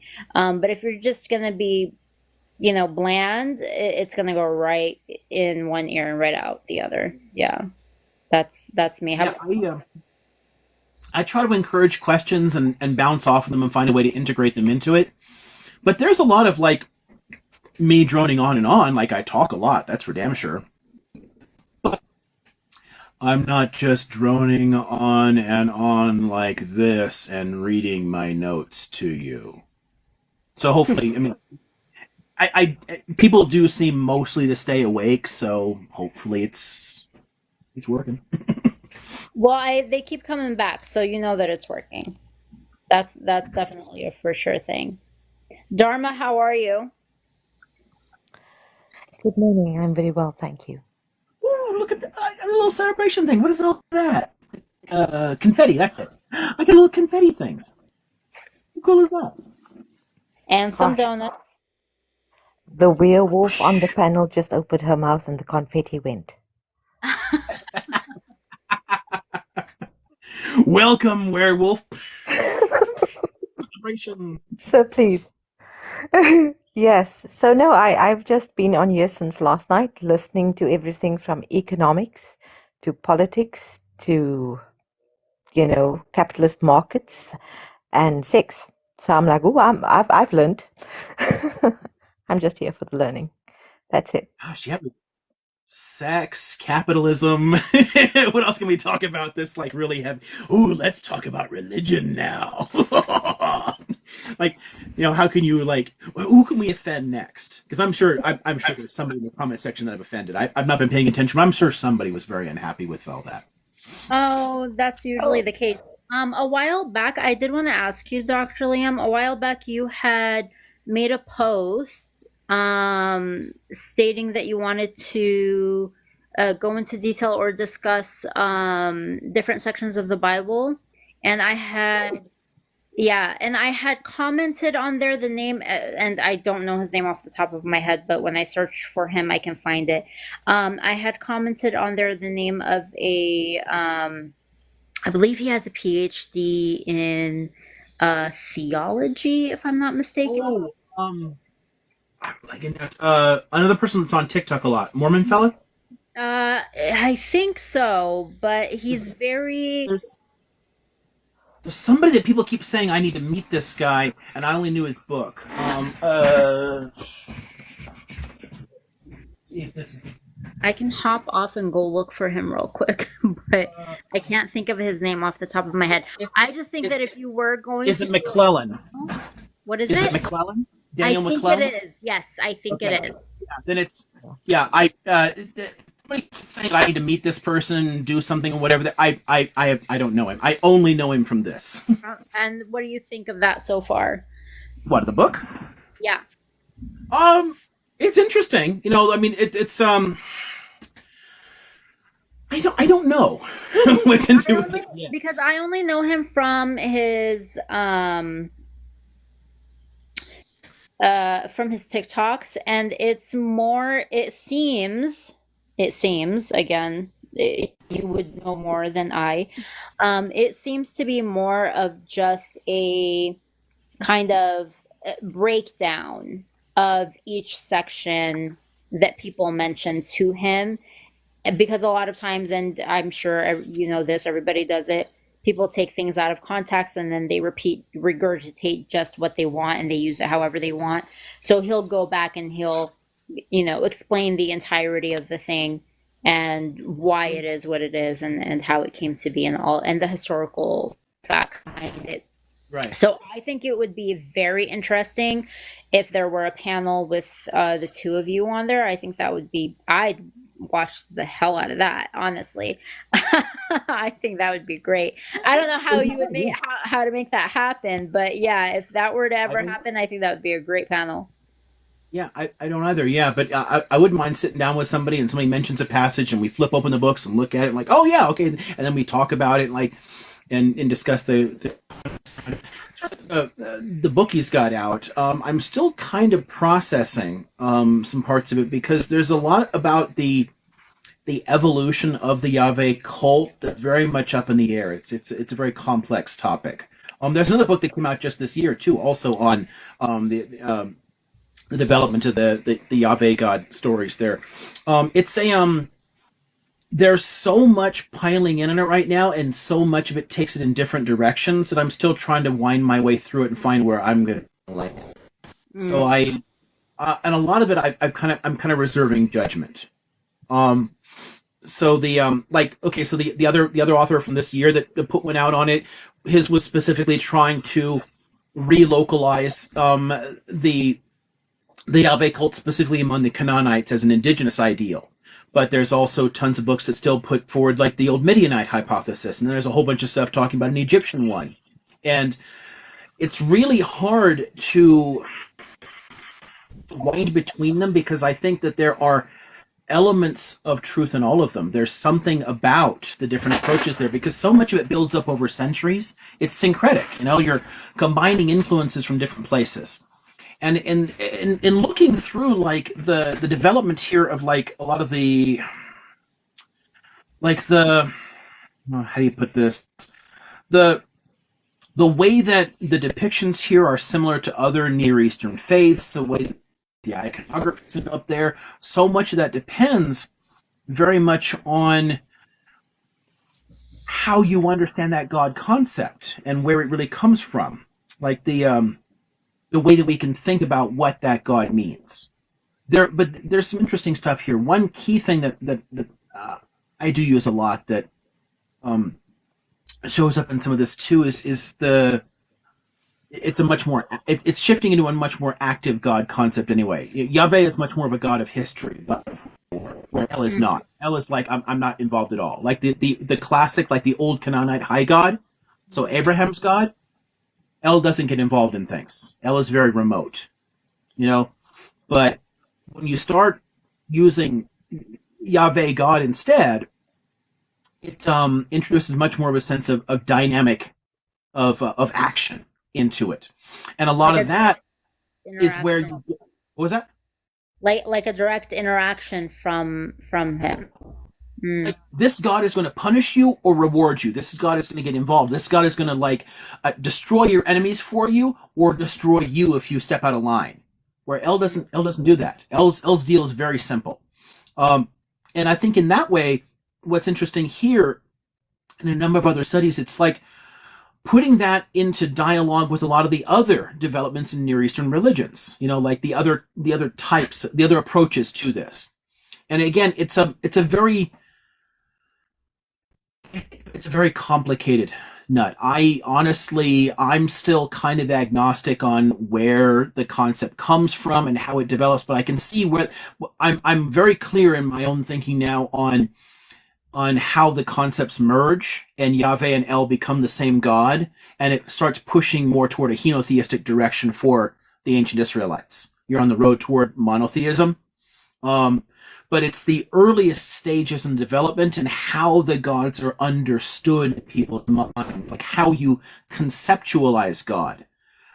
At what point do different elements show up? Where are the influences from? There's so many interesting unanswered questions that we're still arguing over. I think we're going to be arguing over them till the end of time if we're being realistic. Exactly. Because we're egotistical as human beings, and everybody wants to be quote unquote right. So they are going to manipulate facts and things to make it correlate with their ideologies. You know what I mean, and beliefs. We'll all emphasize different parts that kind of better suit the way we understand it, and we'll leave out some inconvenient pieces here or there. But the problem is there are so many inconvenient parts and inconsistencies in the existing evidence that it's possible to read it in several different ways. So, yeah, like I said, I'm not really sure how to evaluate the contribution per se, because I need to sit on it for a few years. Like, with anything that comes into what is already a complex argument in my own head. Because I literally, there's an entire shelf on that specific question of El and Yahweh, the evolution of the Hebrew. Actually, more than a shelf on that one specific aspect of the evolution of the God concept in early Judaism. It's such a rich literature, right? And there's a lot of pieces of it that I'm really comfortable with, and I have my position on, and other places where it's still kind of up in the air. So whenever a new thing comes in, I tend to sit on it for a while and see where the pieces fall together in my understanding of it. But I think that you at least are open to it. I think where I find difficulty in talking to people about any religion, regardless of which religion we're talking about, is that a lot of people tend to be very rigid in their beliefs. This is how it is. There is no other way, period, end of story. And I get it. I understand where they're coming from. You know what I mean? And that's fine if that's how you view things. But I think for me, where the issue lies is looking at like a person across from you and simply thinking that their entire way of living is incorrect because it doesn't align with those beliefs that you have, and not even willing to see the world from a different perspective. You don't have to believe it. You don't have to believe in what the other person believes in, but at least be willing to hear it. And a lot of times they don't, and I've been in many situations and in many rooms and many conversations where people don't even want to have those conversations. It makes them that uncomfortable, and I think when you're not willing to have those uncomfortable conversations, you're never going to move forward. You're very stagnant in where you are. And it's unfortunate, but I mean, we're what is it? We're creatures of habit. Whatever makes us feel comfortable and at ease and serene, we stick to it, and we kind of just don't want to rattle that cage in any way. Yeah, and it's tricky here because it's a tight part of a lot of people's identity and sense of self. And if the understanding of the religion shifts, it seems to a lot of people like the ground underneath their own feet has shifted and they have to question themselves. And I think that a lot of the fear around that is probably overblown, especially given the way that we conceive of religion today is fundamentally different than from the ancient world, where today you can convert from one religion to the next or whatever. Religion was usually part of a specific cultural identity. They were just part of a particular local and you weren't scandalized by other people's gods. It didn't matter. You could mix and merge, borrow ideas. Hey, that's a cool narrative. I'm going to fold this into here. There was no conversion experiences. No one was like born again into another religion. It literally didn't exist as a concept. So the way we fold it into our personal identities today is quite different from the way that people. I mean, this is one of the reasons that polytheistic societies are inherently more tolerant, because diversity is the norm. Where when you start arguing that there's one universal truth, even if you're not going to try and impose your idea on somebody else, you're kind of shitting on them just by definition, even if you're not intending to do so, because you're kind of saying they're all wrong and that they're somehow lying to themselves.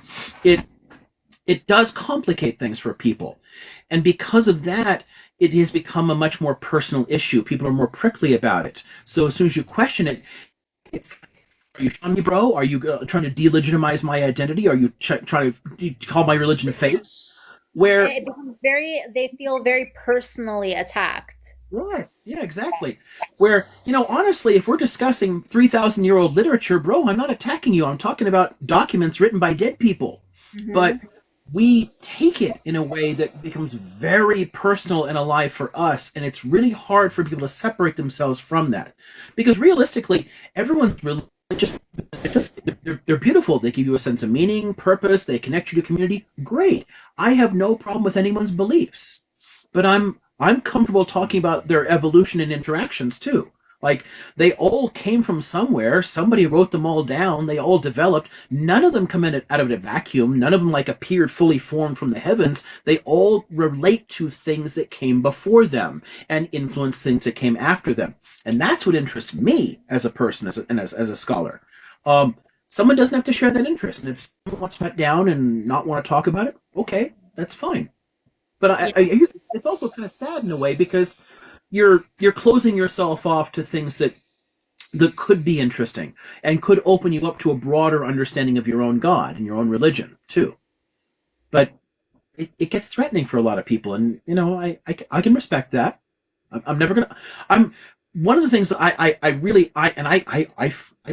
I piss a lot of these guys off. I often call a lot of the hardcore atheists, like, they're as far as I'm concerned, they're evangelists. They're like, this is the truth, and they're out there like, it's no different from someone going door to door sharing their religion. Like, it's atheism is their religion. It's very They treat it rigid. like they treat it with the same kind of conviction as a personal part of their identity, and they have to get in your face with it. To me, people can believe whatever the hell they want. Have a religion, have no religion, have two religions. I don't care.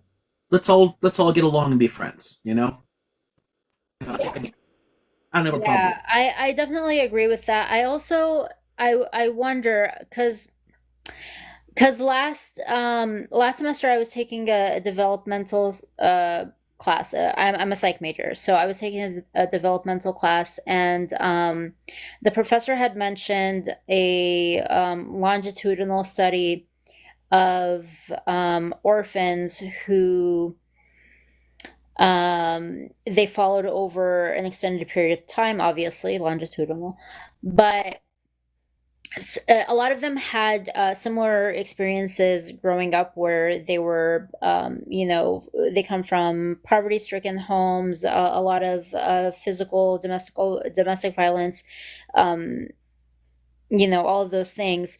And they tracked them along the way over the years, and saw those who succeeded. And by succeeded doesn't necessarily mean financially, but just have um, an overall healthy life, families, good jobs, like safe structural life. And one of the things that a lot of the ones who did quote unquote succeed was they all belonged to some sort of um, faith. They all belong to some sort of group. And I would wonder if it's because that gives them a sense of community, if it's because it gives them um, kind of like a almost like removing what's the word I'm looking for? um like, whatever God gives me is good. This is out of my hands. I'm giving it to him, and that's maybe one of the reasons why they're happy. They're not. I don't know. I don't know how to explain it, but I'm just very curious how that Yeah. affects people psychologically. You know what I mean? Yeah, I think so. As a this just came out this last year. There's a lot of pieces in here that talk specifically about that kind of that sense of identity, the way that groups come together.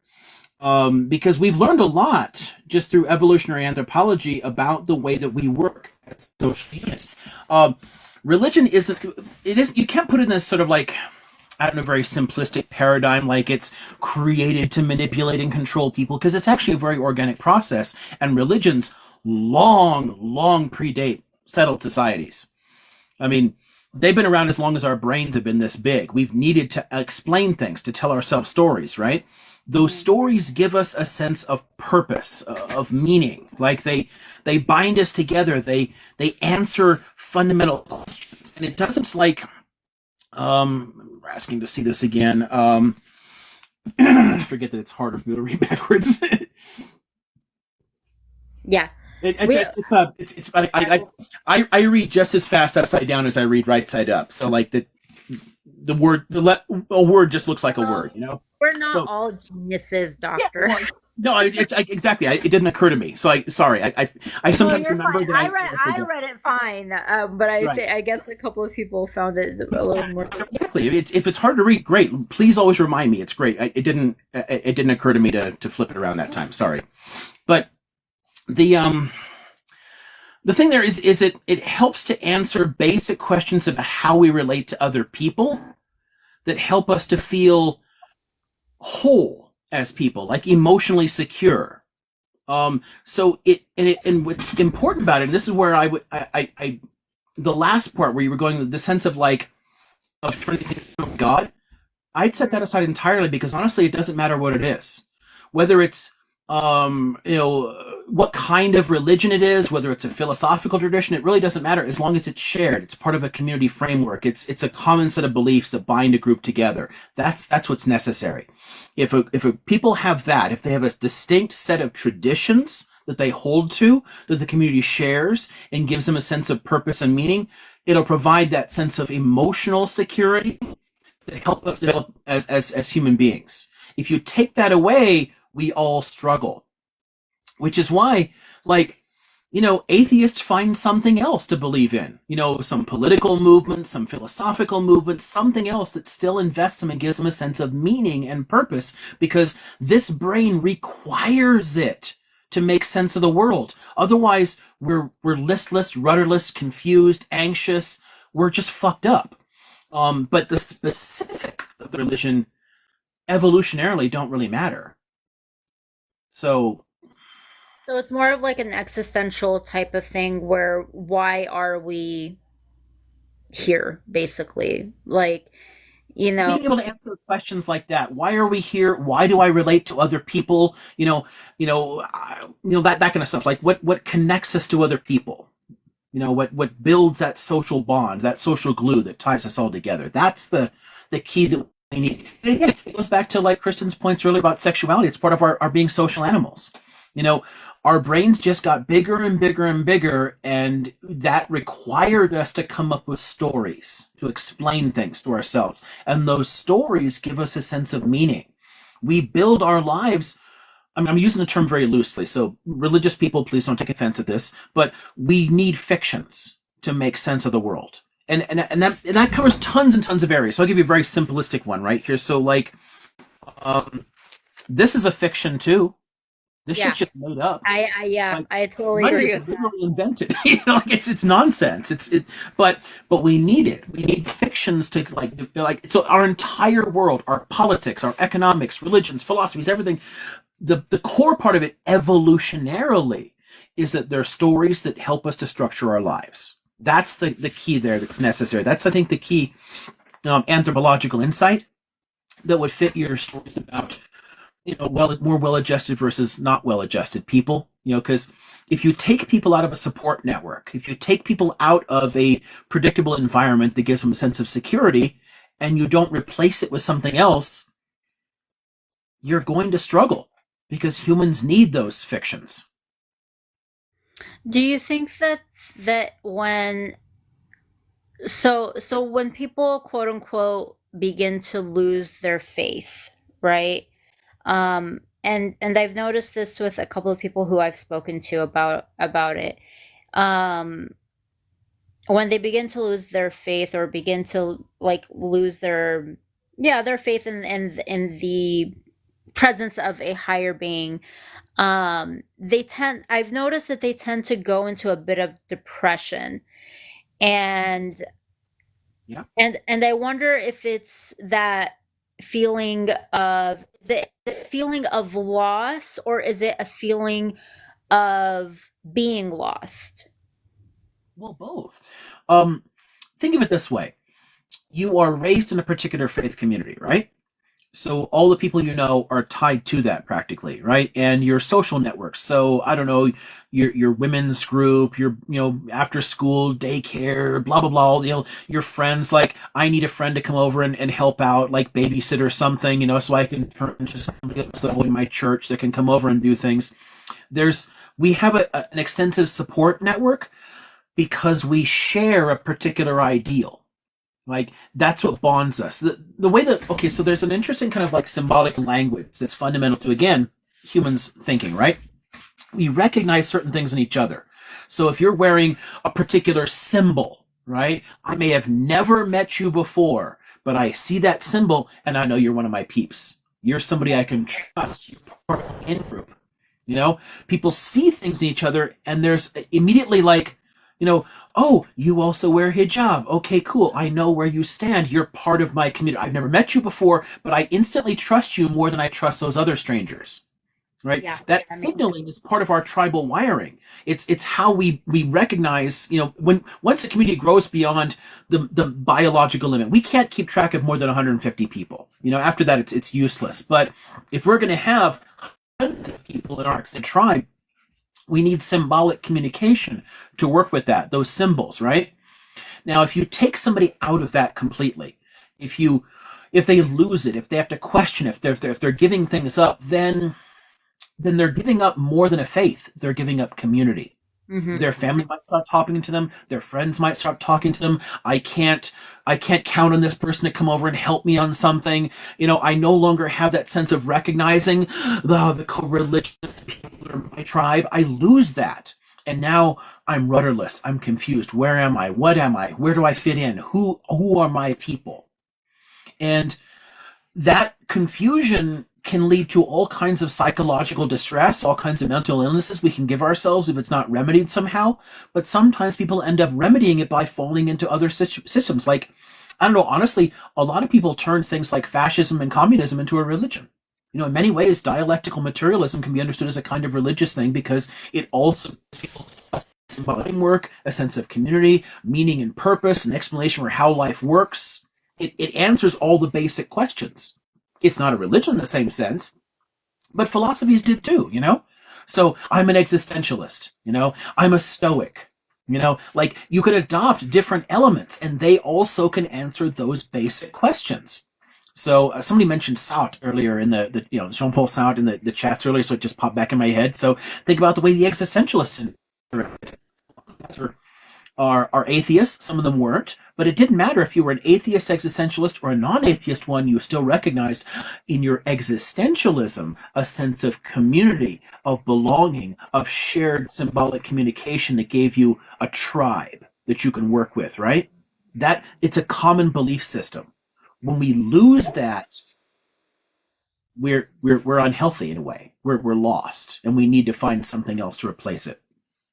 It's interesting, as we're talking about being part of a tribe, so to speak.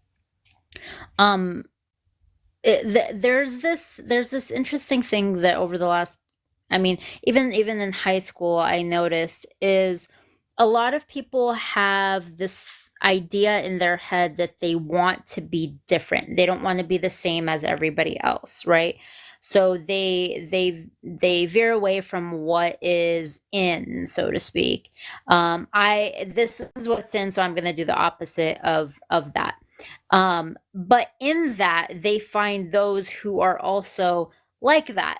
And so they are then not different and the same as others, and will eventually find again a tribe. So I just, I always find that contradiction very odd and interesting, that even when in trying to veer away from a social system, you find your way into another social system. Exactly. And one of the reasons that those identities can become so powerful for us is because a lot of the traditional community bonds of religions and philosophies have loosened because we now interact with tons of people who have different systems. We're in much larger societies than any humans have ever existed in before. We're living around millions and billions of people. And it's a lot harder to deal with that in some sense. So when you're dealing with that much diversity, it's a little harder for some people to think still, my truth is the only truth. My truth is the only true truth for this tribe. You have to you confront that diversity every single day. So it softens a little bit. And when that softening happens, there's a need to somehow add to bolster it, to give you another sense of belonging, another sense of community. So now I'm a punk, I'm a goth, I'm a headbanger. Like you can join a community and you can become part of something again. You know, when I'm going to metal shows and we're getting the fucking pit, that's a tribal ritual right there, right? It's a tribal dance. We all know the rules. We just know how to get in and do this shit, right? Because it becomes something that we have adopted, right?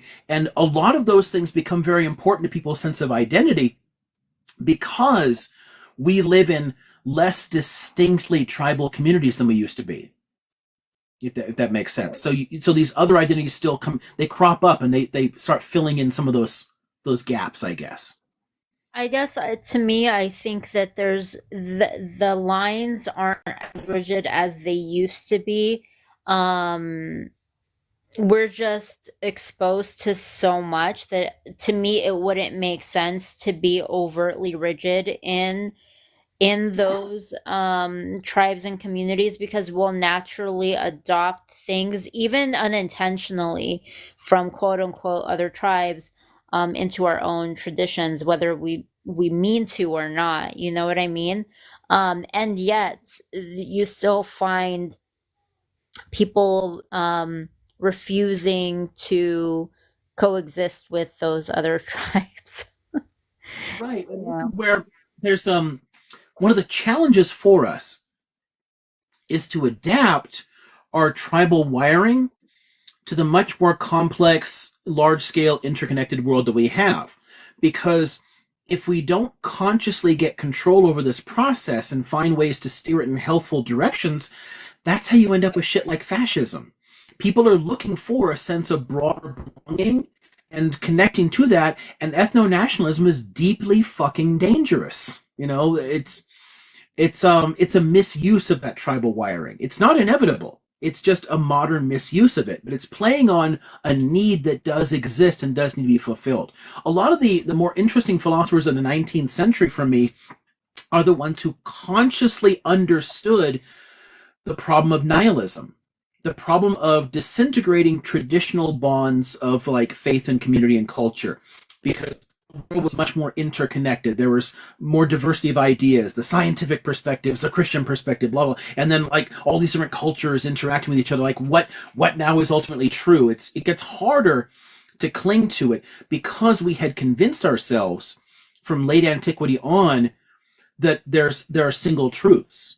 Where again, if we'd stayed polytheists, that might not have been the case because it's inherently more accepting of difference. But when we started thinking that there are universal truths, and then we re-merge together into a larger population with tons of difference, it's confusing, it's disconcerting, and it causes a lot of people to lose their faith or to question it.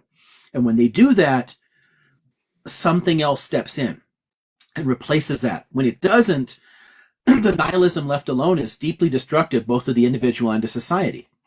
So it's still, I mean, from the 19th century to the present, it is still a significant problem of social philosophy. How do we deal with this? How do we restructure our way of thinking in a way that helps to give us a sense of meaning and purpose that doesn't mean excluding other people violently? I wonder with that, um, taking it a little bit further, but not, because at the end of the day, it's still basically the same.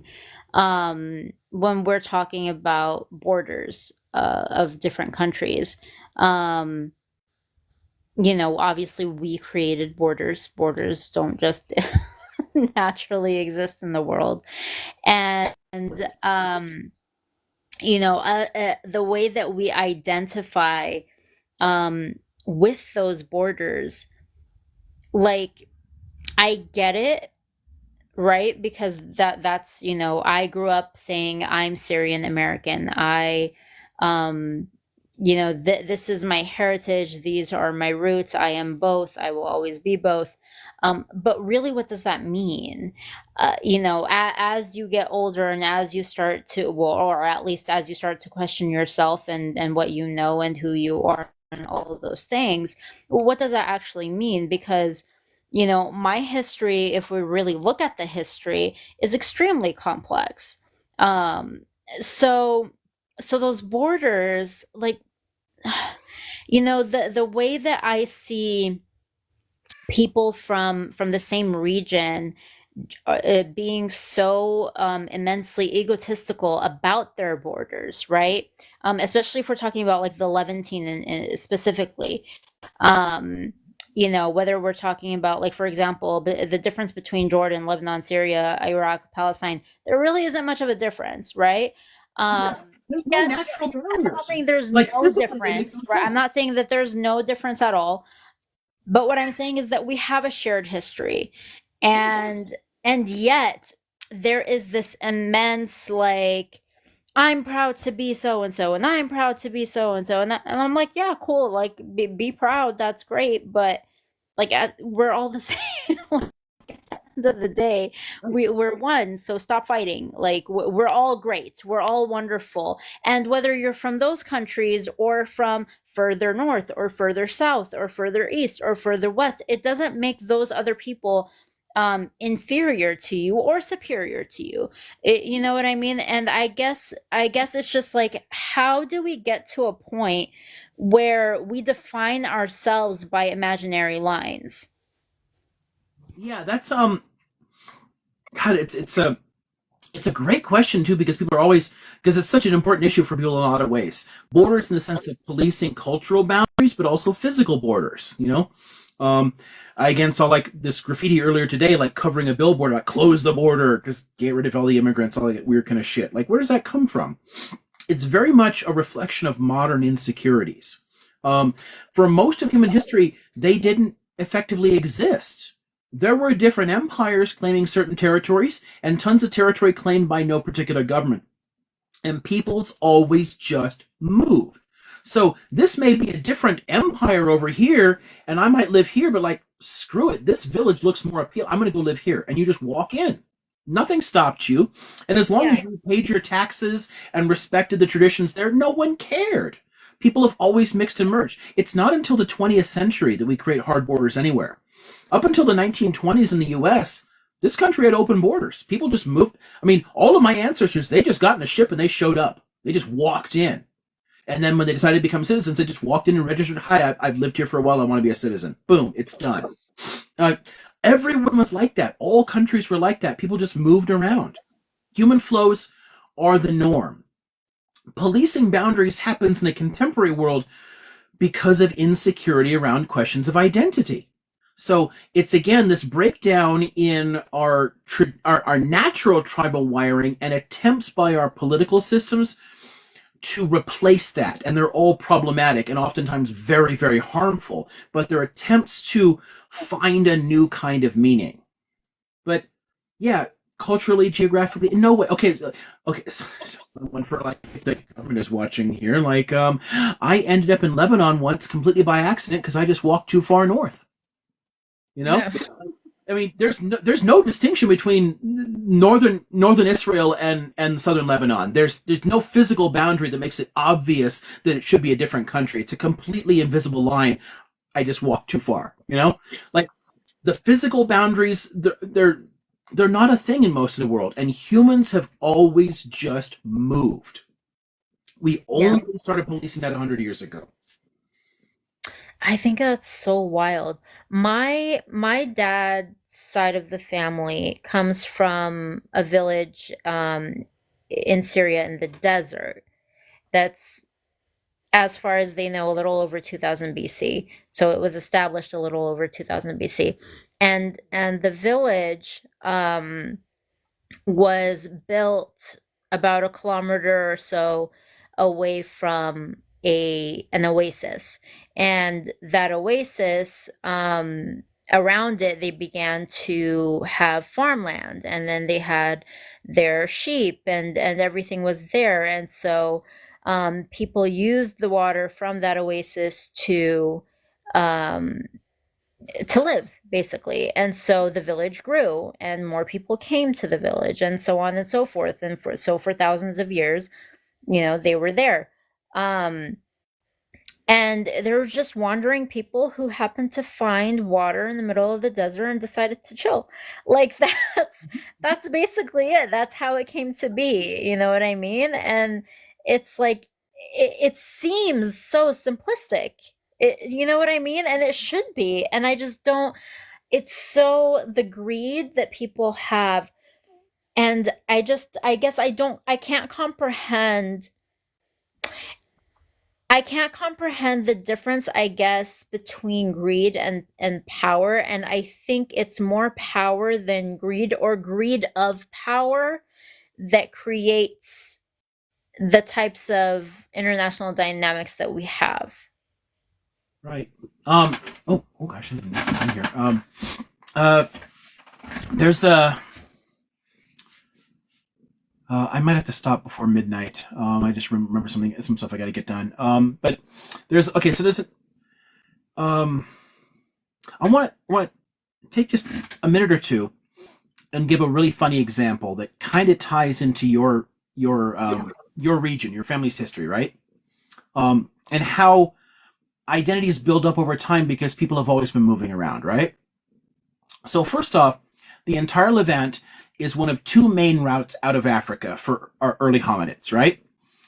Both crossing over near to Yemen and crossing the Sinai. Two main routes out. So people have been in that area for a long time. They've literally found 1.5-year-old, Homo erectus remains in northern Israel. So people have been coming there for a long time. And we had tons of Paleolithic cultures moving around, but they're all nomads. They move around constantly, right? So we can start building a common identity only with permanent settlement. So take us back only to the Neolithic, right? So look at early Neolithic settlements. Go back to the period just before, and then around the Natufian cultures are building up. People are finding little oasis areas, settling in. Jericho's been continuously inhabited for 11,000 years. Some people have been in places for a long freaking time because they find certain areas and they start settling. But the people still mix and merge, right? So there's a Natufian culture that builds up there, right? The people don't exclusively stay there. One of the routes out for the development of the Semitic languages, and there's still scholarly debate among linguists in this, where I land on this one, is that I think the Semitic languages ultimately originate in the Levant, and go back into that period. Because, and one of the interesting places for that is, if you look genetically, the place today you find the largest concentration of Natufian DNA from ancient Syria, Lebanon, Palestine, Israel, Jordan, is actually today in Yemen. They migrated south at some point, but the population stayed there as well. So some left, but there's a chunk that stays. The one that stays, a whole bunch of people from the north, from the earlier farming communities of Anatolia, moved south and mixed in. So now you've got Anatolian farmer DNA. So now you're half Natufian, half Anatolian farmer. Now you have migrations coming in from Mesopotamia, migrating in from there around the Copper Age, right? So you got Chalcolithic populations coming from Mesopotamia and blending in, and they bring that Southwest Iranian DNA. So kind of like where the Elamite civilizations and southern Mesopotamia developed, the Ubaid civilization of southern Mesopotamia and the Elamites. So far south of where today, Iraq and southwestern Iran is, right? They move over and they mix in. And now you got three basic components, right?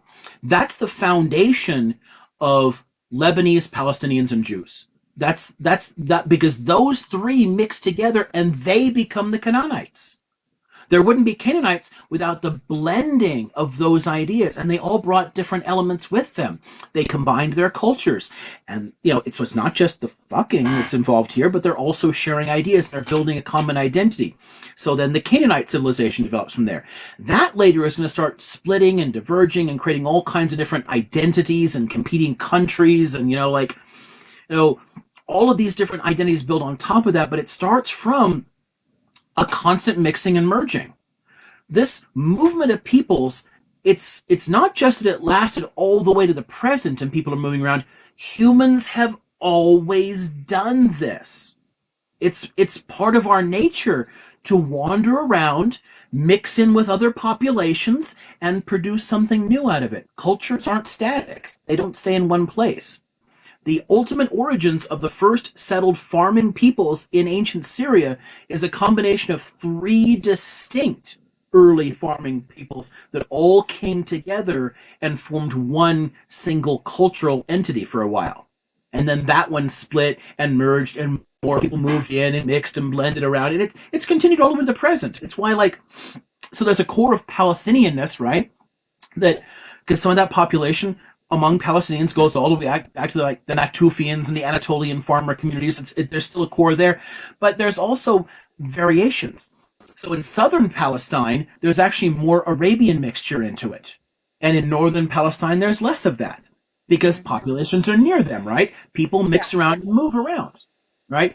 In some areas, there's more Aegean DNA because, then the Philistines settle on the coast at some point and they bring some mix in there, but they ultimately assimilate into Canaanite civilization and cease to be distinct. So originally they were, and then they stopped being. All those, Greekish type people from the Aegean, they became Palestinian. They contributed something to the whole, right? We've always done that. We've always absorbed people. It's human as human fucking gets to mix and merge that way. But today, we throw up hard borders and we say, no, you are not Syrian. You are this, that, or the other thing. We cut things off. It's completely unnatural to think that way. We do it because we're confused and listless and we're looking for an identity. Yeah. And people are selling us one from a particular country. You are Syrian, and that's different from being, Jordanian or whatever. Right. All that's artificial. Yeah, and I've always said, like, I guess what I've noticed is that people will pick and choose what part of their history they stop at, right? Like how far back they choose to go, because you're like, when people do their DNA tests or whatever, their genetic, like, I'm part European, I'm part this, I'm part that, I'm part that, right? Let's just assume that my family from both sides, my mom and my dad, let's just say that they were both just from the Levant in general, right? I always say I'm ethnically Syriac. I'm ethnically Syriac Aramean because that's how far back my family can trace their lineage from. Does that mean that we can't go further back and trace it back to possibly Assyrian or Chaldean, especially because of where my dad's side of the family is from? Of course not, and we won't know. But the reality of the matter is, they chose to stop at Syriac, and they didn't go further back than that. So that is what they identify with. And I notice that a lot of people tend to do that. This is what I am, period, end of story, and I'm not going to go back any further than that, because this is where I choose to be. This is where I choose to land. And so they pick, yeah, so they pick it's a designing, like, they're designing who they are. They're picking what they choose to pick. They're picking the truth, however they choose to see it. Yeah, for sure. It's and all those choices, they're all ultimately artificial. Like what you pick, why one and not the other? Where do you draw these different lines? We're compelled to draw some kind of line to define ourselves because of our need for community, for a sense of belonging to a whole.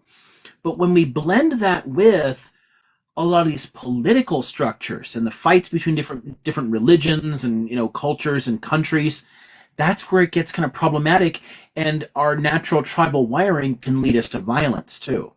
Mm-hmm. So it's something we have to be aware of. Why and how we draw those lines has real consequences for the world. But at the end of the day, it's still just fiction. We're making something up, we're choosing a particular identity. To call yourself Assyrian, right, is a political choice and a community choice.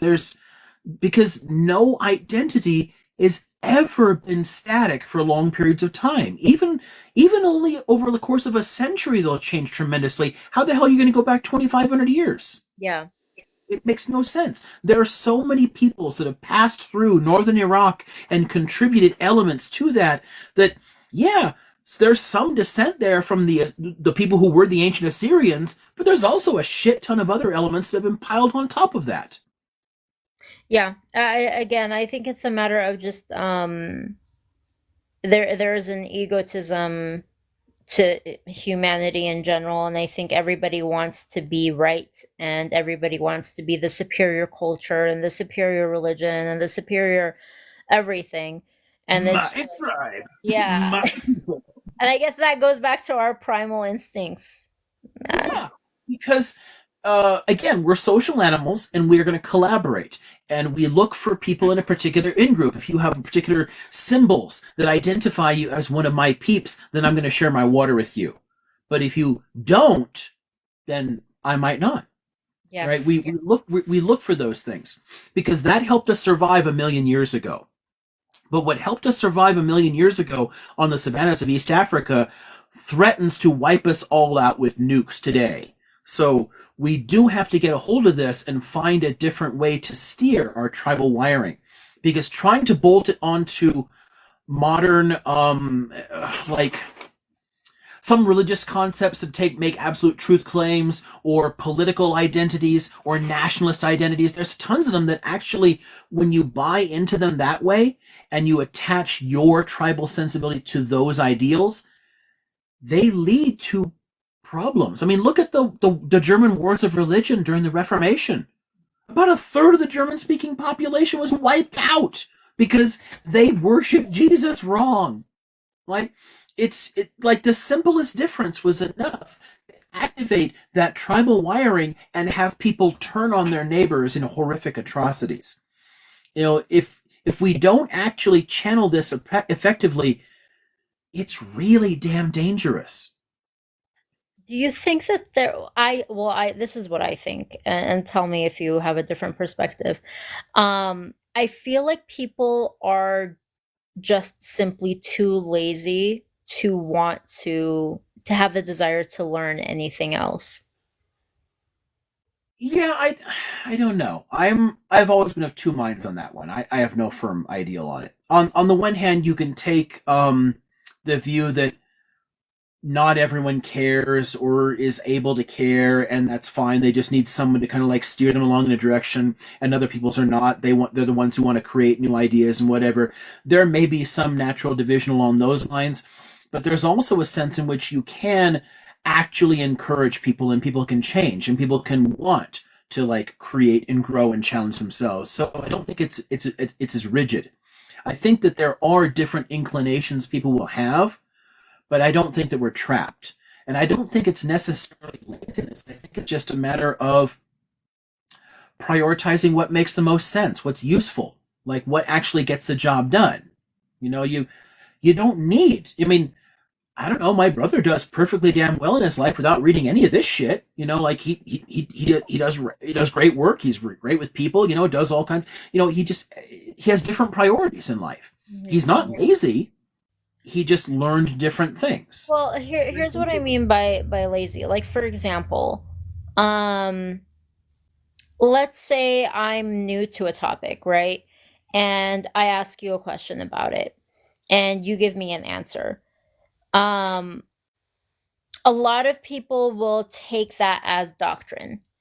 They asked one person a question, that person gave them the answer, they're satisfied with that answer, they won't look into it any further. You could be lying through your teeth, and they will, I mean, you know what I'm trying to say? Well, I'm not talking about you directly. I'm indoctrinating you into Marxists. Ooh. But you know what I'm saying? Like, some people will just take everything at face value, and this is what I learned. It's kind of like that, I call it the Twitter effect, where people a couple of years back, there was like this thing that I noticed that people were doing, is they would look at a newspaper article's headline, and not even read the article itself, and then just have a full conversation based on what they read in that headline, knowing no actual facts, having no actual perspective, not knowing what was in the article, what the article was actually talking about. They would just take that headline and just go and just run with it, right? So they would just take something at face value, and that's it. That's what they know, and that's what is accurate and true and correct for them.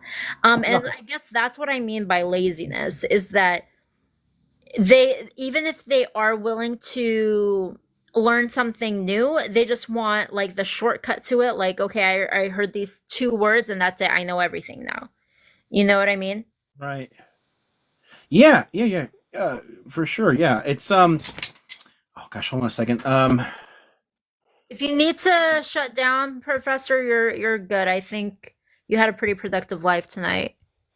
Yeah, I need to do 2 things, but I'm not tired. I'm happy to continue, and would kind of like to, but I got to do 2 things. One, the dog needs to go out, and I do have to take care of something that on my phone that'll take like a minute or 2. But so if you guys can give me a brief break. Yeah. Dharma, are you there? Is everybody? I think everybody went to sleep, Professor. I don't know what to tell you. Oh yeah, somebody remembers. Yeah, I do the little language thing every night, and I forgot to do it before I started this thing. You know, I can do a quick one that I'm familiar with. I can just fly through something in like 1 minute. I don't want to lose my streak. You know, it's been going on for like 1,400 days, so I'm here. I want to keep it going. But yeah, I mean my dog is 14 years old and doesn't have full control over her legs or her bowels anymore, and she just shit her bed. So Oh, okay. I want to clean Well, that up. how If you about we guys just don't mind. relieve you for the night, and you can go take care of your puppy and yourself, and we'll meet again soon. Yeah, sure. That's fine. Yeah, exactly. I mean, there's a lot of people in the chat watching along, but not a lot of people that seem to want it pop up anymore. So Sorry. maybe people want to let it go. You know, it's fine either way. But whatever y'all prefer. I can clean up and do the language thing and be back in a couple of minutes, or we can shut down for the night. Anyone have thoughts, ideas, anything like that? Let me know here. Actually, you guys just think about that for a second. This stinks. I'm gonna clean this up. Like, Go ahead. don't You go discuss. ahead. Do what you want to do. Okay. Well, Wilbur, were you calling my name earlier?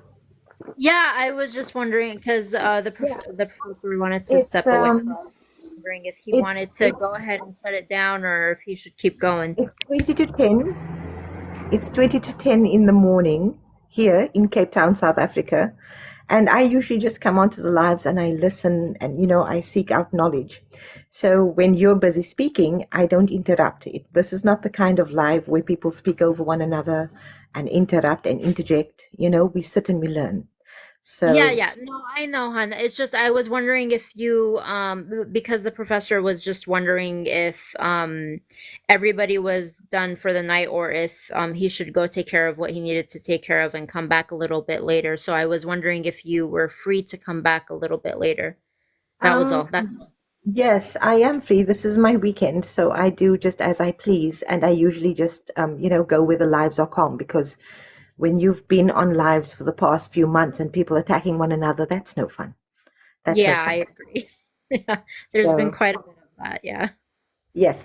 So, yes, I have a few things I would like to ask, but of course, things that are a bit off topic. So I respectfully just wait and see where my topic fits in, or if my questions get answered, or, should I just leave my questions for another time, which is more considerate. So, Well, yeah. that's very kind of you. I guess we'll just wait until the professor comes back and we'll see what he wants to do then. Yes. Also, it's like, I'm not mod on here, so I don't want to, play tic-tac-toe with people. And Right. so yes. Yeah, me But either. And I think all of his mods are asleep. Yes. I would mod from time to time, but that's when I'm actively engaged and it's a topic that I'm actively involved in. But there are times when I just come and chill and learn, and that's when I choose not to want to be a mod. See, I always choose to not be a mod. I just prefer to not have that responsibility. Yeah, no, it's more, you tend to want to mod when you know a bit about the topic or when you know a bit about the subject matter, because then you know what's relevant and what's not, and you know when people are coming from left or right side. Yes. But so for me, really, I just sit here and I listen, and when it's not something I'm particularly au fait with, then I just imbibe, I just take in. Yeah. Yeah. I mean for me it's just I always I feel like when you're modding, you have to keep your eye on the chat and just make sure that there aren't any disrespectful comments that Yes. people, and Yes. I'd rather not have that Yeah, responsibility per but there are many times when there's a topic going, and but tonight was more of a free for all from topic to topic to topic. But there are times when there's a topic going and people try to veer off topic, or you get people that are vehemently in disagreement, left or right, and then you've got to control the room because it gets a Mhm. bit, you know. And Mhm. Professor Liam's room is not the environment to go and get crazy in. We are here to learn. Absolutely.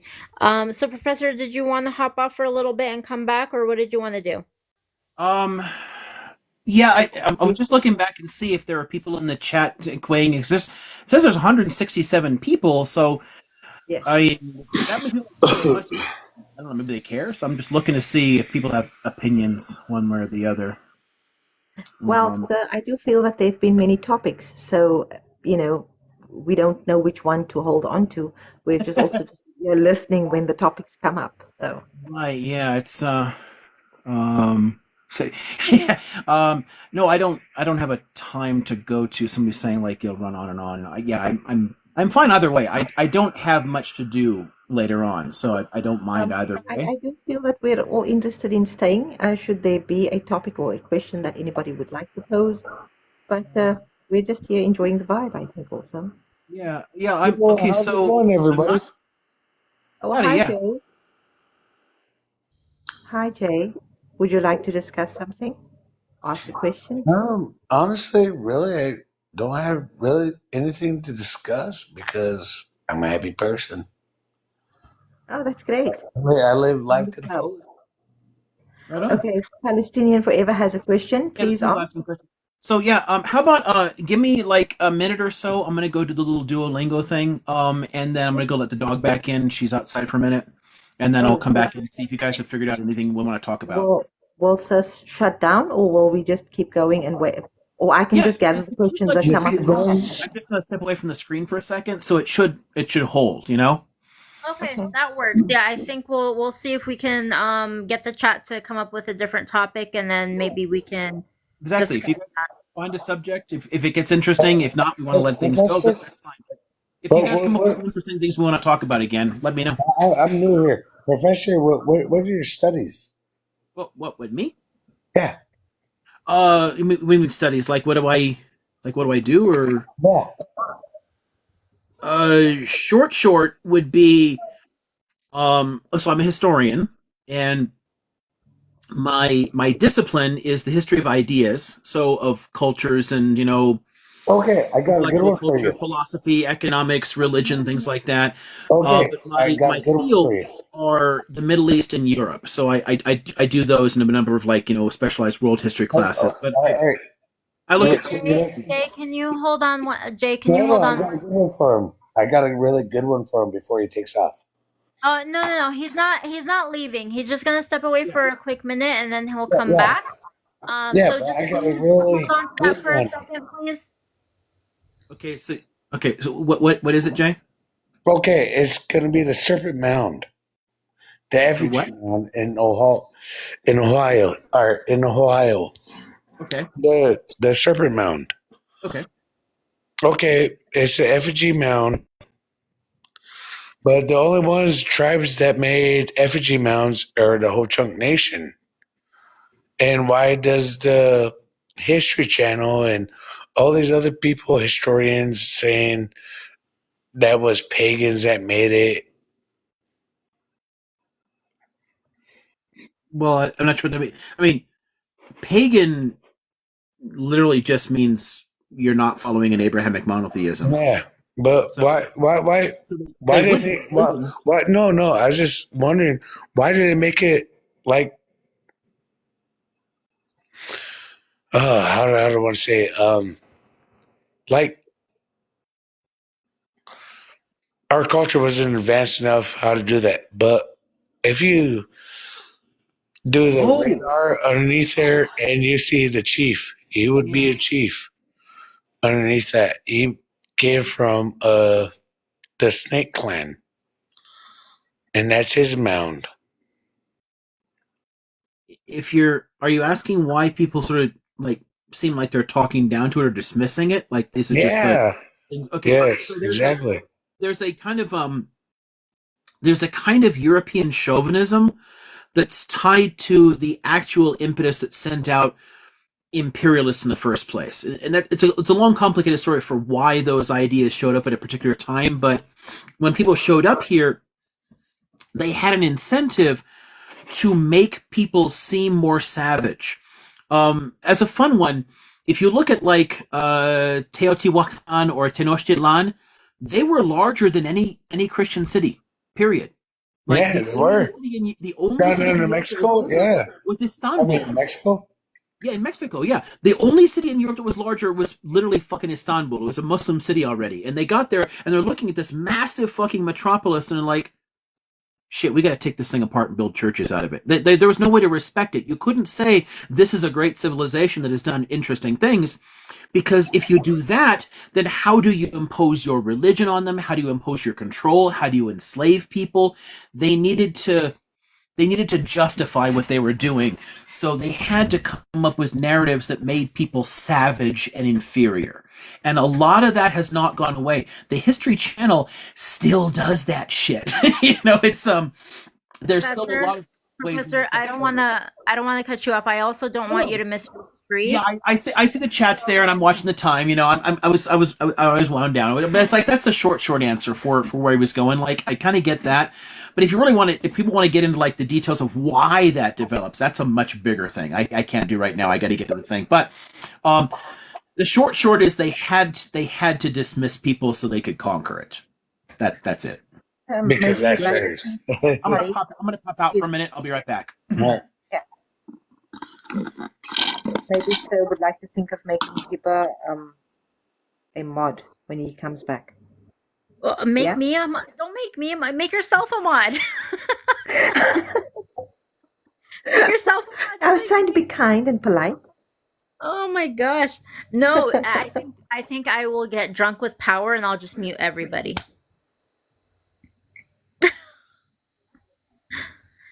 Hello? Yes. You cut off. No. I'm sorry. No,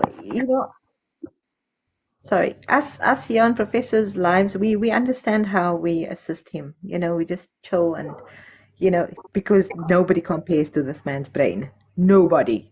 Absolutely. Nobody. Yeah. I don't think that he understands, the power of his own brain. It's just, I don't know, amazing. Can I have a question for you ladies? Yeah, go Yes, ahead. Jay. But where are y'all from? You mean like cultural origin, or do you mean Yes, cultural origin. cultural origin? I'm Syrian, nationality wise Syrian American, and I'm culturally Arab American. Oh wow, that's cool. That's really cool. I'm Native American. You already heard what I was saying to the professor. Yeah. The ladies are awesome. Ladies Shiva are says, beautiful. Thank Shiva you. says, I hear South Africa. Shiva, you know me. You know Yeah, me. she knows. She can hear it.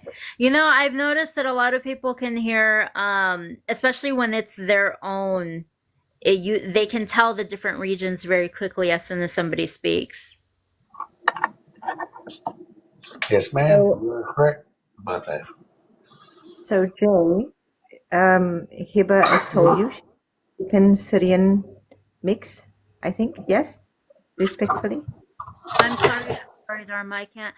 Jay, can I ask? I just want to let you know, kind of, before we, continue and the professor comes back, just the way that he likes to, um, conduct his live is he'll give somebody an opportunity to ask the different questions that they have.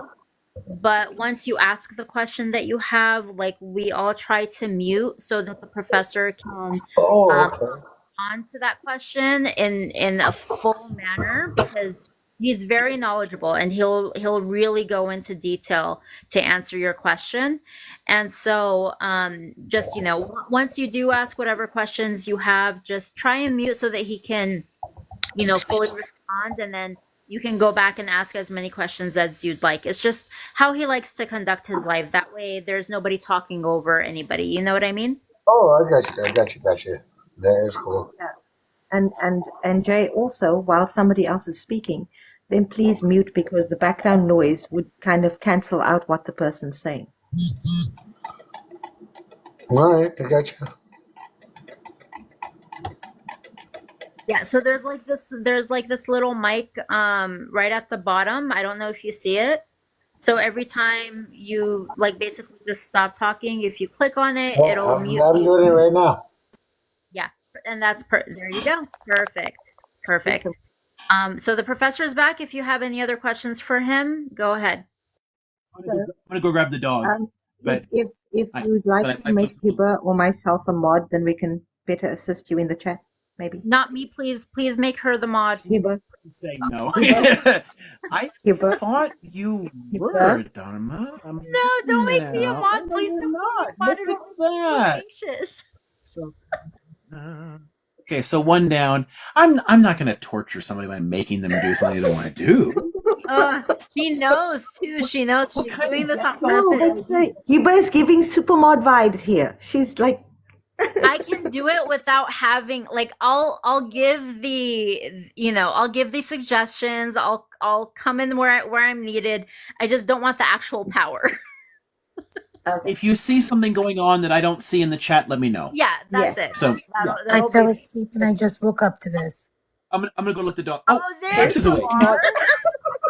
Welcome back. Here comes the mod now. Now you're here. Where Jax, were you when we needed you, Jax? Miss Thing? Jax? Wait, hold on a second. Oh, you don't want me as president. You really don't want me as president. Jax, can I tell you something? Jax, do you know that you were snoring, right? No, all of a sudden, I'm been here all for hours, and all of a sudden I just woke up and I'm like, oh, and he's still alive. I'm like, who are these people talking? The same thing. It's happened to all of us. You. Okay, so now that Jax, the actual mod, is here, then we have no problems. But we can still just ask myself or Hiba or Jax the questions. No, but and you we guys will... could do it. No, I don't get it. I didn't step in for that, but it was just funny because I know how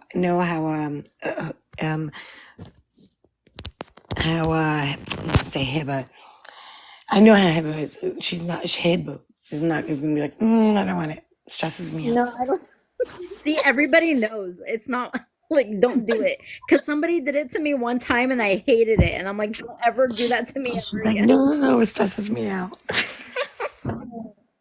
It's funny. Did you see my text? I texted you. I'm like, are you what did I text you? I forgot what I texted you. You're like, no, I can't stand it. It stresses me out. I don't like it. Yeah. No, but it's really easy. Oh yeah, about the modding. Yeah, but it's really easy. Aww. But it's really easy here. It's really easy. It's not like you're on a different panel, I swear.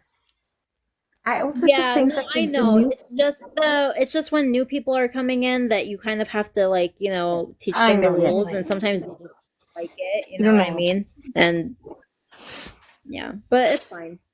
What happened? So let's go back to the chat.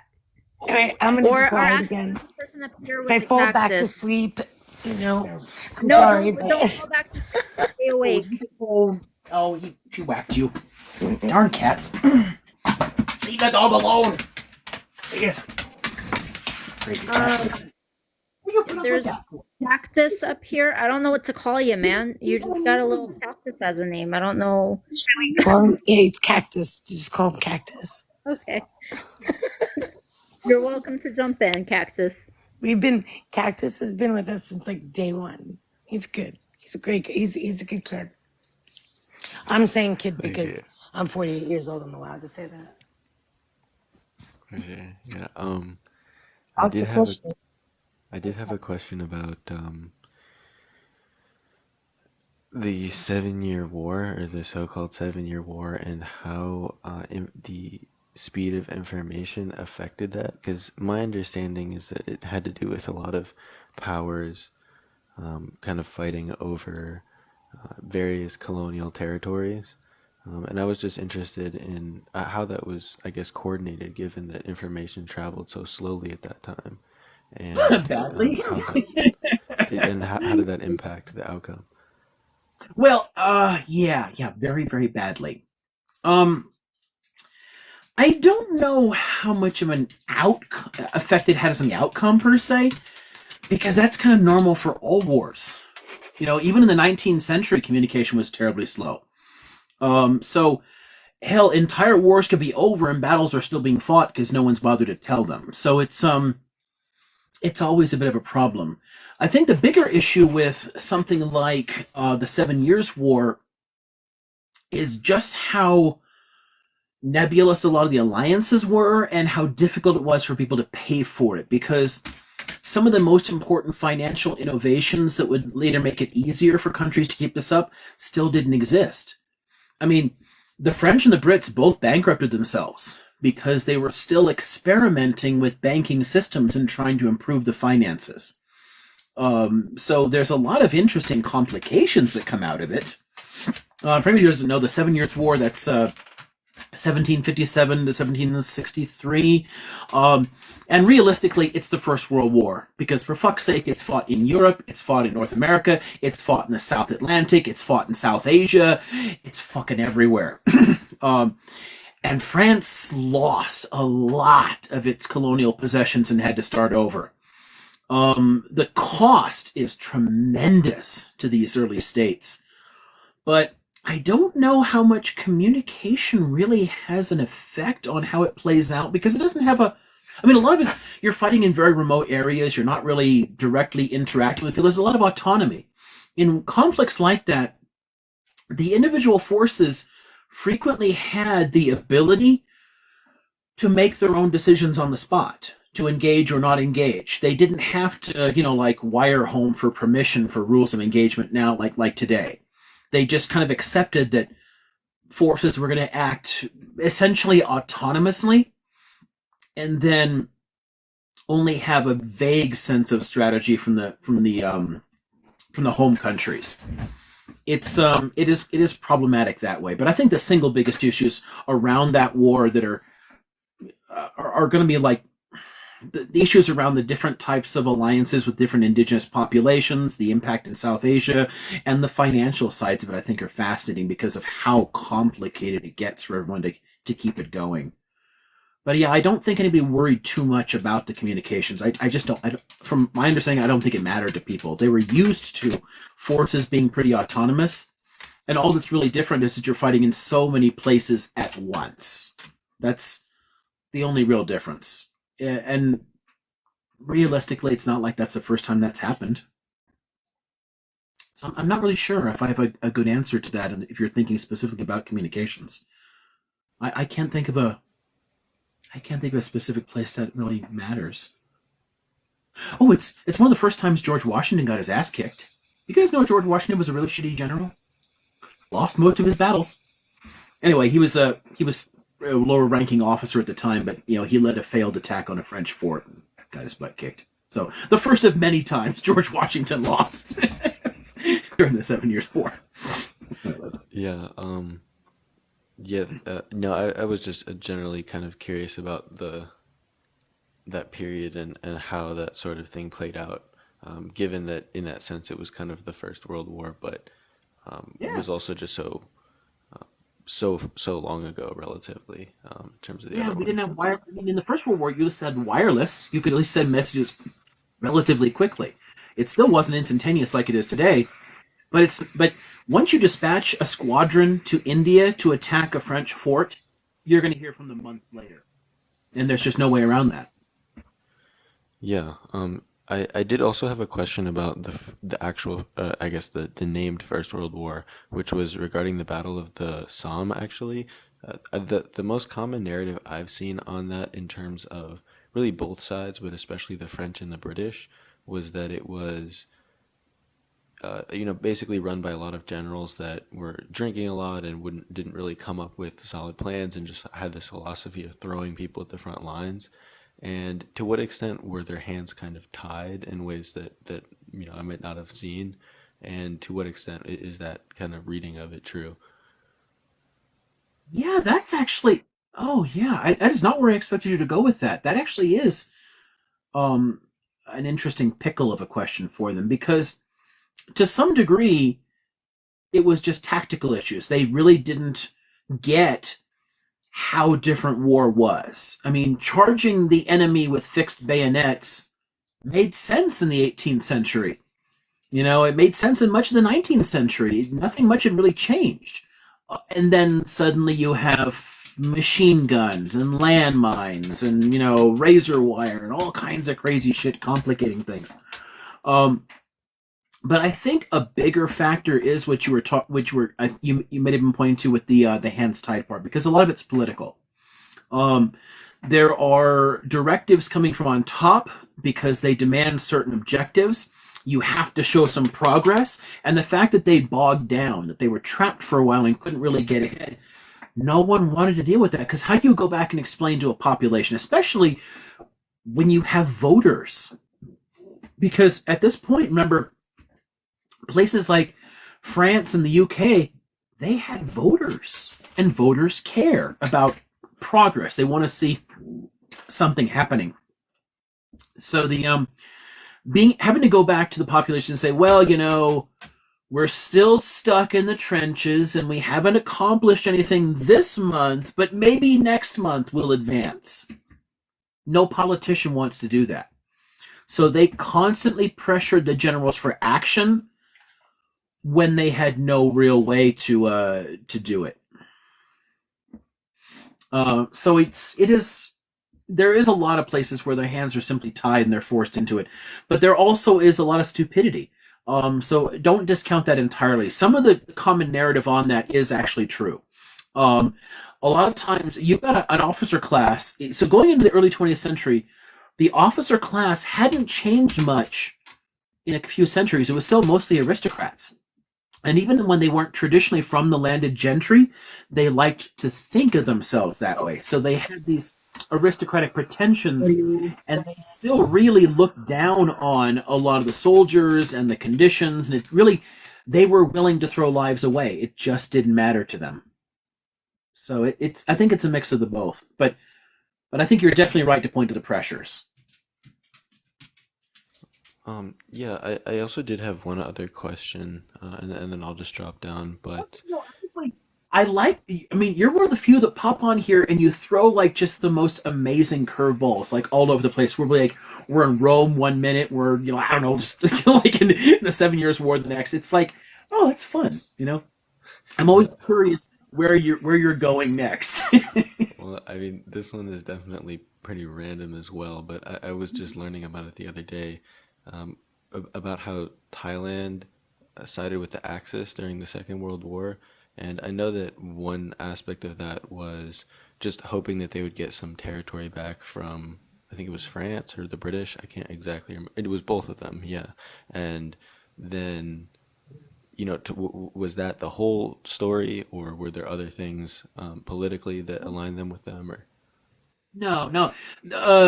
There are a lot of places that were ideologically sympathetic, but it's not really one.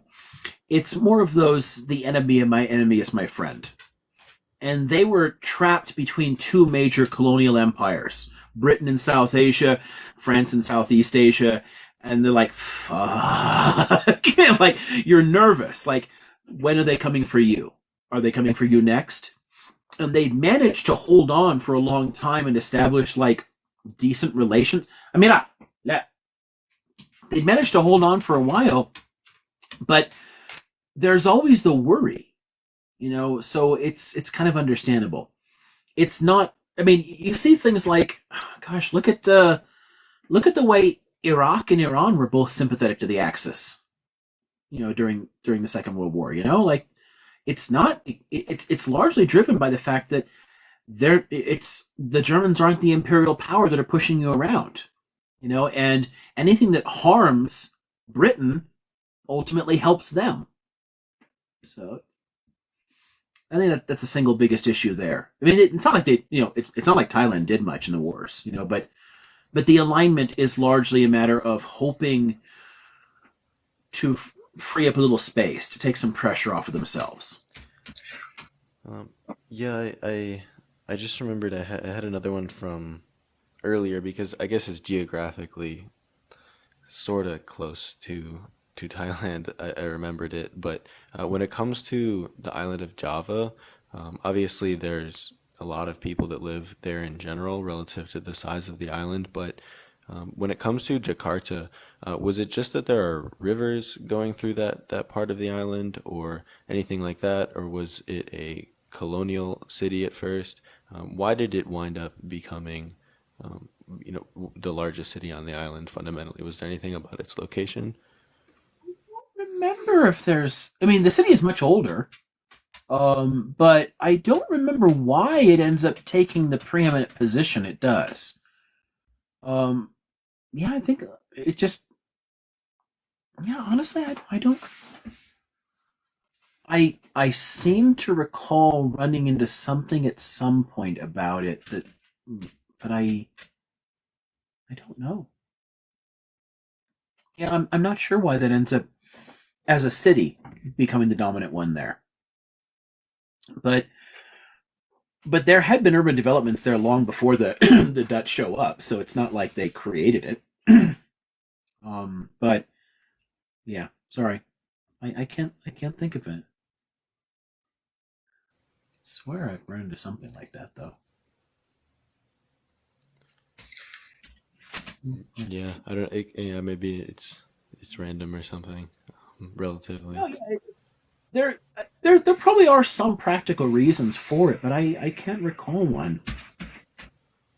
I think they do have a lot of problems, like physically underneath it now. I mean, the land really can't support the amount of development that's been piled onto it. And I think I've heard of like some places starting to sink or whatever, like weird shit like that. But yeah, why it became the preeminent metropolis, I really, yeah, I can't recall at all. Yeah. But yeah, no, just because I think there's 9 rivers flowing through it or something, and there's floods a lot, and yeah, it's kind of And like it's Chicago. the unstable soil. Yeah, that's Yeah, that's where the sinking. yeah, it's a Yeah, bit it's like Chicago. it's not the best place for a metropolis for sure. Yeah. But yeah, I mean, when people are first building up those kind of urban settlements, you often don't expect them to get that big either. There's a lot of cities that have really struggled over time to expand. I mean, look at where Alexandria is in Egypt, right?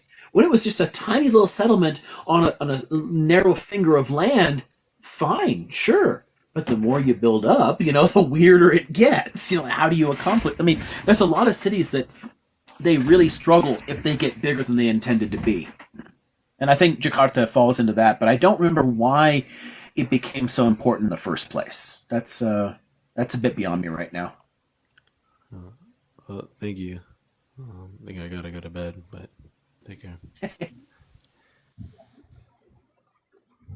Have a great night. Always fun.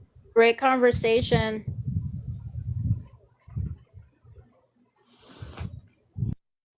Oh, let's see. I got one more space and one more person asking. I'll pop that. Hello.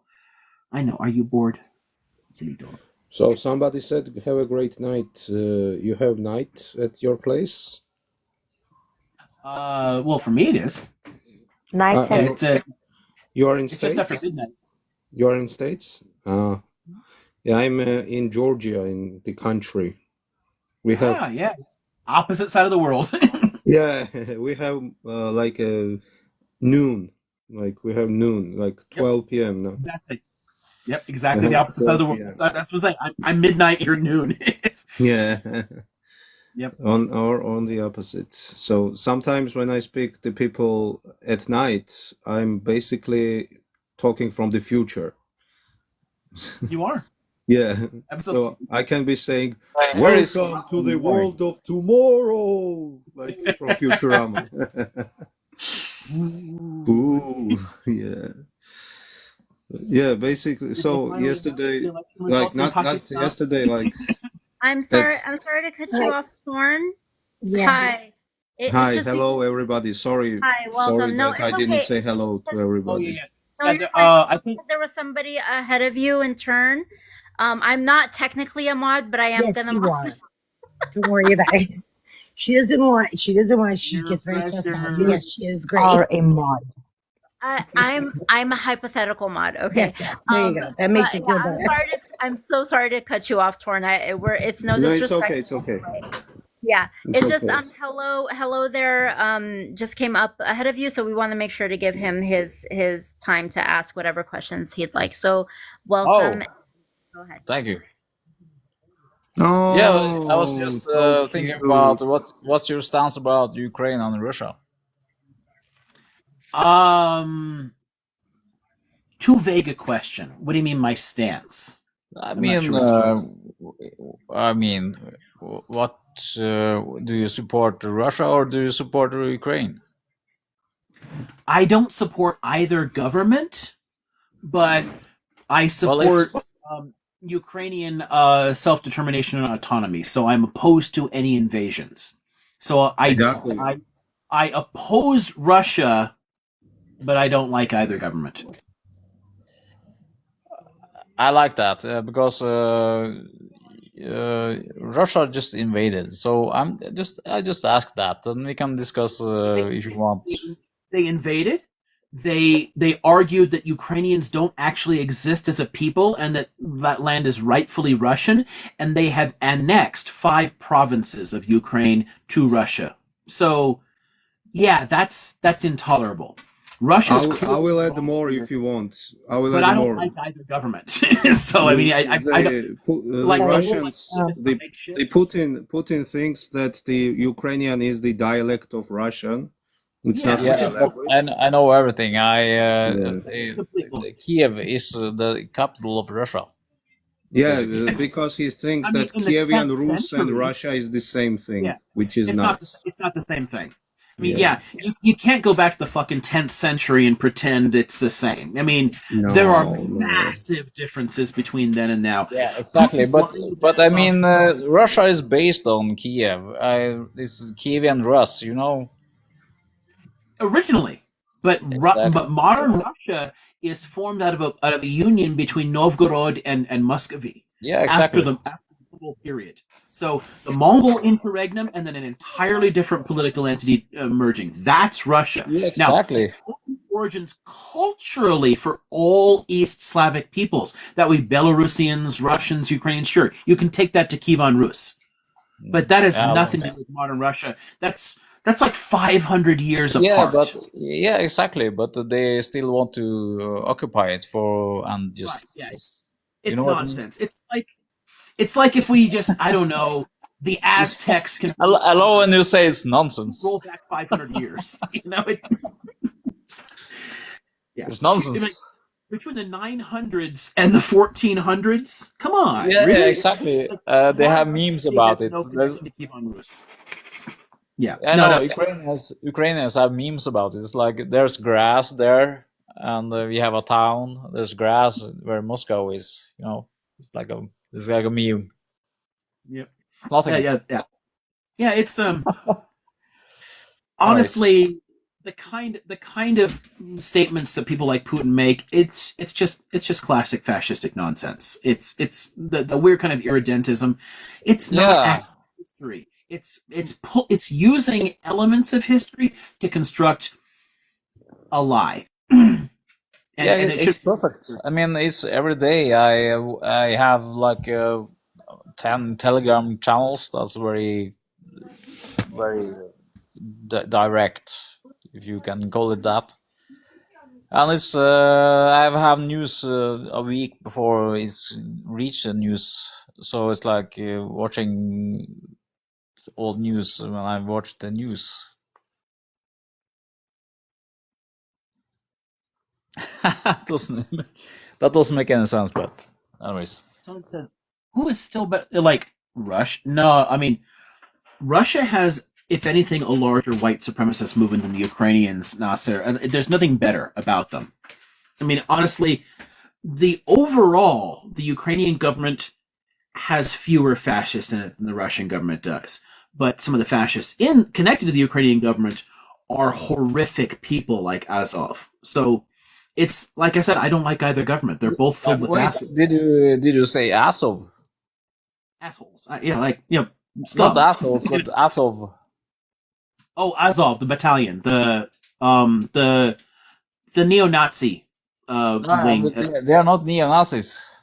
They are literally neo-Nazis. Kind of, but I've seen videos from it, basically from the trenches, and there is nothing that resembles.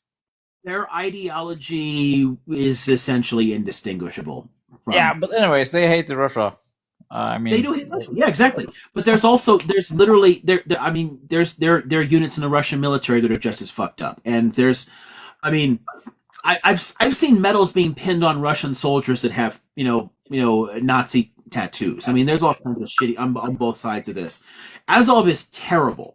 I know it's that. not. But the entirety of the Ukrainian government isn't quite as bad. So it's I don't know. It's again, I don't like either of them. And if you tell me to pick a side between the two governments, I'm going to say they both fucking suck. But I'm sympathetic to Ukrainians as people because they don't deserve to be invaded and occupied. And honestly, all the eastern Ukrainian territories that Russia is claiming are Russian, no, those are still Ukrainian. They just adopted the Russian language at some point. They're still ethnically Ukrainian. I've been in Ukraine. Have you been in Ukraine? I'm sorry. Hello there. Yeah. I don't know. Are you new to the panel? What? Are you new to the panel? Okay. Oh no. Yes, I am. Okay. Hi.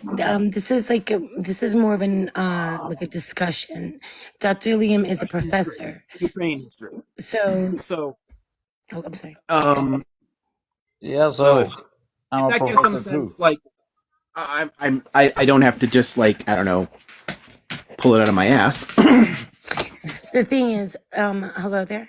He's a professor, so it's not more of a back and forth. If you wanted to ask him any general questions, he'll be more than happy. But to ask him if he's been to Ukraine is, it's not really important.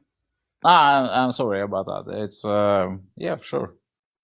Okay. So if there's any questions you wanted to ask the professor, please do. Oh, it's just interesting to interact with this professor. Yes, I understand. But there's people on this panel. Yeah, sure. Just that are here for it's a. I'm done. I'm sorry. I'm done. Oh, you're not. No, don't say that about yourself. Everybody, no. I say. I mean, you just let people have their. I think he meant he's finished. Oh, okay. Yeah, done. Yeah, I think he said done.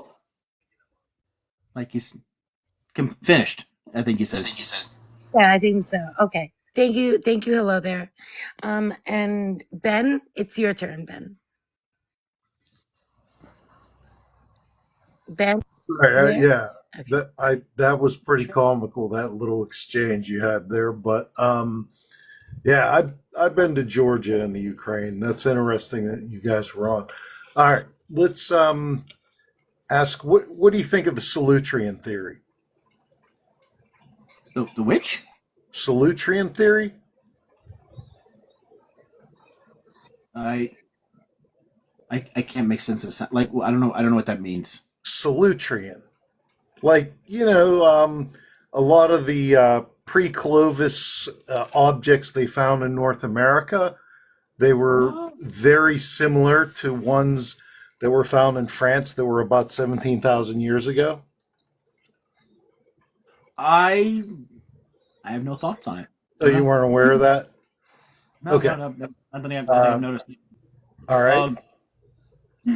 What do you think of the sea peoples that attacked Egypt? Do you have any idea who they might have been? Yeah, I mean that's pretty well established, and not just by historical records and naming and whatnot here, but I mean genetically we've managed to like tie them down. They're displaced Aegean populations. What you have in the latter stages of the Bronze Age collapse is the Mycenaean culture decides to take advantage of it and start attacking areas. That's honestly the ancient memory of a Trojan War goes back to the Bronze Age collapse. You know, like obviously most of the story is mythologized, but there is a fight there, and the elite are gone. But while they're gone, their civilization collapses too into chaos and anarchy. They basically overthrow the order. So all those soldiers, they have nowhere to go, so they scatter and they end up in different places. There's honestly a small element of cultural memory that show up in two other stories, including the Odyssey, about that sense of displacement and just sailing around. But chunks of them end up in different places because they're bereft, they're lost. So you end up in different places. So they must have had a pretty big population then. Holy shit! I've never seen anything like. Hold on a second. I gotta. This is fucking funny. See, this is why you don't want to make me a mod, because I would have already blocked. I think he's a fake professor.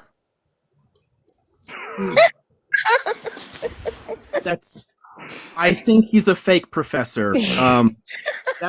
I think that's the end of our conversation. Yeah, like blocked. Like he would have already been. He would have been blocked the minute that he was talking to you that way on the panel. See, this is why you don't make Hiba a mod, because you.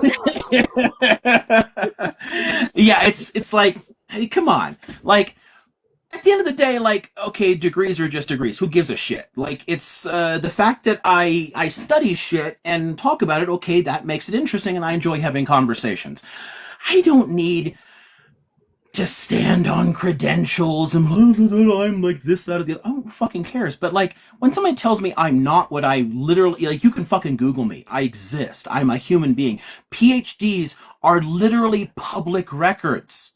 Like, it's a matter of public record anywhere in the world. If someone completes a doctorate, anybody can Google them. You can't hide anymore. That's honestly one of the downsides is you lose a certain sense of anonymity. But like, come on, really, come on. Like if you got to pick on me, that's fine. Pick on me for something else. Like make some shit up. Like I don't know. You're I don't know. Oh.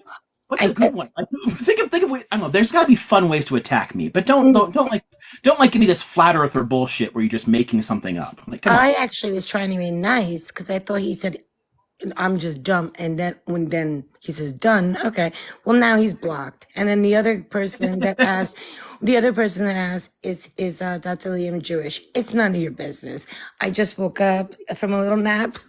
You're blocked too. Okay, let's continue on with the conversation. People care. I mean, people are interested. I don't care.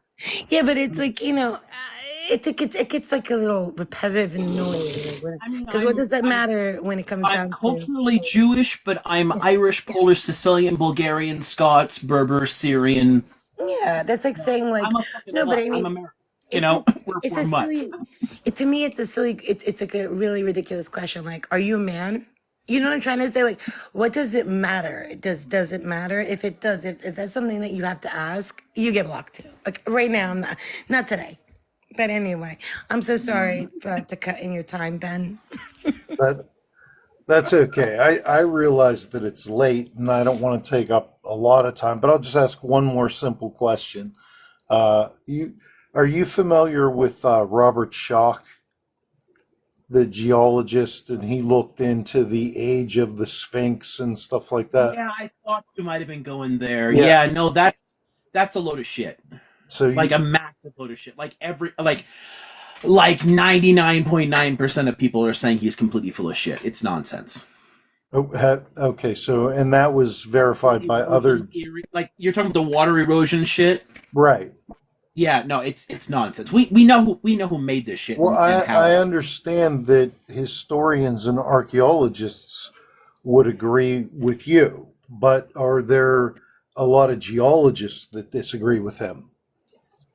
There are other scientists in his field pointing out that his study makes no sense. Like it's just a yeah. If it were the case that nothing else was found of that age, then you could throw out his ideas very quickly. And I don't know geology well enough to say if he's right or wrong, but there's no settled people at that time. But like there's really no one building anything in the area at that time. Right, but if they found Göbekli Tepe, which is 12,000 years old, and there could be other things out there, isn't that possible?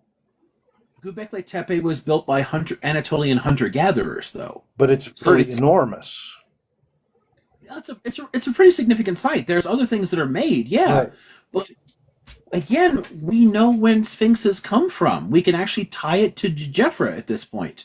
Mm-hmm. I mean, the oldest sphinx symbols found, like carved sphinxes, they're at Jeffra's complex. Like Abu Rawash is where his pyramid was. His pyramid was basically disassembled at some point, so there's only remains at the lower levels, and then a bunch of the shit below that they've dug up. But there are sphinxes at that site, so it's like we can tie it to a specific era in that dynasty of the Old Kingdom. Mm-hmm. So it's like people putting books about Atlantis in the history section. It doesn't deserve to be taken seriously. Okay, well, I had a completely open mind on it, and that's why I asked you. Having an open mind is great. Having an open mind is fantastic, but at the end of the day, evidence matters. And I mean, I like Sagan's line on this, like extraordinary claims require extraordinary evidence. If you're going to make an argument that flies in the face of tons of existing evidence, it has to be a damned good argument, and his is not. Okay. Well, there's supposed to be the massive city of Dwarka underwater off the Gulf of Cambay, and that's like pretty far under the water, so they must have built that. They're saying like 10,000 years ago. So, I mean, that's another piece of evidence of something being that old. I know of no such thing that anyone's found anywhere. There are no cities 10,000 years old anywhere in the world. Okay. If somebody finds a 10,000-year-old city, that will be huge news in my field. Nothing has been found of that sort. Okay, so these are all, what do you say, like sort of pop culture type lies.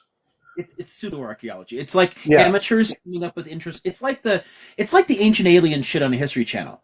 I mean, people are taking lateral evidence or looking at actual artifacts and documents and whatnot, but they're just making shit up. Like, I once saw an episode of Ancient Aliens where they discussed the demigods that are present in the book of Genesis, and decided that they were aliens on a breeding mission to, like, mate with human females. And like, what the fuck are you talking? Like, we can't even mate with fucking dolphins. We're on the same fucking planet. You think something from a completely different planet has compatible DNA? What the fuck? Like, demigods are a common concept all over the Near East. Of course, the oldest records in the Bible would still reflect that, because the earliest documents were still polytheistic. But if people don't know that, if they don't know the history of the document and they just read the book on its own, then, okay, you can make up a new story that fits it. A lot of people do that. They see interesting things that they can't explain, and they fill in the gaps with what they do know. Because, our brains are fun engines. We want to find answers to things. And if you don't know enough material, you're going to come up with terrible answers. So a lot of that whole 10,000-year-old city stuff, it's people making up terrible answers because they simply don't know enough to come up with good answers. It's imaginative and it excites people, which just sounds like a lot of fun. It's human. At the end of the day, it's just human, because we tell stories. We make sense of things. So I get why it happens. It's totally natural. Well, you know what? There have been some fairly legitimate people to make some pretty wild claims. There was a Japanese guy that he won a Nobel Prize in genetics, and he said that he thought that aliens. This is what he said that, and I don't remember the guy's name because I'm not good at remembering Japanese. So, but he said that humans were created by a mixture of pigs and chimpanzees put together, and he thought that aliens did this. But he won a Nobel Prize, so he's not a total quack. So maybe. Yeah, but there are brilliant, stupid people. You know, like humans are humans. We come up with weird shit to believe. You know, somebody can be really good at something and still come up with something that's fantastically bad. This is why the scientific method is brilliant, because all humans are fallible. We all make mistakes. But when we put our data out there and other scholars look at it, that's when we know it makes sense. I hate when like the television does this. Like you get like, you know, I don't know, it's the talk shows that come out, a new scientific study says that like chocolate will give you a boner, and like, oh yeah, everyone wants chocolate, and like, but no, a scientific study doesn't actually prove a fucking thing ever. You need to reproduce it consistently. You know, you put material out there for peer review so people can look at it and say, huh, and then come up with their own experiment to test it. The same thing works in history, archaeology, everything else. When I publish something, somebody else has to look at it and say, can I attack this? Does it make sense? You publish when you can't find a problem in your own work, and you open it up to other people. And when 90% of people say, y'all full of shit, it sinks to the bottom and we just don't take it seriously. If the evidence changes, we always revise that and pick it back up, but only if the evidence changes. So the pig chimpanzee shit, no, like every other geneticist is going to say he's insane, because, you know, people are people. We're all fallible. We all fall for weird shit.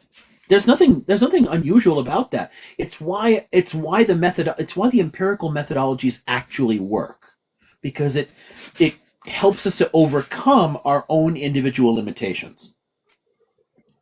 Okay. Well, it was interesting. I don't want to take up anybody else's time. It was fun just to ask those questions.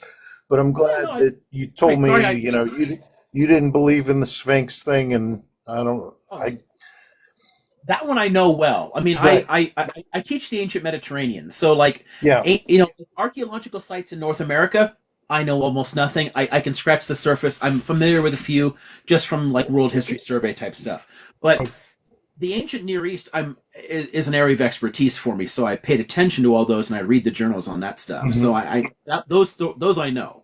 Do you think? Somebody keeps asking in the chats about Göbekli Tepe. Yeah, Cactus. I'll come back to that in a minute. Once I see it, you know, and I'm not sure what you want me to talk about, but I'll talk more about it. Yeah, sure. So some people claim that guy Zahi Hawass is like a gatekeeper of information, and he tries to hide truths that they find in Egypt. You can't, but see, it's literally impossible to do that. That's the fun thing about the way these disciplines work. And when it's similar to when people are talking about how history is written by the conquerors. I mean, bro, it's literally not. I mean, I'm a historian. I can tell you that's not true, because any country can say anything they want. Any individual scholar can say anything they want. But people doing my job also live in like Armenia and Japan and Australia, and they all do this shit, and they all get to write about it. It's an international process at this point. There's no way to control it. So no single Egyptological figure can block our study of things, because the data is scanned, photographs spread all around the world, and we all get to look at it. So correct these. Then Graham Hancock you would consider just a complete fraud? Completely. I mean, he is batshit fucking crazy. Yeah. I mean, fun to read, like, because it's like, wow. Right. But you got to read Graham Hancock and think like, dude, I need to be really high for this, you know? And then, sure, ooh, this is great. Well, he did write a book on DMT, so... Yeah, like watch Ancient Aliens, but do it while you're high and take nothing seriously. And I've been to a lot of those sites around the world because of the show. everybody, please understand that no scholar takes that shit seriously. He is just fucking wrong, but he's hilariously wrong. Was he right about that place in the Yukon that's supposed to be 25,000 years old? Again, I don't pay much attention to North America, so I Okay. can't say. All right. Yeah, there was a I really, site in Monteverde, Chile that's like 33,000 yeah, like years old. there's a lot of things around the world that I pay enough attention to and hear enough that I can say something on. But if it's too far out of my area, I skip over it. Archaeology in the Yukon I really don't know. But I've read a bunch of his stuff, and all the places where he's talking about my areas, holy shit, he's wrong. Mm-hmm. Like, wow. Like it would be hard. It would be I'm not creative enough to be more wrong. I couldn't do it. Joe Rogan worships the guy, but yeah, but Joe Rogan is kind of a turnip. Oh yeah. Okay, well, he's not very bright. I'm not going to take up any more of your time. I'll let some other people ask, and I appreciate it. It was great. You have a great life. Thank you. Yeah, thank you. Have a good night. All right. Okay. Bye. Yeah, if people enjoy Joe Rogan, great. Like, he's an entertainer at the end of the day. But if you want to actually learn something, don't listen to him, because Ro doesn't know what he's talking about. Torn has been waiting very patiently. You are now welcome. It's okay. It's all right. I understand. So, I was at the meantime, while the others were talking, I was doing kind of my stuff, and yeah. So what was the last topic? I kind of missed. What were you talking about? Nice kitty, nice kitty. Hey, cute. Yeah, this is cute boy. This one's some boy. puppies. So, I have cat myself, but she's now laying at the window, like gazing the sights of my city, Tbilisi. So She's he doesn't get to come up as often because Minerva kind of breaks him. So when she's not in the room, I'll let him up, just so he gets some love too. Yeah. This is a male or female cat? Which one is this? Of course, because he's a big boy. He's a big boy. He's fat. Yeah. Oh. My little fluffy girl. Like she's like 7.5 pounds. All hair. She completely dominates the other animals. She's in charge. She beats up the dog. Beats him up. She's in charge. Of course. Cats are always in charge. We are their property. We are their property. Dogs. Yeah, I'm on team. We belong them. We belong to them. We are not like they are our masters. That's what my father's always saying. Yeah. I tend to think we're roommates, but yeah, my father loves talking about them as superior life forms. Yeah. You know why the cats sleep close to us? Because they are protecting us, protecting their property. Yeah, more or less. Yeah, exactly. What's fascinating about them relative to dogs is that cats domesticated themselves, or realistically, they domesticated us. They chose to live with us. Yes. We didn't invite them in. They just said, "Hi, I'd like to live here, and you can worship me and worship me and worship me, and I will occasionally catch mice for you." Or birds. Yeah. I'll protect grain stores if you worship me. Here is my princess. Here it is. You can see in the. Aww, kitty. Yeah, they're good kids. They're good companions. And this is view from my window. You can practically see part of Georgia. It's my town, Tbilisi. Yeah. Let me shut it off. Yeah, this is what it is. So the topic before that was the Ukraine, and I just wanted to say I've been to Ukraine after the war, about 9 times. And they think that some people say that as if the Russian language was under the pressure, even though after the Crimean occupation, I still was speaking in Kiev with Russian, although people were getting more and more irritated because they start to hate Russian language now. And Yeah, even it's in Western Ukraine, nobody will speak you in Russian. They understand you perfectly, but nobody will speak you in Russian. right. Nobody will do this. I think what a lot of people forget is that so many of the set aside Crimea because its population was deported and replaced for the most part, but in large parts of Ukraine that do speak Russian, it was just because people adopted the colonizer language in a sense. I mean, it was the national language. It was easier. You were already bilingual. You just started teaching your kids only in Russian, but they were still originally Ukrainian. So there is a bit of a backlash, and honestly, there's some bullshit nationalism involved in that side, like the linguistic politics trying to force one language or the other. There's a lot of like weird resentments and nationalism that come from that. But it doesn't justify an invasion. It just doesn't. I mean, I'm not going to defend the linguistic policies or attempted policies like that of the Ukrainian government. I think a lot of that kind of stuff is messed up, but it doesn't justify invading and annexing territory. What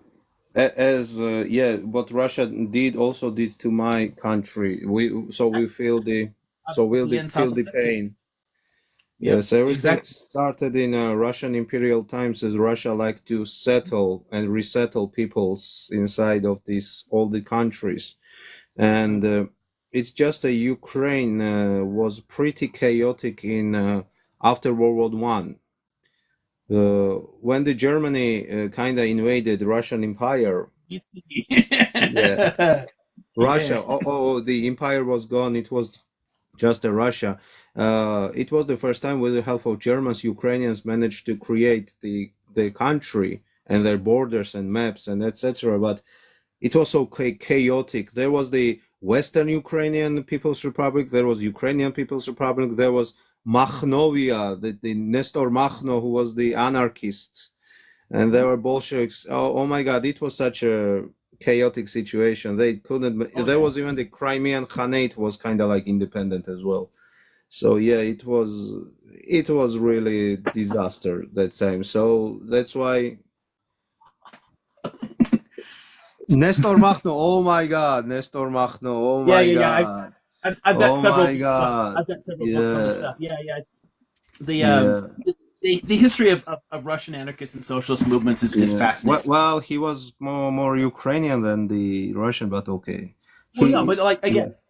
Russian Empire at the time. Russian Empire. There was significant. Ukraine had to be conquered by force by the Soviet Union. It had to be forced. Yes. Same with the Transcaucasian Republic, Georgia, Armenia, Azerbaijan. They were a separate country. And we were united as one. We were we seceded from Russian Empire as the one country, but Armenians and Azerbaijanis were delegates from Armenia and Azerbaijanis were always fighting each other, and for sure. In the 26th of May,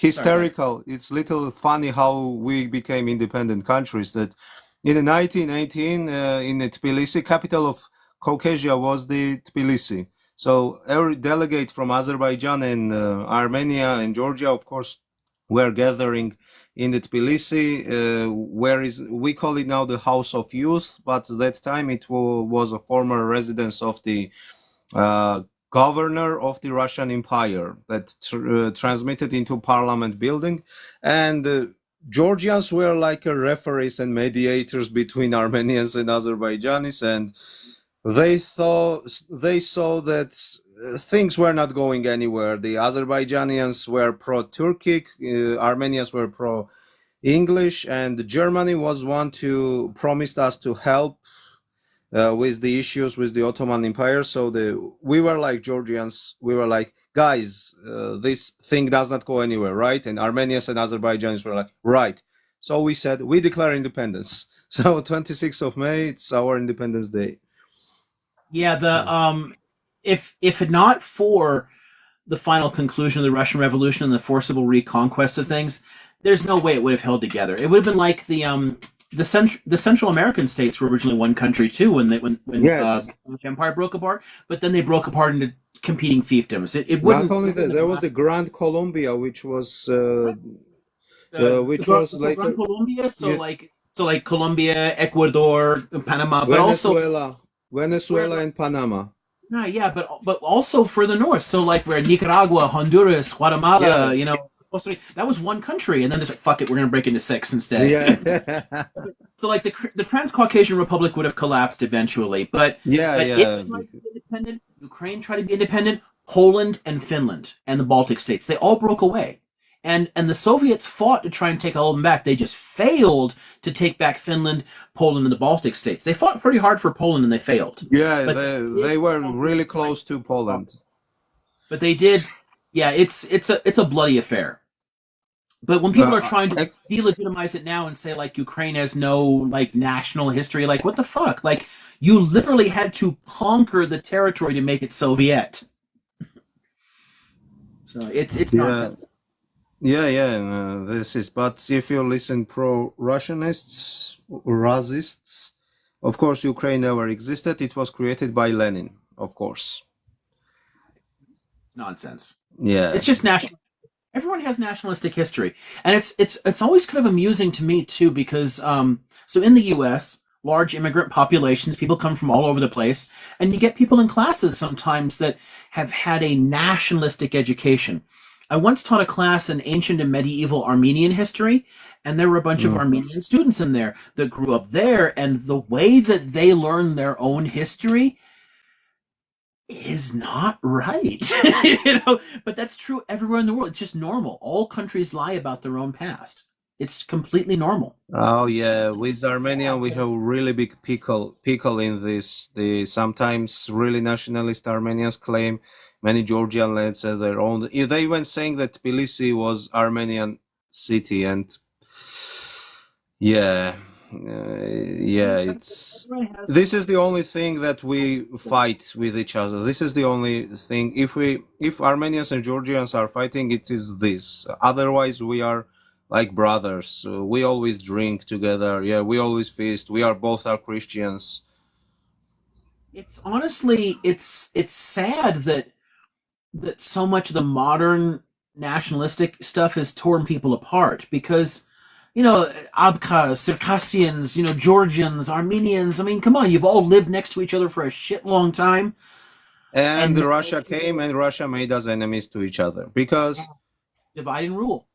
Yes, because the Russia has the institutes of nationalities, and they are pretty good in this. Unfortunately, they can make a quarrel not only with the nations, with the families as well. Like Russia, if it's in interest of Russia, Russia can make enemies. You, for example, you and your brother, if you have brother. I don't know. Somebody's saying that 2 generations ago Ukraine didn't exist. No, it existed. He existed, of course. It just wasn't a fully sovereign state. I mean, I'm always find it interesting that so few people know this, but Ukraine is actually a founding member in 1945 of the United Nations because the Soviet Union got 3 seats. Ukraine, Belarus, and Russia all joined the UN. They even in the Soviet period, they acknowledged Ukraine as a distinct nation inside the Soviet Union. Not just one of the constituent republics, but enough to give it a frickin' seat at the UN. So when people today, now, 2024, want to say Ukraine didn't exist, why the fuck did we give it a UN seat in 1945? That kind of undermines Putin's narrative right there. You know that beginning of 2000, Putin was pro joining Russia into NATO. He was openly saying that. Yeah. Yeah, Irony. I mean, you always twist things around based on how it's useful for you now, So, I mean, the positions are always going to shift around for them.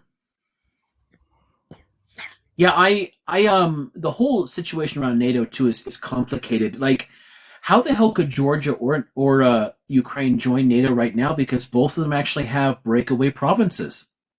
I mean, part of their territory Actually, is by the time when the Ukraine applied first time, they didn't have this problem. It was in no. When they 2008. were accepted as a candidate, Crimea was already under Russian No, no, control. no, no, no, no. It was in 2008. In 2008. Asked, but not when they were accepted as a formal candidate for it. So it's I'm talking about NATO, not the EU. I'm talking yeah, about. for sure, yeah. But yeah, NATO is still a ways away for both of them because in both cases you can't easily do. And yeah, Georgia's even more complicated too. What do you do? They're both There, I have a question. Do Georgians follow the Georgian calendar? I mean, we do have saying that we have the old ways, but we have the modern calendar now. We use even the modern terms for the months. Although from time to time we remembering the old names of our month. By the way, the October in Georgian was called the month of the wine.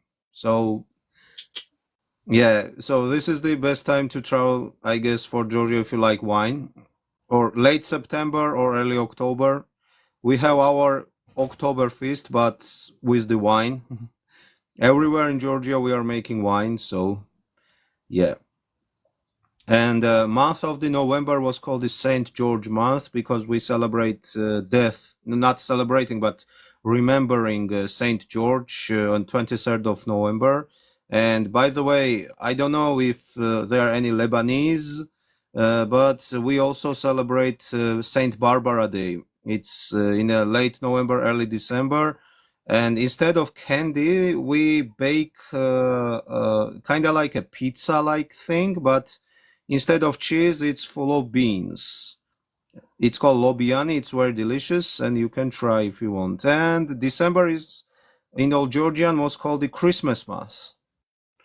Christmas month. So, despite we celebrate the 7th of January, still, I don't agree with this. I prefer 25th of December because, in Old Georgian, December was called the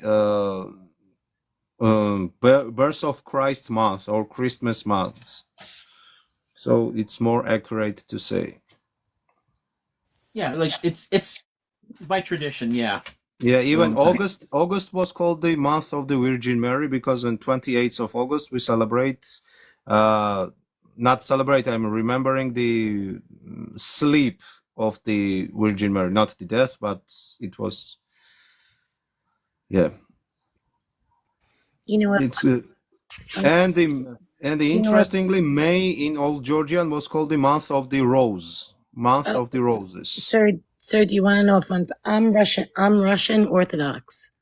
Oh, yes. So yeah, I understand what you mean. Yeah.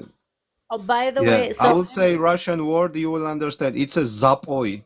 7th of January, it's Zapoy. It's not the Christmas. It's Zapoy. Yes, I know. Yeah. we well, I'm Syrian. I'm Syriac Orthodox, and we celebrate Barbara. We say Mar Barbara. Yes. And we do that, I believe, around the 3rd of December, around their 2nd or 3rd of December. And we celebrate the Virgin Mary on the 15th of August, same as very specific days for those. And then we also celebrate the original, what we call the original Christmas Day, technically supposed to be. I think it's the 6th or the 7th, but now we celebrate it as the baptism day. But that if you go back to the original calendar, then it would be, as you said, the 7th. I'm losing my voice. We have, I checked out, we have 17th of December, the Saint Barbara Day. Yes, we call it. But the luckiest people in Georgia are probably Jews because they have to celebrate both Georgian and Jewish holidays. And they have more reasons to not work sometimes because they have holidays. Sometimes they don't match. so it gives them more days to celebrate. Like they are celebrating both Jewish holidays and Georgian holidays at the same time. It's and by the way, the Azerbaijanis also celebrate their Bayram days as well. Most famous will be like now Nowruz, which is like a new year. It's gonna be in like in a springtime, about in March. And it's kind of similar to the Georgian Easter. They paint eggs with various colors and they put it in the grass, which they make up in the home.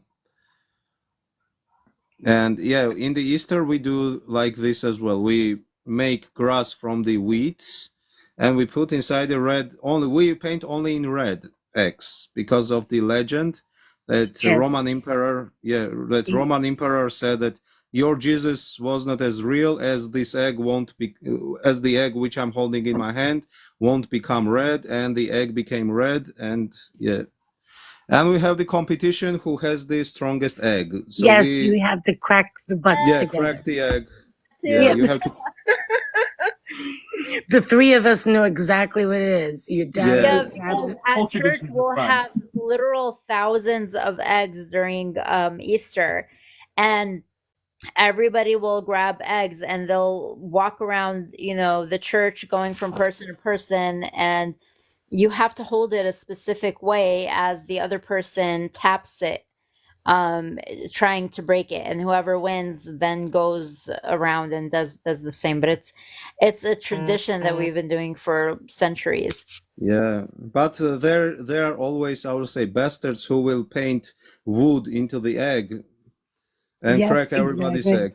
Got a Lithuanian in the comments that now wants to like compare eggs. Like, strongest eggs. No, but it is, and like it's fun because like even like the red egg is because it's the blood of, so it's like we don't Yeah, we don't do I mean see now my kids, because I'm in America, they get to take all these days off, so they get lucky, get it. They get extra, they get Christmas, like American Christmas, and this and then my Christmas. Yeah, it's fun. Yeah, so it's good to celebrate two things. Excuse me. Hi. Yes, I was just gonna say. Hi, sorry. It's 11 a.m. Here in Cape Town. So I think I will take my leave of the panel. I will still stay in the chat just to listen because, I'm an addict to knowledge. Oh. So 11 I would a.m. like, Is it morning? yes, Morning. Oh, It's okay. lunchtime. yes, we live in the future. Me too. Okay, so It's 1 p.m. here. Thank you to Professor Liam, and thank you to the panel, and thank you to everybody in the chat. It was very informative. I love you, and I leave you until next time. Oh, bye, Thank Dharma. you. See you next Bye. time. There was the question towards me, what religion I am. I am Georgian Orthodox. I'm Georgian Orthodox. Although Georgian Orthodox are different from any other Orthodoxes, even our church singing is different. Like we sing in three voices, unlike other Orthodoxes, which they practically sing in one voice or two voices, which they sing the same thing in octavas, if you understand the music term. So yeah, each voice in the Georgian church singing has its own part, and sometimes they mix. Like the first voice comes down and second goes up, or third voice goes on the place of the second. But the most interesting thing is that the Georgian church songs unite as one at the end on the single note. Yeah, this is the beauty of Georgian church singing. Yeah, there's there's a few fun places. There's a few Even fun I places was surprised. I was surprised when I heard the Georgian church singing in Great Libovsky.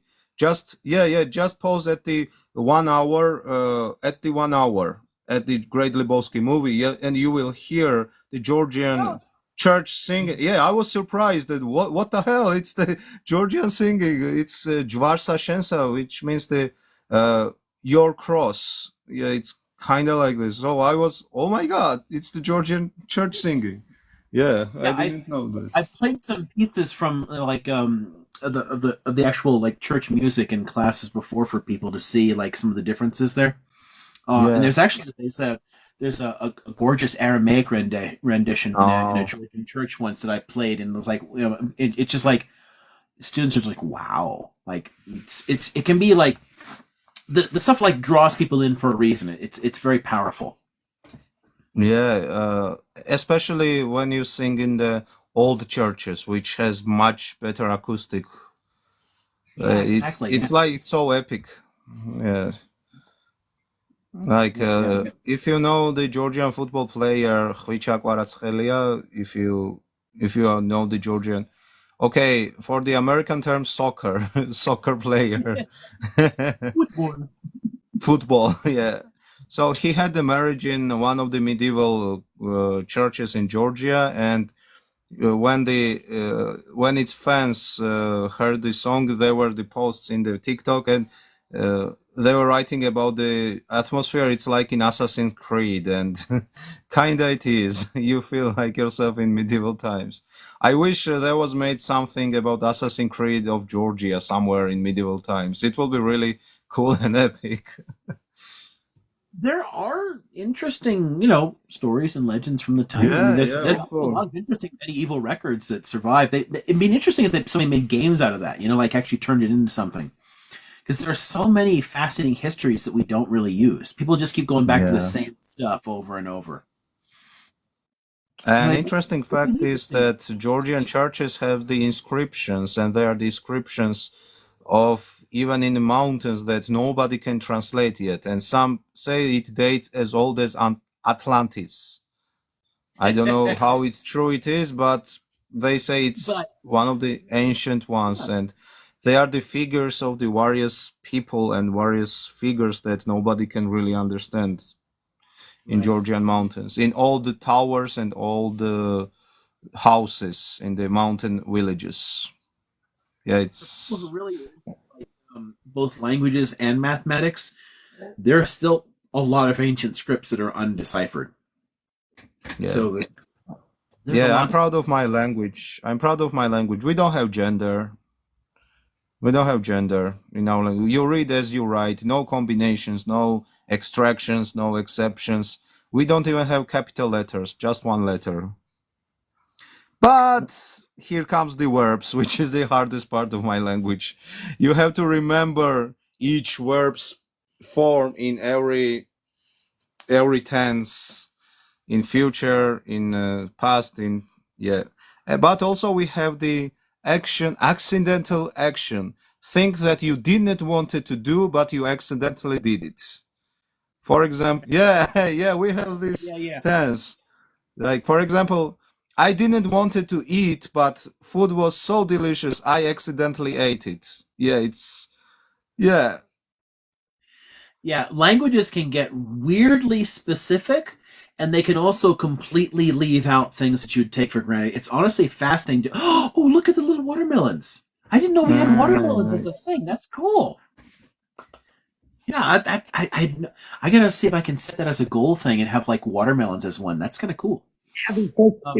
Yeah, somebody wrote a whole tense for accidentally. Yes, we have accidental action that things you didn't want it to do, but you did. Accidental action tense? Freaking, like, what is it?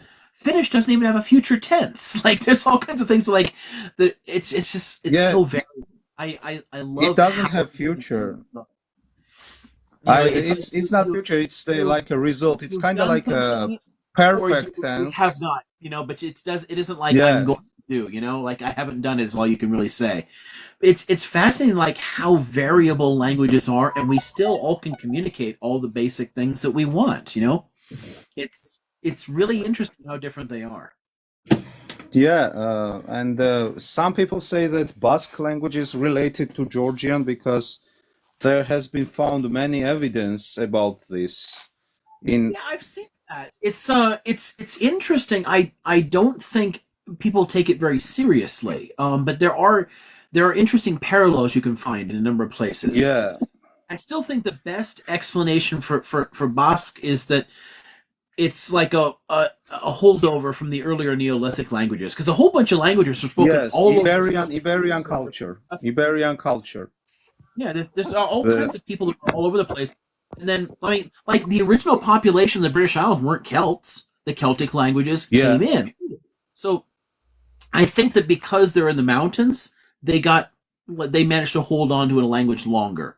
So it is, I think it's distinctive from that. But if you go back far enough, all peoples are ultimately connected. I mean, we all come out of East Africa originally, so there's always interesting links. And if populations migrated in particular ways and ended up in different areas, they'll leave certain pieces behind along those ways. So, but the oldest Euro-Asian person, Hardvelian languages and Basque, it could be there just because it's actually a holdover from a much earlier period too, like beyond the language families, you know. And I just want to say good night. I'm gonna hop off. Good night, my love. Good night. I really don't want to, but I've been up since like 6:30, and I think I'm done. Yeah, we're just gonna ask that, William. When are you shutting? Because I'm trying to think. I didn't sleep much last night. Why am I so late? It's getting because it's because it is 4 a.m. here. I'm about to go back to sleep, and I don't know if anybody now, but I just realized I didn't sleep much yesterday. I should be tired. But neurodivergents never get tired. I should go to. You get me talking about things I don't really care about sleeping. It's more fun to. Honestly, it's more fun to like, hey, we're in Georgia now. This is great, like, exactly. No, it's the first Hardvelian person on and it's really, and I'm sure people don't even realize that there's like we all are Christians, like meaning like I'm Macedonian, but I'm Russian Orthodox. He's Georgian Christian. Yeah, but you guys all are. Yeah. Yeah, it's we're all Christian, but it's like variances of it. Steven isn't. Steven popped up on the panel. Yeah, Steven's here. Yes. Steven's all right, I'm gonna hop off. You guys enjoy the rest of the evening. I will see you soon, Professor Jax. Always a pleasure, my love. Torn, it was always a pleasure, lovely. I'll talk to you soon. All right, honey. Everybody have a good night. Thank you. Have a good night. As the Irishman, I will say that Ireland under the Romans were called Hibernia, which is close to the Iberia as well. And also, I found really interesting. One of the tribes of Ireland were called Iverney or Iverney. I don't know how it's called. Yeah, it's also translates very good in Old Georgian. It's called that. It's where the name. Like a ni is Old Georgian plural form, and Iver is a very common name in Georgia for the male, and Iveria is another name for Georgia. So I see some links. Iberias. Everyone thinks about Spain and Portugal as the Iberian Peninsula, but ancient Iberia is also the Southern Caucasus. Yes. Like ancient maps, I've seen people like getting really confused. Like, why the fuck is Spain all the way over here? No. It's just the same name was used in different places in the ancient world. Yeah. And also in Spain, there's the village called Margalef. I thought it was the joke because Margalef in Megrelian language means Megrelians, which is also part of the Georgian linguistic family. I thought it was the Photoshop, but then I checked, it really exists. It's a little village in Catalonia, close to Barcelona. It's mountain village. And Margalef, it translates perfectly in Megrelian language. It means Megrelians. So how this village came to exist? Yeah, also in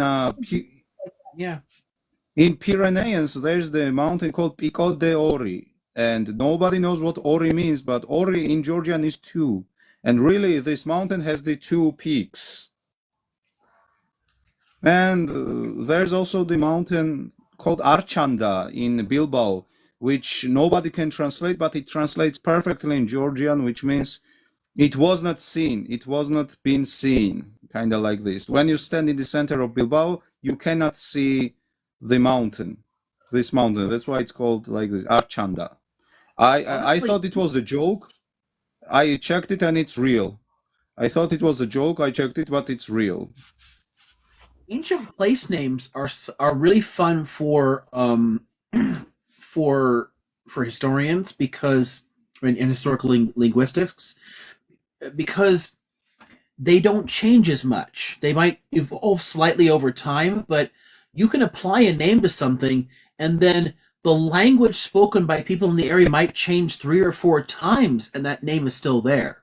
So names in places often it's a kind of interesting cultural DNA that passes from language to language to language, and they just stick in different areas.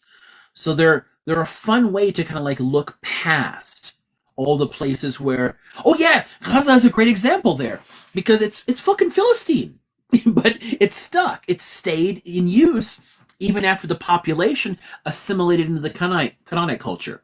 So the Philistine language went away completely, but they left behind place names that are still in use. There's tons of places like that that are just fascinating in the world. And yeah, that's a good one because, God, that's 3,100 years ago, 3,200 years ago. That's a long freaking time for a name to be in place. Palestinians are living in a city with a name that hasn't changed in 3,000 years, that no one has spoken that language in all that time, you know?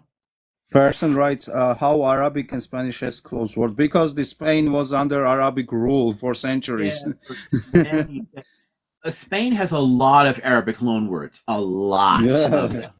Yeah. Yeah, because tons of them came to us from Spanish. Like sugar in English is ultimately coming out of Arabic, but it like passed through several languages to get to us.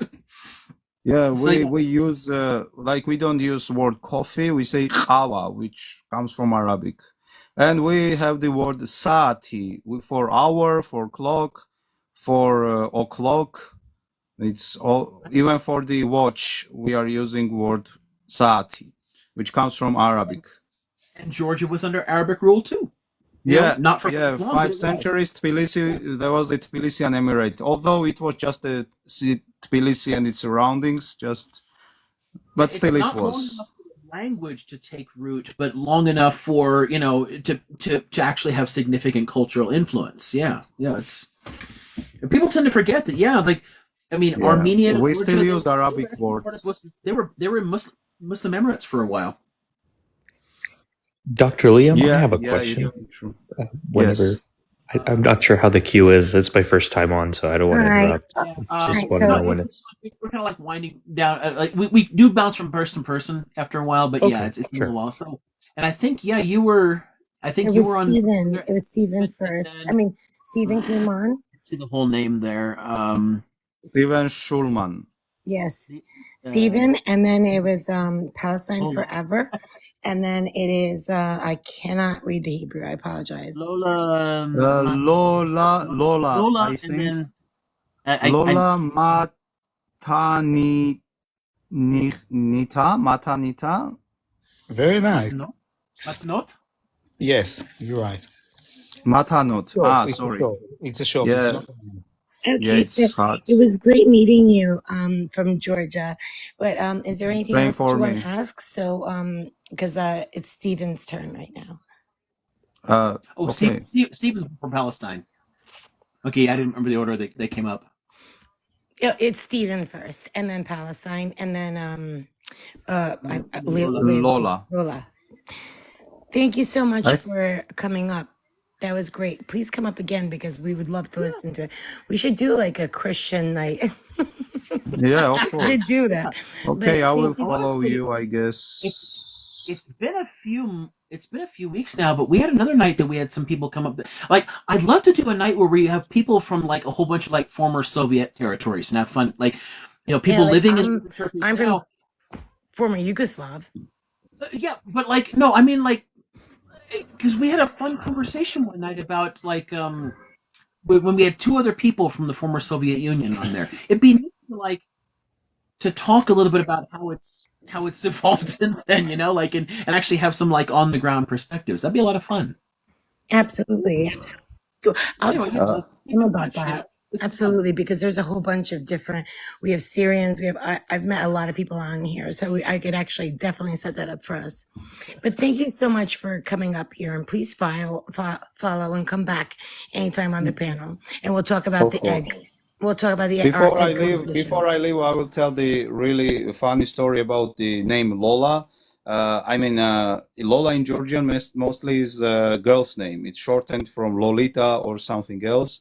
It just one of my friends whose name was also Lola was not aware of expression of LOL, lol. So she went crazy about that. Everybody was posting, "Oh, did you saw something lol?" LOL. Oh, it was so hilarious. LOL. And she went crazy. Why is everybody talking to me? Do you have problem with me? She was like, like this. That's cute. That's cute. Yeah. Yeah, idioms are really hard to translate from language to Yeah. language. Yeah. So Yeah, she went, okay, I really have to go. I have some things to do myself. It was really nice chatting with you. I will fun Good afternoon. following you. Definitely And come yeah, back. Have I a will great come night. back definitely for sure. So have a great life, and also my cat will say goodbye, I guess, for one moment. Bye bye. Here, it's me. Sorry.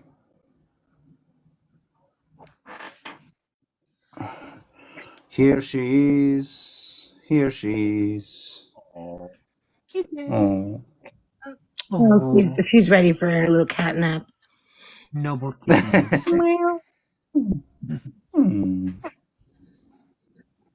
Cat people. Okay, see you guys. See you. Well, that was interesting. Yes. Oh, I went to. I'm sorry, Doc. I went to sleep, woke up, and you're still here, and I'm like, okay, guess I got to go back on. It's the rules. don't worry about it, Stephen. I fell asleep on the panel. It's all right. Well, I I just broke said some I'm sorry. brains. Like I woke people up were in- trying to figure out what is that sound. They thought my dog was snoring. Oh, No, no. that's no, that's It was me. But they were blaming you, my dog. They were blaming you. yeah, it was interesting to come into this conversation. My wife is Greek and Italian, and obviously I'm Jewish. So April gets very busy, used to get very busy for us between having, 2 Easters and a Passover. So it was, Yeah, for sure. lots of family and lots of, one side we're breaking eggs, the other side Yeah. we're looking for eggs, and Same story. Same story. Yeah. Celebrating both holidays. Yeah, exactly the same shit. It's Yeah, and then there was and then there was always the Passover, tension of Easter. people saying, well, "When are we going to? Okay, next Sunday we have Greek Easter, then we have real Easter." Who's saying that? It was just funny, and I really don't have much for you, Doc. We just figured out, I like to come on, and usually I don't come on just to hear my own voice and say hello, but I can always figure something out, or come back because I generally only ask one or two of my 7 questions on, when I'm on early, so. I'm trying to go back to some things. I guess it was on some level an uneventful TikTok week for me.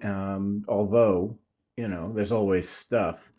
One of the things that I have done is expanded.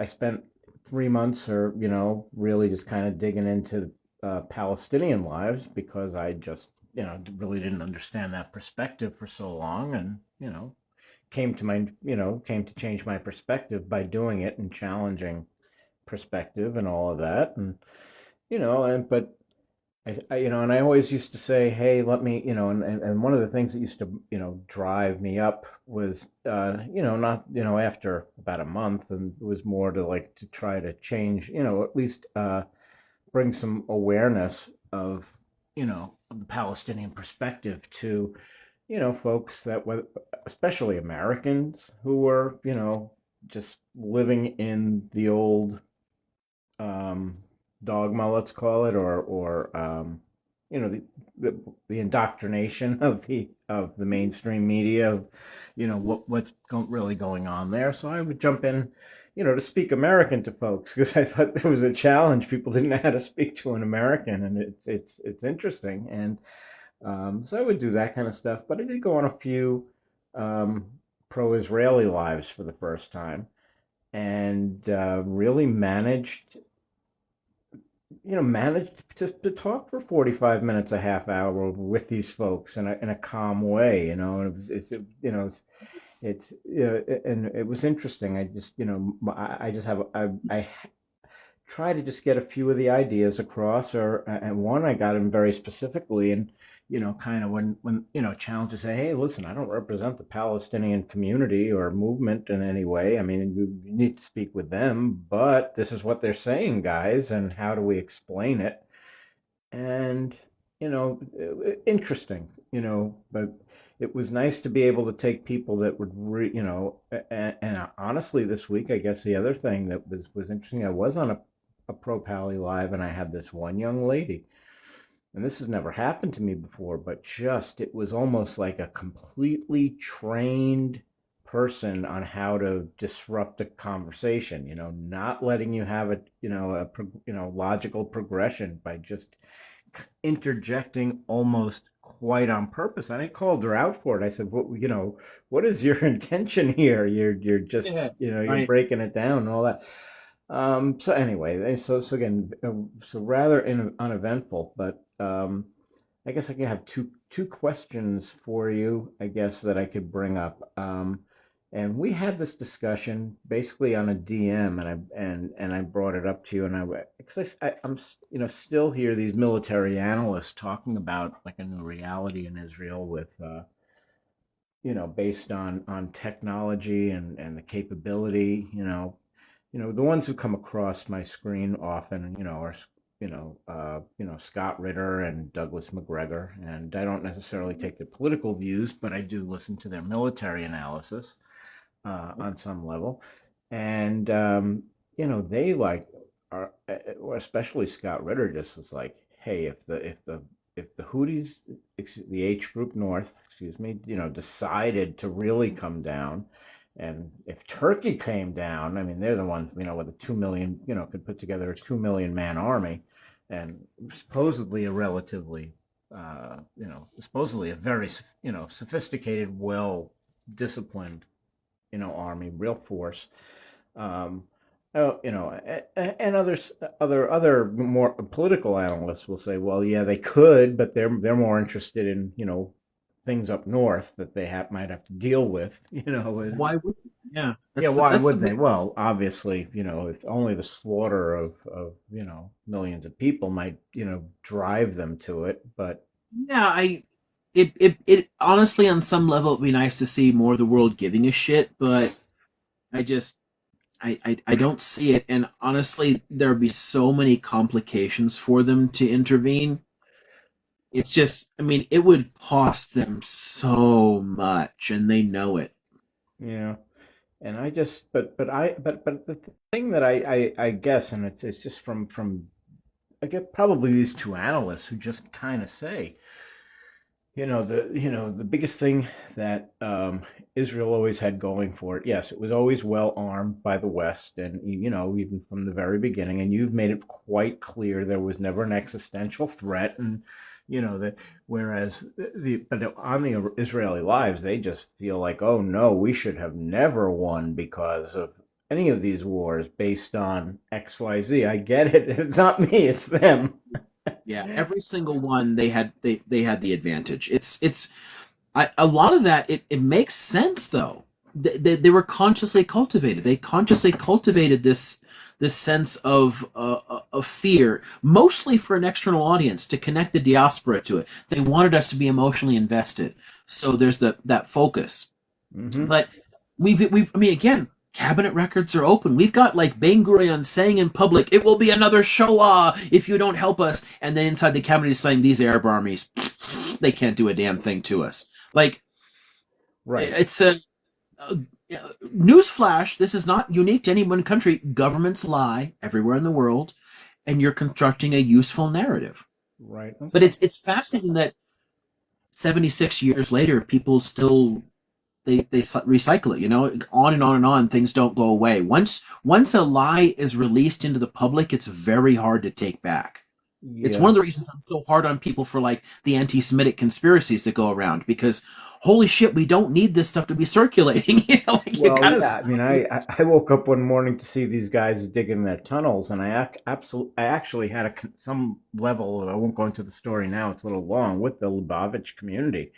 You know, in a pretty big way. I kind of was a minor celebrity there, so don't ask how. But one day we have time, I can tell you. But you know, people saw it, and their minds went to a very dark place, and I was like, well, give it a chance here, guys. I mean, what we're hearing right now is, it was, the younger kids just wanting to expand the temple. That's what the Rebbe had wanted, and they just felt like we're not following what he, his dream and his instruction to us. And others are turning it into, a human trafficking conspiracy, and conspiracies just pop up everywhere. It's so easy for people to do, and it's I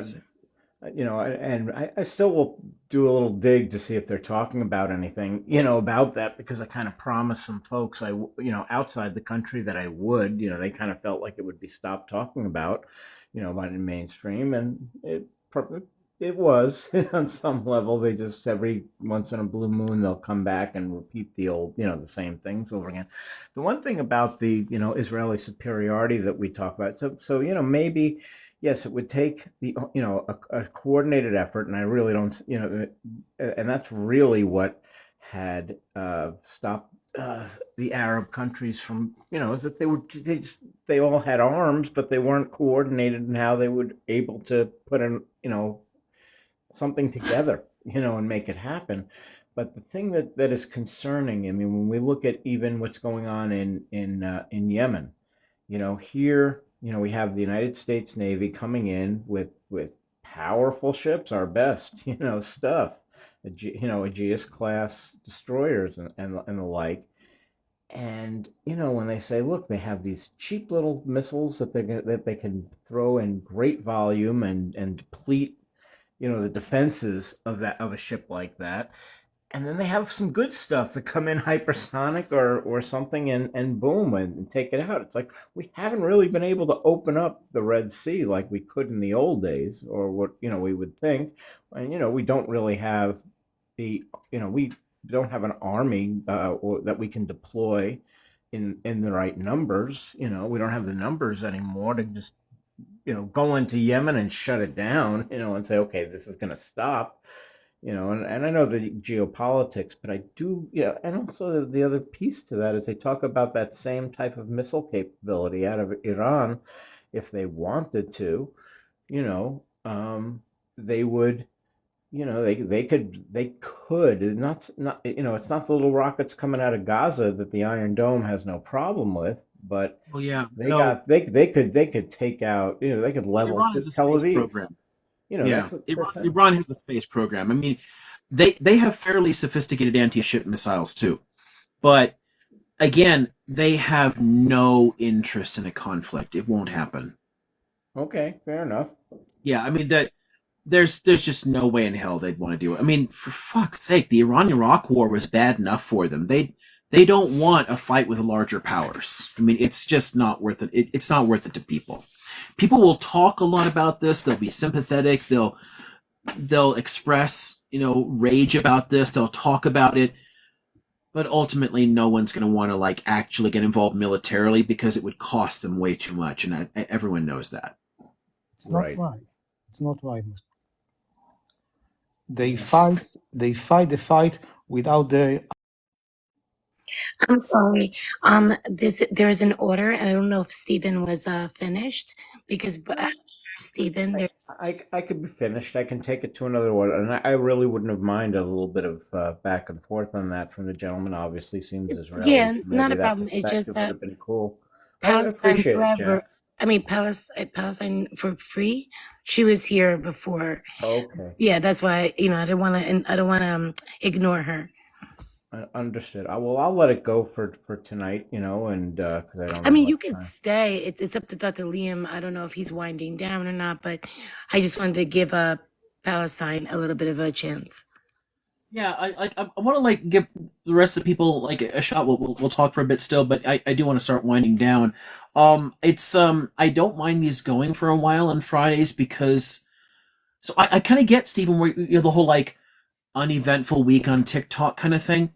I don't get to do this during the week now. I mean I have too much shit to do, so I only go live on Fridays, and I miss my tribe. I miss all y'all. I need Erica and Jackson be blessed and everybody to come up and hi, how's it going? Yeah. It's fun, and once you get going, hey Nasser, I don't want to shut up because cool things might come up. The next question might be the super awesome. Why do I want to shut down?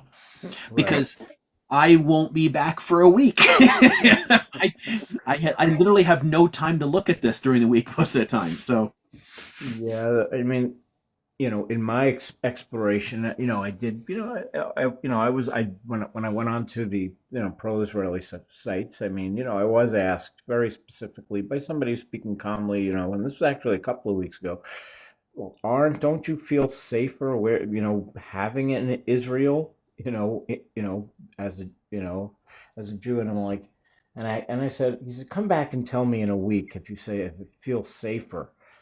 And then one morning I woke up and on my For You page was one after another, and it wasn't anti-Semitism, it was pure Jew hate, coming up. And I was like, I don't think I feel safer because of, the actions of Israel. So, I kind of had to go down that hole. But part of me just feels like the people of it. It's just, I have the same feeling of the United States as I do of Israel. It's like there's this dream of it, and it's like what it was supposed to be and what they teach us it's supposed to be, and especially the U.S.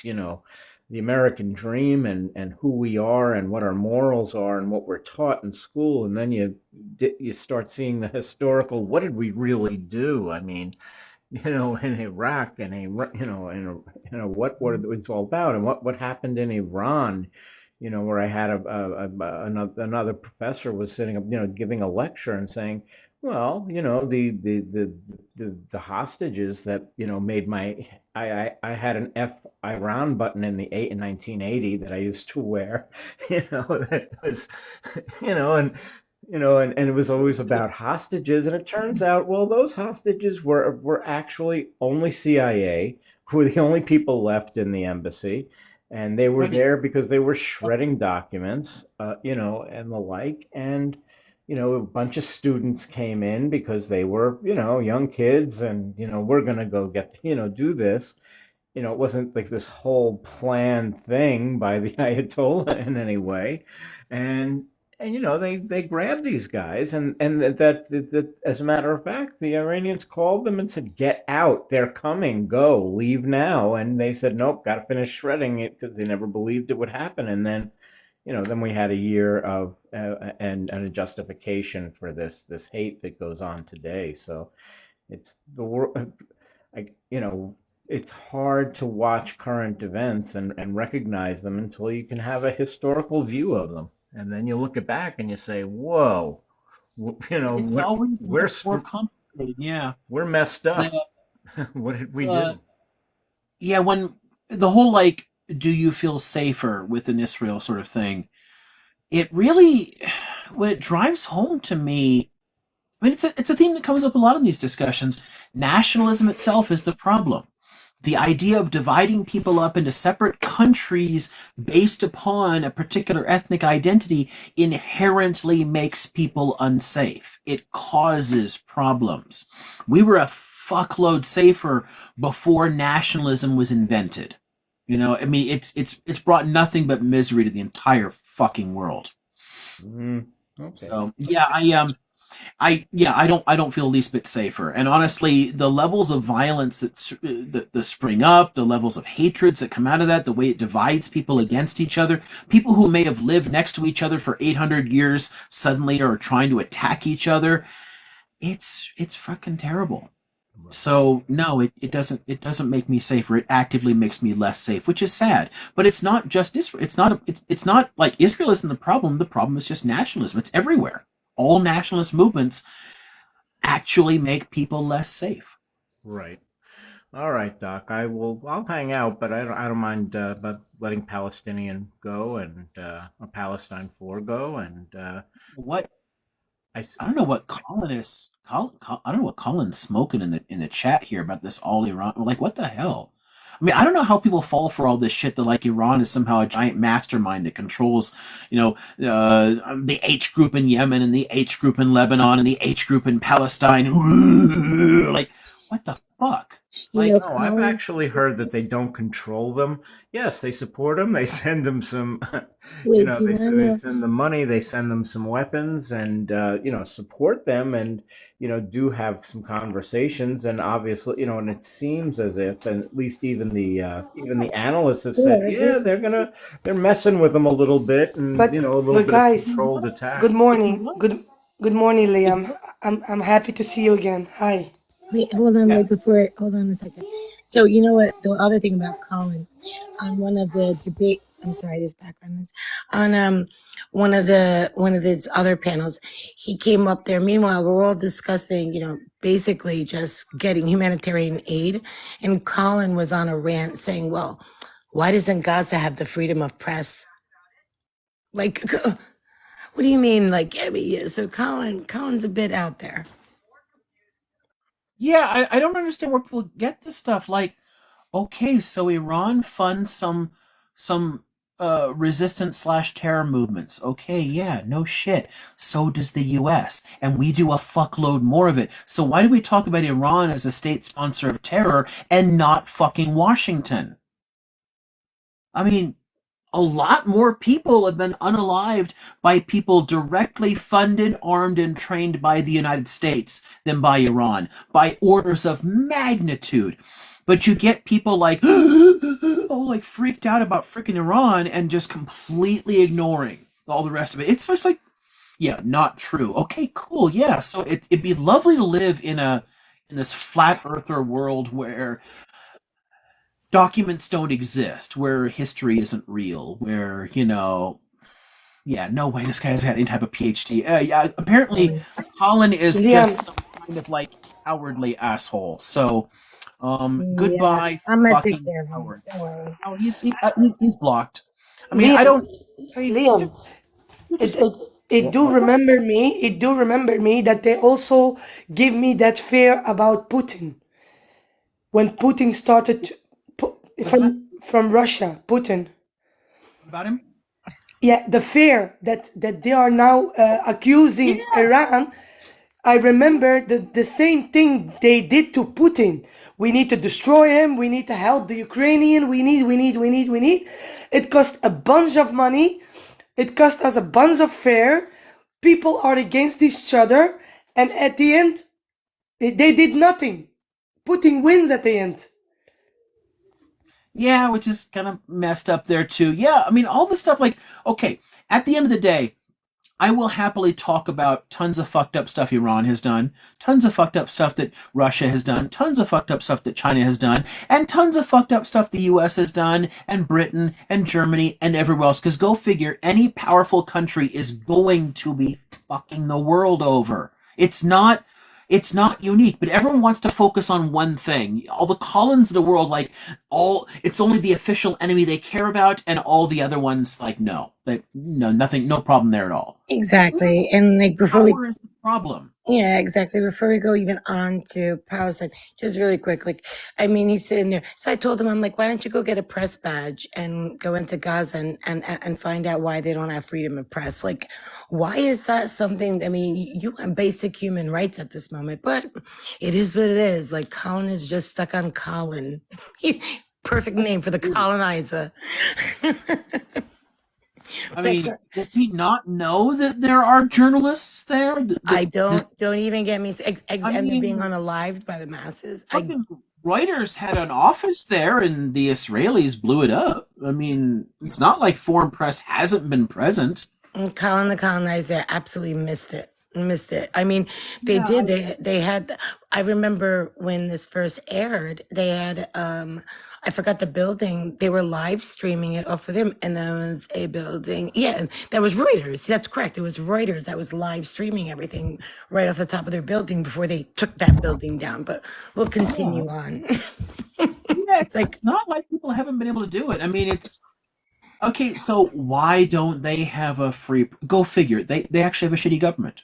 Sorry. I mean, it's the case, but it's also not a sovereign territory, so it's hard to say, what Palestinians could have made if they weren't trapped in the situation they are. But Gaza is not a fucking country. It's not a sovereign entity. It doesn't actually have a recognized representative government of any sort.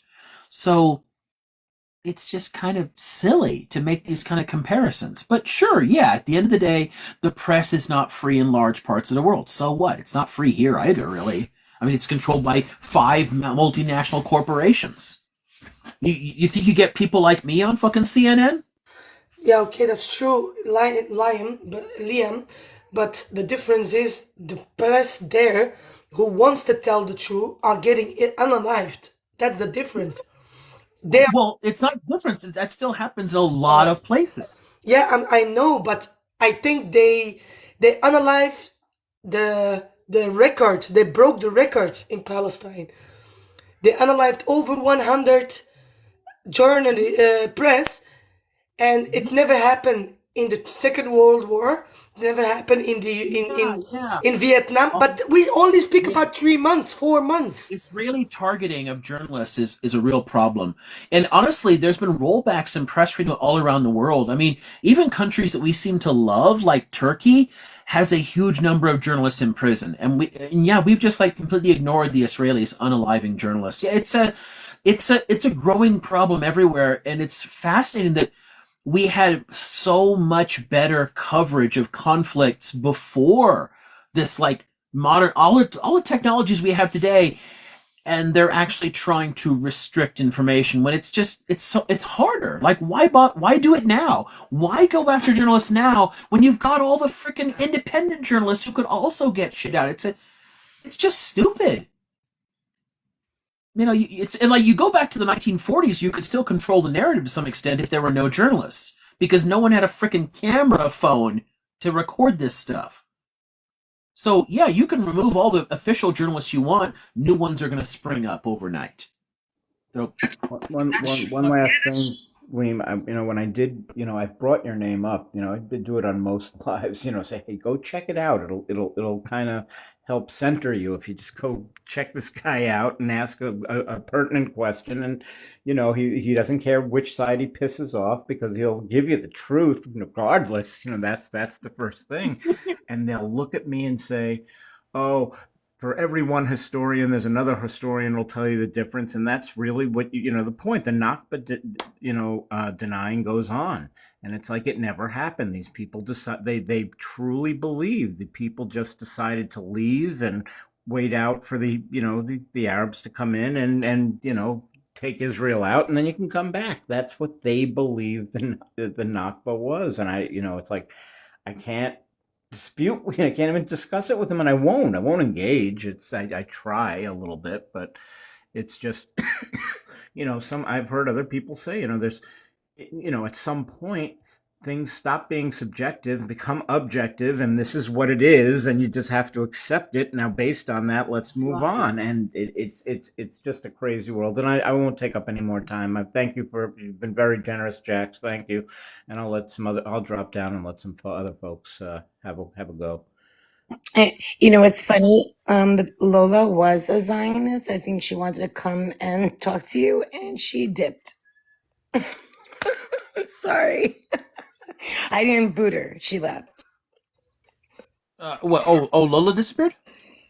Lola, with the Hebrew letters, she left. Oh, wasn't Lola next? That's Lola, interesting. no, actually, Palestine was next. Oh, yes. Oh, yeah. But Lola, yeah, Lola honestly, left. It's not like I have a problem with like Zionists talking to me. I talk to them in the flesh all the fucking time. I'm literally going to lecture at a law school with where there's a bunch of Zionist law professors. I mean, it's fine. I don't have a problem with engaging with people who disagree, and it's totally fine as long as we're respectful to each other. It's all great.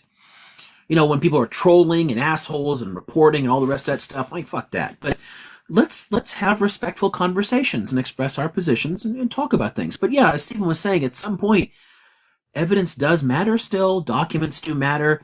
When we literally have cabinet records from the Israeli government saying things, it doesn't make sense to deny that anymore. Debating a little now, that's interesting. It on some level, it would depend in terms of like talking to literal fascists. The neo-Yahtzee type, no. You debate them with baseball bats. But talking to people who have been sucked a little bit into the far right, it's still possible to try and see if you can pull them back a little bit. I wouldn't immediately give up on somebody when they're fully committed to it, when they're hardcore, and when they adopt the racist kinds of fascism where they're like way over the top. No, fuck that. Not worth my time, not worth the trouble. Your family can talk to you, bro. It's not my problem to help you. But if you're just like dipping a toe into like this pond and like sucking in a little bit of that rhetoric, and you're just talking like, yeah, sure, I'll talk a little bit and show you why all these lies about immigrants are wrong or something, But there are limits. So yeah, you're right to ask a question about that. There definitely are limits in places where I will say no, hell no, I'm not talking to somebody. All right, Doc. So I want to try to keep this as simple or short as I can possibly keep it. But just a quick side note, just wanted to say hats off to Stephen. I know he left, but I just wanted to say hats off to him for at least taking the initiative to understand the Palestinian perspective in a sense. It definitely doesn't hurt. And so what I'm trying to achieve with my question today is I want to understand, in simple terms, or at least how you can interpret it, because I love tuning in to your lives. So, and how you explain things. I'm very receptive to it. So, my question is, how does Zionism correlate with Judaism, and is it something that's intertwined, kind of like you could say, because I'm a Palestinian Muslim, and in Islam we have obviously the Quran, and then followed by hadiths, but we stick mainly, like our core religion is based off the Quran.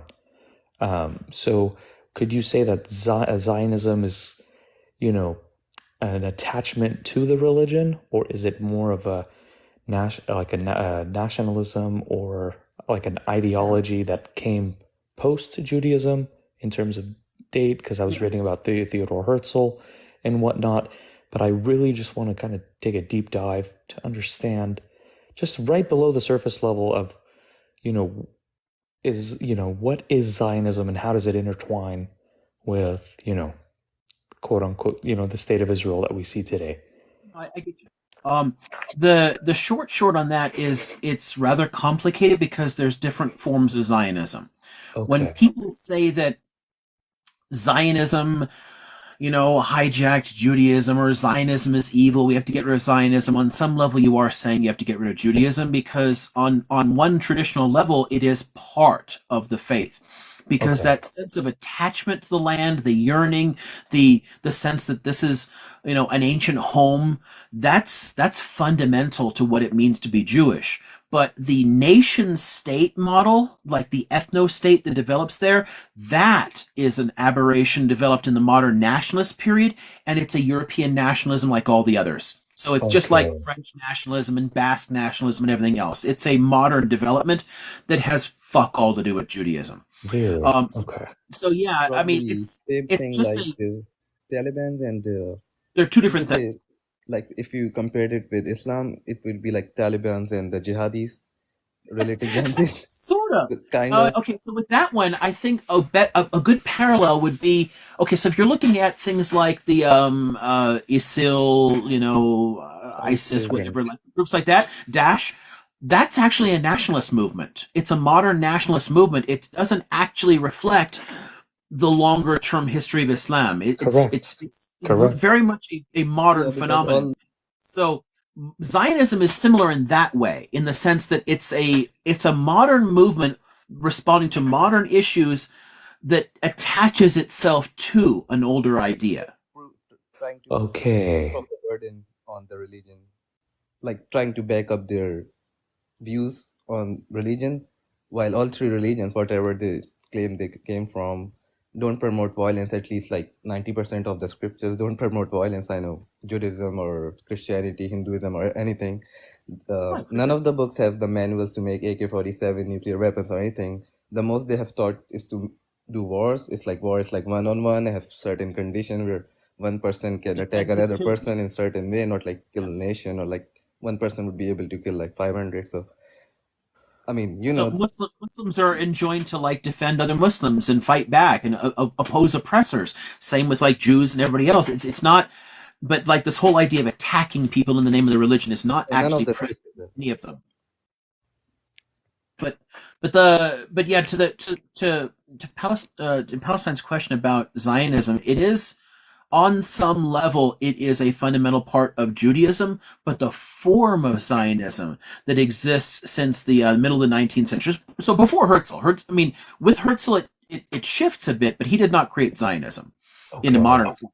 But the nationalist movement that starts building up in the 1860s and 70s is a response to European nationalist and scientific racist movements and the invention of anti-Semitism. Because anti-Semitism also isn't an old idea. It's very much a 19th century phenomenon.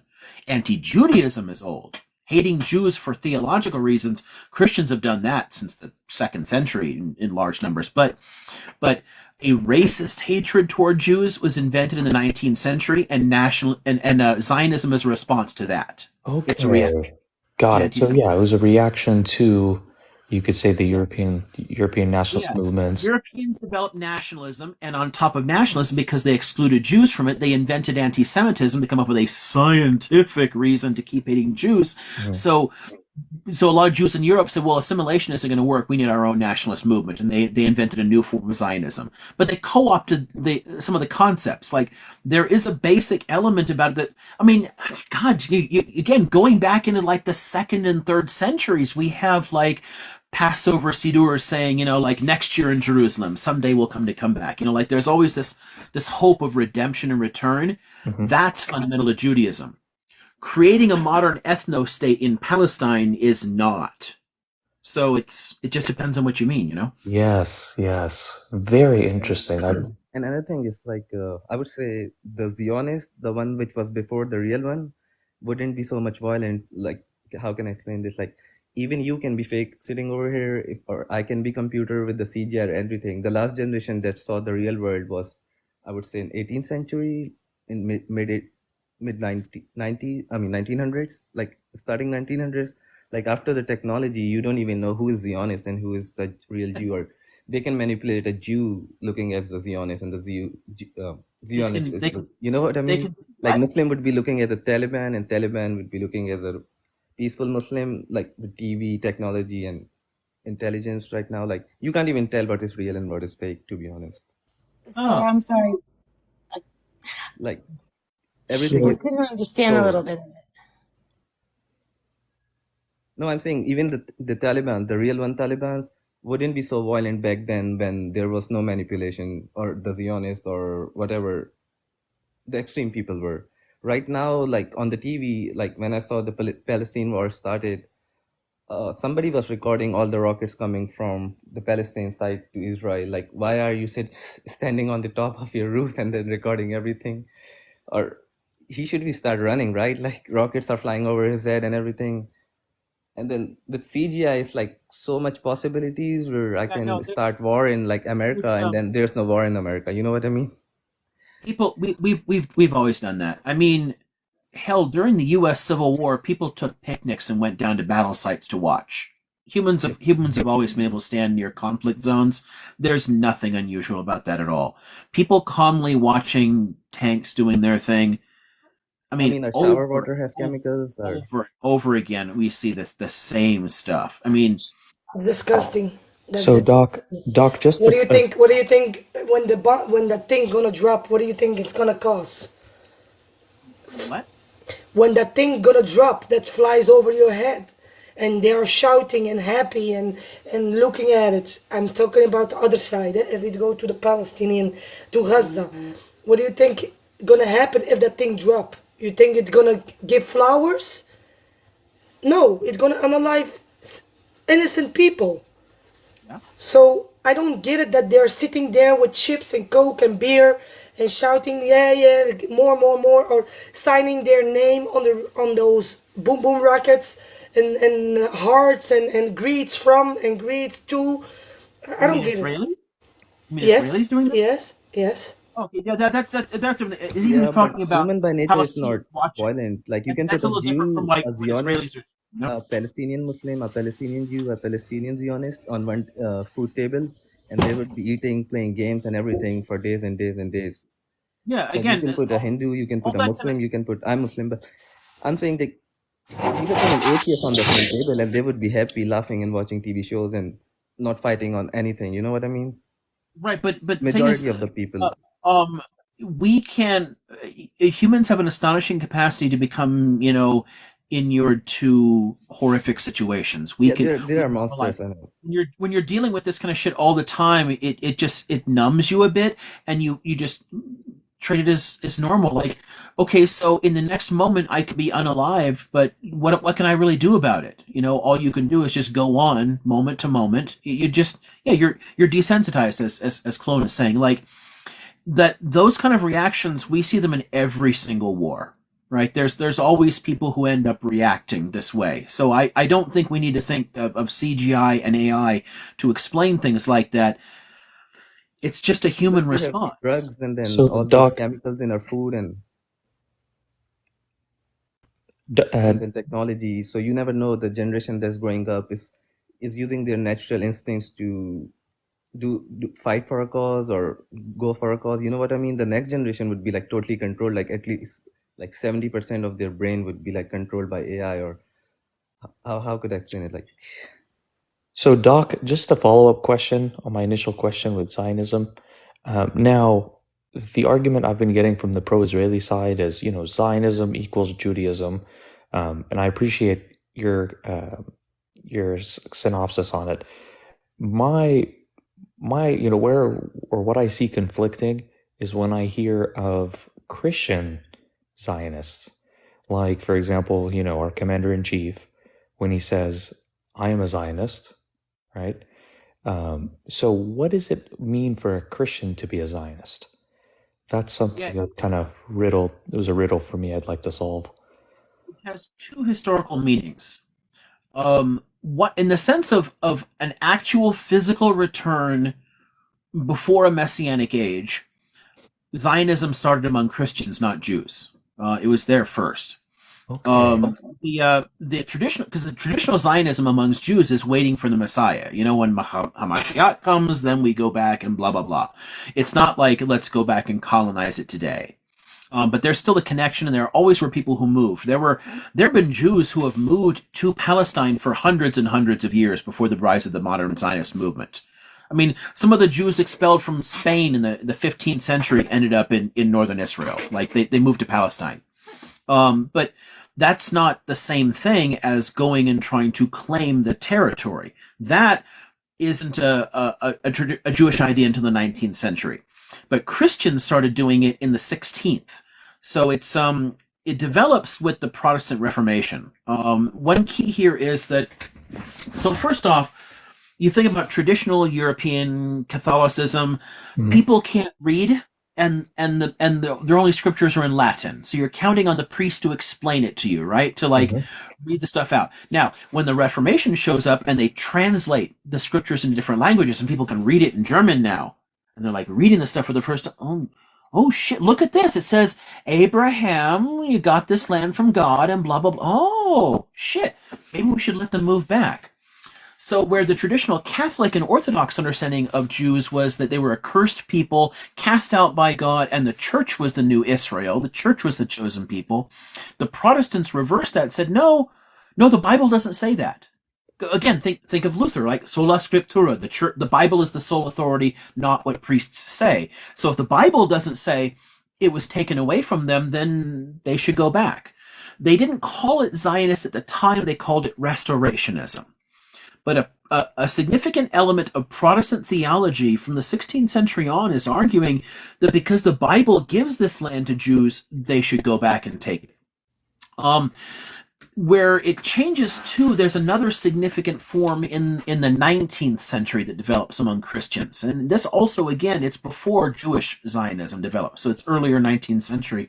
Their argument is actually a newer theological one and tied largely to some American movements, but also spreads into Europe, that's apocalyptic in nature.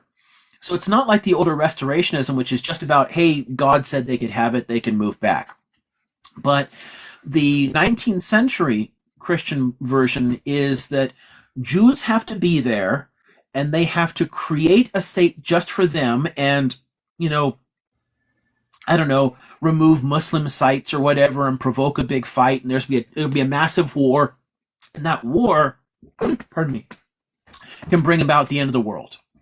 So it's an apocalyptic vision, and it's not a traditional Christian theological position. It's sort of like if you've ever heard of the rapture, when people talk about Christians floating up into space or whatever. That was invented in the 19th century. That's not a traditional interpretation of the Bible. It's invented by the same basic movements. They're coming up with new interpretations of apocalyptic literature. And that apocalyptic interpretation in the 19th century says Jews go back there, remove the dome and the rock, build a new temple, piss off the Muslim world, spark a massive conflict. That massive conflict is the War of Armageddon. In that process, nearly all Jews become unalived, and that brings Jesus back, or whatever. Like it's an apocalypse. And I think a lot of Christians fall somewhere in between that today. There are a lot of evangelical fundamentalist churches that hold that really horrific apocalyptic notion, but a lot of the ordinary Christians don't. They don't know it. They don't know the reasons. They were just told, love Israel, we're Zionists. I'm like, okay, cool, yeah. And then they get the whole like, oh, we're Judeo-Christian civilization, because it's a way of like people sweeping anti-Semitism under the rug, like forgetting how badly Christians have treated Jews for a long time. If you just embrace Israel, it gives people a way of like forgetting about their own racism. So a lot of Christians honestly only embrace this stuff and they become Zionist because it's a way of kind of getting past, like getting over or ignoring their own culture's history of racism and anti-Judaism. Very interesting. The churches have two completely different conflicting theological interpretations. So you've got, in essence, three completely distinct forms of Christian Zionism. So when someone says they're Christian and a Zionist, it's hard to know where they stand until you start asking more questions. Very interesting. So could you say, similar to like evangelicals, like you see it, they're more blatant about it. You could see that apocalyptic kind of like stance that they have. Could you say that this has fueled the national, like the Zionist or Zionism or the nationalistic version of it, kind of fueled it to speed up a lot more or to advance? For the state of Israel in modern day time. Not really. The way that Christian Zionism intersects with the Israeli project is more a matter of useful allies and funding. It's sort of weird on some level for Israelis to happily work with groups like that are honestly, they have a genocidal ideology. But they don't share the same beliefs, so to them it's just like, useful suckers with money, that'll help out. Yes, it's kind of like, we'll take your help. Like they'll take their money, but it doesn't really. I don't think it's accelerated or made things worse per se. It's just provided extra sources of support externally. I think the only main way that it does kind of make things worse in a way isn't that it makes it worse, but it gives us cover for it. Like, Yes, it advances it.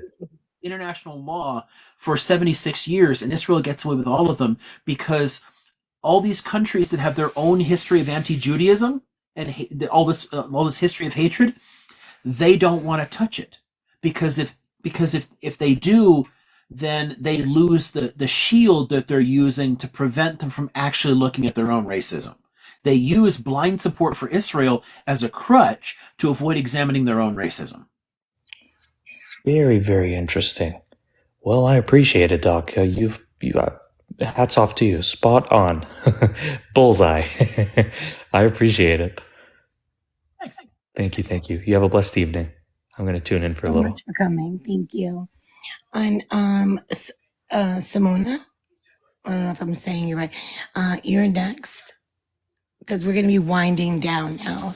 So I don't know who was rising panelist, but please don't. I don't know who was. I wasn't rising anybody, but please don't because if any mod is doing that, we are winding down. So Dr. Liam just wants to close up this panel. Answer these questions and basically close down because it's time to go to bed. I do too. It's 4 a.m. here, even though I fell asleep before. That's Okay. early. Can I say something? Yeah, go ahead. One or the other. First, go ahead because we're good. But also just say one thing, and I'm gonna drop that you guys can rest a little bit because it's here 11 a.m. So, so I did sleep very good. I did sleep very good. So yeah, basically after all the discussion and all the knowledge that I searched by myself up and also share with people who have more knowledge about what's going on, I didn't know. I just want to say, if you know it, you know it. You know, if you understand something, you can turn 150 ways, 100 or 250 ways you want to turn. But if you know it, you know it. Before, I didn't know exactly what was the reason of all the conflict, and I was like, yeah, it's a typical war, just like the other wars. But at the moment, as soon as the moment that I get more and more information about what's really going on, I swear to God, I changed like 250 degrees. And I hear, I hear you. I swear, I don't know how I cannot express my feeling to you guys, how I feel at the moment. It's just like, when you get a box of puzzle and you put it on the ground and it's like a puzzle of 1,500 pieces. And it took a long time to get the puzzle finished. And when it's finished, it's like, oh, that's what's going on. Oh, yes, I get it. yes. Yeah, you're describing why I have entire bookcases on this topic. There's more. There's like each thing. Like, oh shit. Well, how did that happen? Well, how did that happen? And you're digging deeper and deeper and deeper. Yeah, and why and how come? Those questions was in my head, but I never get it answered. You know why? Because they make me imam. They make me imam about the conflicts on over the world. They make you what? How do you say it in English? Imam. Imam.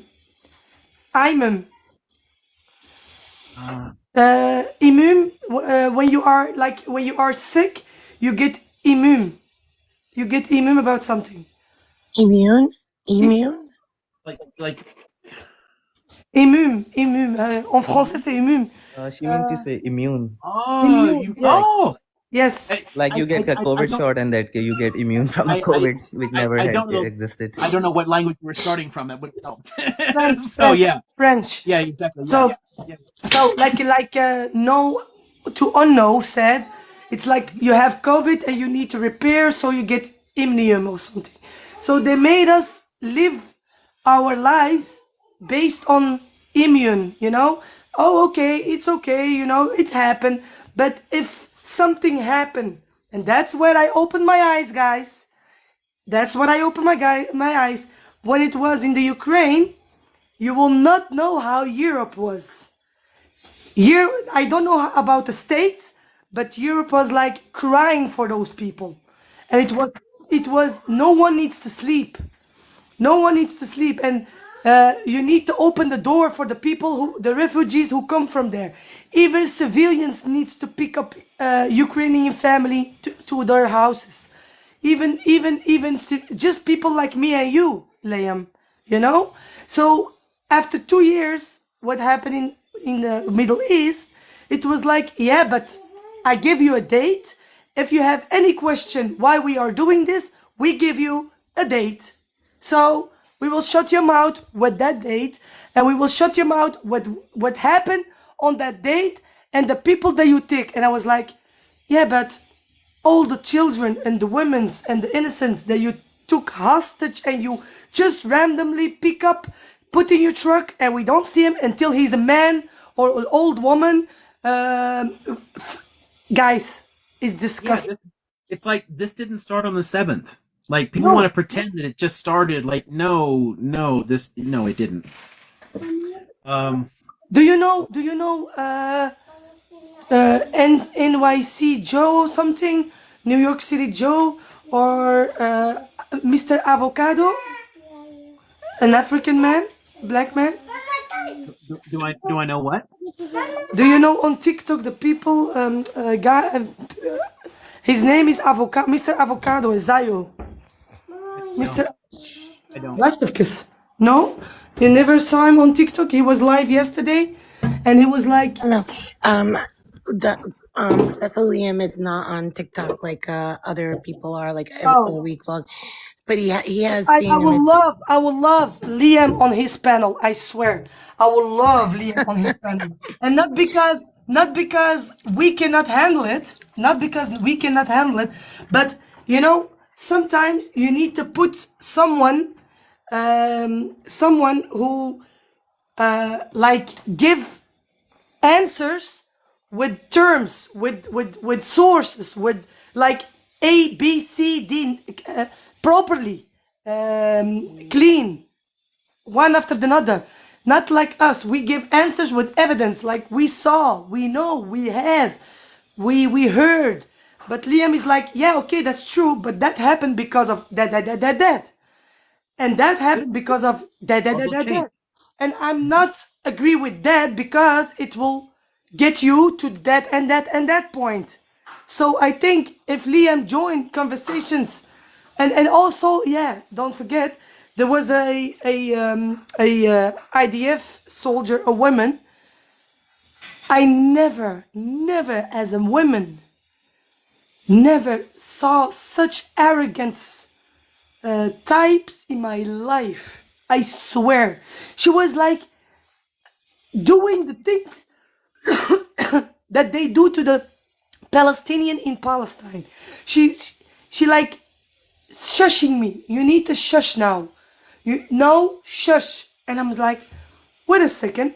I swear to God, if you are in real life, I will eat you until your bones will show. Because in real life, you don't speak with me like that. And they give me that, so they are used to talk to people like that. You understand? They are like that arrogance, and that have nothing to do with religion, that have nothing to do with nothing. This is something created that have to stop.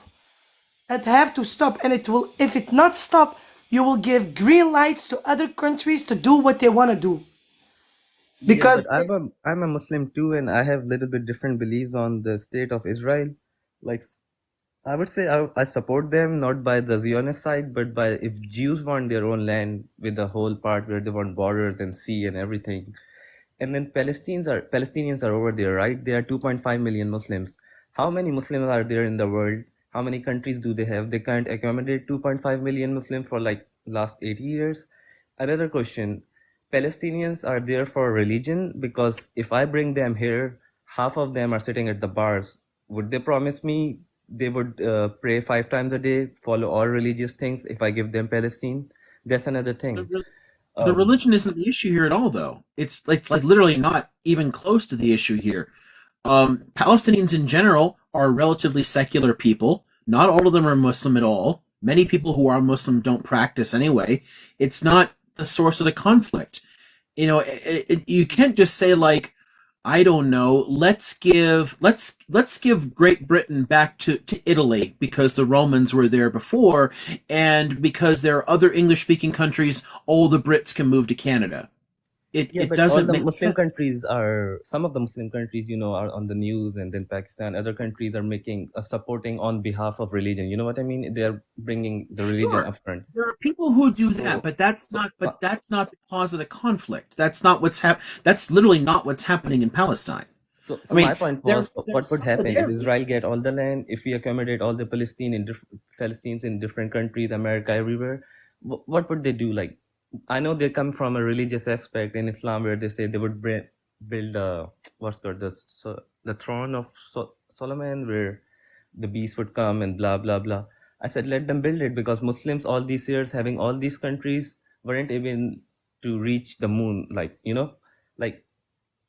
like make your powerful within yourself instead of blaming others. You know what I mean? Like, my question is, like, if Israel gets all the land and they are happy with it and they want to make border, and all the Palestinians move to different countries, would there would be still be war, or what? Like, what would happen? Like, Israel will rule the I'm world, not or agree what with would you. happen? I'm totally not agree with you.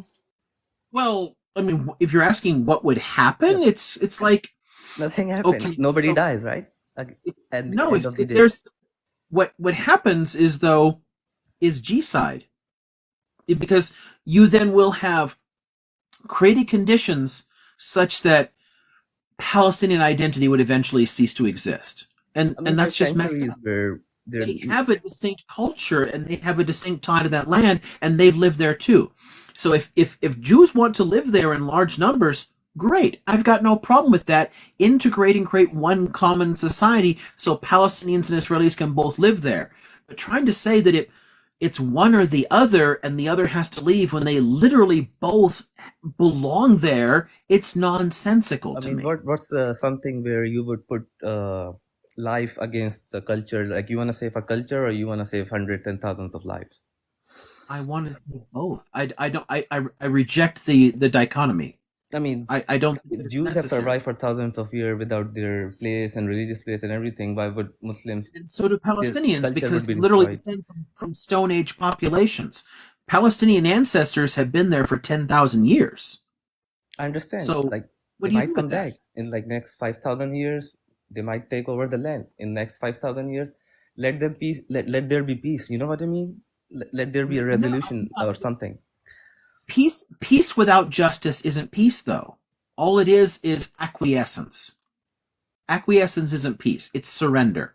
You're like, I give up. That's not peace by definition. It's subjugation. It's oppression. What It's a if the decide. 80% of them are happy to live in the in if we give them best conditions, like if we give them houses, couple of money, and 80% of them agree to leave, let that land and culture and everything, then what? Do you honestly think that if that was desirable to people, they wouldn't have left already? I think that is, they are being somehow manipulated, or No, it's not. I mean, okay, so yeah, 2024, no, like, yeah, most no. of the people would take it. It just no. You just you can't like, oh, I don't know. I mean, Canada wants California here. Like, here's a bunch of money. Move all the Californians to Mexico. No, you don't. You can't do that. People don't leave their homes because somebody paid them so someone else can colonize it.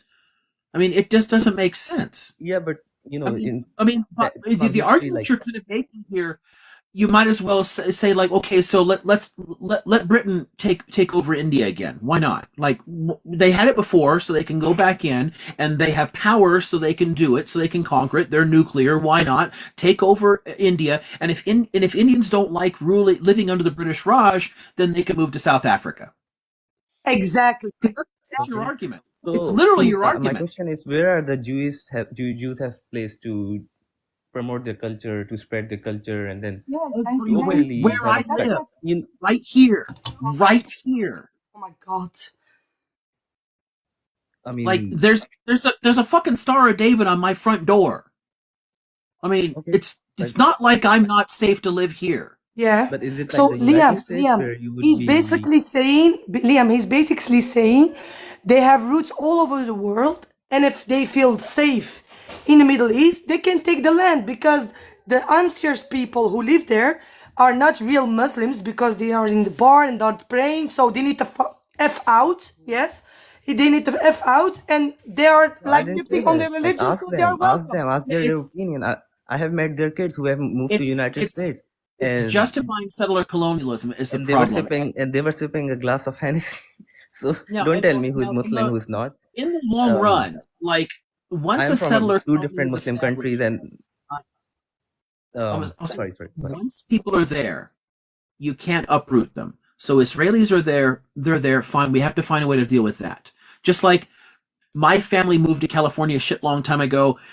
California was taken on the back of G-side, but you're not going to get rid of everybody who lived here. So you have to find some way to do that, but you have to find some way to do justice. You don't create justice by completely expelling the survivors of that original conquest, which is what you're talking about here. Most Palestinians already live in exile. The I vast understand. majority of the Palestinian population do not live in Palestine. Most of them live in Syria, the United States, Canada, Germany. They're all over the fucking world because they were kicked out already. And the argument here would be the same as if I go to all the survivors of all the indigenous tribes that are still in California and I say, all of y'all need to fuck off and move to Hawaii now. Like, get the fuck out. You're no longer allowed in California. I mean, it's taking an original settler colonialism and finishing it off. It doesn't make sense. I mean, if over a culture, if you wanna give thousands and hundreds and thousands of lives, go ahead and do it. Because if you are claiming religion, then Saudi Arab is the main one. So, Yeah, if somebody try to come yeah, there, I would say fight with all force. people defend their homes. People they just defend their homes. Yeah, You know, I mean, it's an American when ideology UK where conquered Ireland, then the you're Irish didn't all fuck off. Like, they fought back. I mean, people don't leave their homes because someone else moved in there. Again, yeah, but you're there's another essentially thing. arguing Like, for if you are less Britain to powerful, seize control of South think Asia again. smarter, and then be smarter, your next generation might be taking over another country, or you never know. Like, Sure, yeah, okay, so all the Indians should leave. Yeah, why not? to save their family, UK to save lives, to save their race. It's the Like, you same never logic. know. Like, what if they erase all of them? What if they drop something? Okay, yeah. So yeah, maybe a bunch of Bengalis who lived in California can reconquer India in 200 years, but for now it's Britain's. That's the argument. And I to mean, I me, would take it for sake of lives. it doesn't make sense in that way when you're because all you're talking about is the law of force. Whoever has more power gets to do whatever the hell they want. And we preserve lives by surrendering to power. Yeah, you know, and that kind of the like Jews' secret land is the Jerusalem and the part of Palestine to the river, to that part. And then if somebody wants a country where they would have a river and then borders and everything, not everybody wants a big home, like a complete home. Like, I'm from Pakistan and India. Like, if I like, wouldn't it complete the country? Like, okay, like so are you in favor of surrendering Pakistani Kashmir? Definitely, to save the lives. Okay, so are you in favor of completely disbanding Pakistan as a country, since it was created as part of an artificial division? Just break it up entirely. There's no longer a Pakistan. I could pray anywhere in the world. I could pray in Jerusalem. I could pray in America. I could pray in Egypt. I can pray in Africa. What does your religion have to do with any attachment to home or country or anything else? This isn't a religious conflict in Palestine. It has nothing to do with where anybody can pray. Jews pray right here in California. Yet I don't need to be in Jerusalem for that. So you think it's more of a cultural thing for Palestine? I mean, I understand it, but in the end of the day, like, you want to give 100,000 lives, that's fine. I mean, well, yeah, people have already given that and more. So, Liam, I mean, this fight's been going on for 150 years. Yeah, but it's not new. It will not stop unless there's a resolution. That's what I'm trying to bring up, a resolution where some kind of deal. And I get that, and I get the desire to preserve life. So I understand your perspective, and I'm just trying to say the reason people won't take that is that what you're suggesting is surrender and subjugation, and oppressed peoples for thousands of years of human history don't accept that. South Asia tried to get the British out for a reason. They didn't say, you know what, I think it's cool to be part of the British Empire just to save lives. They found other ways to resist. There's other ways to, I mean, it doesn't have to necessarily take a bunch of lives. What if there's a massive nonviolent resistance and 5,000 Palestinians block all the streets and stop moving? Then you've got something like the path that India took toward independence. Something like that could easily happen. But in India, they didn't say, let's not oppose Britain. Let's surrender and let them control us forever just to save lives. No, they found other ways to resist that still gave them self-determination. And that's the key here. Palestinians should not have to cease to be Palestinian just to be alive. That's just not a fair thing to ask of anybody. Yeah, I understand you. I mean, if majority of them accept a deal or something, within 20% of them can be convinced by the 80% that, what if 80% of them are convinced they want to move? They are getting a better life somewhere else. They've had 80% of the people, that possibility has they are offered. existed for ages. No one's taken it. People don't. The people who want to leave because they can. They literally can leave. They choose not to. They choose. Oh. I mean, okay, I believe you, because some of the Palestinians are mad. They were like eager to come over here, and then there might be a few people. Sure. Like and I know Palestinians in the United States. Yeah, you know, I have they're happy friends over here. whose They're having families have left. Mercedes. They're having And businesses. there are millions who don't want to leave, and there are a lot of people who want to go home too. And there are It some is of the best mosques over here. It's difficult to somebody, like, it's harder, but you can. Yeah. I mean,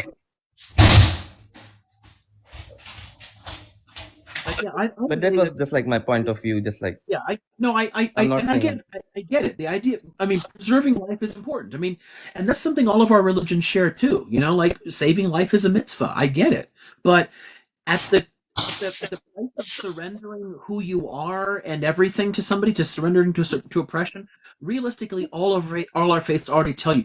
I mean, there's a passage in Quran that says when an oppressor comes to kick you out of your home, you fight back and you unalive him. Yep, that's true. It literally says defend yourself against an oppressor. But all of our religions say that. They say life is good and preserving life is good, but they also say fight back.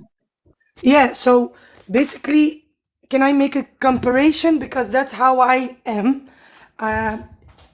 So, example, Russia, like, she won Ukraine. Yeah, let's say she won and it's not a Ukraine anymore, it's Russia. Then the next stop will be Germany. Then the next stop will be Belgium. Then the next, so guys. Not that, but I could see like taking Estonia, Latvia, Lithuania, things like that for sure. Like places that were part of the Russian Empire. Yeah. If they manage to seize control of significant parts of Ukraine, yeah, Lithuania isn't safe anymore. I know, but they got no interest in Belgium. Yeah, but he's like, we're gonna spare our lives. We're gonna spare our lives, so we need to surrender. You know, it's okay. Take it. Leave us alone. Okay. To her, my question is, what if now Ukrainians get a better life with Russians? What would you say to them? And they would be happy. Why are you over there defending them? And you are promoting war. You are promoting war. That's what the people who make weapons want you to do. Like think that fight back. There's no fighting back. Anything wherever you find peace, move over there. That's what I believe. No, I don't promote or anything. I'm just saying, if we bow to those people, if people say, okay, you know, you want the land, take it, there will be other issue in the world. No. Russians are bound to them right now, right? Bound to Putin, or they are living their own life with all rights and everything. Same thing. Ukrainians would get that once they become Russians. They would get the same rights and everything, right? And they would be living happy ever after without wasting more hundreds and thousands of lives. I mean, again, if that actually worked, people would do it. But thousands of years of human history suggest that they don't. Yeah, I mean, future could be all possibilities. Yeah, sure, all possibilities are open, but people tend to defend their homes, and there's a reason that the major religions all include suggestions that you should defend your home, because it's a pretty basic human drive. I get, again, a desire to preserve life. We can all get on board with ahimsa and say, sure, life is more important than everything else. Great, okay, but that particular philosophical position is not shared by most Palestinians, so they're going to keep fighting, just like the Irish kept fighting, and just like Indians and Pakistanis kept fighting against the Brits. It's just happened over and over again. Yeah, people have that kind of views. I would say like more of a made by like I said, like before social media and internet, everything, people might be thinking differently of a resolution rather than having land. Social media, people fought harder, not less hard. Yeah, weapons were different, and again, people have powers were equal. God, so the Roman Empire committed a genocide in northern Spain against a population that absolutely refused to surrender and kept fighting back. And they just went in and wiped out the whole people to finally stop them, because they absolutely refused to back down. People will fight for their homes. It's something you don't have social media 2,000 years ago, and they still fought back. It's pretty common. It's just. I'm a Muslim from India and Pakistan. I have a home in America. My kids might be Muslim. My other kids would be Christians, like the third generations. They would have a home. Home could be anywhere in the peace. Like God has created land for you, me, and everything. You could build a home right by my home or by my home. Home is like a room for me. Just I get that. Yeah, a home. We can make a home anywhere, but people have to choose to do that. If I know they're looking to preserve it. Any Palestinian who chooses to move, I will welcome with open arms as a brother and sister, and they can move here. If they don't want to move, I will defend their right to defend their homeland, because it's, at the end of the day, the choice of a person whether or not to surrender, and most Palestinians don't want to surrender. So we all get the point you're trying to make here, but at the end of the day, it's up to them whether or not they choose to roll over for oppression. And I think 100 years worth of this conflict has made it pretty fucking clear that they don't want to roll over for this, that they're willing to take those casualties. Look at the freaking Vietnamese. 2 million people were unalived by my government, and they said, fuck you, we're not going anywhere. Like 2 million, and you're worried about 100,000. They were Vietnamese, right? Like I wouldn't bring if Palestinians were Vietnamese and they had same kind of mindset, I would support them because they are not bringing a sword to a gunfight. If they have the guns as the same value, I would say, oh, go ahead, because you have something to achieve. For me, like next couple of, I would say how many years, I don't see anything coming out of Palestine where they would be. No, I'm at present, I'm relatively pessimistic about it. Yeah, it doesn't look good, but that doesn't mean you should give up. You go back to 19th century Ireland. We had flintlocks. We had no way of fighting back against the British Empire, but people didn't give up. They organized, they raised money, they planned, and eventually they found a path to independence. It can take a while. If you're already dirt freaking poor and don't have the weapons, it's not easy. But it's not that it's impossible. The Irish didn't give up. They didn't decide to all become English or move. They found a way. And I think that as long as Palestinians want to find a way, they eventually will. Yeah, but at the end of the day, I think look at how animals, like, they don't spread, like they take just a space, whatever they use resources, whatever they want, have minimum resources, they live on them. They have never destroyed the planet. The humans are the one who want land and then preserve the land and culture and we're kind of a cancer on this planet. That's a whole different issue. but Ireland was a hell of a lot worse off than the Palestinians are in terms of like their resources, what their ability to resist, what they had available at their disposal. The Palestinians are a hell of a lot better armed right now than the Irish ever were. At any point in the revolutionary period, the Palestinians are actually technically better armed. Yeah, I did some So time it's in the not that army it's too in impossible. States, and then I know about wars and stuff and how do they work.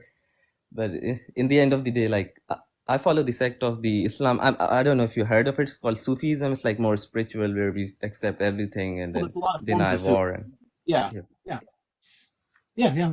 where we come to a resolution, a smarter way. And Yeah.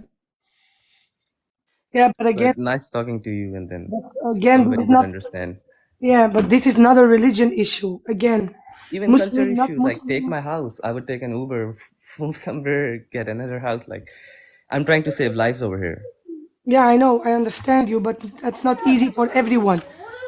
Right. If I give you an example, if my father has a land with all olive trees and he lived there for generations and his grandmother, grandmother lived there, and someone comes and say, you know what, the Bible says, so you need to fuck off. It will not be easy to save lives and to fuck off, to pick up your bags and go away because someone decide to come and take your land and your history and your that's not so easy. And if I'm really Yeah, I but what don't somebody come and say, yeah, I will give you $200,000 or $1 million, just move out for like they give you 10 years, I have the right 15 to years, say and no. after 15 years they start killing you. No, but I have the What's right the to say better option for no. you to save your family? Yeah, Or I understand, but I have the right to say no. It doesn't mean that you need to yeah. I kill me. mean, you don't have to take the money. Yeah, you don't have to agree with Right. me, but that's my point of view. Like I would Sure. move on. Raise the money and offer it. And I can tell you it's a pretty small percentage of Palestinians who will take it. Some will. Most I mean, won't. I wouldn't do it for money. I would do it to save lives, even though. Right, but I'm saying if you offered money, if you went to all the Palestinians and said, I'll give you $1 million, just surrender your Palestinian identity, cease to be Palestinian, and move somewhere else. Most of them aren't going to take it. Some will, Yeah, most that's what won't. I'm saying. But they still have Palestinian culture saved over here. In Texas, they have a small area. It's called Palestine, where most of the Palestinians live. So they have flags over there. I'm saying, if culture is important for them, go ahead, and it's their choice, it's their culture, it's their. Yeah, but if you're completely cut off from a homeland, you lose that. Yeah, It doesn't last. by the time you So leave. I mean, my family's fifth generation in the U.S. No one's Right. waving Italian and Irish flags anymore. It just it isn't a thing. It's like it's faded away. Like you lose it. You blend in. Yeah, by the time you don't even remember your kids. Right. It's like So a history. if the Palestinians all left and there was no longer a Palestine, wait 5 generations, will there still be Palestinians? No, Yeah, probably Jordanians, it might Americans, or happen. Egyptians, or. Because far more cultures have ceased to exist than currently exist in the world. Peoples constantly are going extinct. Language after language after language goes extinct. So your argument ultimately is for G-side. You're arguing for Palestinians to cease to exist. Now, again, I get what you're thinking about in terms of life. We all get that. It's a valid philosophical perspective. It's even a respectable one to put life above all other things. Yep. So we get that. The simple fact is people have a choice to make, and most of them have chosen not to do that and not to favor the loss of their national identity, that they will fight for it, just like countless peoples have done before, just like, again, Pakistanis did. They didn't roll over for British imperialism either. Yeah, I think they also have the Second Amendment and Constitution, something like that. Anyway, but yeah, like again, we get their perspective at least. So I mean, and again, I don't have an objection in the sense to like people having that my view. idea is to lesser and lesser wars Most and people won't lesser. accept it, so it's not really a solution. It's like a deal. Yeah, it doesn't. Deal.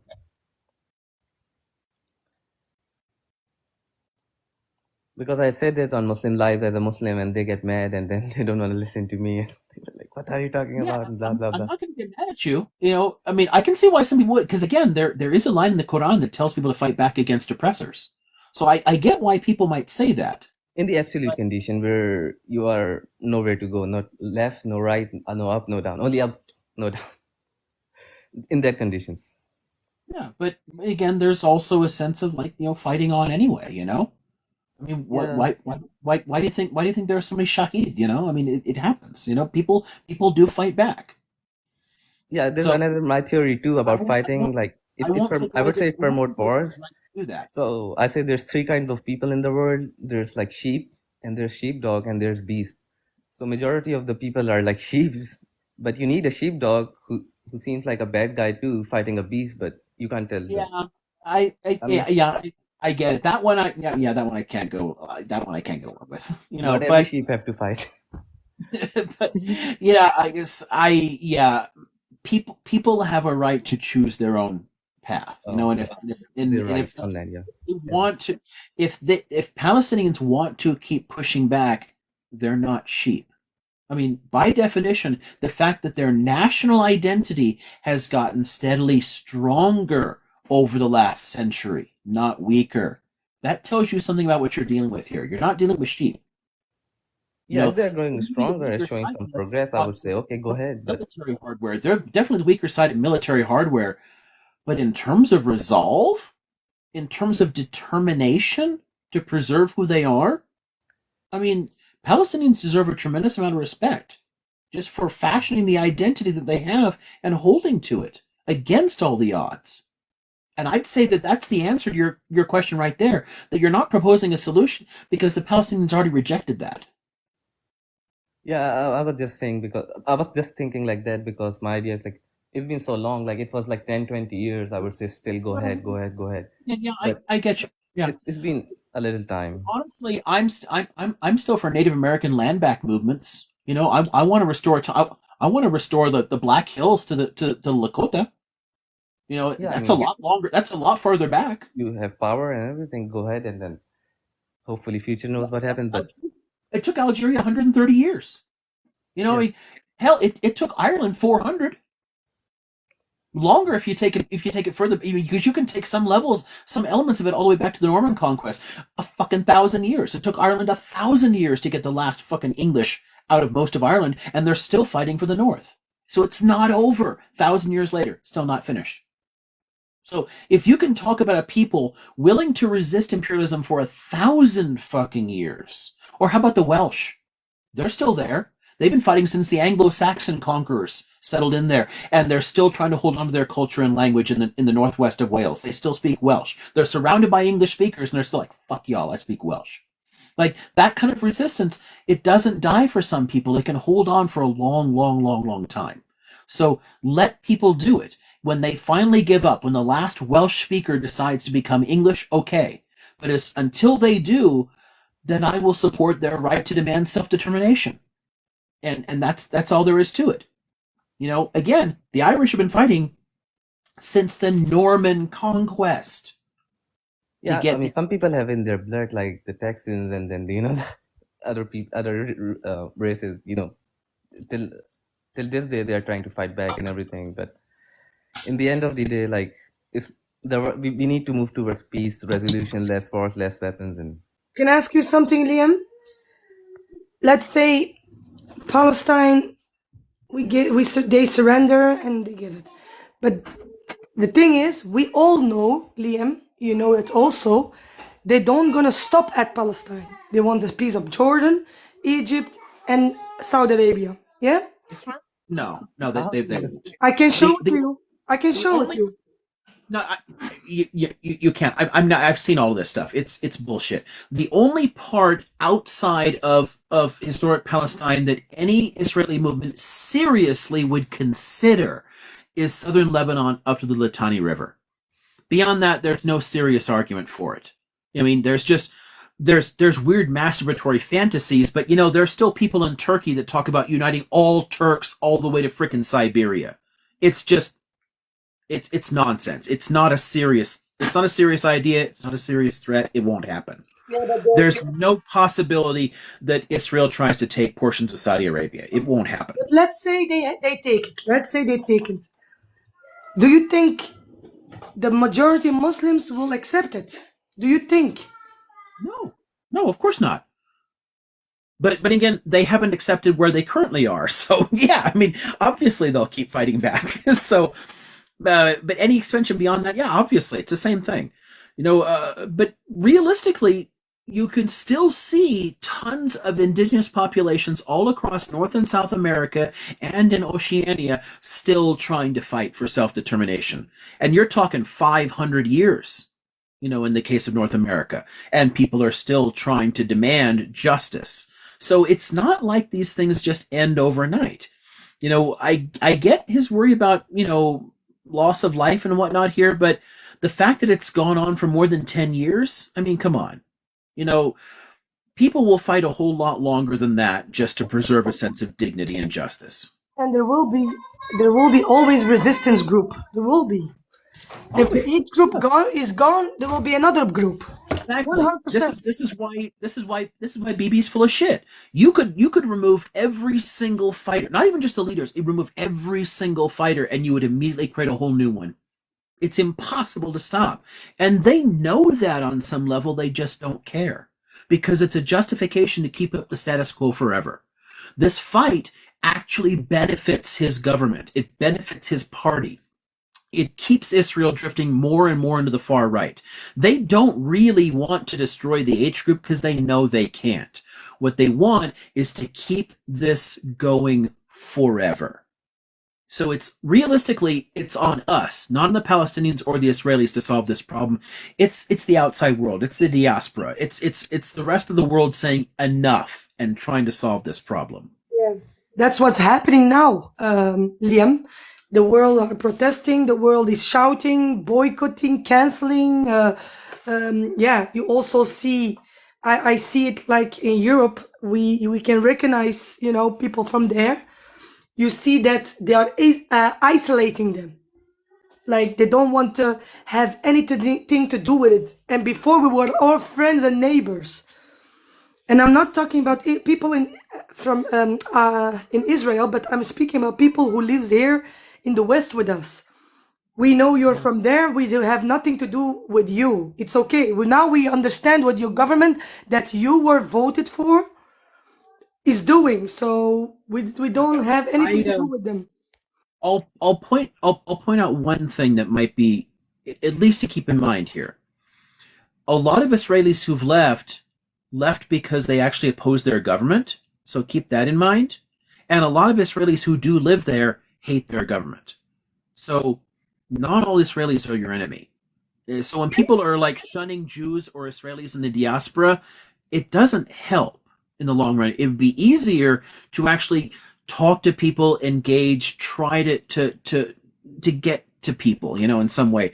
When the kind of shunning stuff that comes out of that, it doesn't help. I get why it happens. I understand the emotional reactions, but I still, part of me just like wants to go, no, God, no, we don't need more of this fucking hate, And there are so many Jews in Israel who can't stand this system and want to change it.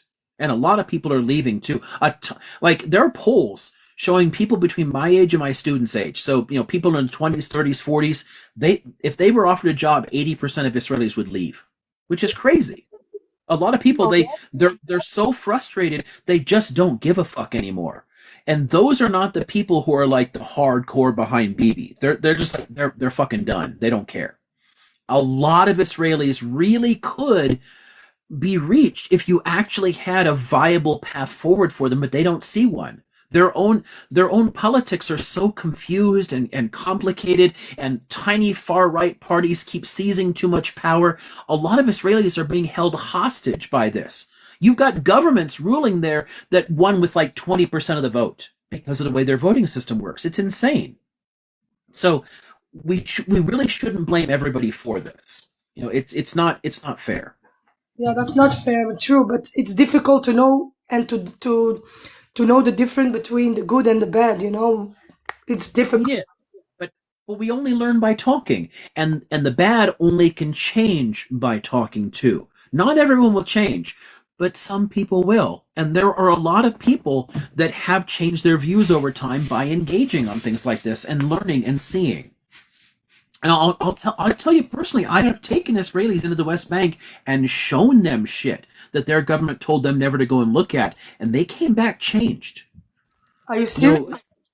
I'm serious. I have literally taken Israelis from Tel Aviv up to Nablus, and they're like, "Holy fuck! Like, because there's all kinds of signs, like the signs all over Israel are trilingual because it's three official languages, but they have signs that are only in Hebrew telling Israelis, you have reached the border, you're going into Palestinian areas, don't go in there, don't go to the Palestinian areas. Because they don't want them to. They try to scare them. Oh, they'll get you, they'll all unalive you. But we went in there and there's like, hey, come in for coffee, let's talk. And these like Israelis are like, holy fuck, like I'm safe? And they have an opportunity to engage with people. You only change the world by talking to each other, by engaging, by learning what other people are like. Yeah, but it's on both sides. Some of them are also scared to talk to you because they're like, we know you're mad, you know? Yeah, I mean, but yeah, there's a ton of fear on both sides of this. But the only antidote to fear is, honest. Okay, so this is funny. People often think that courage is the absence of fear, but courage is doing something in spite of fear. Because the fear is a natural response. You've heard all this stuff. You've got all these things. You've got reasons to be scared, but you find a way to do it anyway. And by taking that step forward and stepping out of your comfort zone to something, there's the possibility of change. When we don't find the courage to do that, change is impossible. So that's all I would say. Yes, the fear is there. The fear is completely reasonable, but there's always hope, and I won't foreclose that. I won't shut it out. But Liam, one last question. How do you think this gonna end? Yeah,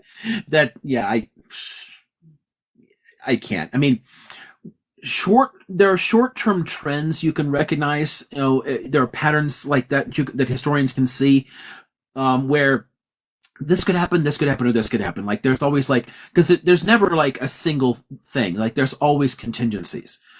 But beyond the immediate term, you can't even do that. There's realistically no way to do this. I can tell you what I want to happen, and I can tell you what I think could happen in the long run. And that is actually finding some kind of peaceful unitary state or confederation. I think it's possible to do, but I don't currently see an easy path there. So I see a long road ahead of us. I mean, but again, the Irish fought for 1,000 years. So I mean, if it takes that long, my descendants will still be fighting to help the Palestinians to achieve justice. So if I understand this clearly, it will be a long way. It could be. It's not going to be that long. I don't think this is going to take a freaking 1,000 years. But I don't think it's going to be easy, and I don't think it's going to be quick. There will be no solution to this in 10 years. I don't think there'll be a solution to this in 20 years. I hate saying that, but I think it's the case. I think this will still take a while to do. But I think we're starting to really make progress, and we're getting on the right road to it, which I could not have said before. You go back a while, and I would have said there's just no chance. Like because they were heading off in completely the wrong directions. There are a lot of interesting developments, especially in the diaspora communities, that are starting to organize more effectively, and it's beginning to change minds. It's going to take a while to change enough minds to change all the politics in these countries that support the system. So it'll take a while still, but I do want to remind people and give people a sense of hope. I really think we're on the right path here, and I can see actual progress being made. Which, if you'd asked me 10 years ago, I would have said, no, there's almost no sign of it yet. It's picking up. So take some hope from that, but recognize this is going to take a while. Thank you, Liam. Thank you very much. And I'm gonna move on because my children are hungry, so I need. It's 12 a.m. So oh my God, she's so cute. And my child is tired. Oh, it's time for bed. Dad, why am I not under the covers? Why aren't we sleeping yet? Oh, let's go to bed. That's so cute. She's so cute. Mama. Thank you, Liam. See you next time, Liam. Bye bye. Good night. Have a good night. Bye. Sleepy baby. Who's your sleepy baby? Well, this is fun. This went on a lot longer than I expected, but you know, I only get on once a week, so I don't mind. So, have a great night, everyone. You want to go to bed, baby? Salaway. Salaway.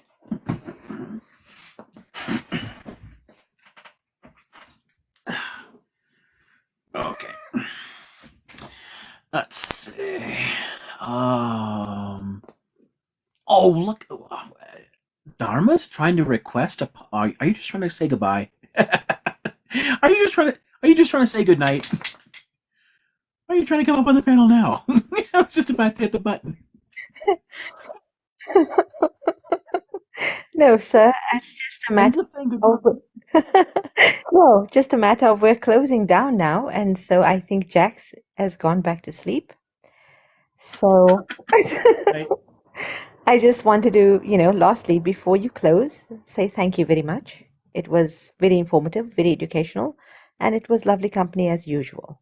So thank you to everybody down in the comments and everybody else. Yeah, it's always a nice way to end my week, honestly. You know, I mean, Yes. I do a lot all through the week. I'm busy as hell. I don't have a lot of like time for fun conversations. You know, I'm driving from campus to campus and going in and doing my job, driving back home, grading. I don't have time to really engage with people and hear what they're thinking. So But I Minerva do wants her look dad forward to now. these. She wants her dad now. She's like, Dad, enough.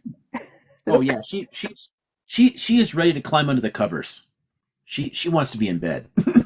Yes. So yeah, Okay. we gotta take this little baby to bed. Okay. All the best, sir. Thank you. See y'all next week. Oh brr. Oh brr. Did we say goodbye already? Yeah, we did. Okay. Brr. Brr.